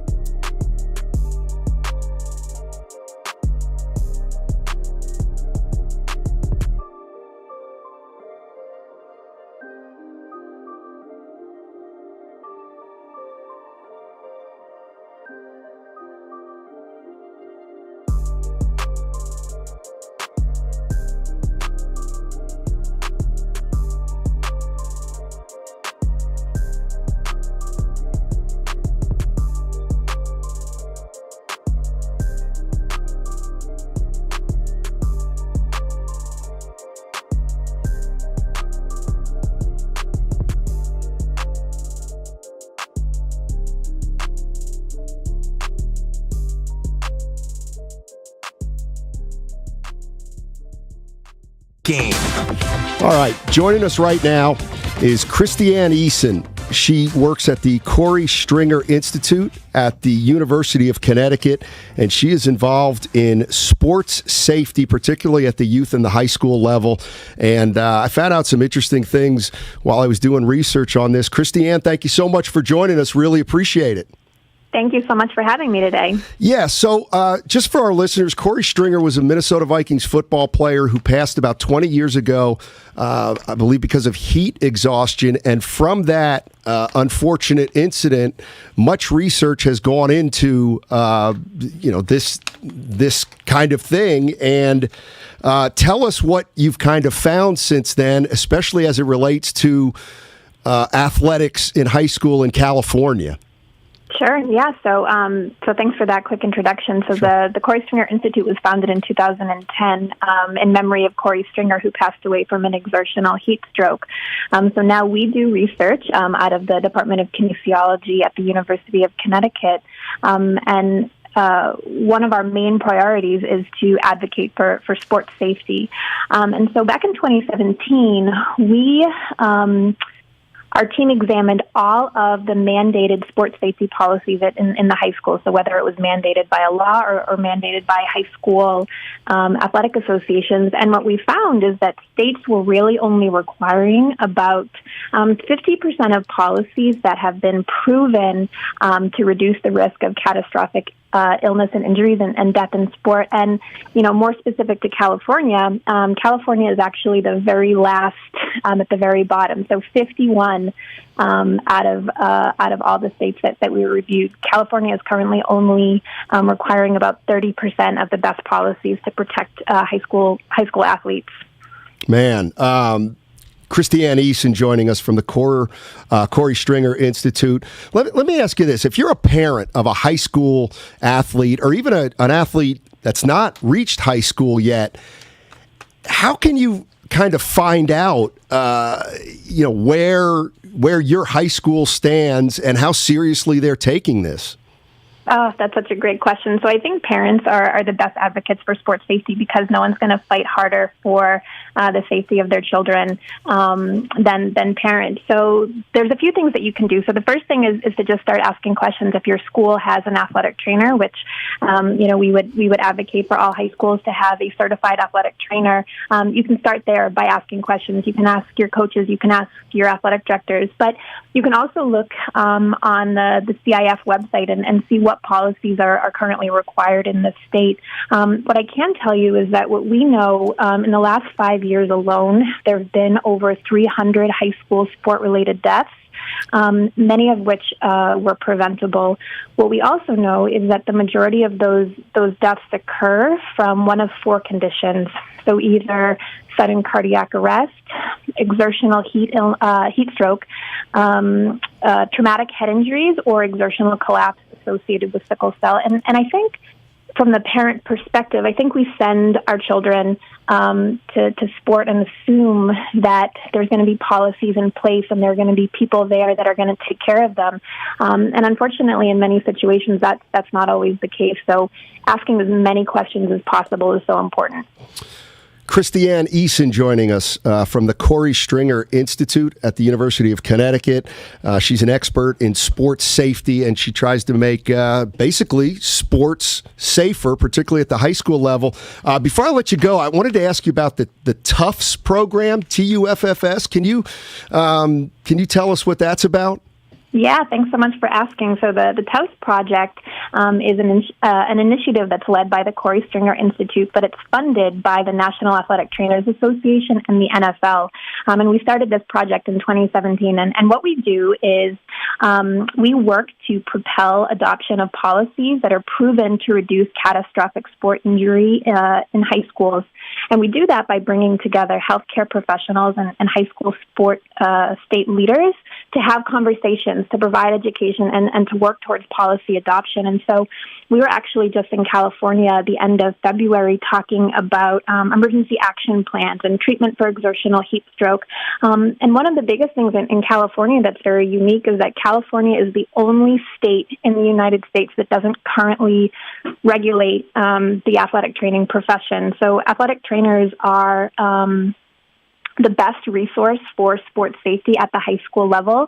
And for some reason, California is not regulating. The bill has gone to the governor's desk 3 times, and 3 times it's been vetoed. So, we're big advocates for athletic training licensure in the state of California because they are the people who are in the best position to implement these policies, make sure the policies are being followed, and then really advocate for the safety of the student athletes.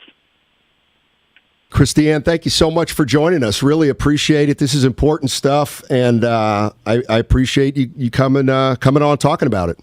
Thank you so much. All right, that's Christiane Eason from the Corey Stringer Institute. Yeah, I remember Corey Stringer. He died during after a practice from heat exhaustion, and it was kind of one of the first of its kind. And from that, all kinds of rules and regulation. For example, because I got a story for you. Water breaks now, mandatory. Remember at a lot before of it was a punishment if you weren't doing your thing. No water. Exactly.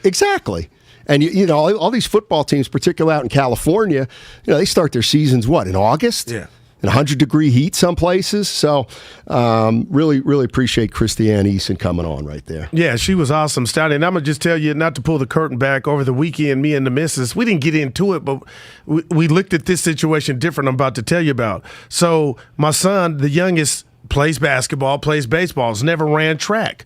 So he's running the 200, 400, and high jump, right? So I don't know too much about track, but the other day he had a track meet, and after the track meet, he ran the 400 all the way around and the 200.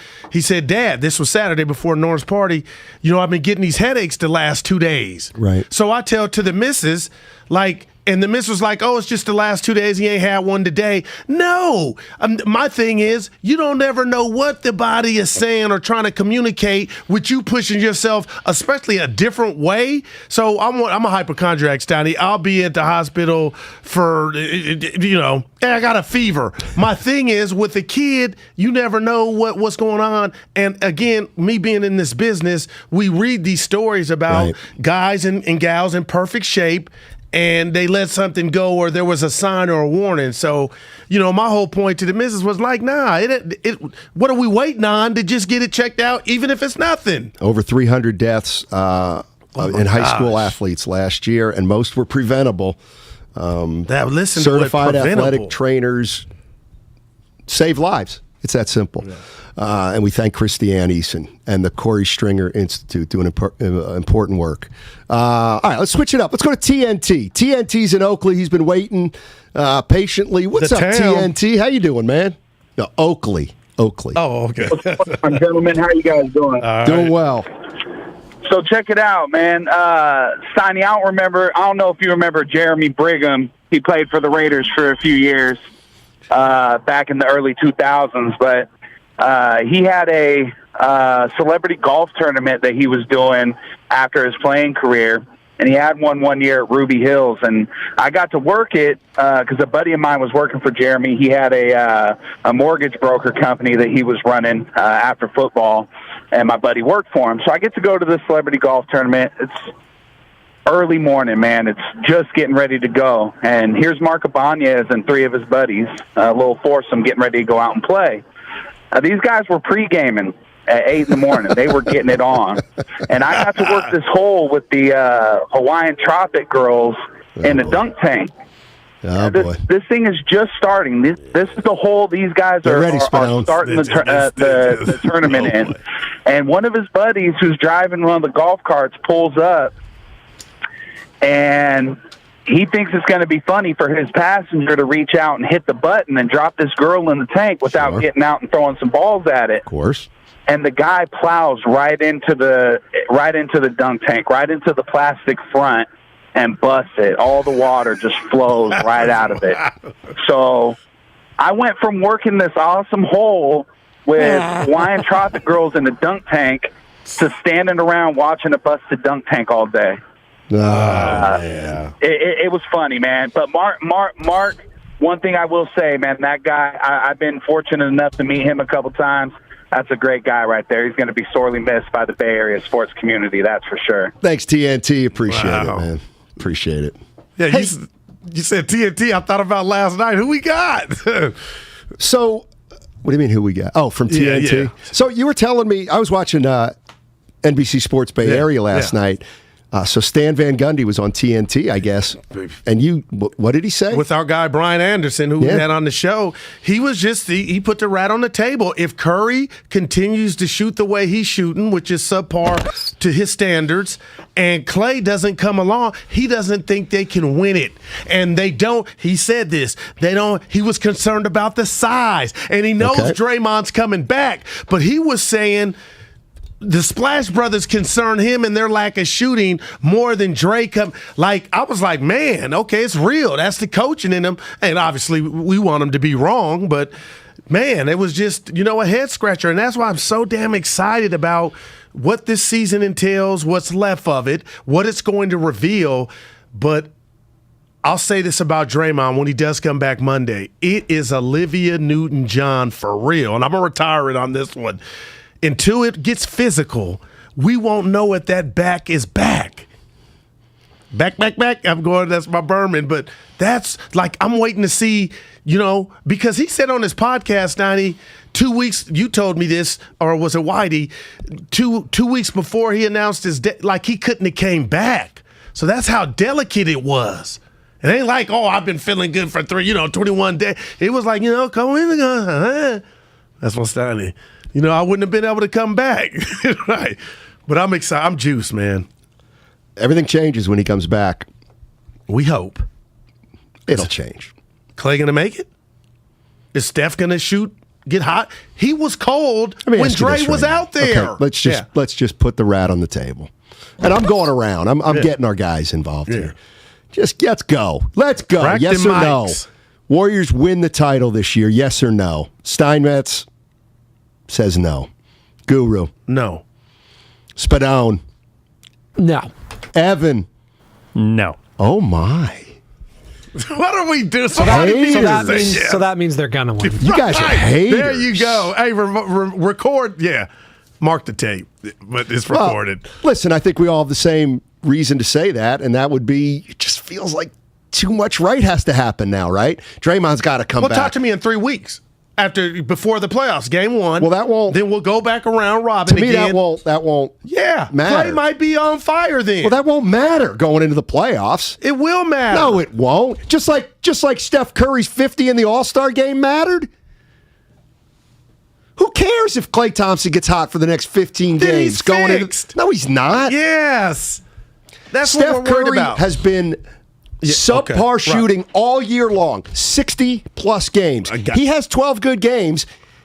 That doesn't eliminate a shooting slump. But it's not about the 12 good games unless the 12 good games propel him. And you said this before the other day, Steiny. You could see him getting in the offs and looking like the old Curry. So that's all it would take. So there is no failure with the last umpteen games of the season, but to me, it would be a great sign. And then that day, let's say 3 days before game 1, you go around, Goo, how you feeling? I'm like, I'm seeing some things. I think they can win it. Oh, I got it. Yeah, that's all. So you're planting the seed to change your mind already. I got you. What? You don't mind flipping, but no, I'm just saying I react to new information. The question is, do you think they'll be able to come back? Well, right now, that was my answer, no.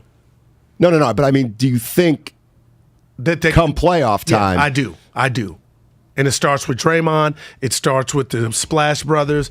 And I know you scoff at this. It starts with Wiseman. So tomorrow, don't do that. We're going to be able to watch him play. That game be televised, Sundays, I don't know. The game's in Stockton. Yeah, Stockton. By the way, the Warriors are so smart.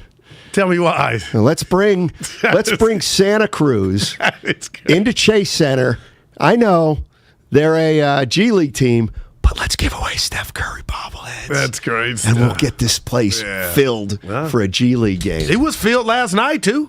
Well, it was a pro team. Well, that no, came I'm just in. for the NBA standard. And apparently those bobbleheads, this bobblehead night was supposed to be 2 years ago, but then there was this thing called like the pandemic that happened. I didn't So know now they're that, doing it now. Yeah.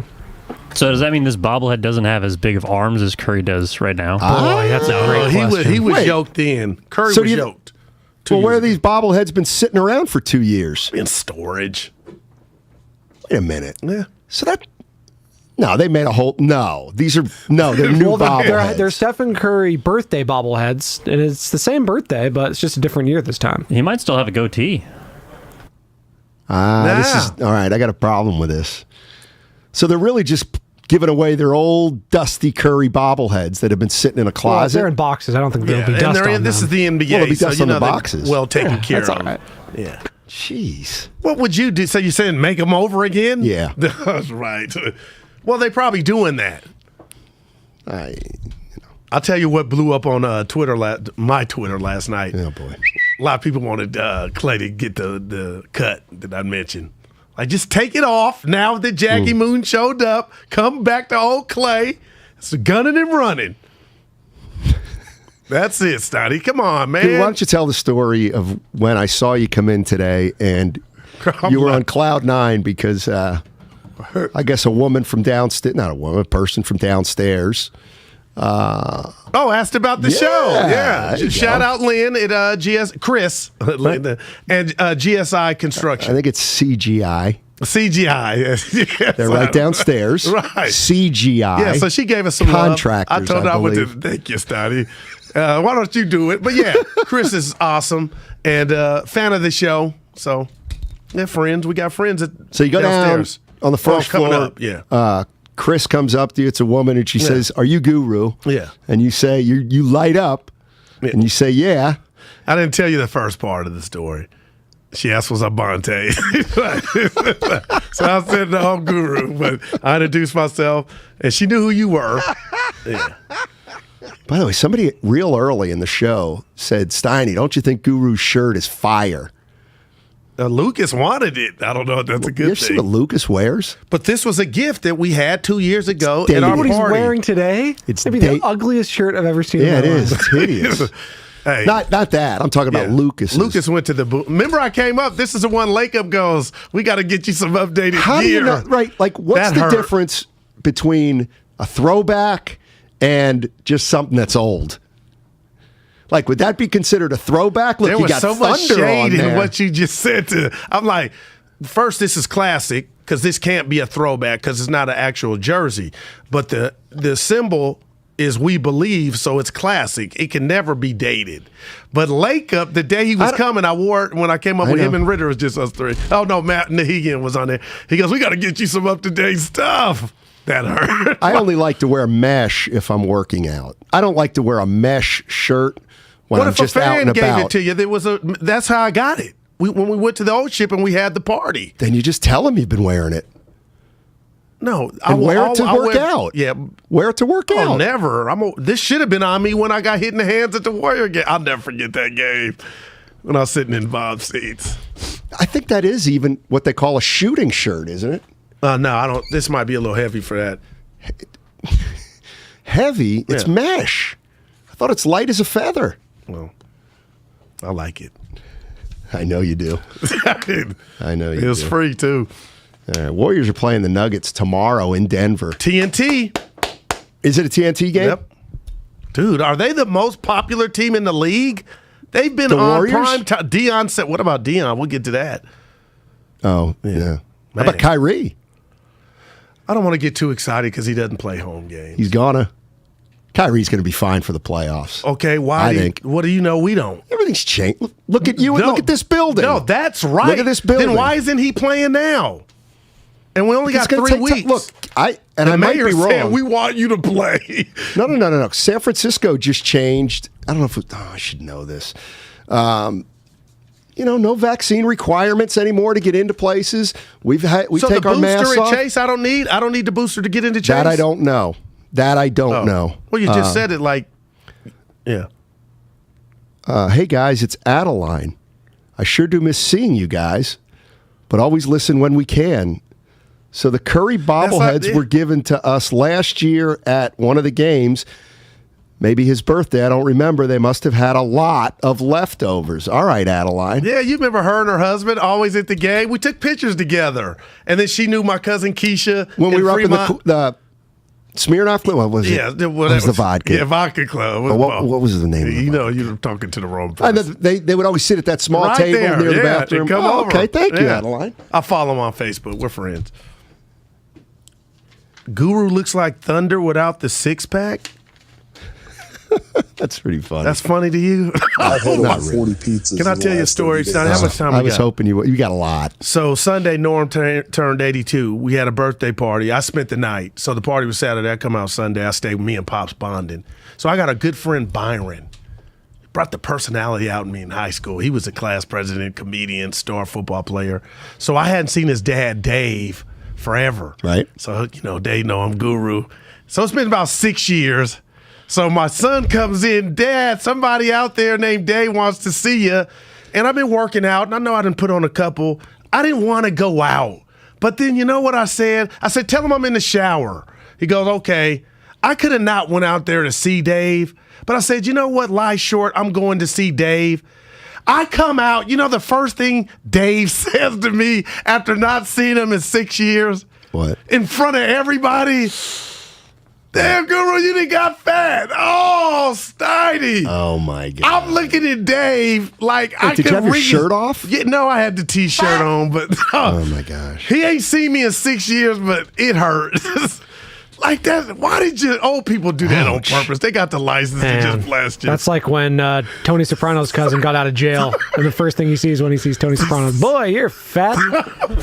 Steve Steiny, but I was thinking more I was of feeling good about myself. I thought I had some gains, and the only thing that I'm not in denial is it's been 6 years, so I can't argue 6 years, but that hurt. It is funny how stuff like that sticks with you. I have one from Jim Barnett, believe it or not, the great Jim Barnett. What did he say? We were just out on the road 15 years ago, and da-da-da. We're just talking about being in shape and weight and stuff, and he goes, well, yeah, you're going to have some trouble when you get older. I was like, what do you mean? He goes, you got that husky build. You're gonna get husky. And I was like, oh my goodness. Husky is the word that parents always used to describe to your friends when they didn't want to say they were fat. Exactly. They're husky. Oh, code word husky. Nora Princiati of The Ringer joining Damon Ratto at 3:45 has a nice piece on Jimmy Garoppolo and why he is now the belle of the ball, Steiny. Nice. All right. Don't go anywhere. Ratto and Damon Bruce next. We'll talk to you tomorrow, everybody.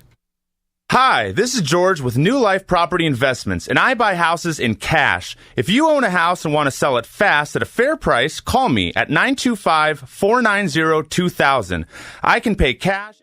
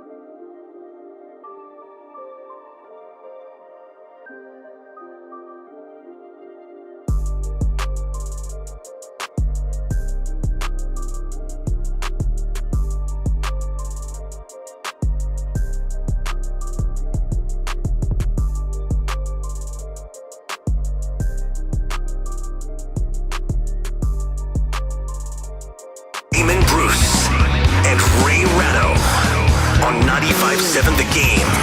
Brought to you by BMW Fairfield. Welcome to you. It is great to have you here today. What do you know? The Warriors decided to get themselves all the way back right into the big old fat win column last night. They did it with an interesting closing lineup that is in no ways or means a harbinger of a new way to do business. It's just the way they got to get through business right now until they're back in the business of Draymond Green. That's going to be, I guess, open for business on Monday.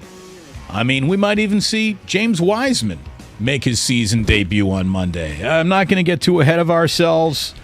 Ray and I pride ourselves on reasonable, steady evaluation of things that are going on without dressing up things to make them sound sexier than they really are. But Ray, undeniable, the Warriors are 1-0 in the Jackie Moon era. Congratulations. That's an era? We're in an era. It's the Jackie Moon era. Is he going to be there on Monday? Let's hope so. Whatever it takes, right? I think he might have peaked. I think this was your standard one-off. So I would say that the era has come and gone, and they held the team under 100. So that's the Jackie Moon era. We'll take it. I mean, we'll take it. It was a better defensive effort than what we've seen in a very, very long time. Curry, you know, in his postgame, he basically even hinted that, you know, when you do sort of like a stunt, when you have something that is set up to be a little comedic relief and you do it, you know, on the business end of a 5-game losing streak, like that can actually blow up in your face. He talked about it in the post-game press conference. It was fun. I'm glad we took advantage of it, but you know, we lost like 4 or 5 straight, and you add that to the mix, get a little distracted. But I think we fed off the energy. I was actually surprised how well how his form. He actually had some good rotation on the ball and endless energy. I don't know how. I saw him come out. Thought it was just going to be a couple minutes of just messing around, but he really gave it a full, warm-up session. Was out there doing everything. He gave us a riveting speech before the game in our team meeting. So it was good vibes. He's obviously hilarious, so he brought it today. I mean, he even laid the groundwork how something like this could blow up at the wrong time.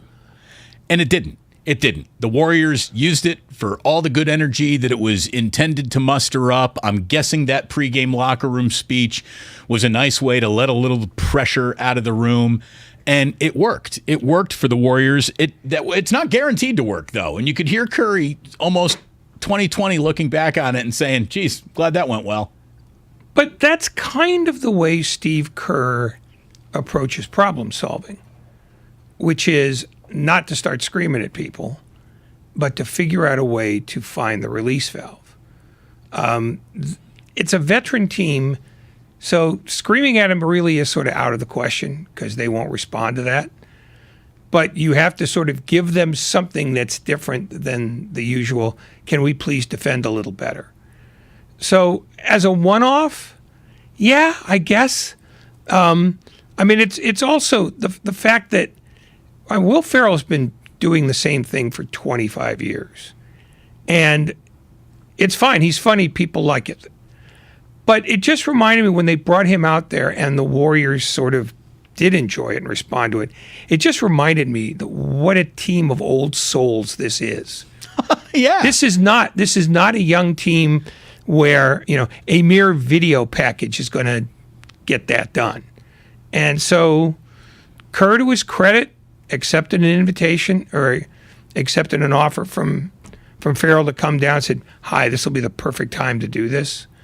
And it did work because that's how they operate. I mean, while everybody else in the NBA is looking to see how bad the fan reaction to Ben Simmons will be in Philadelphia tomorrow night, the Warriors just sort of turned it into a Chuck E. Cheese party.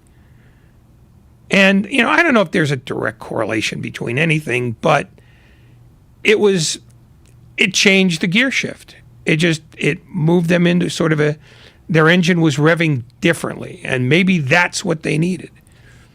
What's the personality test? Was it Klein Glassman, something personality test, and it's supposed to be able to give you a real range or measure of who you are in your quiet moments. I can't remember what the official psychological test is called that is supposed to accurately measure your personality. But take all the hullabaloo of that psychological evaluation and just boil it down to this question. You're in a 5-game losing streak. Do you consider that a time to never joke around in? Or do you see that as an absolute time to joke around, to let a little pressure off? And there is no right or wrong answer. But the way you answer that question reveals an awful lot about how you go about self-motivating, how you think a room is either armed or disarmed when it's going through a moment of tension. And it worked. Can you feel the tension in the air right now? I mean, I did. I did feel the tension in the air. Thank you very much, Ashley Schaefer, BMW. And the other thing is that when you have the second best record in the league, you can do that. Right. If they're in 8th or not, if they're the Lakers right now, you can't play that card. No. I mean, the Warriors were in a unique place and have sort of this unique mindset that I don't know works anywhere else for any other coach or general manager. They go, when we are up against the wall, if we can, what we're trying to do is tell everybody, hey, we're not panicking, so you don't have to panic yet. But if they were in a more panic-laden situation, I don't think they would have done it either. I mean, they were playing with the casino's money either way, even though in 11 games they had gone from the best defensive team in basketball to the second worst. By the way, thanks to everyone weighing in on the Comcast text line and Comcast Business text line, and Grandy Maldonado, who was in my ear. The Myers-Briggs test is the name of the psychological evaluation that is supposed to paint a pretty gosh darn accurate picture of your personality and the way you're wired. So there you go. Thank you very much to the Myers-Briggs people. Not Bob Myers. Did Bob Myers have a hand in arranging that? Well, Steve Kerr explained how the Jackie Moon era came to be. He actually emailed me a while back, and I didn't believe it was him. So we exchanged a couple of emails and, concocted the plan. And, he's a huge Klay Thompson fan, and he knows how much Klay loves dressing up as Jackie Moon. And so it was just kind of a natural fit, and it felt like a good time to do it, just to make everybody laugh in a tough stretch of the season. And he was great. He came into our locker room, made the guys laugh, and everybody loved seeing him and hearing from him. He was hilarious, and it was just something different to do. Now, will it carry over to Denver? Can they get 2 plums for the price of 1? Special 2 plums for 1. Let's find out. We'll find out in Denver. That is tomorrow night. The whole team is flying out there right now, as a matter of fact. How about this for a show today? By the way, I did bring up Ashley Schaefer, BMW. That is not a sponsor here of this program. But our friends at BMW Fairfield are now open in the Fairfield Auto Mall. Visit bmwfairfield.com today to book your visit. So, look, I know, Ray, you don't like doing an awful lot of glass could be half full radio, but if everything really does work out now, if the Warriors are on a trajectory of guys get healthy, do not regress once they get back, guys come back in shape and ready to contribute, we have a fascinating ending to this regular season coming up. We have what will be very important playoff reps for young guys, hopefully a playoff level of basketball that these old guys will step into and feel so comfortable in. It all fits like a tailor-made suit, and the Warriors make a deep little playoff run right here. That would be fantastic when I think about who they could be by next year's All-Star break. That's when I start getting greedy. That's when I start thinking about great things, because I'm just looking at the way this team could possibly be shaping up around this time next year. And that excites me even more than the way we're looking at it right now. So we're going to have that coming up today. Our friend Cam Inman is stopping by at 5 o'clock. We're going to be talking about how the 49ers, without lifting a finger, got better yesterday.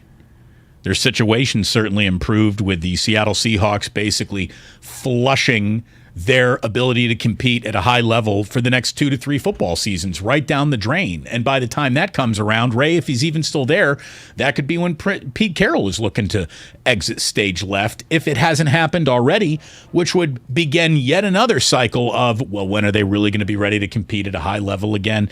This is, the game will be easier for the Rams and the Arizona Cardinals as well. So I guess you lose the advantage in the aggregate of the division because everybody gets a little easier. But the Seahawks were never an arch rival of the Rams or the Cardinals. And for a while, the rivalry between the 49ers and Seahawks was about as real of a rivalry that the NFL could actually sell you, to the point where the two teams really did not like each other. The two cities really did not like each other. The two coaches had animosity going back to their days coaching against each other in the Pac-12. The end of an era has happened, and I think we need to kind of look back at it a little bit today, because it was a hell of an era of football, even though the Niners usually got the short end of the stick in the matchup. Yeah, it was a lot of things that sort of came together at the right time. When Jim Harbaugh was hired, he and Pete Carroll had already had their head-butting contests in the Pac-12. And when Harbaugh was hired in 2011, the 49ers became really good while Seattle was kind of eh. But the next year, they had nearly the same record and were fighting for the same thing, which is the only way you actually get a rivalry now. Yeah. Because you don't have guys playing on the same team for 15 years in a row. It's just everybody is not a mercenary, but they're sort of gypsies. So all you're doing now is creating a rivalry out of laundry in the standings. And for 4 or 5 years, that's the thing that made them rivals, competing for the same stakes. I mean, it was good. The Rams and Cardinals were not good.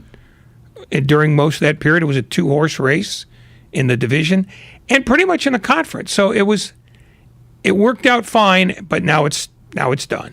Nora Princiati writes for The Ringer. She just basically wrote a column saying that with the musical chairs with quarterbacks right now, Jimmy is still very much the belle of the ball. We'll be talking to her later on this hour at 3:45. Our pal Cam Inman. It's a What If Wednesday, so stick around. Ray and I are just underway here on 95.7 The Game. We're brought to you by Outdoor Supply Hardware. Looking for patio perfection? It's the perfect time to go to Outdoor Supply Hardware. Need furniture, greenery, or grills? Your friends at Osh have you covered. Find Grande and Sierra dining sets, Big Green Egg grilling kits, Troy-built mowers, Scott's feed, seed, and fertilizers, plus more at Osh. NFL free agency is coming up fast. The Seahawks and Broncos have a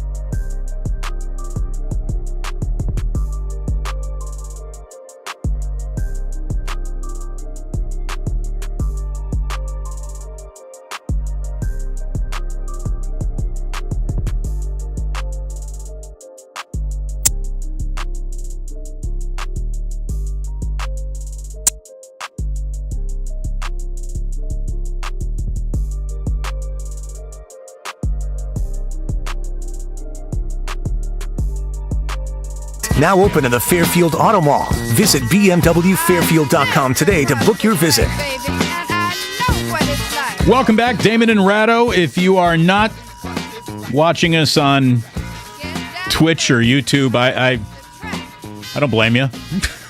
It's really nothing much to see. Two incredibly handsome men talking about sports, wearing a degree of sweatshirts that you become familiar with over the course of 2 or 3 weeks. That's what it is. We're killing you with handsome and information. Not a lot of variety in the wardrobe. Handsome?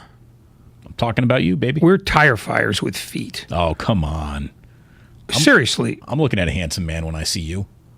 That's A, creepy, and B, wrong. Maybe it's the heart that makes it grow fonder. I don't know, Ray, but it's working. It works between you and I. So come see it work if you'd like to on the Twitch or on the YouTube. If you're interested, you can find us. It's up to you to find us. I won't even make it easy for you. Put some effort into it. Put your back into it. We have an awful lot coming up today. Nora Princiotti just wrote a very interesting article for The Ringer, and it's about how Jimmy Garoppolo is the belle of the ball now when it comes to a quarterback available that you might want, a quarterback that you might not have been interested in, but for some reason the Washington Commanders were. Carson Wentz traded today from the Indianapolis Colts. Colts get a 22 second rounder, a 22 third rounder, a 23 third rounder. That could turn into a second if Wentz ends up playing 70% of their plays. The Commanders get Carson Wentz and a 2022 second rounder. I can tell you that Carson Wentz's time in Indianapolis was met with varying degrees of success and failure throughout the regular season, but now that it's over, the real knives are out for Carson Wentz, and anybody who covers the Colts in Indianapolis will tell you that this guy was just a he ain't worth it pain in the ass from day one on all kinds of different topics and issues. This wasn't just COVID compliance. He was a pain. They did not like him almost instantly. Now, local media carried an awful lot of water for Carson Wentz in Indianapolis, hoping things might work out. And you get the truth on the way out the door. On the drive to the airport is when you find out how much someone was really liked.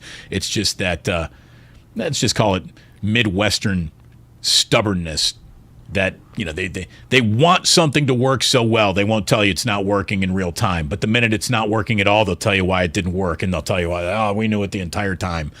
So good luck, Commanders. You have a quarterback that apparently has now flamed out with 2 franchises and isn't liked by coaches and teammates or media or fans. Seems like the perfect guy to be working for Daniel Snyder. I think the problem, though, with the analysis of the Indianapolis media is that this smelled a lot like the Colts started whispering to writers and media people as soon as they'd made up their mind that Carson Wentz was not going to be with them anymore. Because I don't see what the advantage is in not tearing him a new one, whether he's there or not, if he's got it coming. I just think that the Colts wouldn't go on the record, or even, on background, with all the stuff they hated about him. I mean, it's a little bit like the Dodgers didn't say anything about Trevor Bauer until he went crossways with the world, and then all of a sudden you heard nothing but he's hated in the clubhouse. They can't stand him. They're delighted that he's gone. It's always sort of a, okay, here's what happened. I'll tell you now because it's safe. And that's what it felt like to me. And I'm not saying that they're not saying what they believe about Carson Wentz now, but there was no advantage in them saying anything while he was still on the payroll and still the starting quarterback. But I do believe they saved it up for once it became clear that it was time for him to go. Well, so we've seen a couple of quarterbacks shuffle. Carson Wentz is a Commander. Russell Wilson is a Bronco. Aaron Rodgers doesn't go anywhere, which is why these dominoes probably fell the way that they did. Now you've got Carolina, you've got New Orleans, you've got Pittsburgh, you've got Tampa Bay. All of these teams need a week 1 starter who is not on their roster right now. How many guys out there are capable of being a week 1 starter? Again, Jimmy Garoppolo is not Boardwalk or Park Place, but he's not Vermont Avenue. He's Marvin Gardens. He's the yellow spots. He's not a railroad. He's not a utility. You can build a house or a hotel on him. You can make some money with Jimmy Garoppolo. He certainly looks good on the front of the program that you're selling for $9 that day. He is a guy that a lot of teams will convince themselves they like, not based on the fact he is without a doubt the right guy to fix your quarterbacking problem, but based on all the data points coming from all the different areas, Ray, that lead to the decision about a quarterback. Who but Jimmy is out there that you would want with NFL experience? Who in this rookie class would you like to throw the reins to before you would run it past a guy like Garoppolo? If you didn't like the prospects of this quarterbacking class or free agent market, what you're looking to do is buy yourself a year to have to make a real decision. Is Jimmy the right guy to rent for a year to do that? I mean, there are a lot of different data points that go into Garoppolo being the kind of guy who could really fetch, as Peter King said, a number 1 still for the San Francisco 49ers. That is one of the reasons why I think it's crazy to think that Jimmy Garoppolo is not going to get a 1 or a 2 that becomes a 1.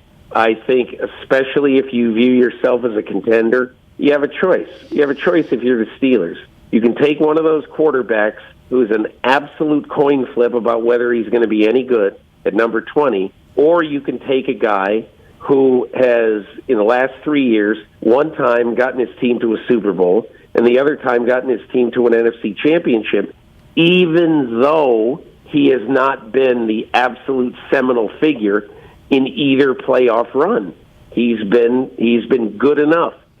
He can navigate you to a decent season. I don't think he's the engine that powers the team, but he's a navigator. He can navigate you through choppy waters if you got a decent enough team around him. And I look at the Colts, Ray, and I think, all right, well, the Colts and 49ers have done business in the past. Do you think a guy like DeForest Buckner is stumping for Jimmy Garoppolo being a short-term answer for the Indianapolis Colts? I really wonder. I suppose they're asking him. Why wouldn't you? I suppose the answer would be, yeah, he'd be okay. But there is nobody in this class who you just go, wow, that's a game changer.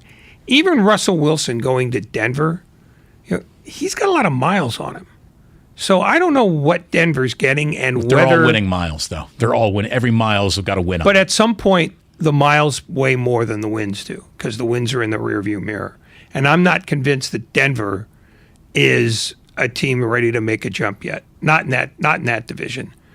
But be that as it may, you either have to have a real strong opinion about Malik Willis, Kenny Pickett, or Sam Howell, or you're trolling for guys you're not crazy about, or a guy who just had surgery on his shoulder. So I think one of the reasons why Washington jumped at Carson Wentz, other than the fact that they're impatient, is that they didn't trust the notion of waiting for Garoppolo to heal up. They wanted to have the bird in the hand. And I think that's probably going to happen with a lot of teams with Garoppolo until they have a better sense of how he came out of that surgery. I mean, he might be the belle of the ball, but it's not a very good ballroom. And the DJ is playing nothing but disco. I mean, disco can turn a party up on a Saturday night, but you're right. It's Jimmy isn't the most handsome guy in the room because of the jawline. It's because of the mooks he's being compared to at this point. Well, the mooks and the fact that he's a medical case right now.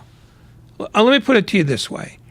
If he were fully healthy and didn't have the shoulder surgery, I would not be surprised to find out that Washington made a run at him instead of Wentz. I mean, apparently Washington called everybody about everyone. Well, yeah, but they settled on a guy who, frankly, scares the hell out of people because they didn't feel comfortable waiting till July to find out if they gave up draft choices for a guy who has a live arm or not.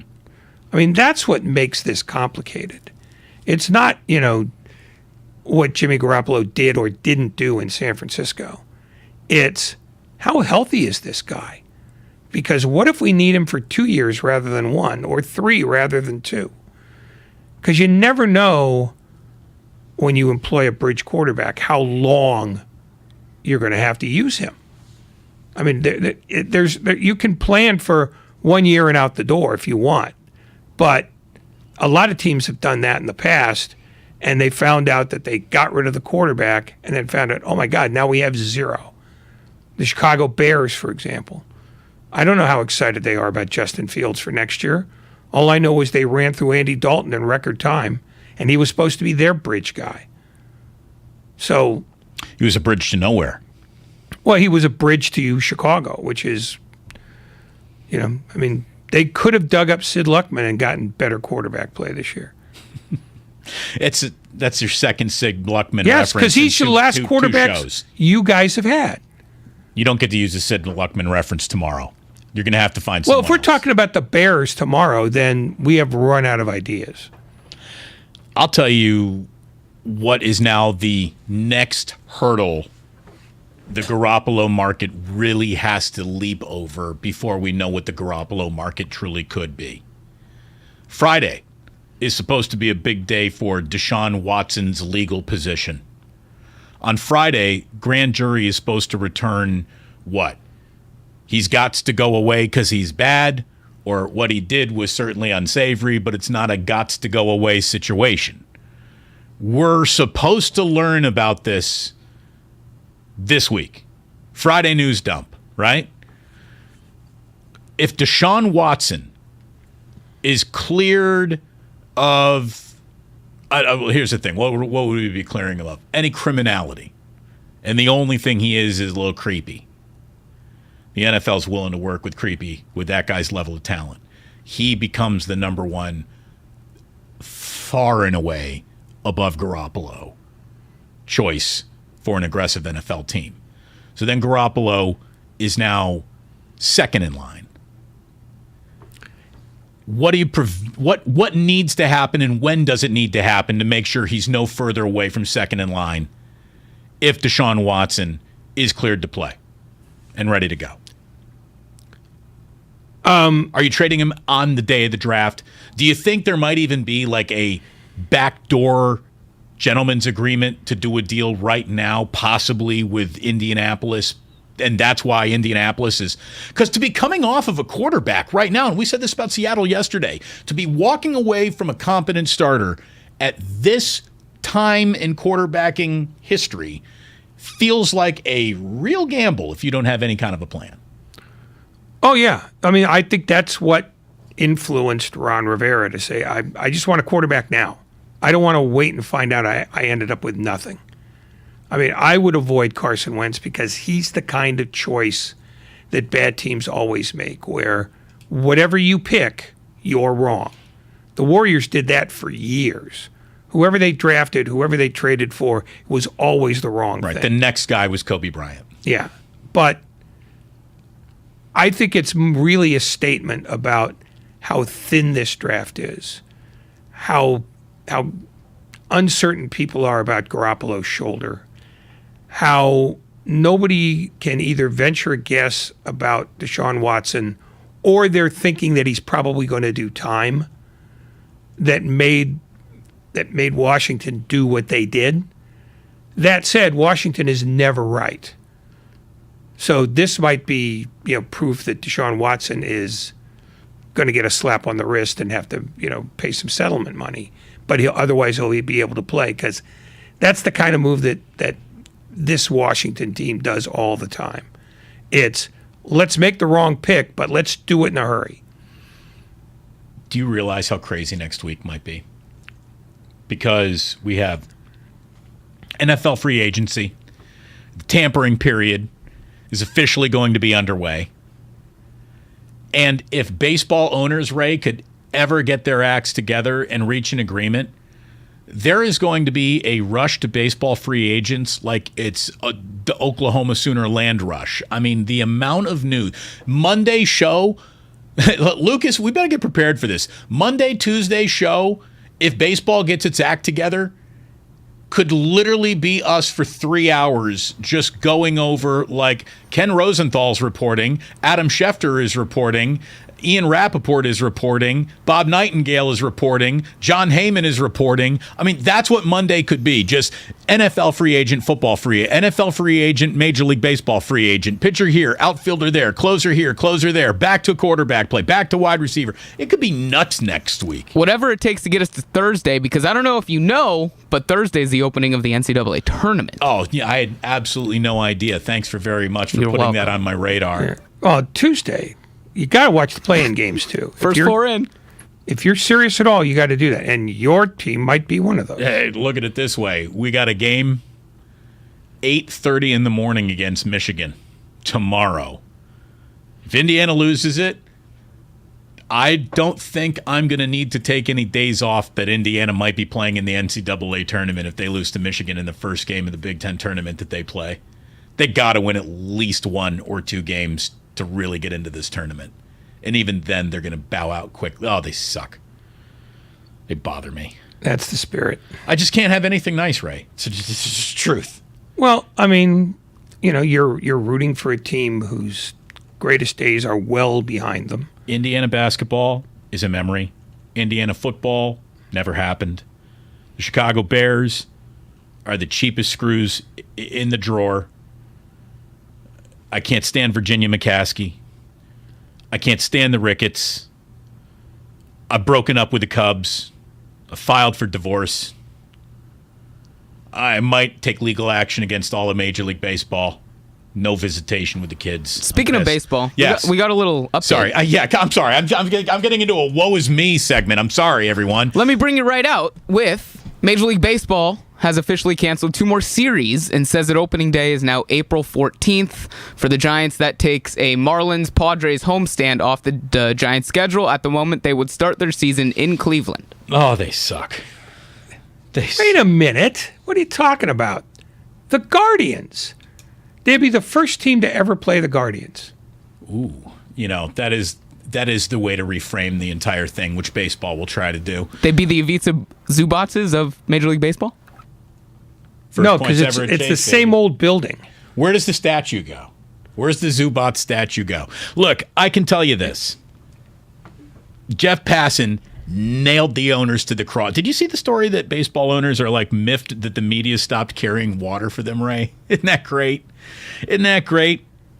Screw you, Charles Johnson. Screw you, John Fisher. Screw you, Tom Ricketts. We're going to start naming them by names. Just you don't get to hide behind the cloak of ownership anymore. Call them out by name. Bosses, there's a theme in 2020. I don't know if anyone else notices. Well, I guess it's not 2020. It's been happening since 2020. Bosses are pissed off that they can no longer screw over employees as easily as they used to. That's not just in Major League Baseball. That's at Starbucks. Like, that's everywhere. Jeff Passan. Did you read this one paragraph, Ray? You know, if you write a paragraph so frickin' well that it frames the issue and nails everybody responsible to the cross perfectly, because I think Jeff Passan actually created the most perfect paragraph maybe ever written about baseball. Jeff Passan wrote, "If you went and got the next 1,200 best players in the world, the product would suffer greatly. If you handed baseball teams over to any 30 competent business people, the sport would not suffer. Actually, it might improve. It doesn't take a billionaire to leverage a spot in legalized monopoly with profound built-in revenue." Nailed it. Well, if we got all the next players up here, the sport would suck forever. We replace any owner with any confident person who ever ran a Jiffy Lube. The sport would not only not miss a beat, it could actually improve. I mean, that just is perfect.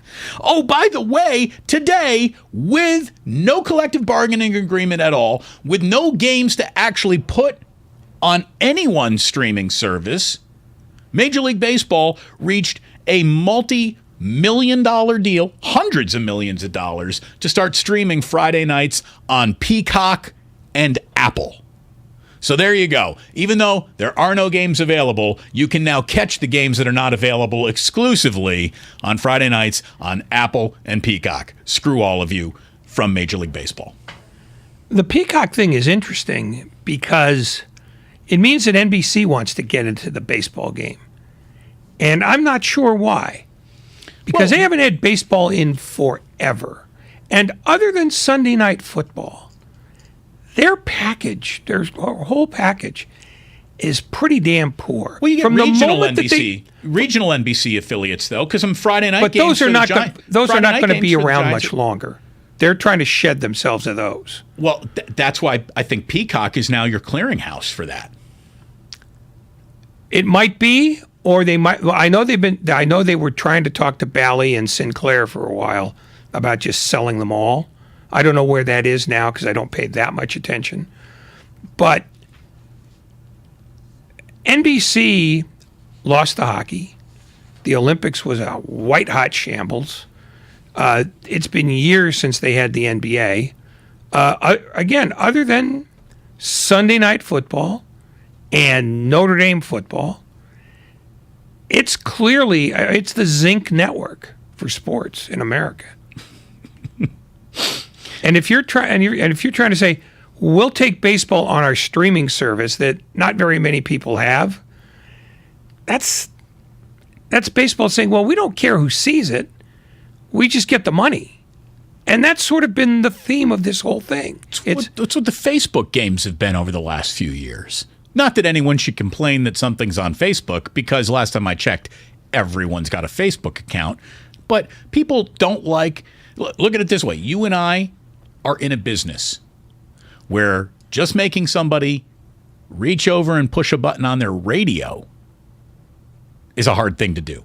That's it. I mean, getting someone to change from one button to another button that is 1 millimeter away from said button is a hard thing to do. And then get you to pay attention to what you're listening to for longer than 7 minutes. It's if you can do that, oh my God, you can host an afternoon drive radio show apparently in San Francisco.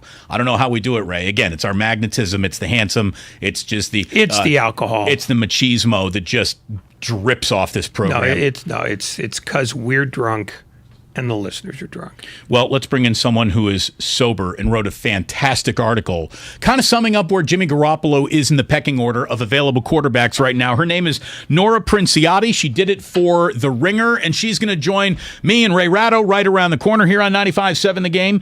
We are brought to you again by our friends at BMW Fairfield, now open in the Fairfield Auto Mall. Visit bmwfairfield.com today to book your visit and get your banking done. At Fremont Bank, full-service banking, no compromises.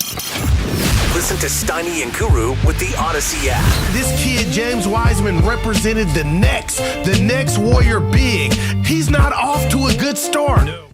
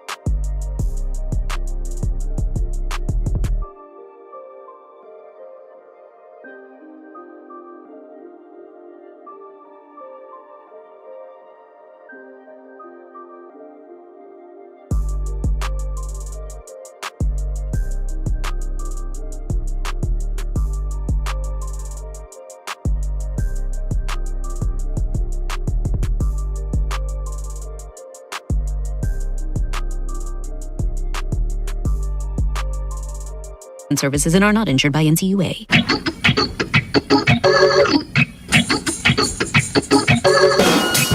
Now back to Damon and Ratto, brought to you by BMW Fairfield on 95.7 The Game. Welcome back, Damon and Ratto, 95.7 The Game, brought to you by Livermore Casino, located on 1st Street in Livermore, and the gamble that is Jimmy Garoppolo. Who is going to take it in the NFL? Ian Rappaport from NFL Network says he is the best of the bunch remaining. I would expect him to very much be in the mix for Jimmy Garoppolo, probably the next, I would say, next best starter available. No indication that Derek Carr is available as of right now. I would not expect him to be. I wouldn't expect the Houston Texans to trade Deshaun Watson in the division. So Jimmy Garoppolo to the Indianapolis Colts make a lot of sense. Would make a lot of sense. The Colts obviously today moved on from Carson Wentz. He is a Commander now. And to talk about a really interesting article that framed Jimmy as the best of the bunch available on The Ringer is written by Nora Princiati, who's nice enough to join us here on 95.7 The Game. Damon Bruce, Ray Ratto. Nora, thank you very much for joining us today. What's going on? No problem. Not much. Just hanging out, seeing what else is going to pop up in the news. It's officially time to keep the finger on the refresh button on Twitter. There's no doubt about it. There's so much happening right now.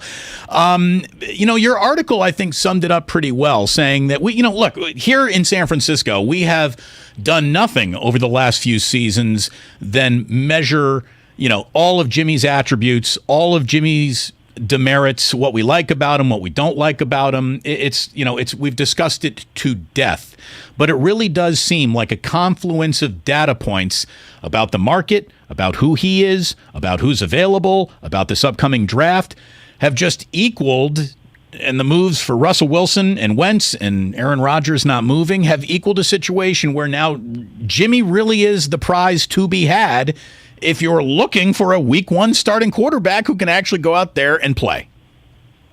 Yeah, I mean, even I think what Washington did today with the trade for Wentz was kind of a reflection of that, because I think they just, there's a little bit of panic to it. It's not unreasonable panic, but I think they just looked at the situation and went, there's kind of one guy, and then the B guy is Carson Wentz, and unless something weird happens, like Carr becomes unexpectedly available. The super dark horse, I think, would be someone like Kirk Cousins. It's kind of like one team is going to end up with Jimmy Garoppolo, and everybody else is going to look around at each other and maybe kind of go, oh, crap. Like, we have to start talking ourselves into Gardner Minshew or something here. And it seemed like the angle for Washington was just, we've made calls on literally everybody, and we don't want to be in that position, so we're just going to go ahead and get done the thing that we can get done. I think the interesting thing is what kind of bidding war San Francisco could theoretically get started, because I think people are, just because Chris Ballard has such a good reputation, I think people are pretty eager to look at the compensation for Wentz and go, oh man, they fleeced Washington. I think it's a good trade, but I think more than anything else, it's just a reflection of where the market is, because there's just so few guys who are even kind of mid-tier quality starters who seem available. Turn your mic on, you radio professional, you. Oh, God. I thought I was going well. Doesn't matter. We were having a hell of a show, Nora, until Ray forgot to turn his mic on. But here we go. Let's pick it back up. How much does Jimmy Garoppolo's surgery put him on people's back burners? How many teams will feel good getting rid of a draft choice or two for someone who they will not have seen throw when they do this deal? Yeah, so that's a really good question. I think that is the question, because even just talking to people today about where they think the compensation would be and who would be likely to do something, it seems like people are wary of the shoulder situation. Problem is, I just really have a hard time believing that teams are going to be able to wait that long, because he's supposedly not going to be able to throw until summer, before training camp. But, let's even be a little bit optimistic on that and call it June. I just don't think when there's kind of one serious musical chair here and like 5 teams that really need someone kind of badly, I don't think they can wait that long. I just don't see how there's not going to be one of those teams that goes, you know what, we're not in a good place really either way. If the injury is worse than expected, he has a setback, somehow he ends up not being available, it affects him significantly going forward. Or if we, let's say, Pittsburgh or a team like that feels like they don't want to totally rip it up and rebuild. They have players who they want to have on a successful team right now. They're screwed if they don't find anybody. So I just don't think you can wait until you have a lot of clarity on what he's like physically. I think you kind of have to trust, the prognosis is good, this type of surgery, and I don't know the details of this, but I think you just have to sort of game it out and play the prediction game as best you can, because I just don't think that full clarity is going to be an option. Nora Princiotti of The Ringer wrote a great article on Garoppolo in the market as it stands right now for him. And let's just leave it up to you, since you've studied the landscape and you know all the players involved. Where do you think the sweet spot lies for the Niners to get the biggest return for Garoppolo, either in terms of the team we're talking about or the timing of the actual deal? Like, could it be Monday? Could it be day of the draft? Do you think they could wait till after the draft to do something like this? Where's the sweet spot for the value? I think you probably, in theory, would like it to happen before the draft. You just, once somebody, I think you have some leverage in the fact that not a lot of teams are super tantalized by these draft picks, but people are going to pick them. And once they pick them, they're just going to kind of go, okay, well, we've got one of the top 5 quarterbacks, let's call it, and even if that's going into the second round, teams are going to start to talk themselves into those guys. I think maybe if I had to guess, Indianapolis, now that Wentz is gone, does seem interesting because it just seems like they're pretty determined to be competitive there. The cap space is easy for them, particularly after Washington took on all the money for Wentz. I think the only one that I would really cross off is Tampa Bay. I just don't think that Jimmy, square peg round hole with the sort of heavy drop back Bruce Arians offense. I just don't think that one is possible. Beyond that, though, New Orleans would be a long shot because I think they would probably be more likely to say, all right, let's try to run it back with Jameis if we can. But yeah, I like Indy better than the other options, I would say. What can we make out of the fact that Washington did this when they did it, seemingly in a hurry, for someone who is just drenched with regret in the making? Do they think that this is as good as anybody can get? Or do they see something in Wentz that has to date been held secret from everybody else in football? Well, look, the guy had a season where he was an MVP candidate, and you never know who can talk themselves into what, right? So I wouldn't put that out of the question. I would just say my best sort of educated guess is that they tried really, really hard to try to get somebody else, and they couldn't get the top guys. And if it got to the point where it was going to kind of, I would rank Garoppolo 1A at this point. And before Wentz got traded, he was probably the next guy. If you're looking at that and going, I don't know that we can get Garoppolo, you just kind of do it. I think they've heard no so many times that just someone who they were going to be able to get turned out to be kind of an attractive option at that point. Nora, I think the one guy who could supplant Jimmy in terms of now he is the apple of everyone's quarterbacking eye would be if we get to Friday and whatever's supposed to come out of this Deshaun Watson situation reveals, a certain level of ickiness is still around it, but there is no criminality. Like all of a sudden, Deshaun Watson would be the guy who leapfrogs ahead of Garoppolo in terms of where teams would be interested, or do you think that he is such a PR nightmare that doesn't exist? I think it really depends team to team. There's varying levels of comfort with that. I would just say from everything I've heard, and this obviously we don't know what's going to happen on Friday, I just would be really, really skeptical about that. It just seems like a nightmare, and the more people that I've spoken to just seem to feel not particularly confident that he's going to be a viable option.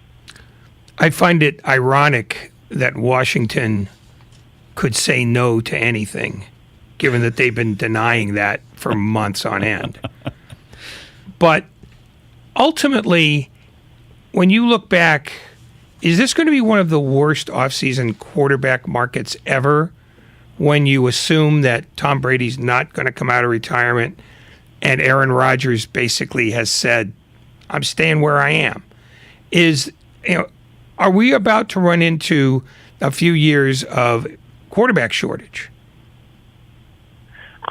I don't really think so, just because there's such a good crop of, particularly in the AFC, young quarterbacks who are already on teams. Like, the state of quarterback play in the NFL right now is actually pretty good. It's just that nobody's psyched about this draft. And here's the thing, is that teams get picks wrong at quarterback, but they also get picks that, nobody's super psyched about that turn out to be better than anybody expected. Like, I'm sure there will be a good quality starter in this bunch, right? It's just very hard right now to look at the group and go, oh, that guy's the best, or here's who we want. And maybe that ends up being a good thing, because there's a lot less groupthink going around, just because there's certainly no Trevor Lawrence. There's no Joe Burrow. Like, it's just a completely different situation in terms of what people expect, particularly in the short term, out of these guys. It's just very hard to go, oh, Kenny Pickett's going to be a great day one starter, or Desmond Ritter's going to really be able to elevate against this level of NFL competition. Like, those are tough bets to make, but I don't think it's really that much of a concern in the long run. It's just that if you're a general manager right now, you're sitting in your office scratching your head if you need a quarterback, because it's just really hard to figure out who to bank on. Is Jimmy's time now? Nora Princiotti wrote the story on The Ringer. Thank you so much for joining us. It was great to have you on today. Thanks, guys. Have a good one. Appreciate it. Nora Princiotti here as we welcome everybody to your 4 o'clock hour. You're listening to 95.7 The Game, KGMZ FM in HD1 San Francisco, an Odyssey station. Brought to you by DuckDuckGo. Privacy simplified. Who is going to come and take a bite of the Jimmy apple? Nora wrote, the Panthers, the Steelers, the Saints, the Colts, the Buccaneers, the Seahawks all have what she describes as immediate needs, while the Eagles, the Lions, the Falcons, the Colts, the Texans, and the Giants are quarterback needy-ish as well. So, yeah, there is probably more than just the 2 or 3 teams that we said would be leaping over for, and maybe the log jam of need will create the Niners really having an opportunity, Ray, to move into the first round. I mean, I think, as much as Peter King has told us, yes, I see a first round for Jimmy. I never saw a first rounder for Jimmy. I thought premium second rounder is probably where it would top out. But general managers start to panic, and that's when they overextend. And that's what I think John Lynch is banking on happening. Hopefully, that's what I think they're praying on happening. I think so. Again, I've already seen like mock drafts in which Malik Willis went from 20th going to the Steelers to 2nd going to Detroit. And that's simply based on the fact that Carson Wentz is off the board now. I mean, I don't know what this... I mean, second overall pick? Yes. Okay. I mean, now, again, mock draft... An undersized quarterback from Liberty goes number 2 overall. Well, that's what I wonder, is this market going to overheat itself to the point where you get a team talking themselves into Kenny Pickett and his miniaturized hands the way the Rams talked themselves into Jared Goff? I mean, I think this draft could be really badly skewed toward quarterbacks, not because they're good, but because they're scarce. You know, Goff had the kind of year at Cal, though, that made him like I think that we all know that bet did not pay out with the benefit of hindsight. But I don't think you'd have made a day one criticism like Goff was just all day and night long the wrong guy. No, but he shot up the draft boards relatively late. He was one of those guys who was in the mid to low 20s, and then all of a sudden there became, oh my God, somebody's got to get this guy because there aren't that many quarterbacks. And he got up to one for a team that is pretty resistant to making draft gambles in the Rams. And I just wonder if... Well, certainly now they are because they don't have any gambles to make. No, they don't. But back then, I remember that Goff shot up the boards late. And when he ended up getting picked first, people knew it, but they'd only known it for a couple of days. And there were a number of people in the NFL who were kind of going, this seems like a reach. You know, I mean, they got to a Super Bowl with him, so it's not like he was a failure. But for a first-round pick, a first pick of the draft, to be out of the state within 4 years tells you that sometimes teams overreact to not who's the best quarterback, but who's the best of the bunch. How much? And if you have a bad bunch, you get a bad quarterback. How much do you think the shoulder has put the sand in the ointment of this going smoothly? I mean, the shoulder surgery, I mean, it's just... Oh, I think it absolutely has. It's been bad timing. Yeah, I mean, for anybody who wants him, you know, I mean, how do you tell the San Francisco 49ers, we want Jimmy Garoppolo and we'll give you a first without you knowing what his arm is going to be like? That's the kind of deal that gets general managers fired. You got to trust modern medicine right there. But who's going to... Here's the thing. There are intimate details of surgery that would be shared with anyone really doing this deal that the media will never get its hands on. You should be able to have your team doctors take a look at the surgical feedback and make a pretty accurate evaluation of where you think he's going to be. You would hope. You would hope, but, you know, when the draft comes, he will have only been a month and a half into rehab. So you don't know. And you have to convince an owner who more likely than not is going to be in the draft room meddling away, trying to show his football people how smart he is. And they're going to ask the same question. Are you sure about this? And no general manager who tells the truth at all can be sure about it. You're right. But as Nora pointed out when we were talking to her, the luxury of waiting for perfect to pass you by is going to be replaced by the need to just get something done now. And that's something that maybe John Lynch can count on. But this is Ian Rappaport talking about the surgical situation causing a delay in any Garoppolo business. Unless they are confident enough in the surgery to say, you know what, he's just going to be our guy, which is possible. I mean, it's not a routine surgery, but it's one they could feel confident in a full recovery. You know, the Garoppolo one, I would not be surprised if that takes a little while, maybe closer to the draft, when they're able to get full and, real medical reports, depending on how his shoulder is. He's not going to be throwing yet, but they'll be able to get full reports on his shoulder. You know, that's the situation that surrounds Jimmy Garoppolo now. There's no quick answers, and there may not be, but I think the best thing for the Colts is they get to move on at quarterback. They have to have an agreement before the draft starts. They have to. If the Niners' goal is to try to get back into the first round, you can't do this deal after the draft. No, you can't because the draft is gone. The point is, though... Nothing gets past us, by the way. Yeah, well, we're sharp as tacks. But that's the problem that they have. They're not getting a first for a post-surgical quarterback, especially one whose scars are still going to be pink. I mean, this works out poorly for everyone involved. But because it works out poorly for everyone involved, I'm fine with it. It's not like the Eagles or Lions or Falcons or Colts or Texans or Giants or Panthers or Saints or Buccaneers or Seahawks have never made mistakes, have never over-gambled. It just takes one. Yeah. And what could make one choke on the bad decision or leap to the decision before they're comfortable in really making it is just the pressure of somebody else is about to do this. Somebody else is going to make the gamble that we're not willing to make right now. Well, For a 1, though, man, it's hard to trade a 1 for a player you think you're getting 16 games out of. Excuse me, 17 games. It's hard. It's hard to make that deal.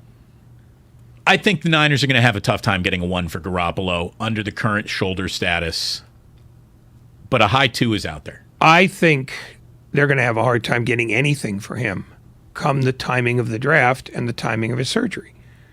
I So really do you take don't. the poo-poo honestly, platter? If you're the Niners, do you take the poo-poo platter just to have it done with picks available in this draft, or are you willing to gamble and hold the property before you really let it on the market? I almost think they're backed into a corner here and will end up holding on to the property on the theory that even after the draft, somebody's going to need a quarterback, and if he passes everything, we can get the second or the first in the 2023 draft, which frankly looks better than the 2022 from what little I've read. What about no pick involved? Jimmy for a corner that you can play next year. They're pretty rare.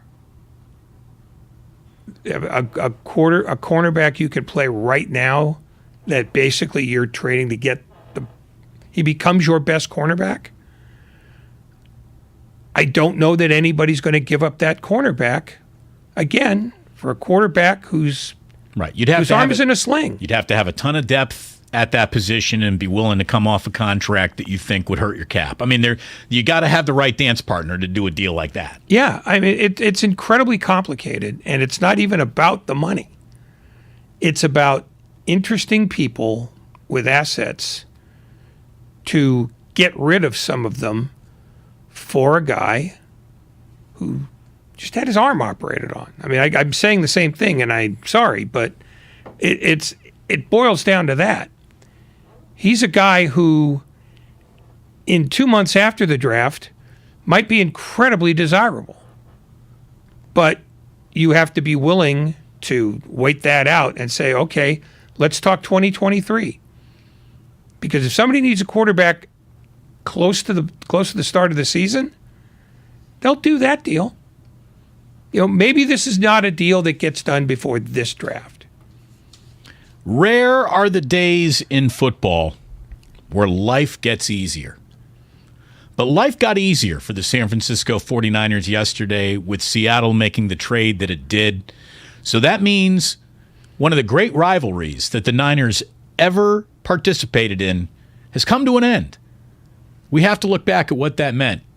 I know that there aren't any Seattle fans listening to this right now. You know, they're not a lot anyways, or you moved here from Seattle. People hated the Seahawks with such a white, hot, burning passion in this town that Richard Sherman was persona non grata right until he became your starting cornerback. And even then some people were still just, I can't root for Richard Sherman, not ever, not just can't do it, can't wrap my mind around it. That's how hated they were. And why did you hate him so much? Because they kicked a lot of Niner butt, and they were great. The Legion to Boom altered NFL history, and we're going to take a look back at the rivalry that is now officially over. When we come on back here, we got our friend Cam Inman joining us at 5 o'clock tonight here on Damon and Ratto. We are brought to you by Whole Foods Market. Enjoy weekly produce deals at Whole Foods Market. Get 3 16-ounce strawberries for $10 through March 15th, plus an extra 10% off for Prime members while supplies last. Promotion varies by location type. See terms and exclusions on our app. Whether you're buying a new car or used one, it's a big investment, which is why you should choose Pennzoil Platinum. It helps extend the life of your engine and protect it up to 15 years or 500,000 miles, whichever comes first, guaranteed. That's because Pennzoil's base oil is made from natural gas and 99.5% free from engine clogging impurities. The proof is in the Pennzoil. Enrollment required. Keep your receipts. Other conditions apply. See pennzoil.com/warranty for full details.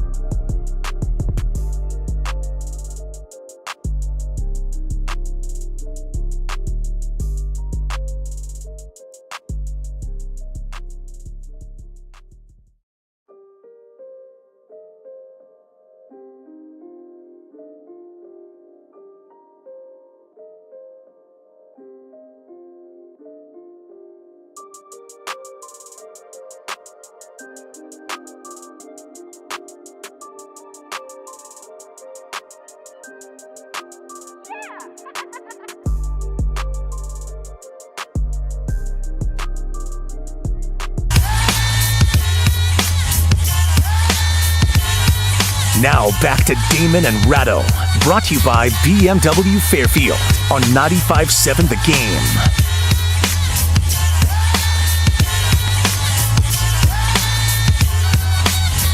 It never gets easier in football.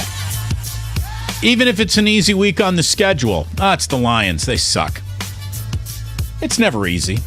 It's professional football. It's the NFL. It's never easy. So it's rare when life officially gets easier. And you can prove it, point at it, and say, it's easier now. The 49ers can do that. The 49ers, life got easier, and their Super Bowl odds increased without lifting a finger, without ordering a cup of coffee, without signing a player, without winning a game. The Super Bowl odds for the Niners went from 14-1, Ray, to 11-1 on the news that Russell Wilson, Bobby Wagner are no longer Seattle Seahawks. And the Niners get better without a single move or an offseason rep.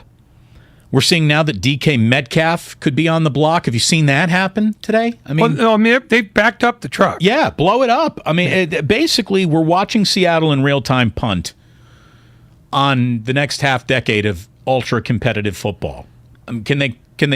Anybody can still beat anybody. Even the bad teams can beat a good team on a football Sunday. We all know that, especially now more than ever before.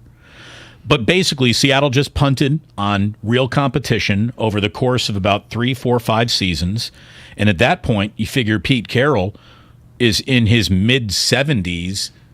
If he's even there 3, 4, 5 years from now, and you know, even if you got the right players in the room, you're then now looking for a new coach. So the amount of behind the eight ball Seattle has strategically placed itself behind is kind of remarkable right now. And it only makes me think, Ray, is like the Allen family doing a strip it all down to sell here? Is there something going on with that? Because I know that is a really weird situation between Paul Allen's descendants and who gets what and who owns what and who's keeping what. That one is a relatively stable situation. Jody Allen, his wife, is in charge and has shown no interest in selling. I think this is more about Russell Wilson no longer wanted to be in Seattle, and the Seahawks couldn't really make a way to change his mind. And I think they recognized after going 7-10 with him that times are only going to get harder, so you may as well just rebuild from scratch. Because you know DK Metcalf's not going to be happy. Whatever quarterback they get is going to be worse than Russell Wilson. I think we can all agree on that. So he's going to be unhappy. He's going to want to go to a place where he's a featured part of the offense, being delivered well-thrown balls by a very good quarterback. Bobby Wagner, that's a salary dump. I don't think it was about ownership deciding, let's get out of here. I think it's about John Schneider and Pete Carroll going, you know what? It's time to start over.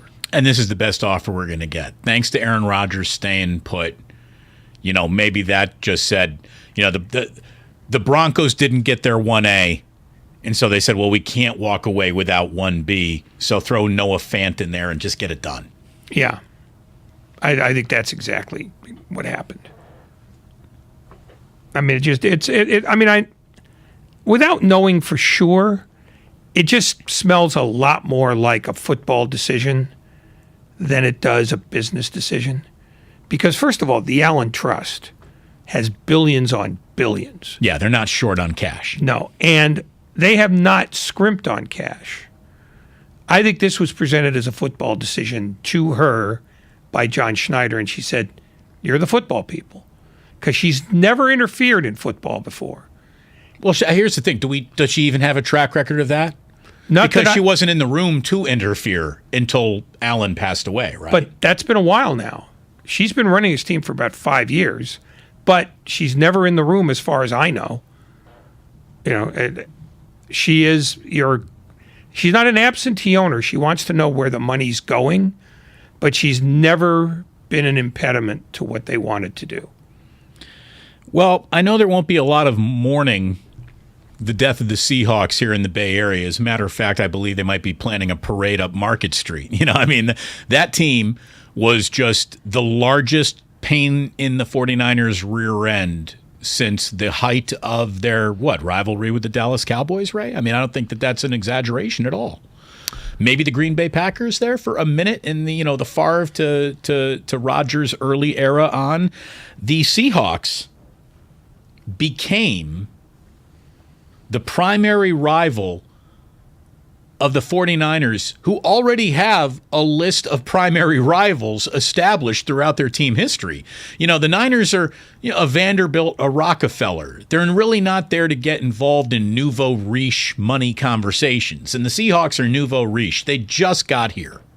That is not a historically significant, even notable franchise. It was a decent helmet and Steve Largent. That's it. That's all they had. Don't forget Jim Zorn. We did. We're comfortable with it. We're comfortable with that. The Seahawks were great. No one wants to hear that here. But that's what made that rivalry great. Is because they were a really great football team. You want to know what great football teams have? It's the one trait that all great football teams have. They had mystique. They really did. The Legion of Boom had mystique. And that stadium was hands down, no discussion about it, with all due respect to how loud it might get in New Orleans or anywhere else. It was the loudest stadium in sports. And for 4 years in a row, that was a defense. Your ultimate one-off defenses, Ray, the 85 Bears, the Ray Lewis Ravens, those are your ultimate one-off defenses. I don't know if a defense has ever sustained what the Legion of Boom did over a 4-year run where they allowed the fewest points in the NFL 4 years running. I mean, that's some big boy defensive acumen that they held in the palm of their hand for half a decade. It's sick to be able to be that good that long on one side of the football. Yeah, but when you think about this rivalry, it really did only last 3 years. When you come right down to it, there were 3 hyperkinetic years. Yeah. But it came and it went in about the same span as the 49ers rivalry with the New York Giants in the mid-'80s. It was, great teams fighting for the same thing, and then they went their separate ways. The Giants receded. Bill Parcells found more other things to do. And it's sort of what happened here, is that the 49ers had 3 really exemplary years with Jim Harbaugh. And then he decided he wanted to have a fight with Jed York, which is always a good way to get fired. And by 2015, there was no rivalry left. The Seahawks were still good, but the 49ers weren't. And they stayed bad for a fairly long time. I mean, up until 3 years ago. Oh, yeah. The last few incarnations of this 49ers-Seahawks rivalry wasn't really the rivalry as it once existed. It was a now rivalry renewed because the 49ers bowed out of competent football long before the Seahawks did there for a little while. And this was a massive rivalry, and it's now over. Only Pete Carroll remains. No Russ, no Lynch, no Sherm, no Earl Thomas, no Cam Chancellor, no Vernon Davis, no Kaepernick, no Gore, no Harbaugh, no Crabtree. Navarro Bowman suffered that NFC title game knee injury, which altered what I thought was on track to be a Hall of Fame career. For a minute there, Navarro Bowman was better than Patrick Willis, and Patrick Willis was only the best middle linebacker this team's ever had. And Bowman was even better there for like a nanosecond. A 12-game stretch. You know, he really was. Before his knee exploded. Yeah, and that exploded in Seattle. We will never, ever, probably in the NFL in any rivalry, get a moment that was as spicy as this. Well, I'm the best corner in the game. When you try me with a sorry receiver like Crabtree, that's the result you're going to get. Don't you ever talk about me. who was talking about you? Crabtree, don't you open your mouth about the best. Or I'm going to shut it for you real quick. LOB. All right, and Joe, back over to you. Not exactly the crescendo of Aaron's career, but Well, certainly in the crescendo fairness, of... Richard Sherman was scaring the crap out of her. He was scaring the crap out of because America. He was making it clear how much he detested this team and its alleged best receiver in that Richard Sherman way of his. So I'm giving Aaron a pass. She was just, holy crap. What is this about? Back to you, Joe. Yeah. Look, that was... We don't even get sports like that anymore. You don't even get that real intensity anymore.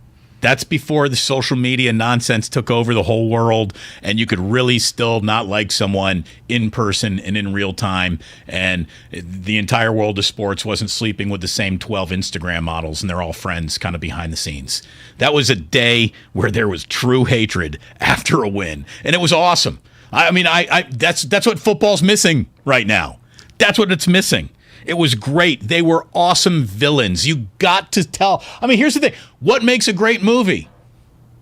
It's not great heroes. Everyone's got great heroes. There's a great hero almost in every movie. Great movies are made great by great villains, and the Seahawks were the perfect villain for the 49ers. And if you're a Seattle Seahawks fan, I think you looked at Jim Harbaugh and company in the same light.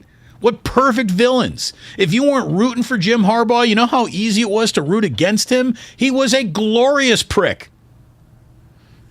Oh. It was easy to throw all the darts in the bar at his dartboard. It was great. It was great. And you had, as we said earlier, you had Carroll and Jim Harbaugh just getting into a pissing contest based on their hatred of each other from their days in the Pac-12. I mean, they turned that sucker into Stanford, USC, but in the NFL. Yeah, except that it sort of wasn't Stanford and USC as much as it was Harbaugh and Carroll. Well, it was Michigan, USC. You know, those the mindsets, yes. Yeah, but I mean, that was Jim Harbaugh when he was at San Diego. Right, they hated each other. Yeah, it's just Carroll had something and Harbaugh wanted it, and Harbaugh was monomaniacal about getting it. Someone's like, bro, wasn't that like 2013? I had Instagram back then on the Comcast Business text line. Yeah, but the rest of the world didn't. It wasn't omnipresent, like in all conversation. Social media was sprinkles on the cake. It wasn't the entire kitchen that you lived in. Now it is. Well, and the other thing was, while all those things existed then, nobody was using it as their primary form of communication to the extent that it is now. He's right about the timeline, but players do less sort of face-to-face jawing and more sort of over the internet jawing. It's just that's world be changing. World be free. That Seattle run was great. There's just no other way to say it. They were great.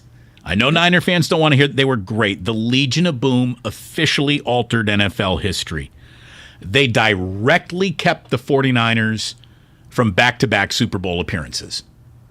Yeah. They directly prevented Peyton Manning from having a third Super Bowl ring. They directly stopped Aaron Rodgers from getting another bite at a Super Bowl apple.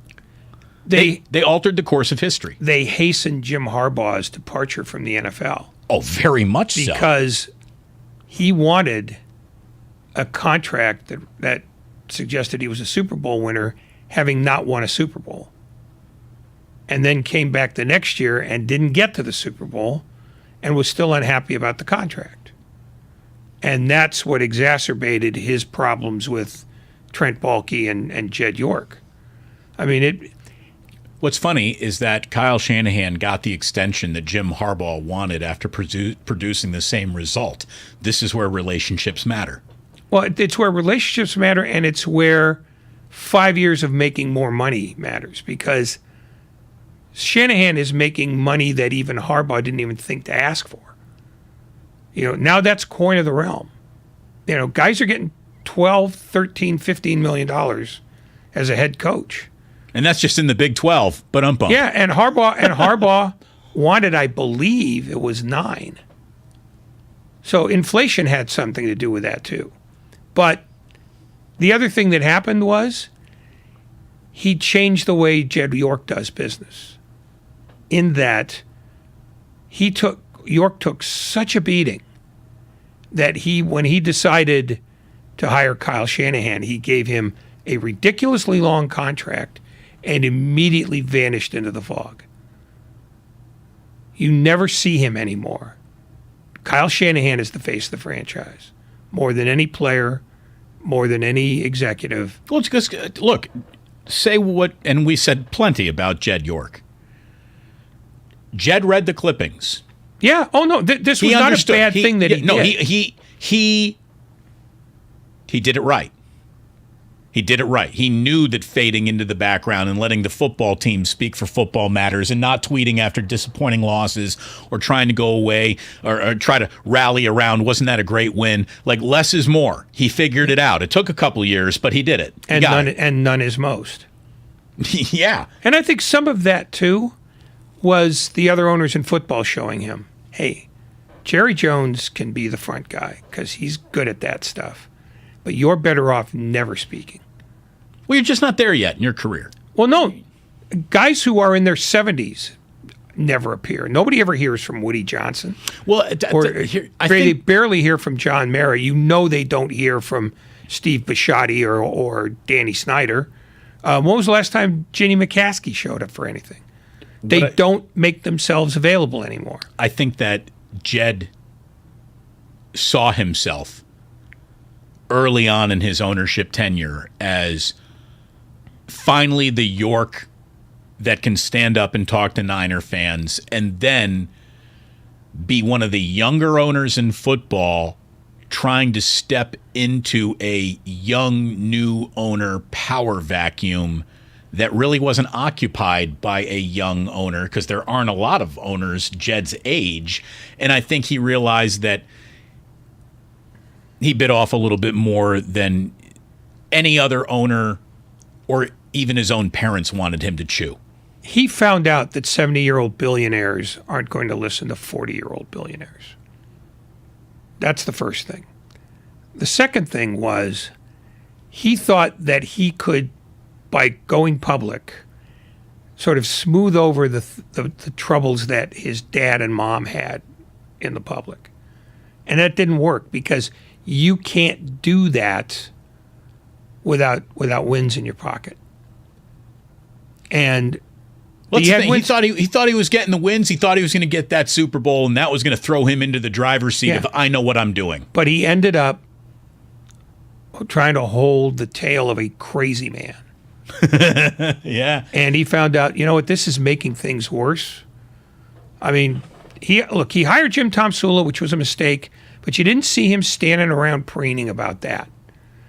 Then he hired Chip Kelly, and he didn't stand up and make himself terribly available after that. And now with Kyle Shanahan, who I don't even think has ever asked him to take a back seat. He's taken an even further back seat. He's in the back of the van because he wants to be, because he found out that being the guy that people notice gets your name on streamers on the back of planes. He got out of the van. He's not even on the van anymore. He owns the van, but he's not in it. No, he's in it to the extent that he knows what things are being spent. I mean, what money is being spent on what things, because he does want to know that.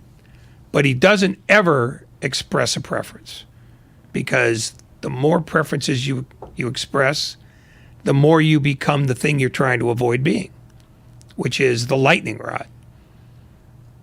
Well, to kind of circle back to where this whole thing started, one of the great chapters, not just in 49ers history, but one of the better, albeit shorter chapters of real rivalry between the 49ers and the Seahawks is over now.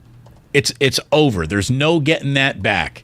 There could still be hard feelings. I mean, I had Niner fans who hated the Seahawks, who didn't want to say a nice thing about them, go to games up in Seattle during the heyday of that stadium and say, oh my God, that really was the loudest building I've ever been in. I still haven't seen a game there. Still haven't. So it's one of the incompletes on my where have you gone to see games resume. Well, and it's going to stay that way because you're not going to want to go up there to see that team. Exactly. I missed the window of it being that building. I mean, they really did. They had mystique, Ray. They did. I mean, I know you're not a romantic guy. You don't get caught up in this for the sake of anything more than maybe it'll help you through a column or something like that. But would you? I mean, they really did. They were special.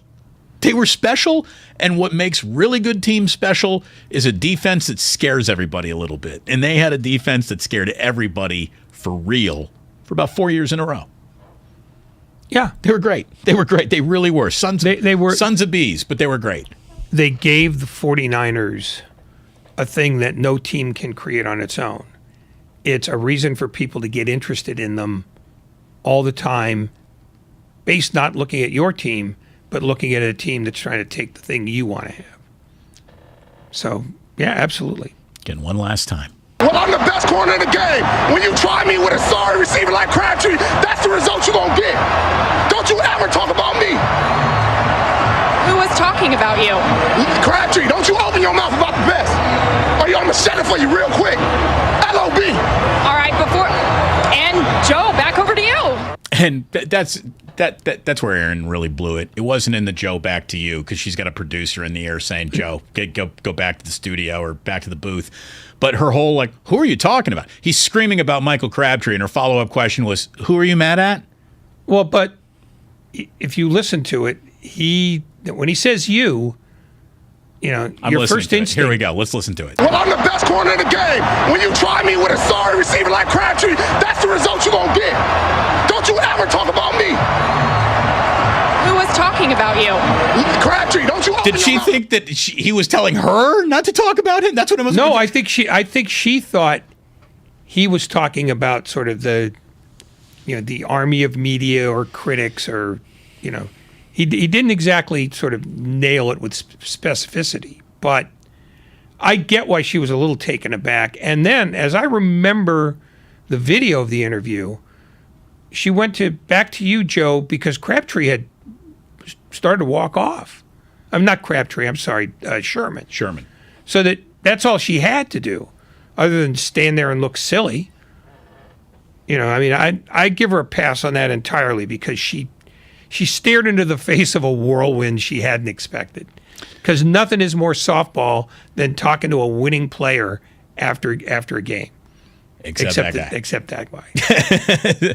Cam Inman joining us at 5 o'clock to not only say goodnight, sweet prince, to the rivalry that was between the 49ers and Seahawks, but we're going to talk to him about what is next for this team beyond Garoppolo. We got NFL free agency starting next week. Whose doorstep will they be on first? Big targets, little targets, fringe targets. Let's get into it with our friend Cam Inman at 5 o'clock. When we come on back, though, we have to update you on yet another bad negotiation for Major League Baseball, which has canceled all games now through April 13th. The first 2 weeks of the baseball season are done over things that are so, to the plain baseball fan out there, so cataclysmically boring, like rookie salary pools, international draft rules, things that if we talked about would put you to sleep, are the reasons why baseball isn't being played. Oh, these owners. God, I hate them. And you should too. Damon and Ratto on 95.7 The Game. Cam Inman at 5 o'clock talking Niners. We're brought to you by Fremont Bank. Full service banking. No compromises. Listening to Willard and Dibs has never been easier with the Odyssey app. This is what happens to a fan when things go sideways. Look at the latest text that just came into our text line. I gotta look. 510.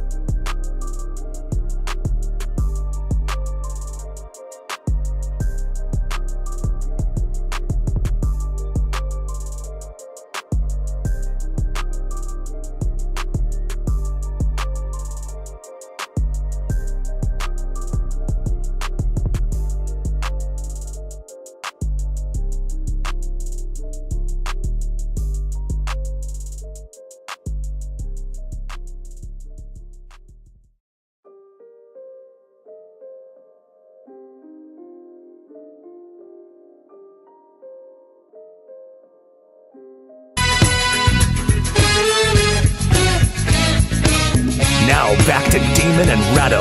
Brought to you by BMW Fairfield on 95.7 The Game.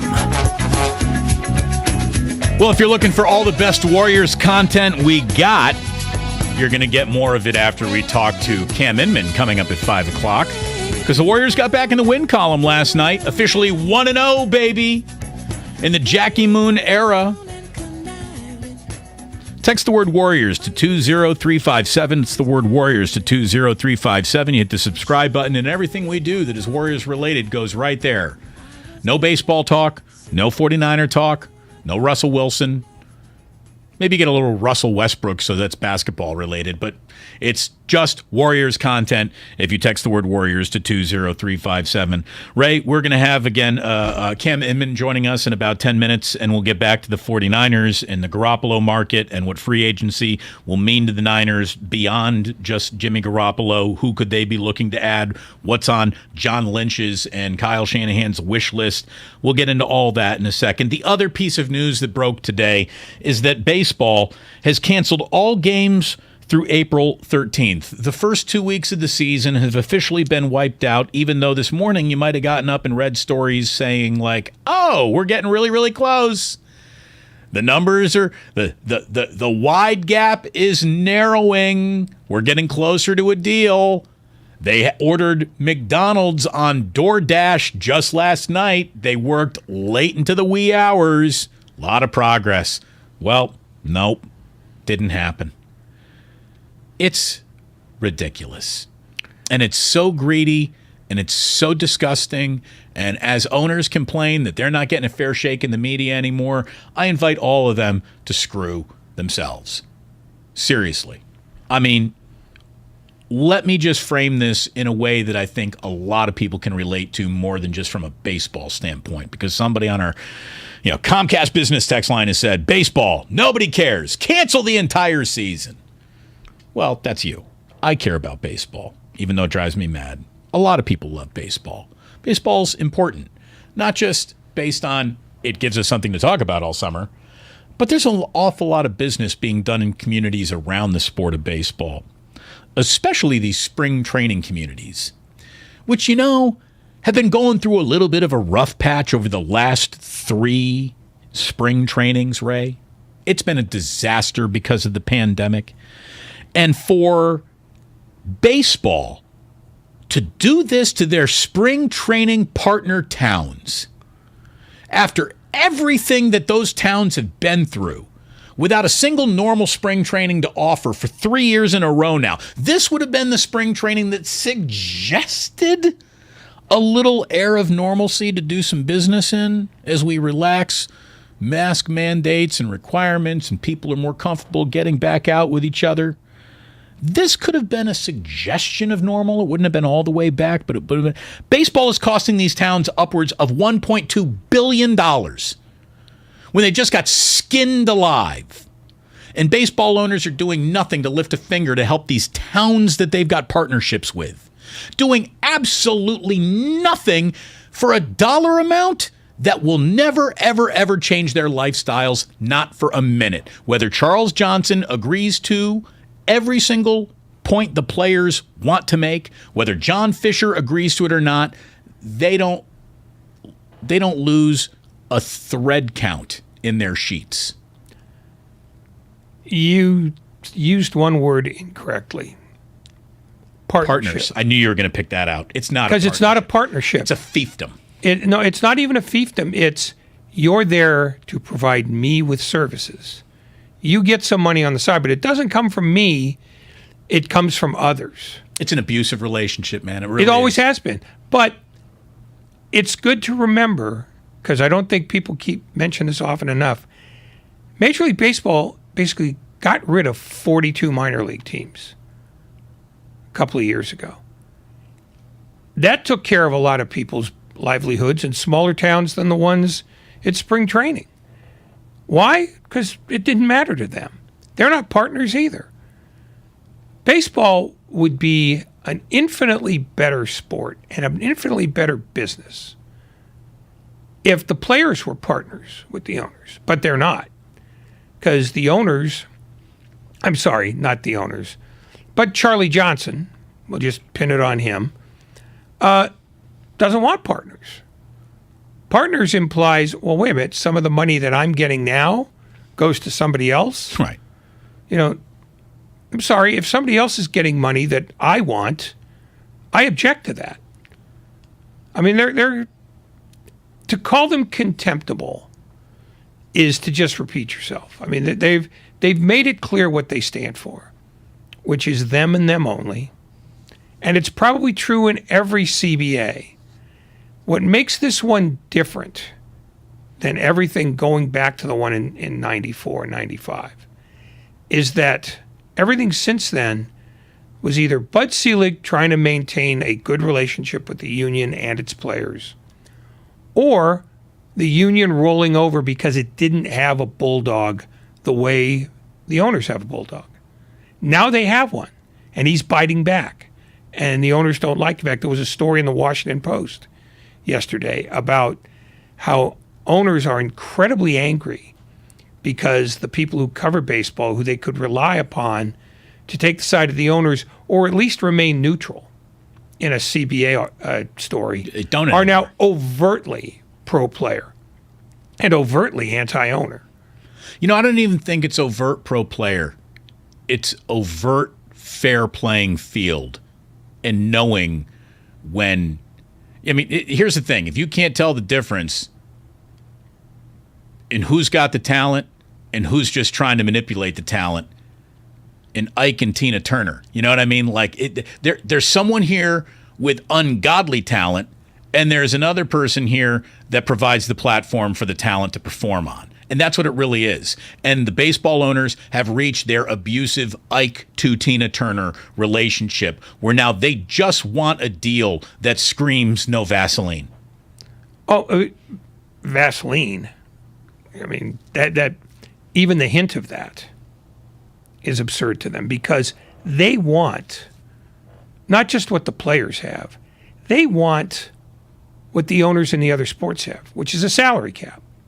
And they will do whatever they have to do to get that, because at that point... That's what the competitive balance... There's a lot of math here that people hate or don't pay attention to or tune out on. The CBT, which you see attached to this all the time, is a competitive balance tax, which is an afterthought on a cap. It's basically... It's a cap without calling it a cap. Right, exactly. But that's... They want nobody to spend over a certain limit. But they don't want a salary floor. Right. You can be as cheap as you want, but you can't be more expensive than this. So we're comfortable living in a world where the Padres spend like the Yankees, as long as the Yankees aren't spending like the Yankees anymore. Except that the Padres spend a lot of money. They're probably a bad example. You want to say the Angels, maybe. I mean, the one guy they pay is Mike Trout. And when it comes time to pay Shohei Ohtani, I'm relatively certain that Artie Moreno will hesitate. He's the biggest drawing card in the sport right now. And Artie Moreno will say, nah, I don't really want him to get close to what he's worth. I mean, we want a cap because all our friends have caps. And we don't want a floor because that way our pals, in Pittsburgh and Cincinnati and Detroit can spend as little as they want. Or Miami probably is a better example than Detroit. They want all of it, and they want all of it every day. And that's where the greed comes from, and that's what makes me disgusted about what they're doing to these spring training towns. Again, Charles Johnson and John Fisher would rather save an amount of money that doesn't affect their lives at all, rather than help make entire communities whole again. I mean, think about that. If that isn't offensive to you, that the greed of 30 individual owners supersedes towns of 10,000 people who have always used baseball as part of their lifeblood, that people who have so much blood to give will not donate it. And oh, by the way, it's day 98 of the lockout. Without a deal in baseball, baseball's announcing new streams of revenue. Forbes says that the new streaming deal between Major League Baseball and Apple is worth $85 million annually over 7 years. Under the new pact, Apple will pay a $55 million rights fee and $30 million worth of advertising. And for that, Apple will get the exclusive rights to telecast telecast 2 Friday night baseball games each week, about 50 a season, in the United States and 8 countries overseas with Apple TV. Forbes learned that baseball has come to terms with 2 streaming deals. It's not just 1, it's 2. They're also going to be getting $30 million with Peacock. In addition to pre- and post games for each Friday night, Apple's also going to have MLB Big Inning, which is a live show featuring highlights and look-ins airing every weeknight during the regular season. This was a part of MLB.TV last season and will continue to live there on Apple Plus or TV or whatever they call it, Apple TV Plus. So there you go. Even though there's no games going on, baseball has just sold. There are no games going on for $85 million over 7 years. I mean, it's never be surprised. Robust business if you can find it, but my God. How are you going to cry poor now, Rob Manfred? Oh, yeah, he can't. I mean, he realizes that the story about, baseball's not a great investment for our owners. He knows how flat that fell. Well, here's the thing. He used to be able to tell a lie, and there weren't a world of people out there willing to debunk it with research that they do instantly.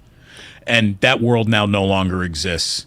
So I guess we want to wrap up this hour by saying, screw you, Major League Baseball owners. You deserve to all go down in a fiery plane crash. You're so greedy, and you've done so much damage to hardworking towns of hardworking people who just want to tend bar during spring training, and you won't even let them do that. You miserable SOBs. Die alone and loveless in your mansions. Oh, and welcome to 5 o'clock. You're listening to 95.7 The Game, KGMZ FM in HD1 San Francisco, an Odyssey station. Brought to you by DuckDuckGo, privacy simplified. A man who will never pass away alone and loveless in a mansion, but will be surrounded by loved ones, is a guy who's got the greatest introduction and intro in the world. I've never had intro music. There's only one song, if I do karaoke, which I've maybe done twice in my life, it was Eddie Grant's Electric Avenue. Gonna rock down to Electric Avenue, and then we take it higher. My goodness, damn near perfect. He's a lot of fun to talk to. Electric Avenue. Now, here's 49ers insider, Cam Inman. Electric Avenue. Beloved!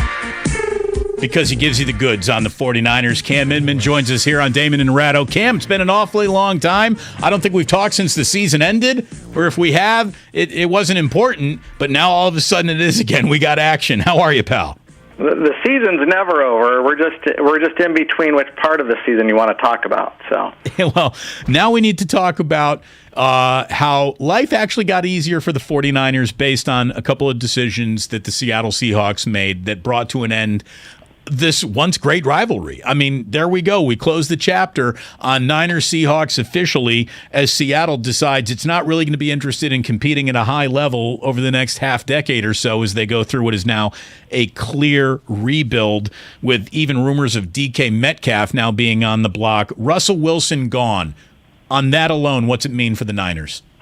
I mean, that is the best off-season present the Niners could ask for. I mean, I saw every one of Russell Wilson's games against the 49ers, and he just had this magical grip of being able to pull out wins and destroying any hope that they had. And I was looking at all the stats for a column I'm writing tomorrow. He never threw for 300 yards against the 49ers in any of his wins. He had 11 regular season fumbles against him. He never lost one of them. He did lose a fumble on the opening snap of the NFC Championship game, but they went on to win that. And so getting him out of the division, I ask you this question, who's the Niners' biggest nemesis right now? Who's their arch enemy? Because Russell Wilson had a stranglehold on that title for the last decade. I think lacking an alternative, it's probably the Rams. Yeah, but which guy? I mean, you would say, is it Aaron Donald? I don't even know if it's Aaron Donald, although he put Jimmy Garoppolo down for his last pass of the 49er in the NFC Championship game, but they handled the Rams pretty well for all the times before that. So, I mean, I don't know who it would be because it's not Kyler Murray, it's not Matthew Stafford. It doesn't have to be one person or one coach, but getting Russell Wilson out of the division is massive for the 49ers, and it absolutely helps their chances in the division going forward. Maybe Cooper Kupp. Oh, could be Cooper Kupp. I don't debate that, especially with the Niners cornerback situation in flux until they solve it in free agency in a week and hire all the best cornerbacks that the NFL has to offer. How high are you? I am not high yet. I did just get off a round of golf, though, for the first time this offseason. Keyword, yet. Yeah.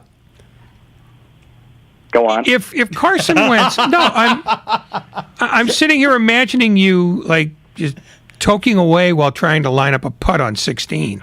No, I don't do that stuff. That's all good. And nor do I putt on 16. I chip in. So go ahead. Oh. Short game. So now I know that he's high.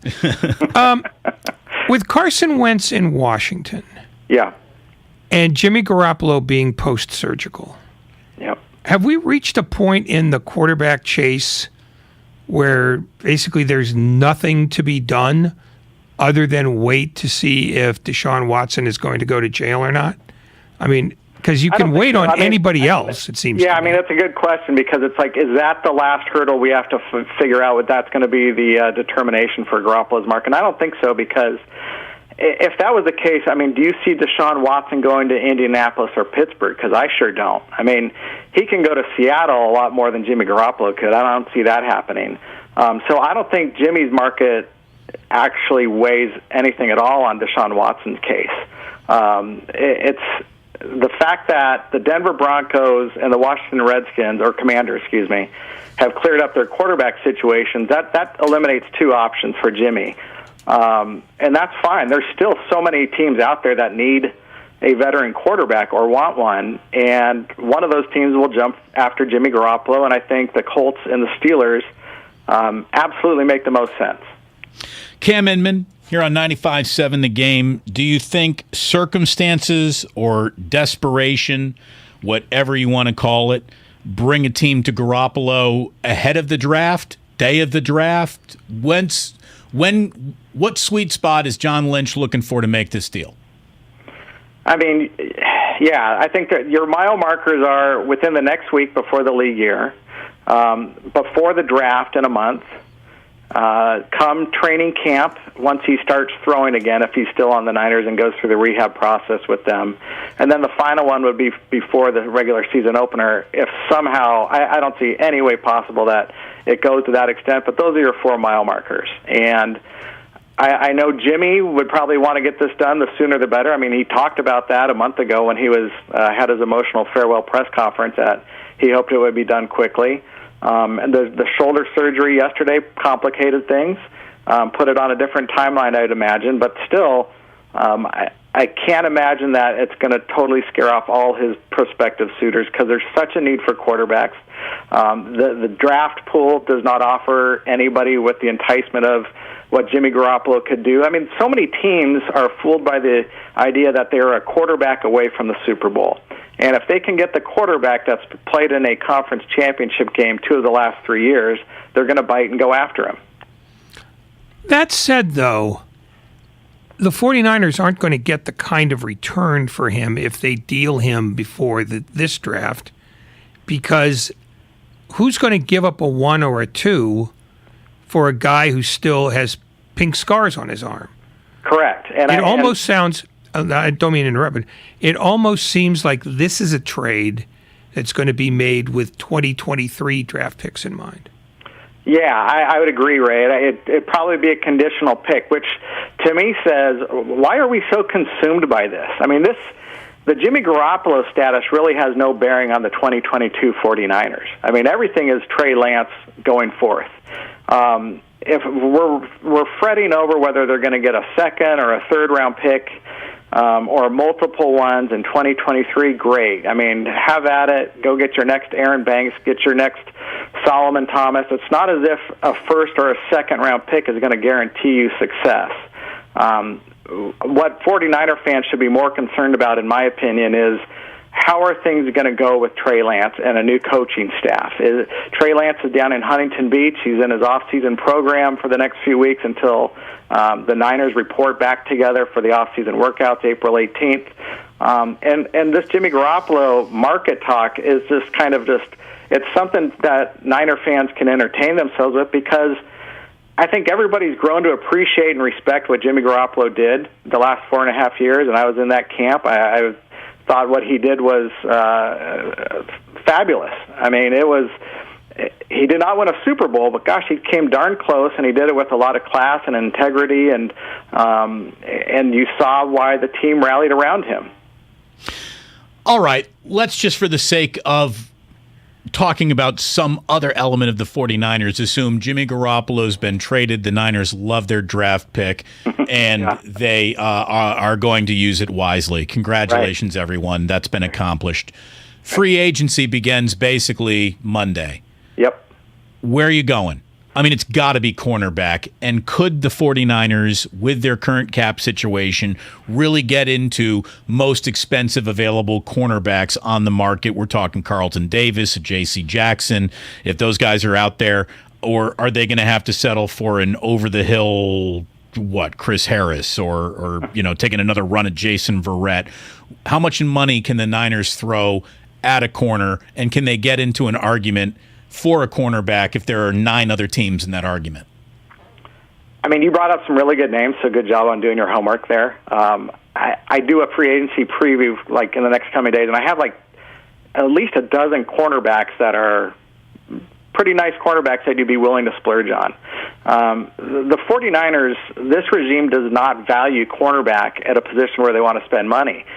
They brought Richard Sherman in a few years ago, and that worked out well from multiple standpoints other than him just playing well, just as a leadership standpoint. But obviously they need an upgrade at cornerback. They need better depth there. And they have multiple cornerbacks that are going to be free agents in Verrett, K'Wan Williams. Josh Norman, I can't imagine them re-signing him.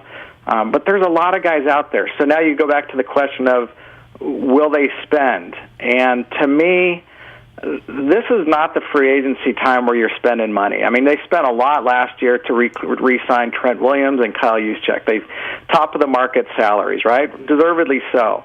I don't think you do that for a cornerback, especially when you still kind of need to spend some money on a defensive end opposite Nick Bosa, which, by the way, is where a lot of the money has to be assigned this offseason is, do they spend their money on an extension for Nick Bosa and Deebo Samuel now that they're eligible after 3 seasons? And I think that is their number one financial priority. So even after you allow for the increase in the cap number, what has to get gutted for them to start with those 2 on the shopping list and then continue from there? Well, I mean, you would gain $20-something million by moving Jimmy Garoppolo's contract, right, to another team. So that's why you'd say you'd want to get that done in the next week, so you have money to spend. Ray, I think we've all learned by now over the last couple decades that the salary cap can be maneuvered in a way where you can spend what you need to spend. George Kittle's supposed to make from $1 million last season to $11 million, something like that this year, right? Well, you can restructure his deal to push that money into salary bonuses and just move the money around so you gain cap space. And there's ways to do it, and they have a guy that's done it for 20 years now in Prag Marate. So I don't necessarily worry too much about money, nor do I worry about whether the Niners are willing to spend money, because I think they've shown under this ownership and regime that they're willing to do that. But they're going to do it wisely. They're not going to just throw out a massive contract like the old regime did with Nate Clements, Jonas Jennings, so many other free agency busts. So those are lessons learned, and you kind of have to figure out where do you want to do it. And to me, cornerback obviously is one. If you could get a defensive end, Maybe a proven one to come in on the cheap to see if he can raise a stock up playing opposite Bosa. That would be great. If you can bring in another guard, if you lose Laken Tomlinson and bring in maybe a Brandon Scherf, Andrew Norwell, or one of the other guards. Alex Kappa's a Dublin guy. He plays with the Bucs, played for Brady. Those would be good. And then I'd want to see them bring in another tight end opposite Kittle, because when Kittle got hurt, anytime Kittle's been hurt, the offense just takes such a big hit. And if you can bring in a proven veteran tight end, I think you do that and spend money there too. So they don't have $50 million in cap room like the top teams. They're right on the border, but money can be moved around, and they just have to prioritize it and see which free agent likes them and vice versa. Was Tom Brady ever a topic for them this offseason, or only a topic on sports talk radio? I'd imagine he had to have been. They will explore everything unless something happened 2 years ago where bridges were burned and they did not bring Tom in and he went to Tampa. I mean, the fact that the greatest player of all time is a Bay Area guy, grew up a Niner fan, and hasn't really closed the door on his career necessarily, I'd have to imagine they'd wonder about it. But I think all signs, like 99%, point to Trey Lance. This is why they made their March Madness move last year. This is why they traded up for that deal to number 3 and spent so many first-round picks over 3 seasons to get up there to get a quarterback of their choice. Trey Lance is their quarterback of choice. Trey Lance is their future. What's a fair deal and what's a fair shake for Deebo Samuel? Oh, it's a good question. Okay, because I know we all want to inflate his value because he did so well as a part-time running back along with a 1,000-yard wide receiver. The franchise tag, I believe, was about $19 million. That's what Devontae Adams is getting from the Packers. So Deebo Samuel is probably going to get in the $20 million plus annual range. And what spooks me even more is that Nick Bosa is going to command to be the first non-quarterback making $30 million annually. And he deserves it, judging from how he's played. But he missed one season with a knee injury, and football's a game where it's such a calculated risk. And when Nick Bosa is on the field and healthy, he plays all out. I mean, he's everything you'd want in somebody that you're going to be paying that much money to. And so they have to budget for that. And those are two guys that they've said are the foundational pieces of their offense and defense, and I don't blame them. Always good talking to you, man. Thanks very much for catching up with us. We got free agency popping off next week. The draft won't be too far away. If the Niners move into the first round, oh my goodness, we're going to have to call you back immediately should something like that happen. Thank you very much as always, Cam. Okay, guys. Thanks for having me. Talk to you soon. There's the man right there, Cam Inman on 95.7 The Game. We appreciate his time as always. Massive, massive commitment to Nick Bosa. It's $30 million. Woof. That's an awful lot for a guy who doesn't touch the football. Well, they paid the price for not paying DeForest Buckner, a guy who also didn't touch the football. And they regret that to this day. So, there are things you pay for, whether it's fashionable to pay for them or not. I mean, I thought Mark Davis said that you couldn't have two $20 million players on both sides of the ball. Now you're telling me that the quarterback isn't even making as much money as the defensive end? I thought that was John Gruden who said that. Was it John Gruden? It was John Gruden. Yeah, it was Mark Davis doesn't know where Mark Davis nodded when John Gruden said it. Yeah, no, I just, the rule of thumb is there are things you pay for, and if you can get away with it, there are things you don't. And given the fact that I don't believe they can replace Nick Bosa, you pay for him. Yeah, well, he's an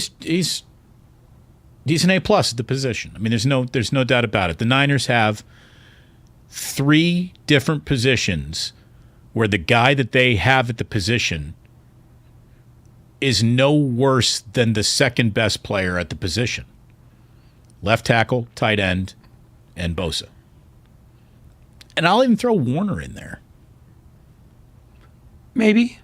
I mean, he didn't have a great year last year. No, I'm giving him a little benefit of the doubt. He got better as the year went on, but he started poorly. But I think you can replace a Fred Warner. It won't be easy, but you could do that. You could replace George Kittle. because there are tight ends in this league in a number of places that are awfully good. I don't know that you can replace Nick Bosa unless you're planning to get Aaron Donald. And I do believe he's not coming cheap, Ray. No, or maybe at all. I still am not convinced he's going to come back at all. Yeah, I'm not saying that there's a right time to walk away, but after winning a Super Bowl in your own stadium, maybe that's it. How about this? Make life easier on the Niners. The NFC West losing Russell Westbrook, Bobby Wagner, and then Aaron Donald. I mean, come on. Go Russell Niners. Wilson. Russell Wilson. Oh, my God. That's only once today, though, have I made that mistake. Only once so far. We still have 24 minutes. There is. I love how you always subtract commercial time and end of hour time. Like you never round up to 6 o'clock. You're making sure you get out at 54. Damn straight. When they say end time is 55, I want to go in the room and strangle them. It does feel like they cost you at least a minute on battery every single time that happens. They're the worst people ever. Not Major League Baseball owners. Mark Grandy, worst people ever. My bad, Ray. Thank you, Mark. It's a little late for that. So, look, I want to bring it back to the Golden State Warriors. Great talk, though, by the way, about the 49ers all day today. This was a fun one. I'm glad we got to look back a little bit at the Legion of Boom. Kind of frame them for being the glorious SOBs they really were. The Warriors are 1-0 in the Jackie Moon era. How do you argue with that? Steve Kerr explained how the whole thing came about, where Will Ferrell shows up to kind of lighten the mood for a team that had lost 5 in a row. And you even heard Steph postgame basically say, something like that, something really cute could not work, but it worked for us and it lightened the mood. And look, again, 1-0, undefeated in the Jackie Moon era. How did it happen, Steve? He actually emailed me a while back, and I didn't believe it was him. So we exchanged a couple of emails and concocted the plan. And he's a huge Klay Thompson fan, and he knows how much Klay loves dressing up as Jackie Moon. And so it was just kind of a natural fit, and it felt like a good time to do it, just to make everybody laugh in a tough stretch of the season. And he was great. He came into our locker room, made the guys laugh, and everybody loved seeing him and hearing from him. He was hilarious, and it was just something different to do. By the way, Steve is going to be joining us 5 o'clock on Friday. Hopefully he'll share a little bit of that thunderous pregame speech that Will Ferrell, as Jackie Moon, shared. Klay said he loved it. That was some of the most fun I've had on the court this year, and I'm very appreciative that Will could come out and lighten the mood, especially after the losing streak we had. And not going to say he's responsible for the win tonight, but I think he was a huge catalyst for why we came out guns blazing. He's a legend.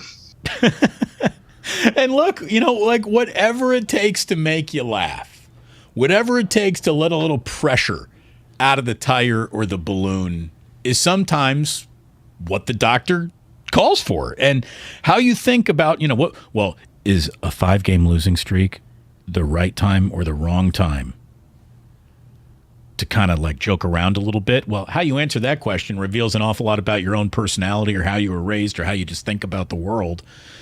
And there is no right or wrong answer. It's what's going to work for you. The Warriors know their team well enough to know that, Steve Kerr knew this was going to work. And I think they were right. I don't think he knew it was going to work. They hoped it would. I mean, because it sounds like, based on the timeline, that he arranged this with Ferrell some time ago, which means he didn't know at the time that they were going to suddenly turn into one of the worst defensive teams in basketball. How about this, though? Let's say Will Ferrell did show up and they lose the game. Do you think they would have been mother effing Will Ferrell in the postgame? Like, that guy threw us all, we needed to get more serious. And no, of course not. No. But it does speak to how Steve Kerr believes players prefer to handle pressure.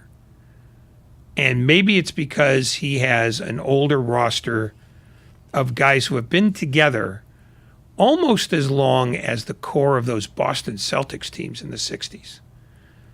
I mean, those 3 guys have been there for nearly a decade. Yeah, they have a very good opportunity to go down as 3 of the longest tenured teammates in basketball. Yeah, I mean, those Celtics teams in the 60s with Russell, Sam and Casey Jones, Havlicek, Don Nelson. The Spurs with Duncan, Parker, Ginobili, and Parker. And that's really about it. Even Kareem, Magic, and James Worthy really were only, 4 years, 5 years. Maybe more. 4 or 5. 6. I'd have to look it up to be sure. But what the Warriors have done with this roster is both incredibly lucky and incredibly rare. So that they've heard whatever fire and brimstone speech Steve Kerr has to give. And they know that he can't do it convincingly. Steve Kerr is not a guy who empties both barrels. And if you're a guy who can't do that, but you try anyway, you just become ridiculous. So he goes in a completely different direction that can really only work with a team whose core is veterans, like plus 30 veterans. I don't know that you could do that if you were J.B. Bickerstaff in Cleveland with a young, good team. I don't know that you could do it in Boston. You have to be a coach who's been there for a while and knows his roster as well as Kerr does. Farrell stands up into the locker room. Can you feel the tension in the air right now? I can feel it all the way down in my plums, getting all swollen. So what do you need to do when your plums are ready to go? Getting ready to take them to market. My plums, beautiful bluish hue. The sun just dancing right off of them, just nice. Again, Ashley Schaefer, BMW. If it weren't for BMW Fairfield, that would be my BMW choice of all time. Klay said semi-pro helped him through the dark days. I'm just a fan of his. He's made me laugh since I was a kid, and that movie's hilarious and one of my favorite comics out there. So, man, that was fun. And that movie, semi-pro, during my rehabilitation, when I'd have some dark days, I would just put that movie on and it would make me smile. So very thankful for that film. Reese Vallejo. He's a believer in the Jackie Moon era. Hello, Reese. What's going on, fellas? What do you got? Yeah. I was thinking that the Jackie Moon era was actually just what the Warriors needed, man. We was playing too tight, too tense. We was really just bottled up, and I think that was the icebreaker that we needed to go ahead and reset us, because the look on Klay's face went from tension to straight smiling, cracked up laughing as soon as he seen him. And ever since then, that game was like night and day since the last couple of days, and now I think we're on the right path. It did. It let the air out of the balloon, and you're right. For Klay, at the very least, I could feel the tension in the air. And it went away. More importantly, and thank you, Reese, for the phone call. More importantly, it's not how the Warriors opened the game with a Jackie Moon on-court shoot-around, but how they closed that game last night. Kind of interesting. Ray, did you see that closing lineup? It was Curry, Klay, Poole, Jonathan Kuminga, and Moses Moody. Now, obviously, that's not something that you're going to start building your closing lineups around. Draymond's coming back, and we all know that. As Slater pointed out, though, that three-guard lineup of Steph, Klay, and Poole is something that we're about to see a little bit more of, because it's worked. It hasn't worked in a large sample size, just 74 minutes. But that threesome, that triumvirate, Ray, of guards is plus 56 in their 74 shared on-court minutes. And I think Steve is going to look at that a little bit more. And then, at some point, it won't be Moody on the floor. It'll be Wiggins again. Or it's going to be Draymond. Or it'll be Looney instead of Kuminga. Yeah, no, they're just spackling cracks right now.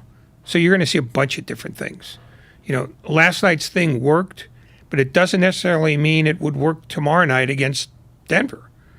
I think when you lose 9 of 11 and you play defense as poorly as they have as a unit, you get to a point where you go, well, I'm going to try this because I haven't tried it yet. And it's not done out of conviction as much as it is done out of desperation. And I'm not trying to diminish what happened last night, but I don't know that you will see that lineup very much. Not just to close out games, but at all. Because when Draymond Green is back, things change. One of the guys who you saw at the end of the game last night will be out of the 8-man rotation just by the math. So this team is still a team in flux, and will probably be a team in flux even once they get to the postseason. Because the one thing about Steve Kerr is, while he likes an 8-man rotation, he's not dogmatic about which 8 they are. He did say those 3 guards playing together, though, have officially caught his eye. Certain nights where there's some defensive, question marks, just size-wise, with Steph and Jordan out there. But, Jordan held up really well as the starter defensively next to Steph for the first half of the year. And I think as we get other people healthy, we've got more protection for that group in terms of rim protection and rotations. And so I think we'll be able to play those 3 guys quite a bit. Maybe the most significant thing, though, that happened last night was Klay looking at his comeback maybe from a different angle. Apparently last night he walked up to Steve Kerr and said, I want the best perimeter challenge. I want to go back to defending the other team's best player. Here's Klay. Prior to these 20 games, I have not felt that responsibility for a couple of years, so I always love to challenge myself defensively, and still going to take time before I can be that two-way force I am. So why not start now? I thought that in my head. He's smart, Ray. And I think he realizes that the shot, even though it's not fallen, it's dependable enough for him to be able to count on it. And the way he recalibrates himself as a basketball player, and the best way he can go about helping this team as it stands right now and as it enters the postseason, is to become defensive presence Klay again. And I think that that's the thing that is maybe going to unlock him more than any other amount of shots falling consecutively or smoking hot three-point shooting quarter. For this team to really work again, Klay's got to be able to slap the floor and play some defense. And it's not something that I really expected him to do until next year. And if he's willing to say, I'm not going to worry about my offensive contributions. There's enough guys to make offensive contributions here. The best way I can help this team, the best way I can find my own self on the court again, is to commit to defensive Klay. That's great news and music to Steve Kerr's ear. Oh, they've been desperate for it. And, yeah, I don't know that physically he's going to be able to achieve that, but the fact that he is now aware that it has to be a greater focus speaks to a reinforcement of what the Warriors are. They are a team that is supposed to hold their opponents under 105 points, period. Every other statistic matters not. When you look at a Warrior game, the only thing you have to know is how many points are they going to give up. If it's 115, they lose. If it's 103, they win. They're a defensive team, period. That might not be fun for people to wrap their heads around, but that's the fact. I mean, that's why they went out and signed Gary Payton. That's why they got Otto Porter, so that they wouldn't lose on the defensive end very often. It's why for the first half of the year, Andrew Wiggins was important to them. They have to stop people from scoring. And it's not going to be easy when they're playing a team like Denver that has Nikola Jokic, or Dallas that has Luka Doncic, but you crush the other guys. So that the 42 that maybe Doncic gets, only is accompanied with 55 from everybody else. Then they win. Right. It's not Doncic's or Joker's point total you need to be worried about. It's those assist totals. Yeah. Because that's other guys knocking down open jumpers. Here's Steve Kerr on the Warriors' DNA. Some of it is maybe just being in the doldrums a little bit. I think the attention to detail was better today, and I think it'll continue to get better, especially when we get Draymond and Andre back. There's no reason why we shouldn't be really good defensively again. We were great defensively for 40 or 50 games, whatever it was. So we can get back to that level. And look, I'm not trying to up the ante on Monday against the Wizards any more than it's been up by Draymond saying that's the day I'm coming back. And he's talking about how Iguodala is going to be coming back soon. That's good news. You're telling me James Wiseman plays 2 completely incident-free, nothing but positive data points returned in a couple of G League games? He's dressing to play on Monday night. I mean, how can he not? How could the Warriors say, yeah, James Wiseman just looked great 2 nights in a row, and we're thrilled with the way he played in those G Leagues teams, but we're not going to dress him against the Wizards? Oh, it's not a question of whether they dress him; it's how much they use him, and in what ways. Do you think we get Draymond and Wiseman on Monday? Maybe, maybe not. Maybe they decide not to insert 2 new guys onto the floor in the same game. Maybe they save him for the Milwaukee game. I mean, that gets into Milwaukee's on Saturday, so if no one's playing until Monday. That's not going to happen. So I mean, Celtics game. The Celtics game. I'm sorry. Maybe that's how they do it, but all that's just increments at this point. You know that Wiseman's coming back soon. You know that Green's coming back on Monday. So whether they unveil them both on the same night is largely irrelevant. Washington does not have big guys that you have to worry about. I mean, they're a team that wants to score 135, and they don't bother with defense or rebounding. So maybe there's not a place to play Wiseman in that game. On the other hand, Boston, yeah. It's going to be fascinating to watch this season unfold. I love basketball. And this is going to be a fun stretch for the Warriors as they try to position themselves the best they can for this postseason, integrating a player they know, 2 players they know very well, one guy who's still, the Mr. Mystery Man that is James Wiseman, and interesting young players now in Poole, Kuminga, and Moody, who are all going to be getting important playoff reps this year. We know that. If everything works out, the Warriors by the next All-Star break could be an absolute monster. Really. I mean, think about it. Next All-Star break, if things go according to plan, your starting 5 is Curry, Klay, Wiggins, Draymond, and James Wiseman. Jordan Poole, Kuminga, Moody, Looney all play more minutes off the bench than any other 4 non-starters in the NBA. I think Gary Payton II, you bring him back. They'll have a qualifying offer to offer Juan Toscano-Anderson if they want to keep him on the roster. Porter, Bielitsa, Iguodala could be flyers you run back or players you're looking to upgrade across the board there. It's going to be fascinating to see what this team looks like around this time next year.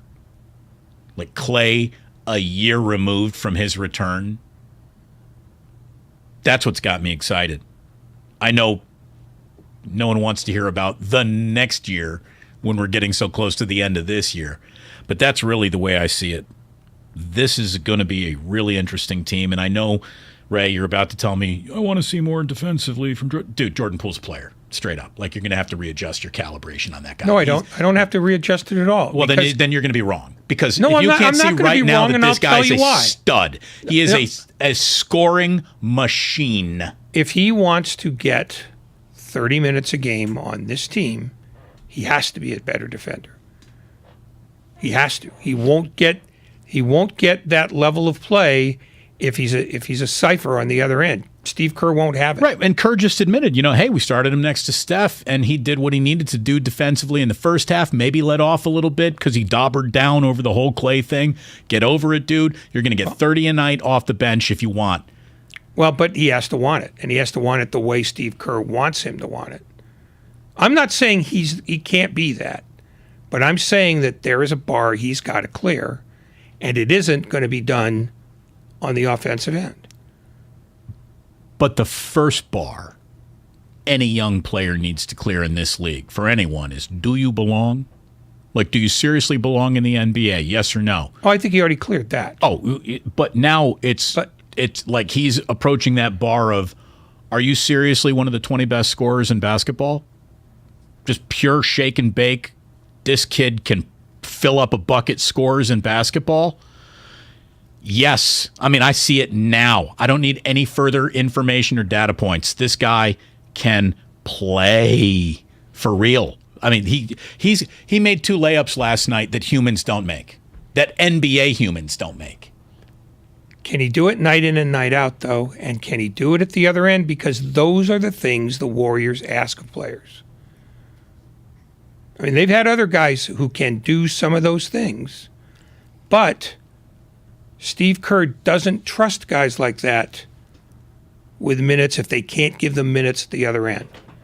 I mean, I think he's starting to trust Poole. When you make the point that he could score 27 a night for the Orlando Magic, that seems more like a condemnation than a credit.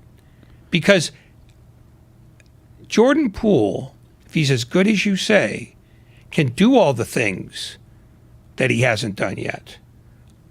I haven't seen him do it consistently, and I haven't seen him do it very much at the defensive end yet. I need to be convinced that he can be the kind of Warrior player that they want to make part of their next core. Because they're not going to when this roster changes, the 4 young guys that we're talking about now, Kuminga, Moody, Wiseman, and Poole, they're not all going to be on this team. At least one's going to be gone, because the odds of having 4 guys stay that long is minuscule. Somebody gets moved.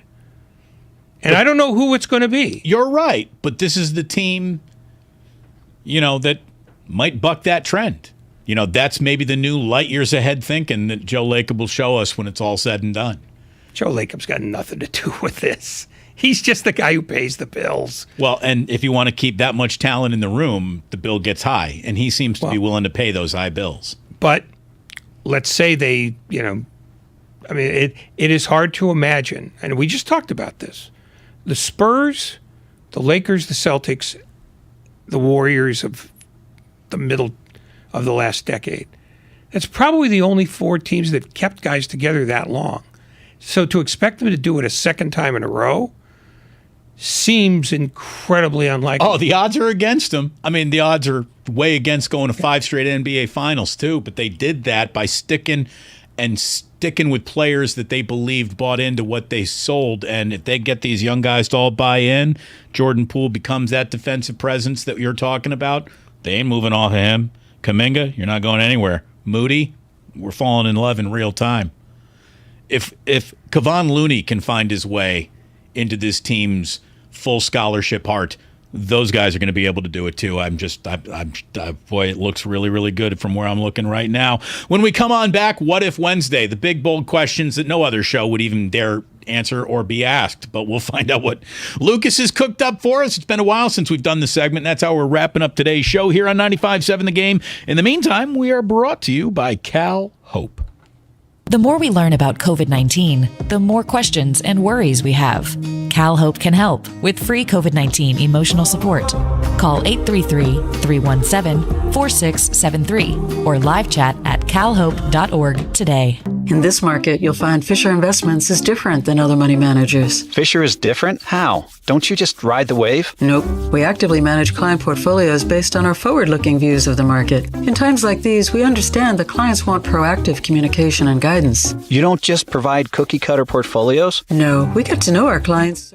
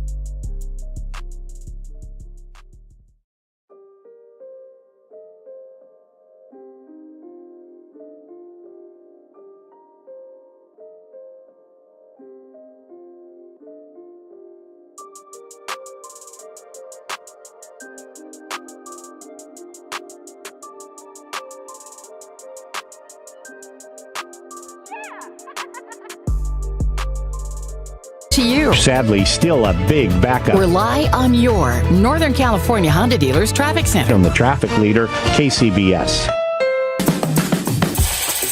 Kelley Blue Book is the one-stop shop for pricing, fixing, selling, and instant cash offering. Instant Cash Offer is exactly what it sounds like. An official offer to buy or trade your car. Woo-hoo!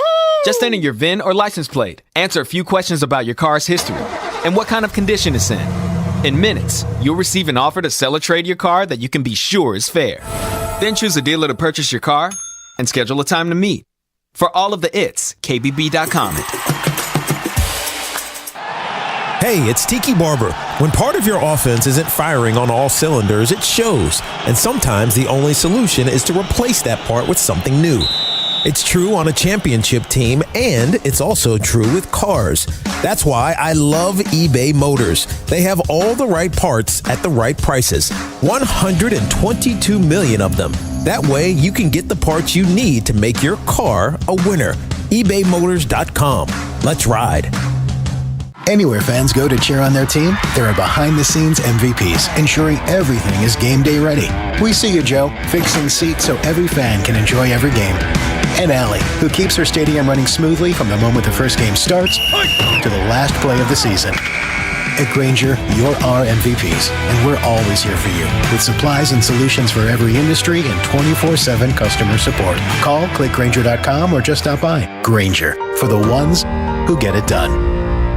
Get help managing your money for the life and years ahead with Fidelity Income Planning. We'll look at what you've saved, what you'll need, and help you build a flexible plan for cash flow designed to last, so you can go from saving to living. Fidelity Brokerage Services, number NYSE SIPC.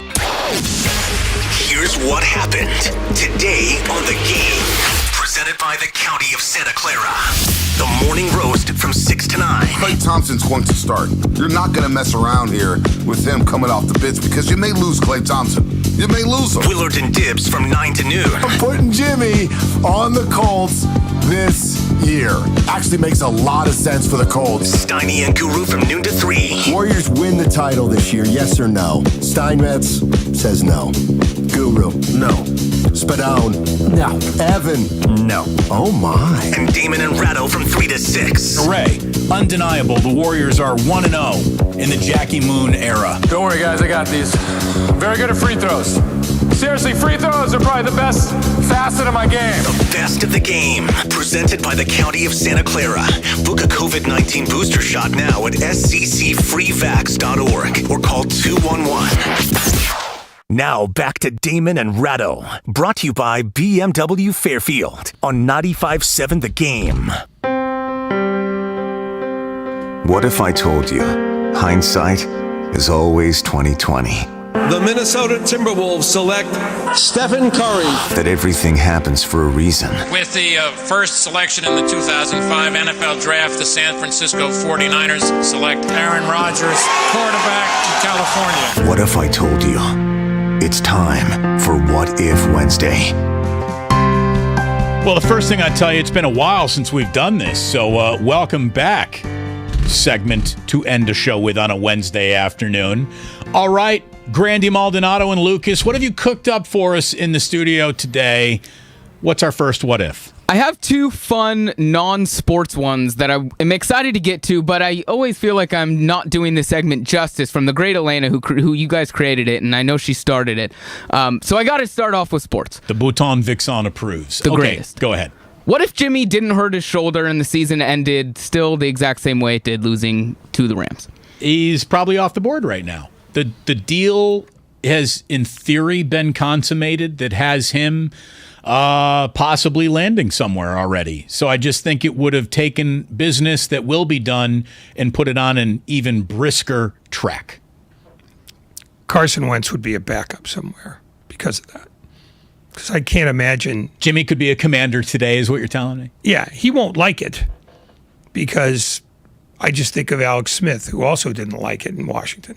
Yeah, former Niner quarterbacks have not done well. Yeah, but truth is, well, except for Bill Kilmer. Billy, if you knew him well enough. But no, a deal would, if not done already, it would be done soon. Right. It's theoretically agreed upon and probably gets announced at the beginning of free agency on Monday when tampering periods go bonkers. So yeah, the trade will happen without a shoulder to worry about. It probably already has. That works. All right, now we can get to the fun stuff. The internet was set ablaze this last week over an interesting debate. Here's the question.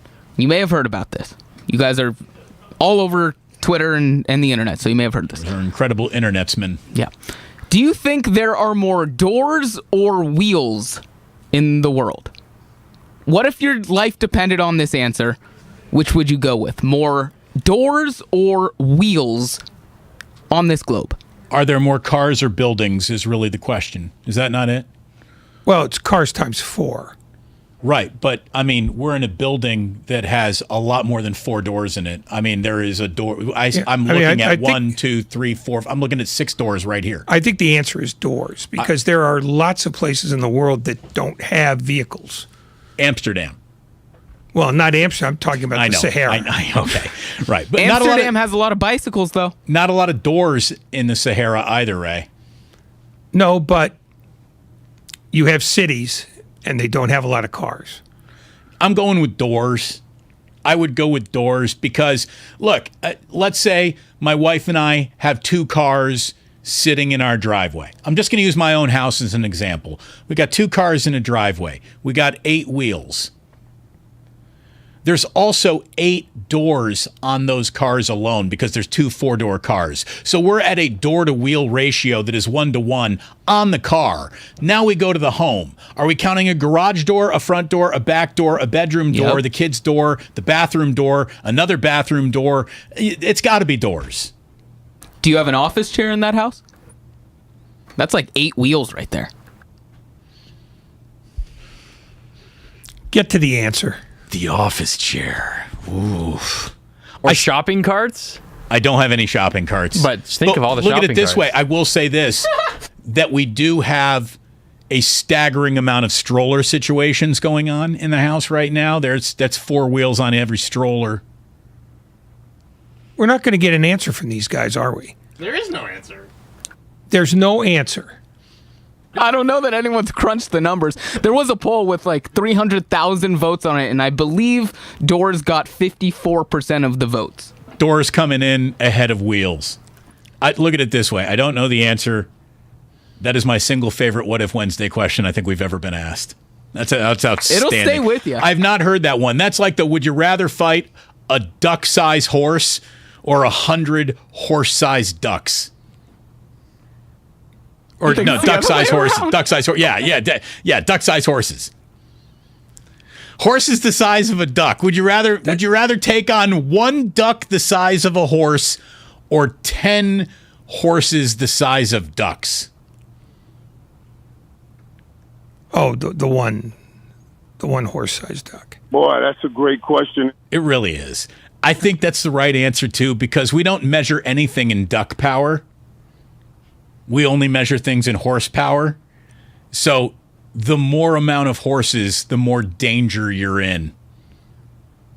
I would think. So anyways. To me, it's skyscrapers and hotels. Just all the doors and all of those. That takes the cake to me. Yeah. That There you go. Yeah, I mean, it's a great question. I'm glad we talked about it. I really am. What else? Do we even have time for another one? Ray, what time is it? It's go time. It's time for Ray to use a door before he gets to his cars with the wheels to take him home. Thank you so much for tuning in today. I appreciate it. Ray does not, but I do. Thank you very much to Grandy. Thank you so much to Lucas. Thank you to Nora Princiati and Cam Inman for joining us today. We'll be back tomorrow for a full. Is it no? Wait. So we got Nuggets screwing us up, right? We do. 7:00 game. All right. So Ray, what time are you going to be out tomorrow if it's a 7:00 game? Do you know already? Have you already done the math? It's not a 7:00. I think it's a 6:00 game. It's a 6:30. Is it a 6:30 game? I don't know. We'll have it figured out by the time we hit the air tomorrow. 5:24. That would be my strategy. Let's know what time the show is tomorrow before we start hosting it. I can tell you that coming up next, it's Kevin Dana and Gary St. Jean, Warriors Roundtable, and they got a lot to talk about. So stick and stay. Rip off the knob on 95.7 The Game. Doors, wheels, fascinating. I'm sticking with doors. Sports don't build character, they reveal it. And like that, he's gone. Your roof. It takes a beating from our heavy rain and sunshine. Replacing a roof is a major undertaking, but Golden State Lumber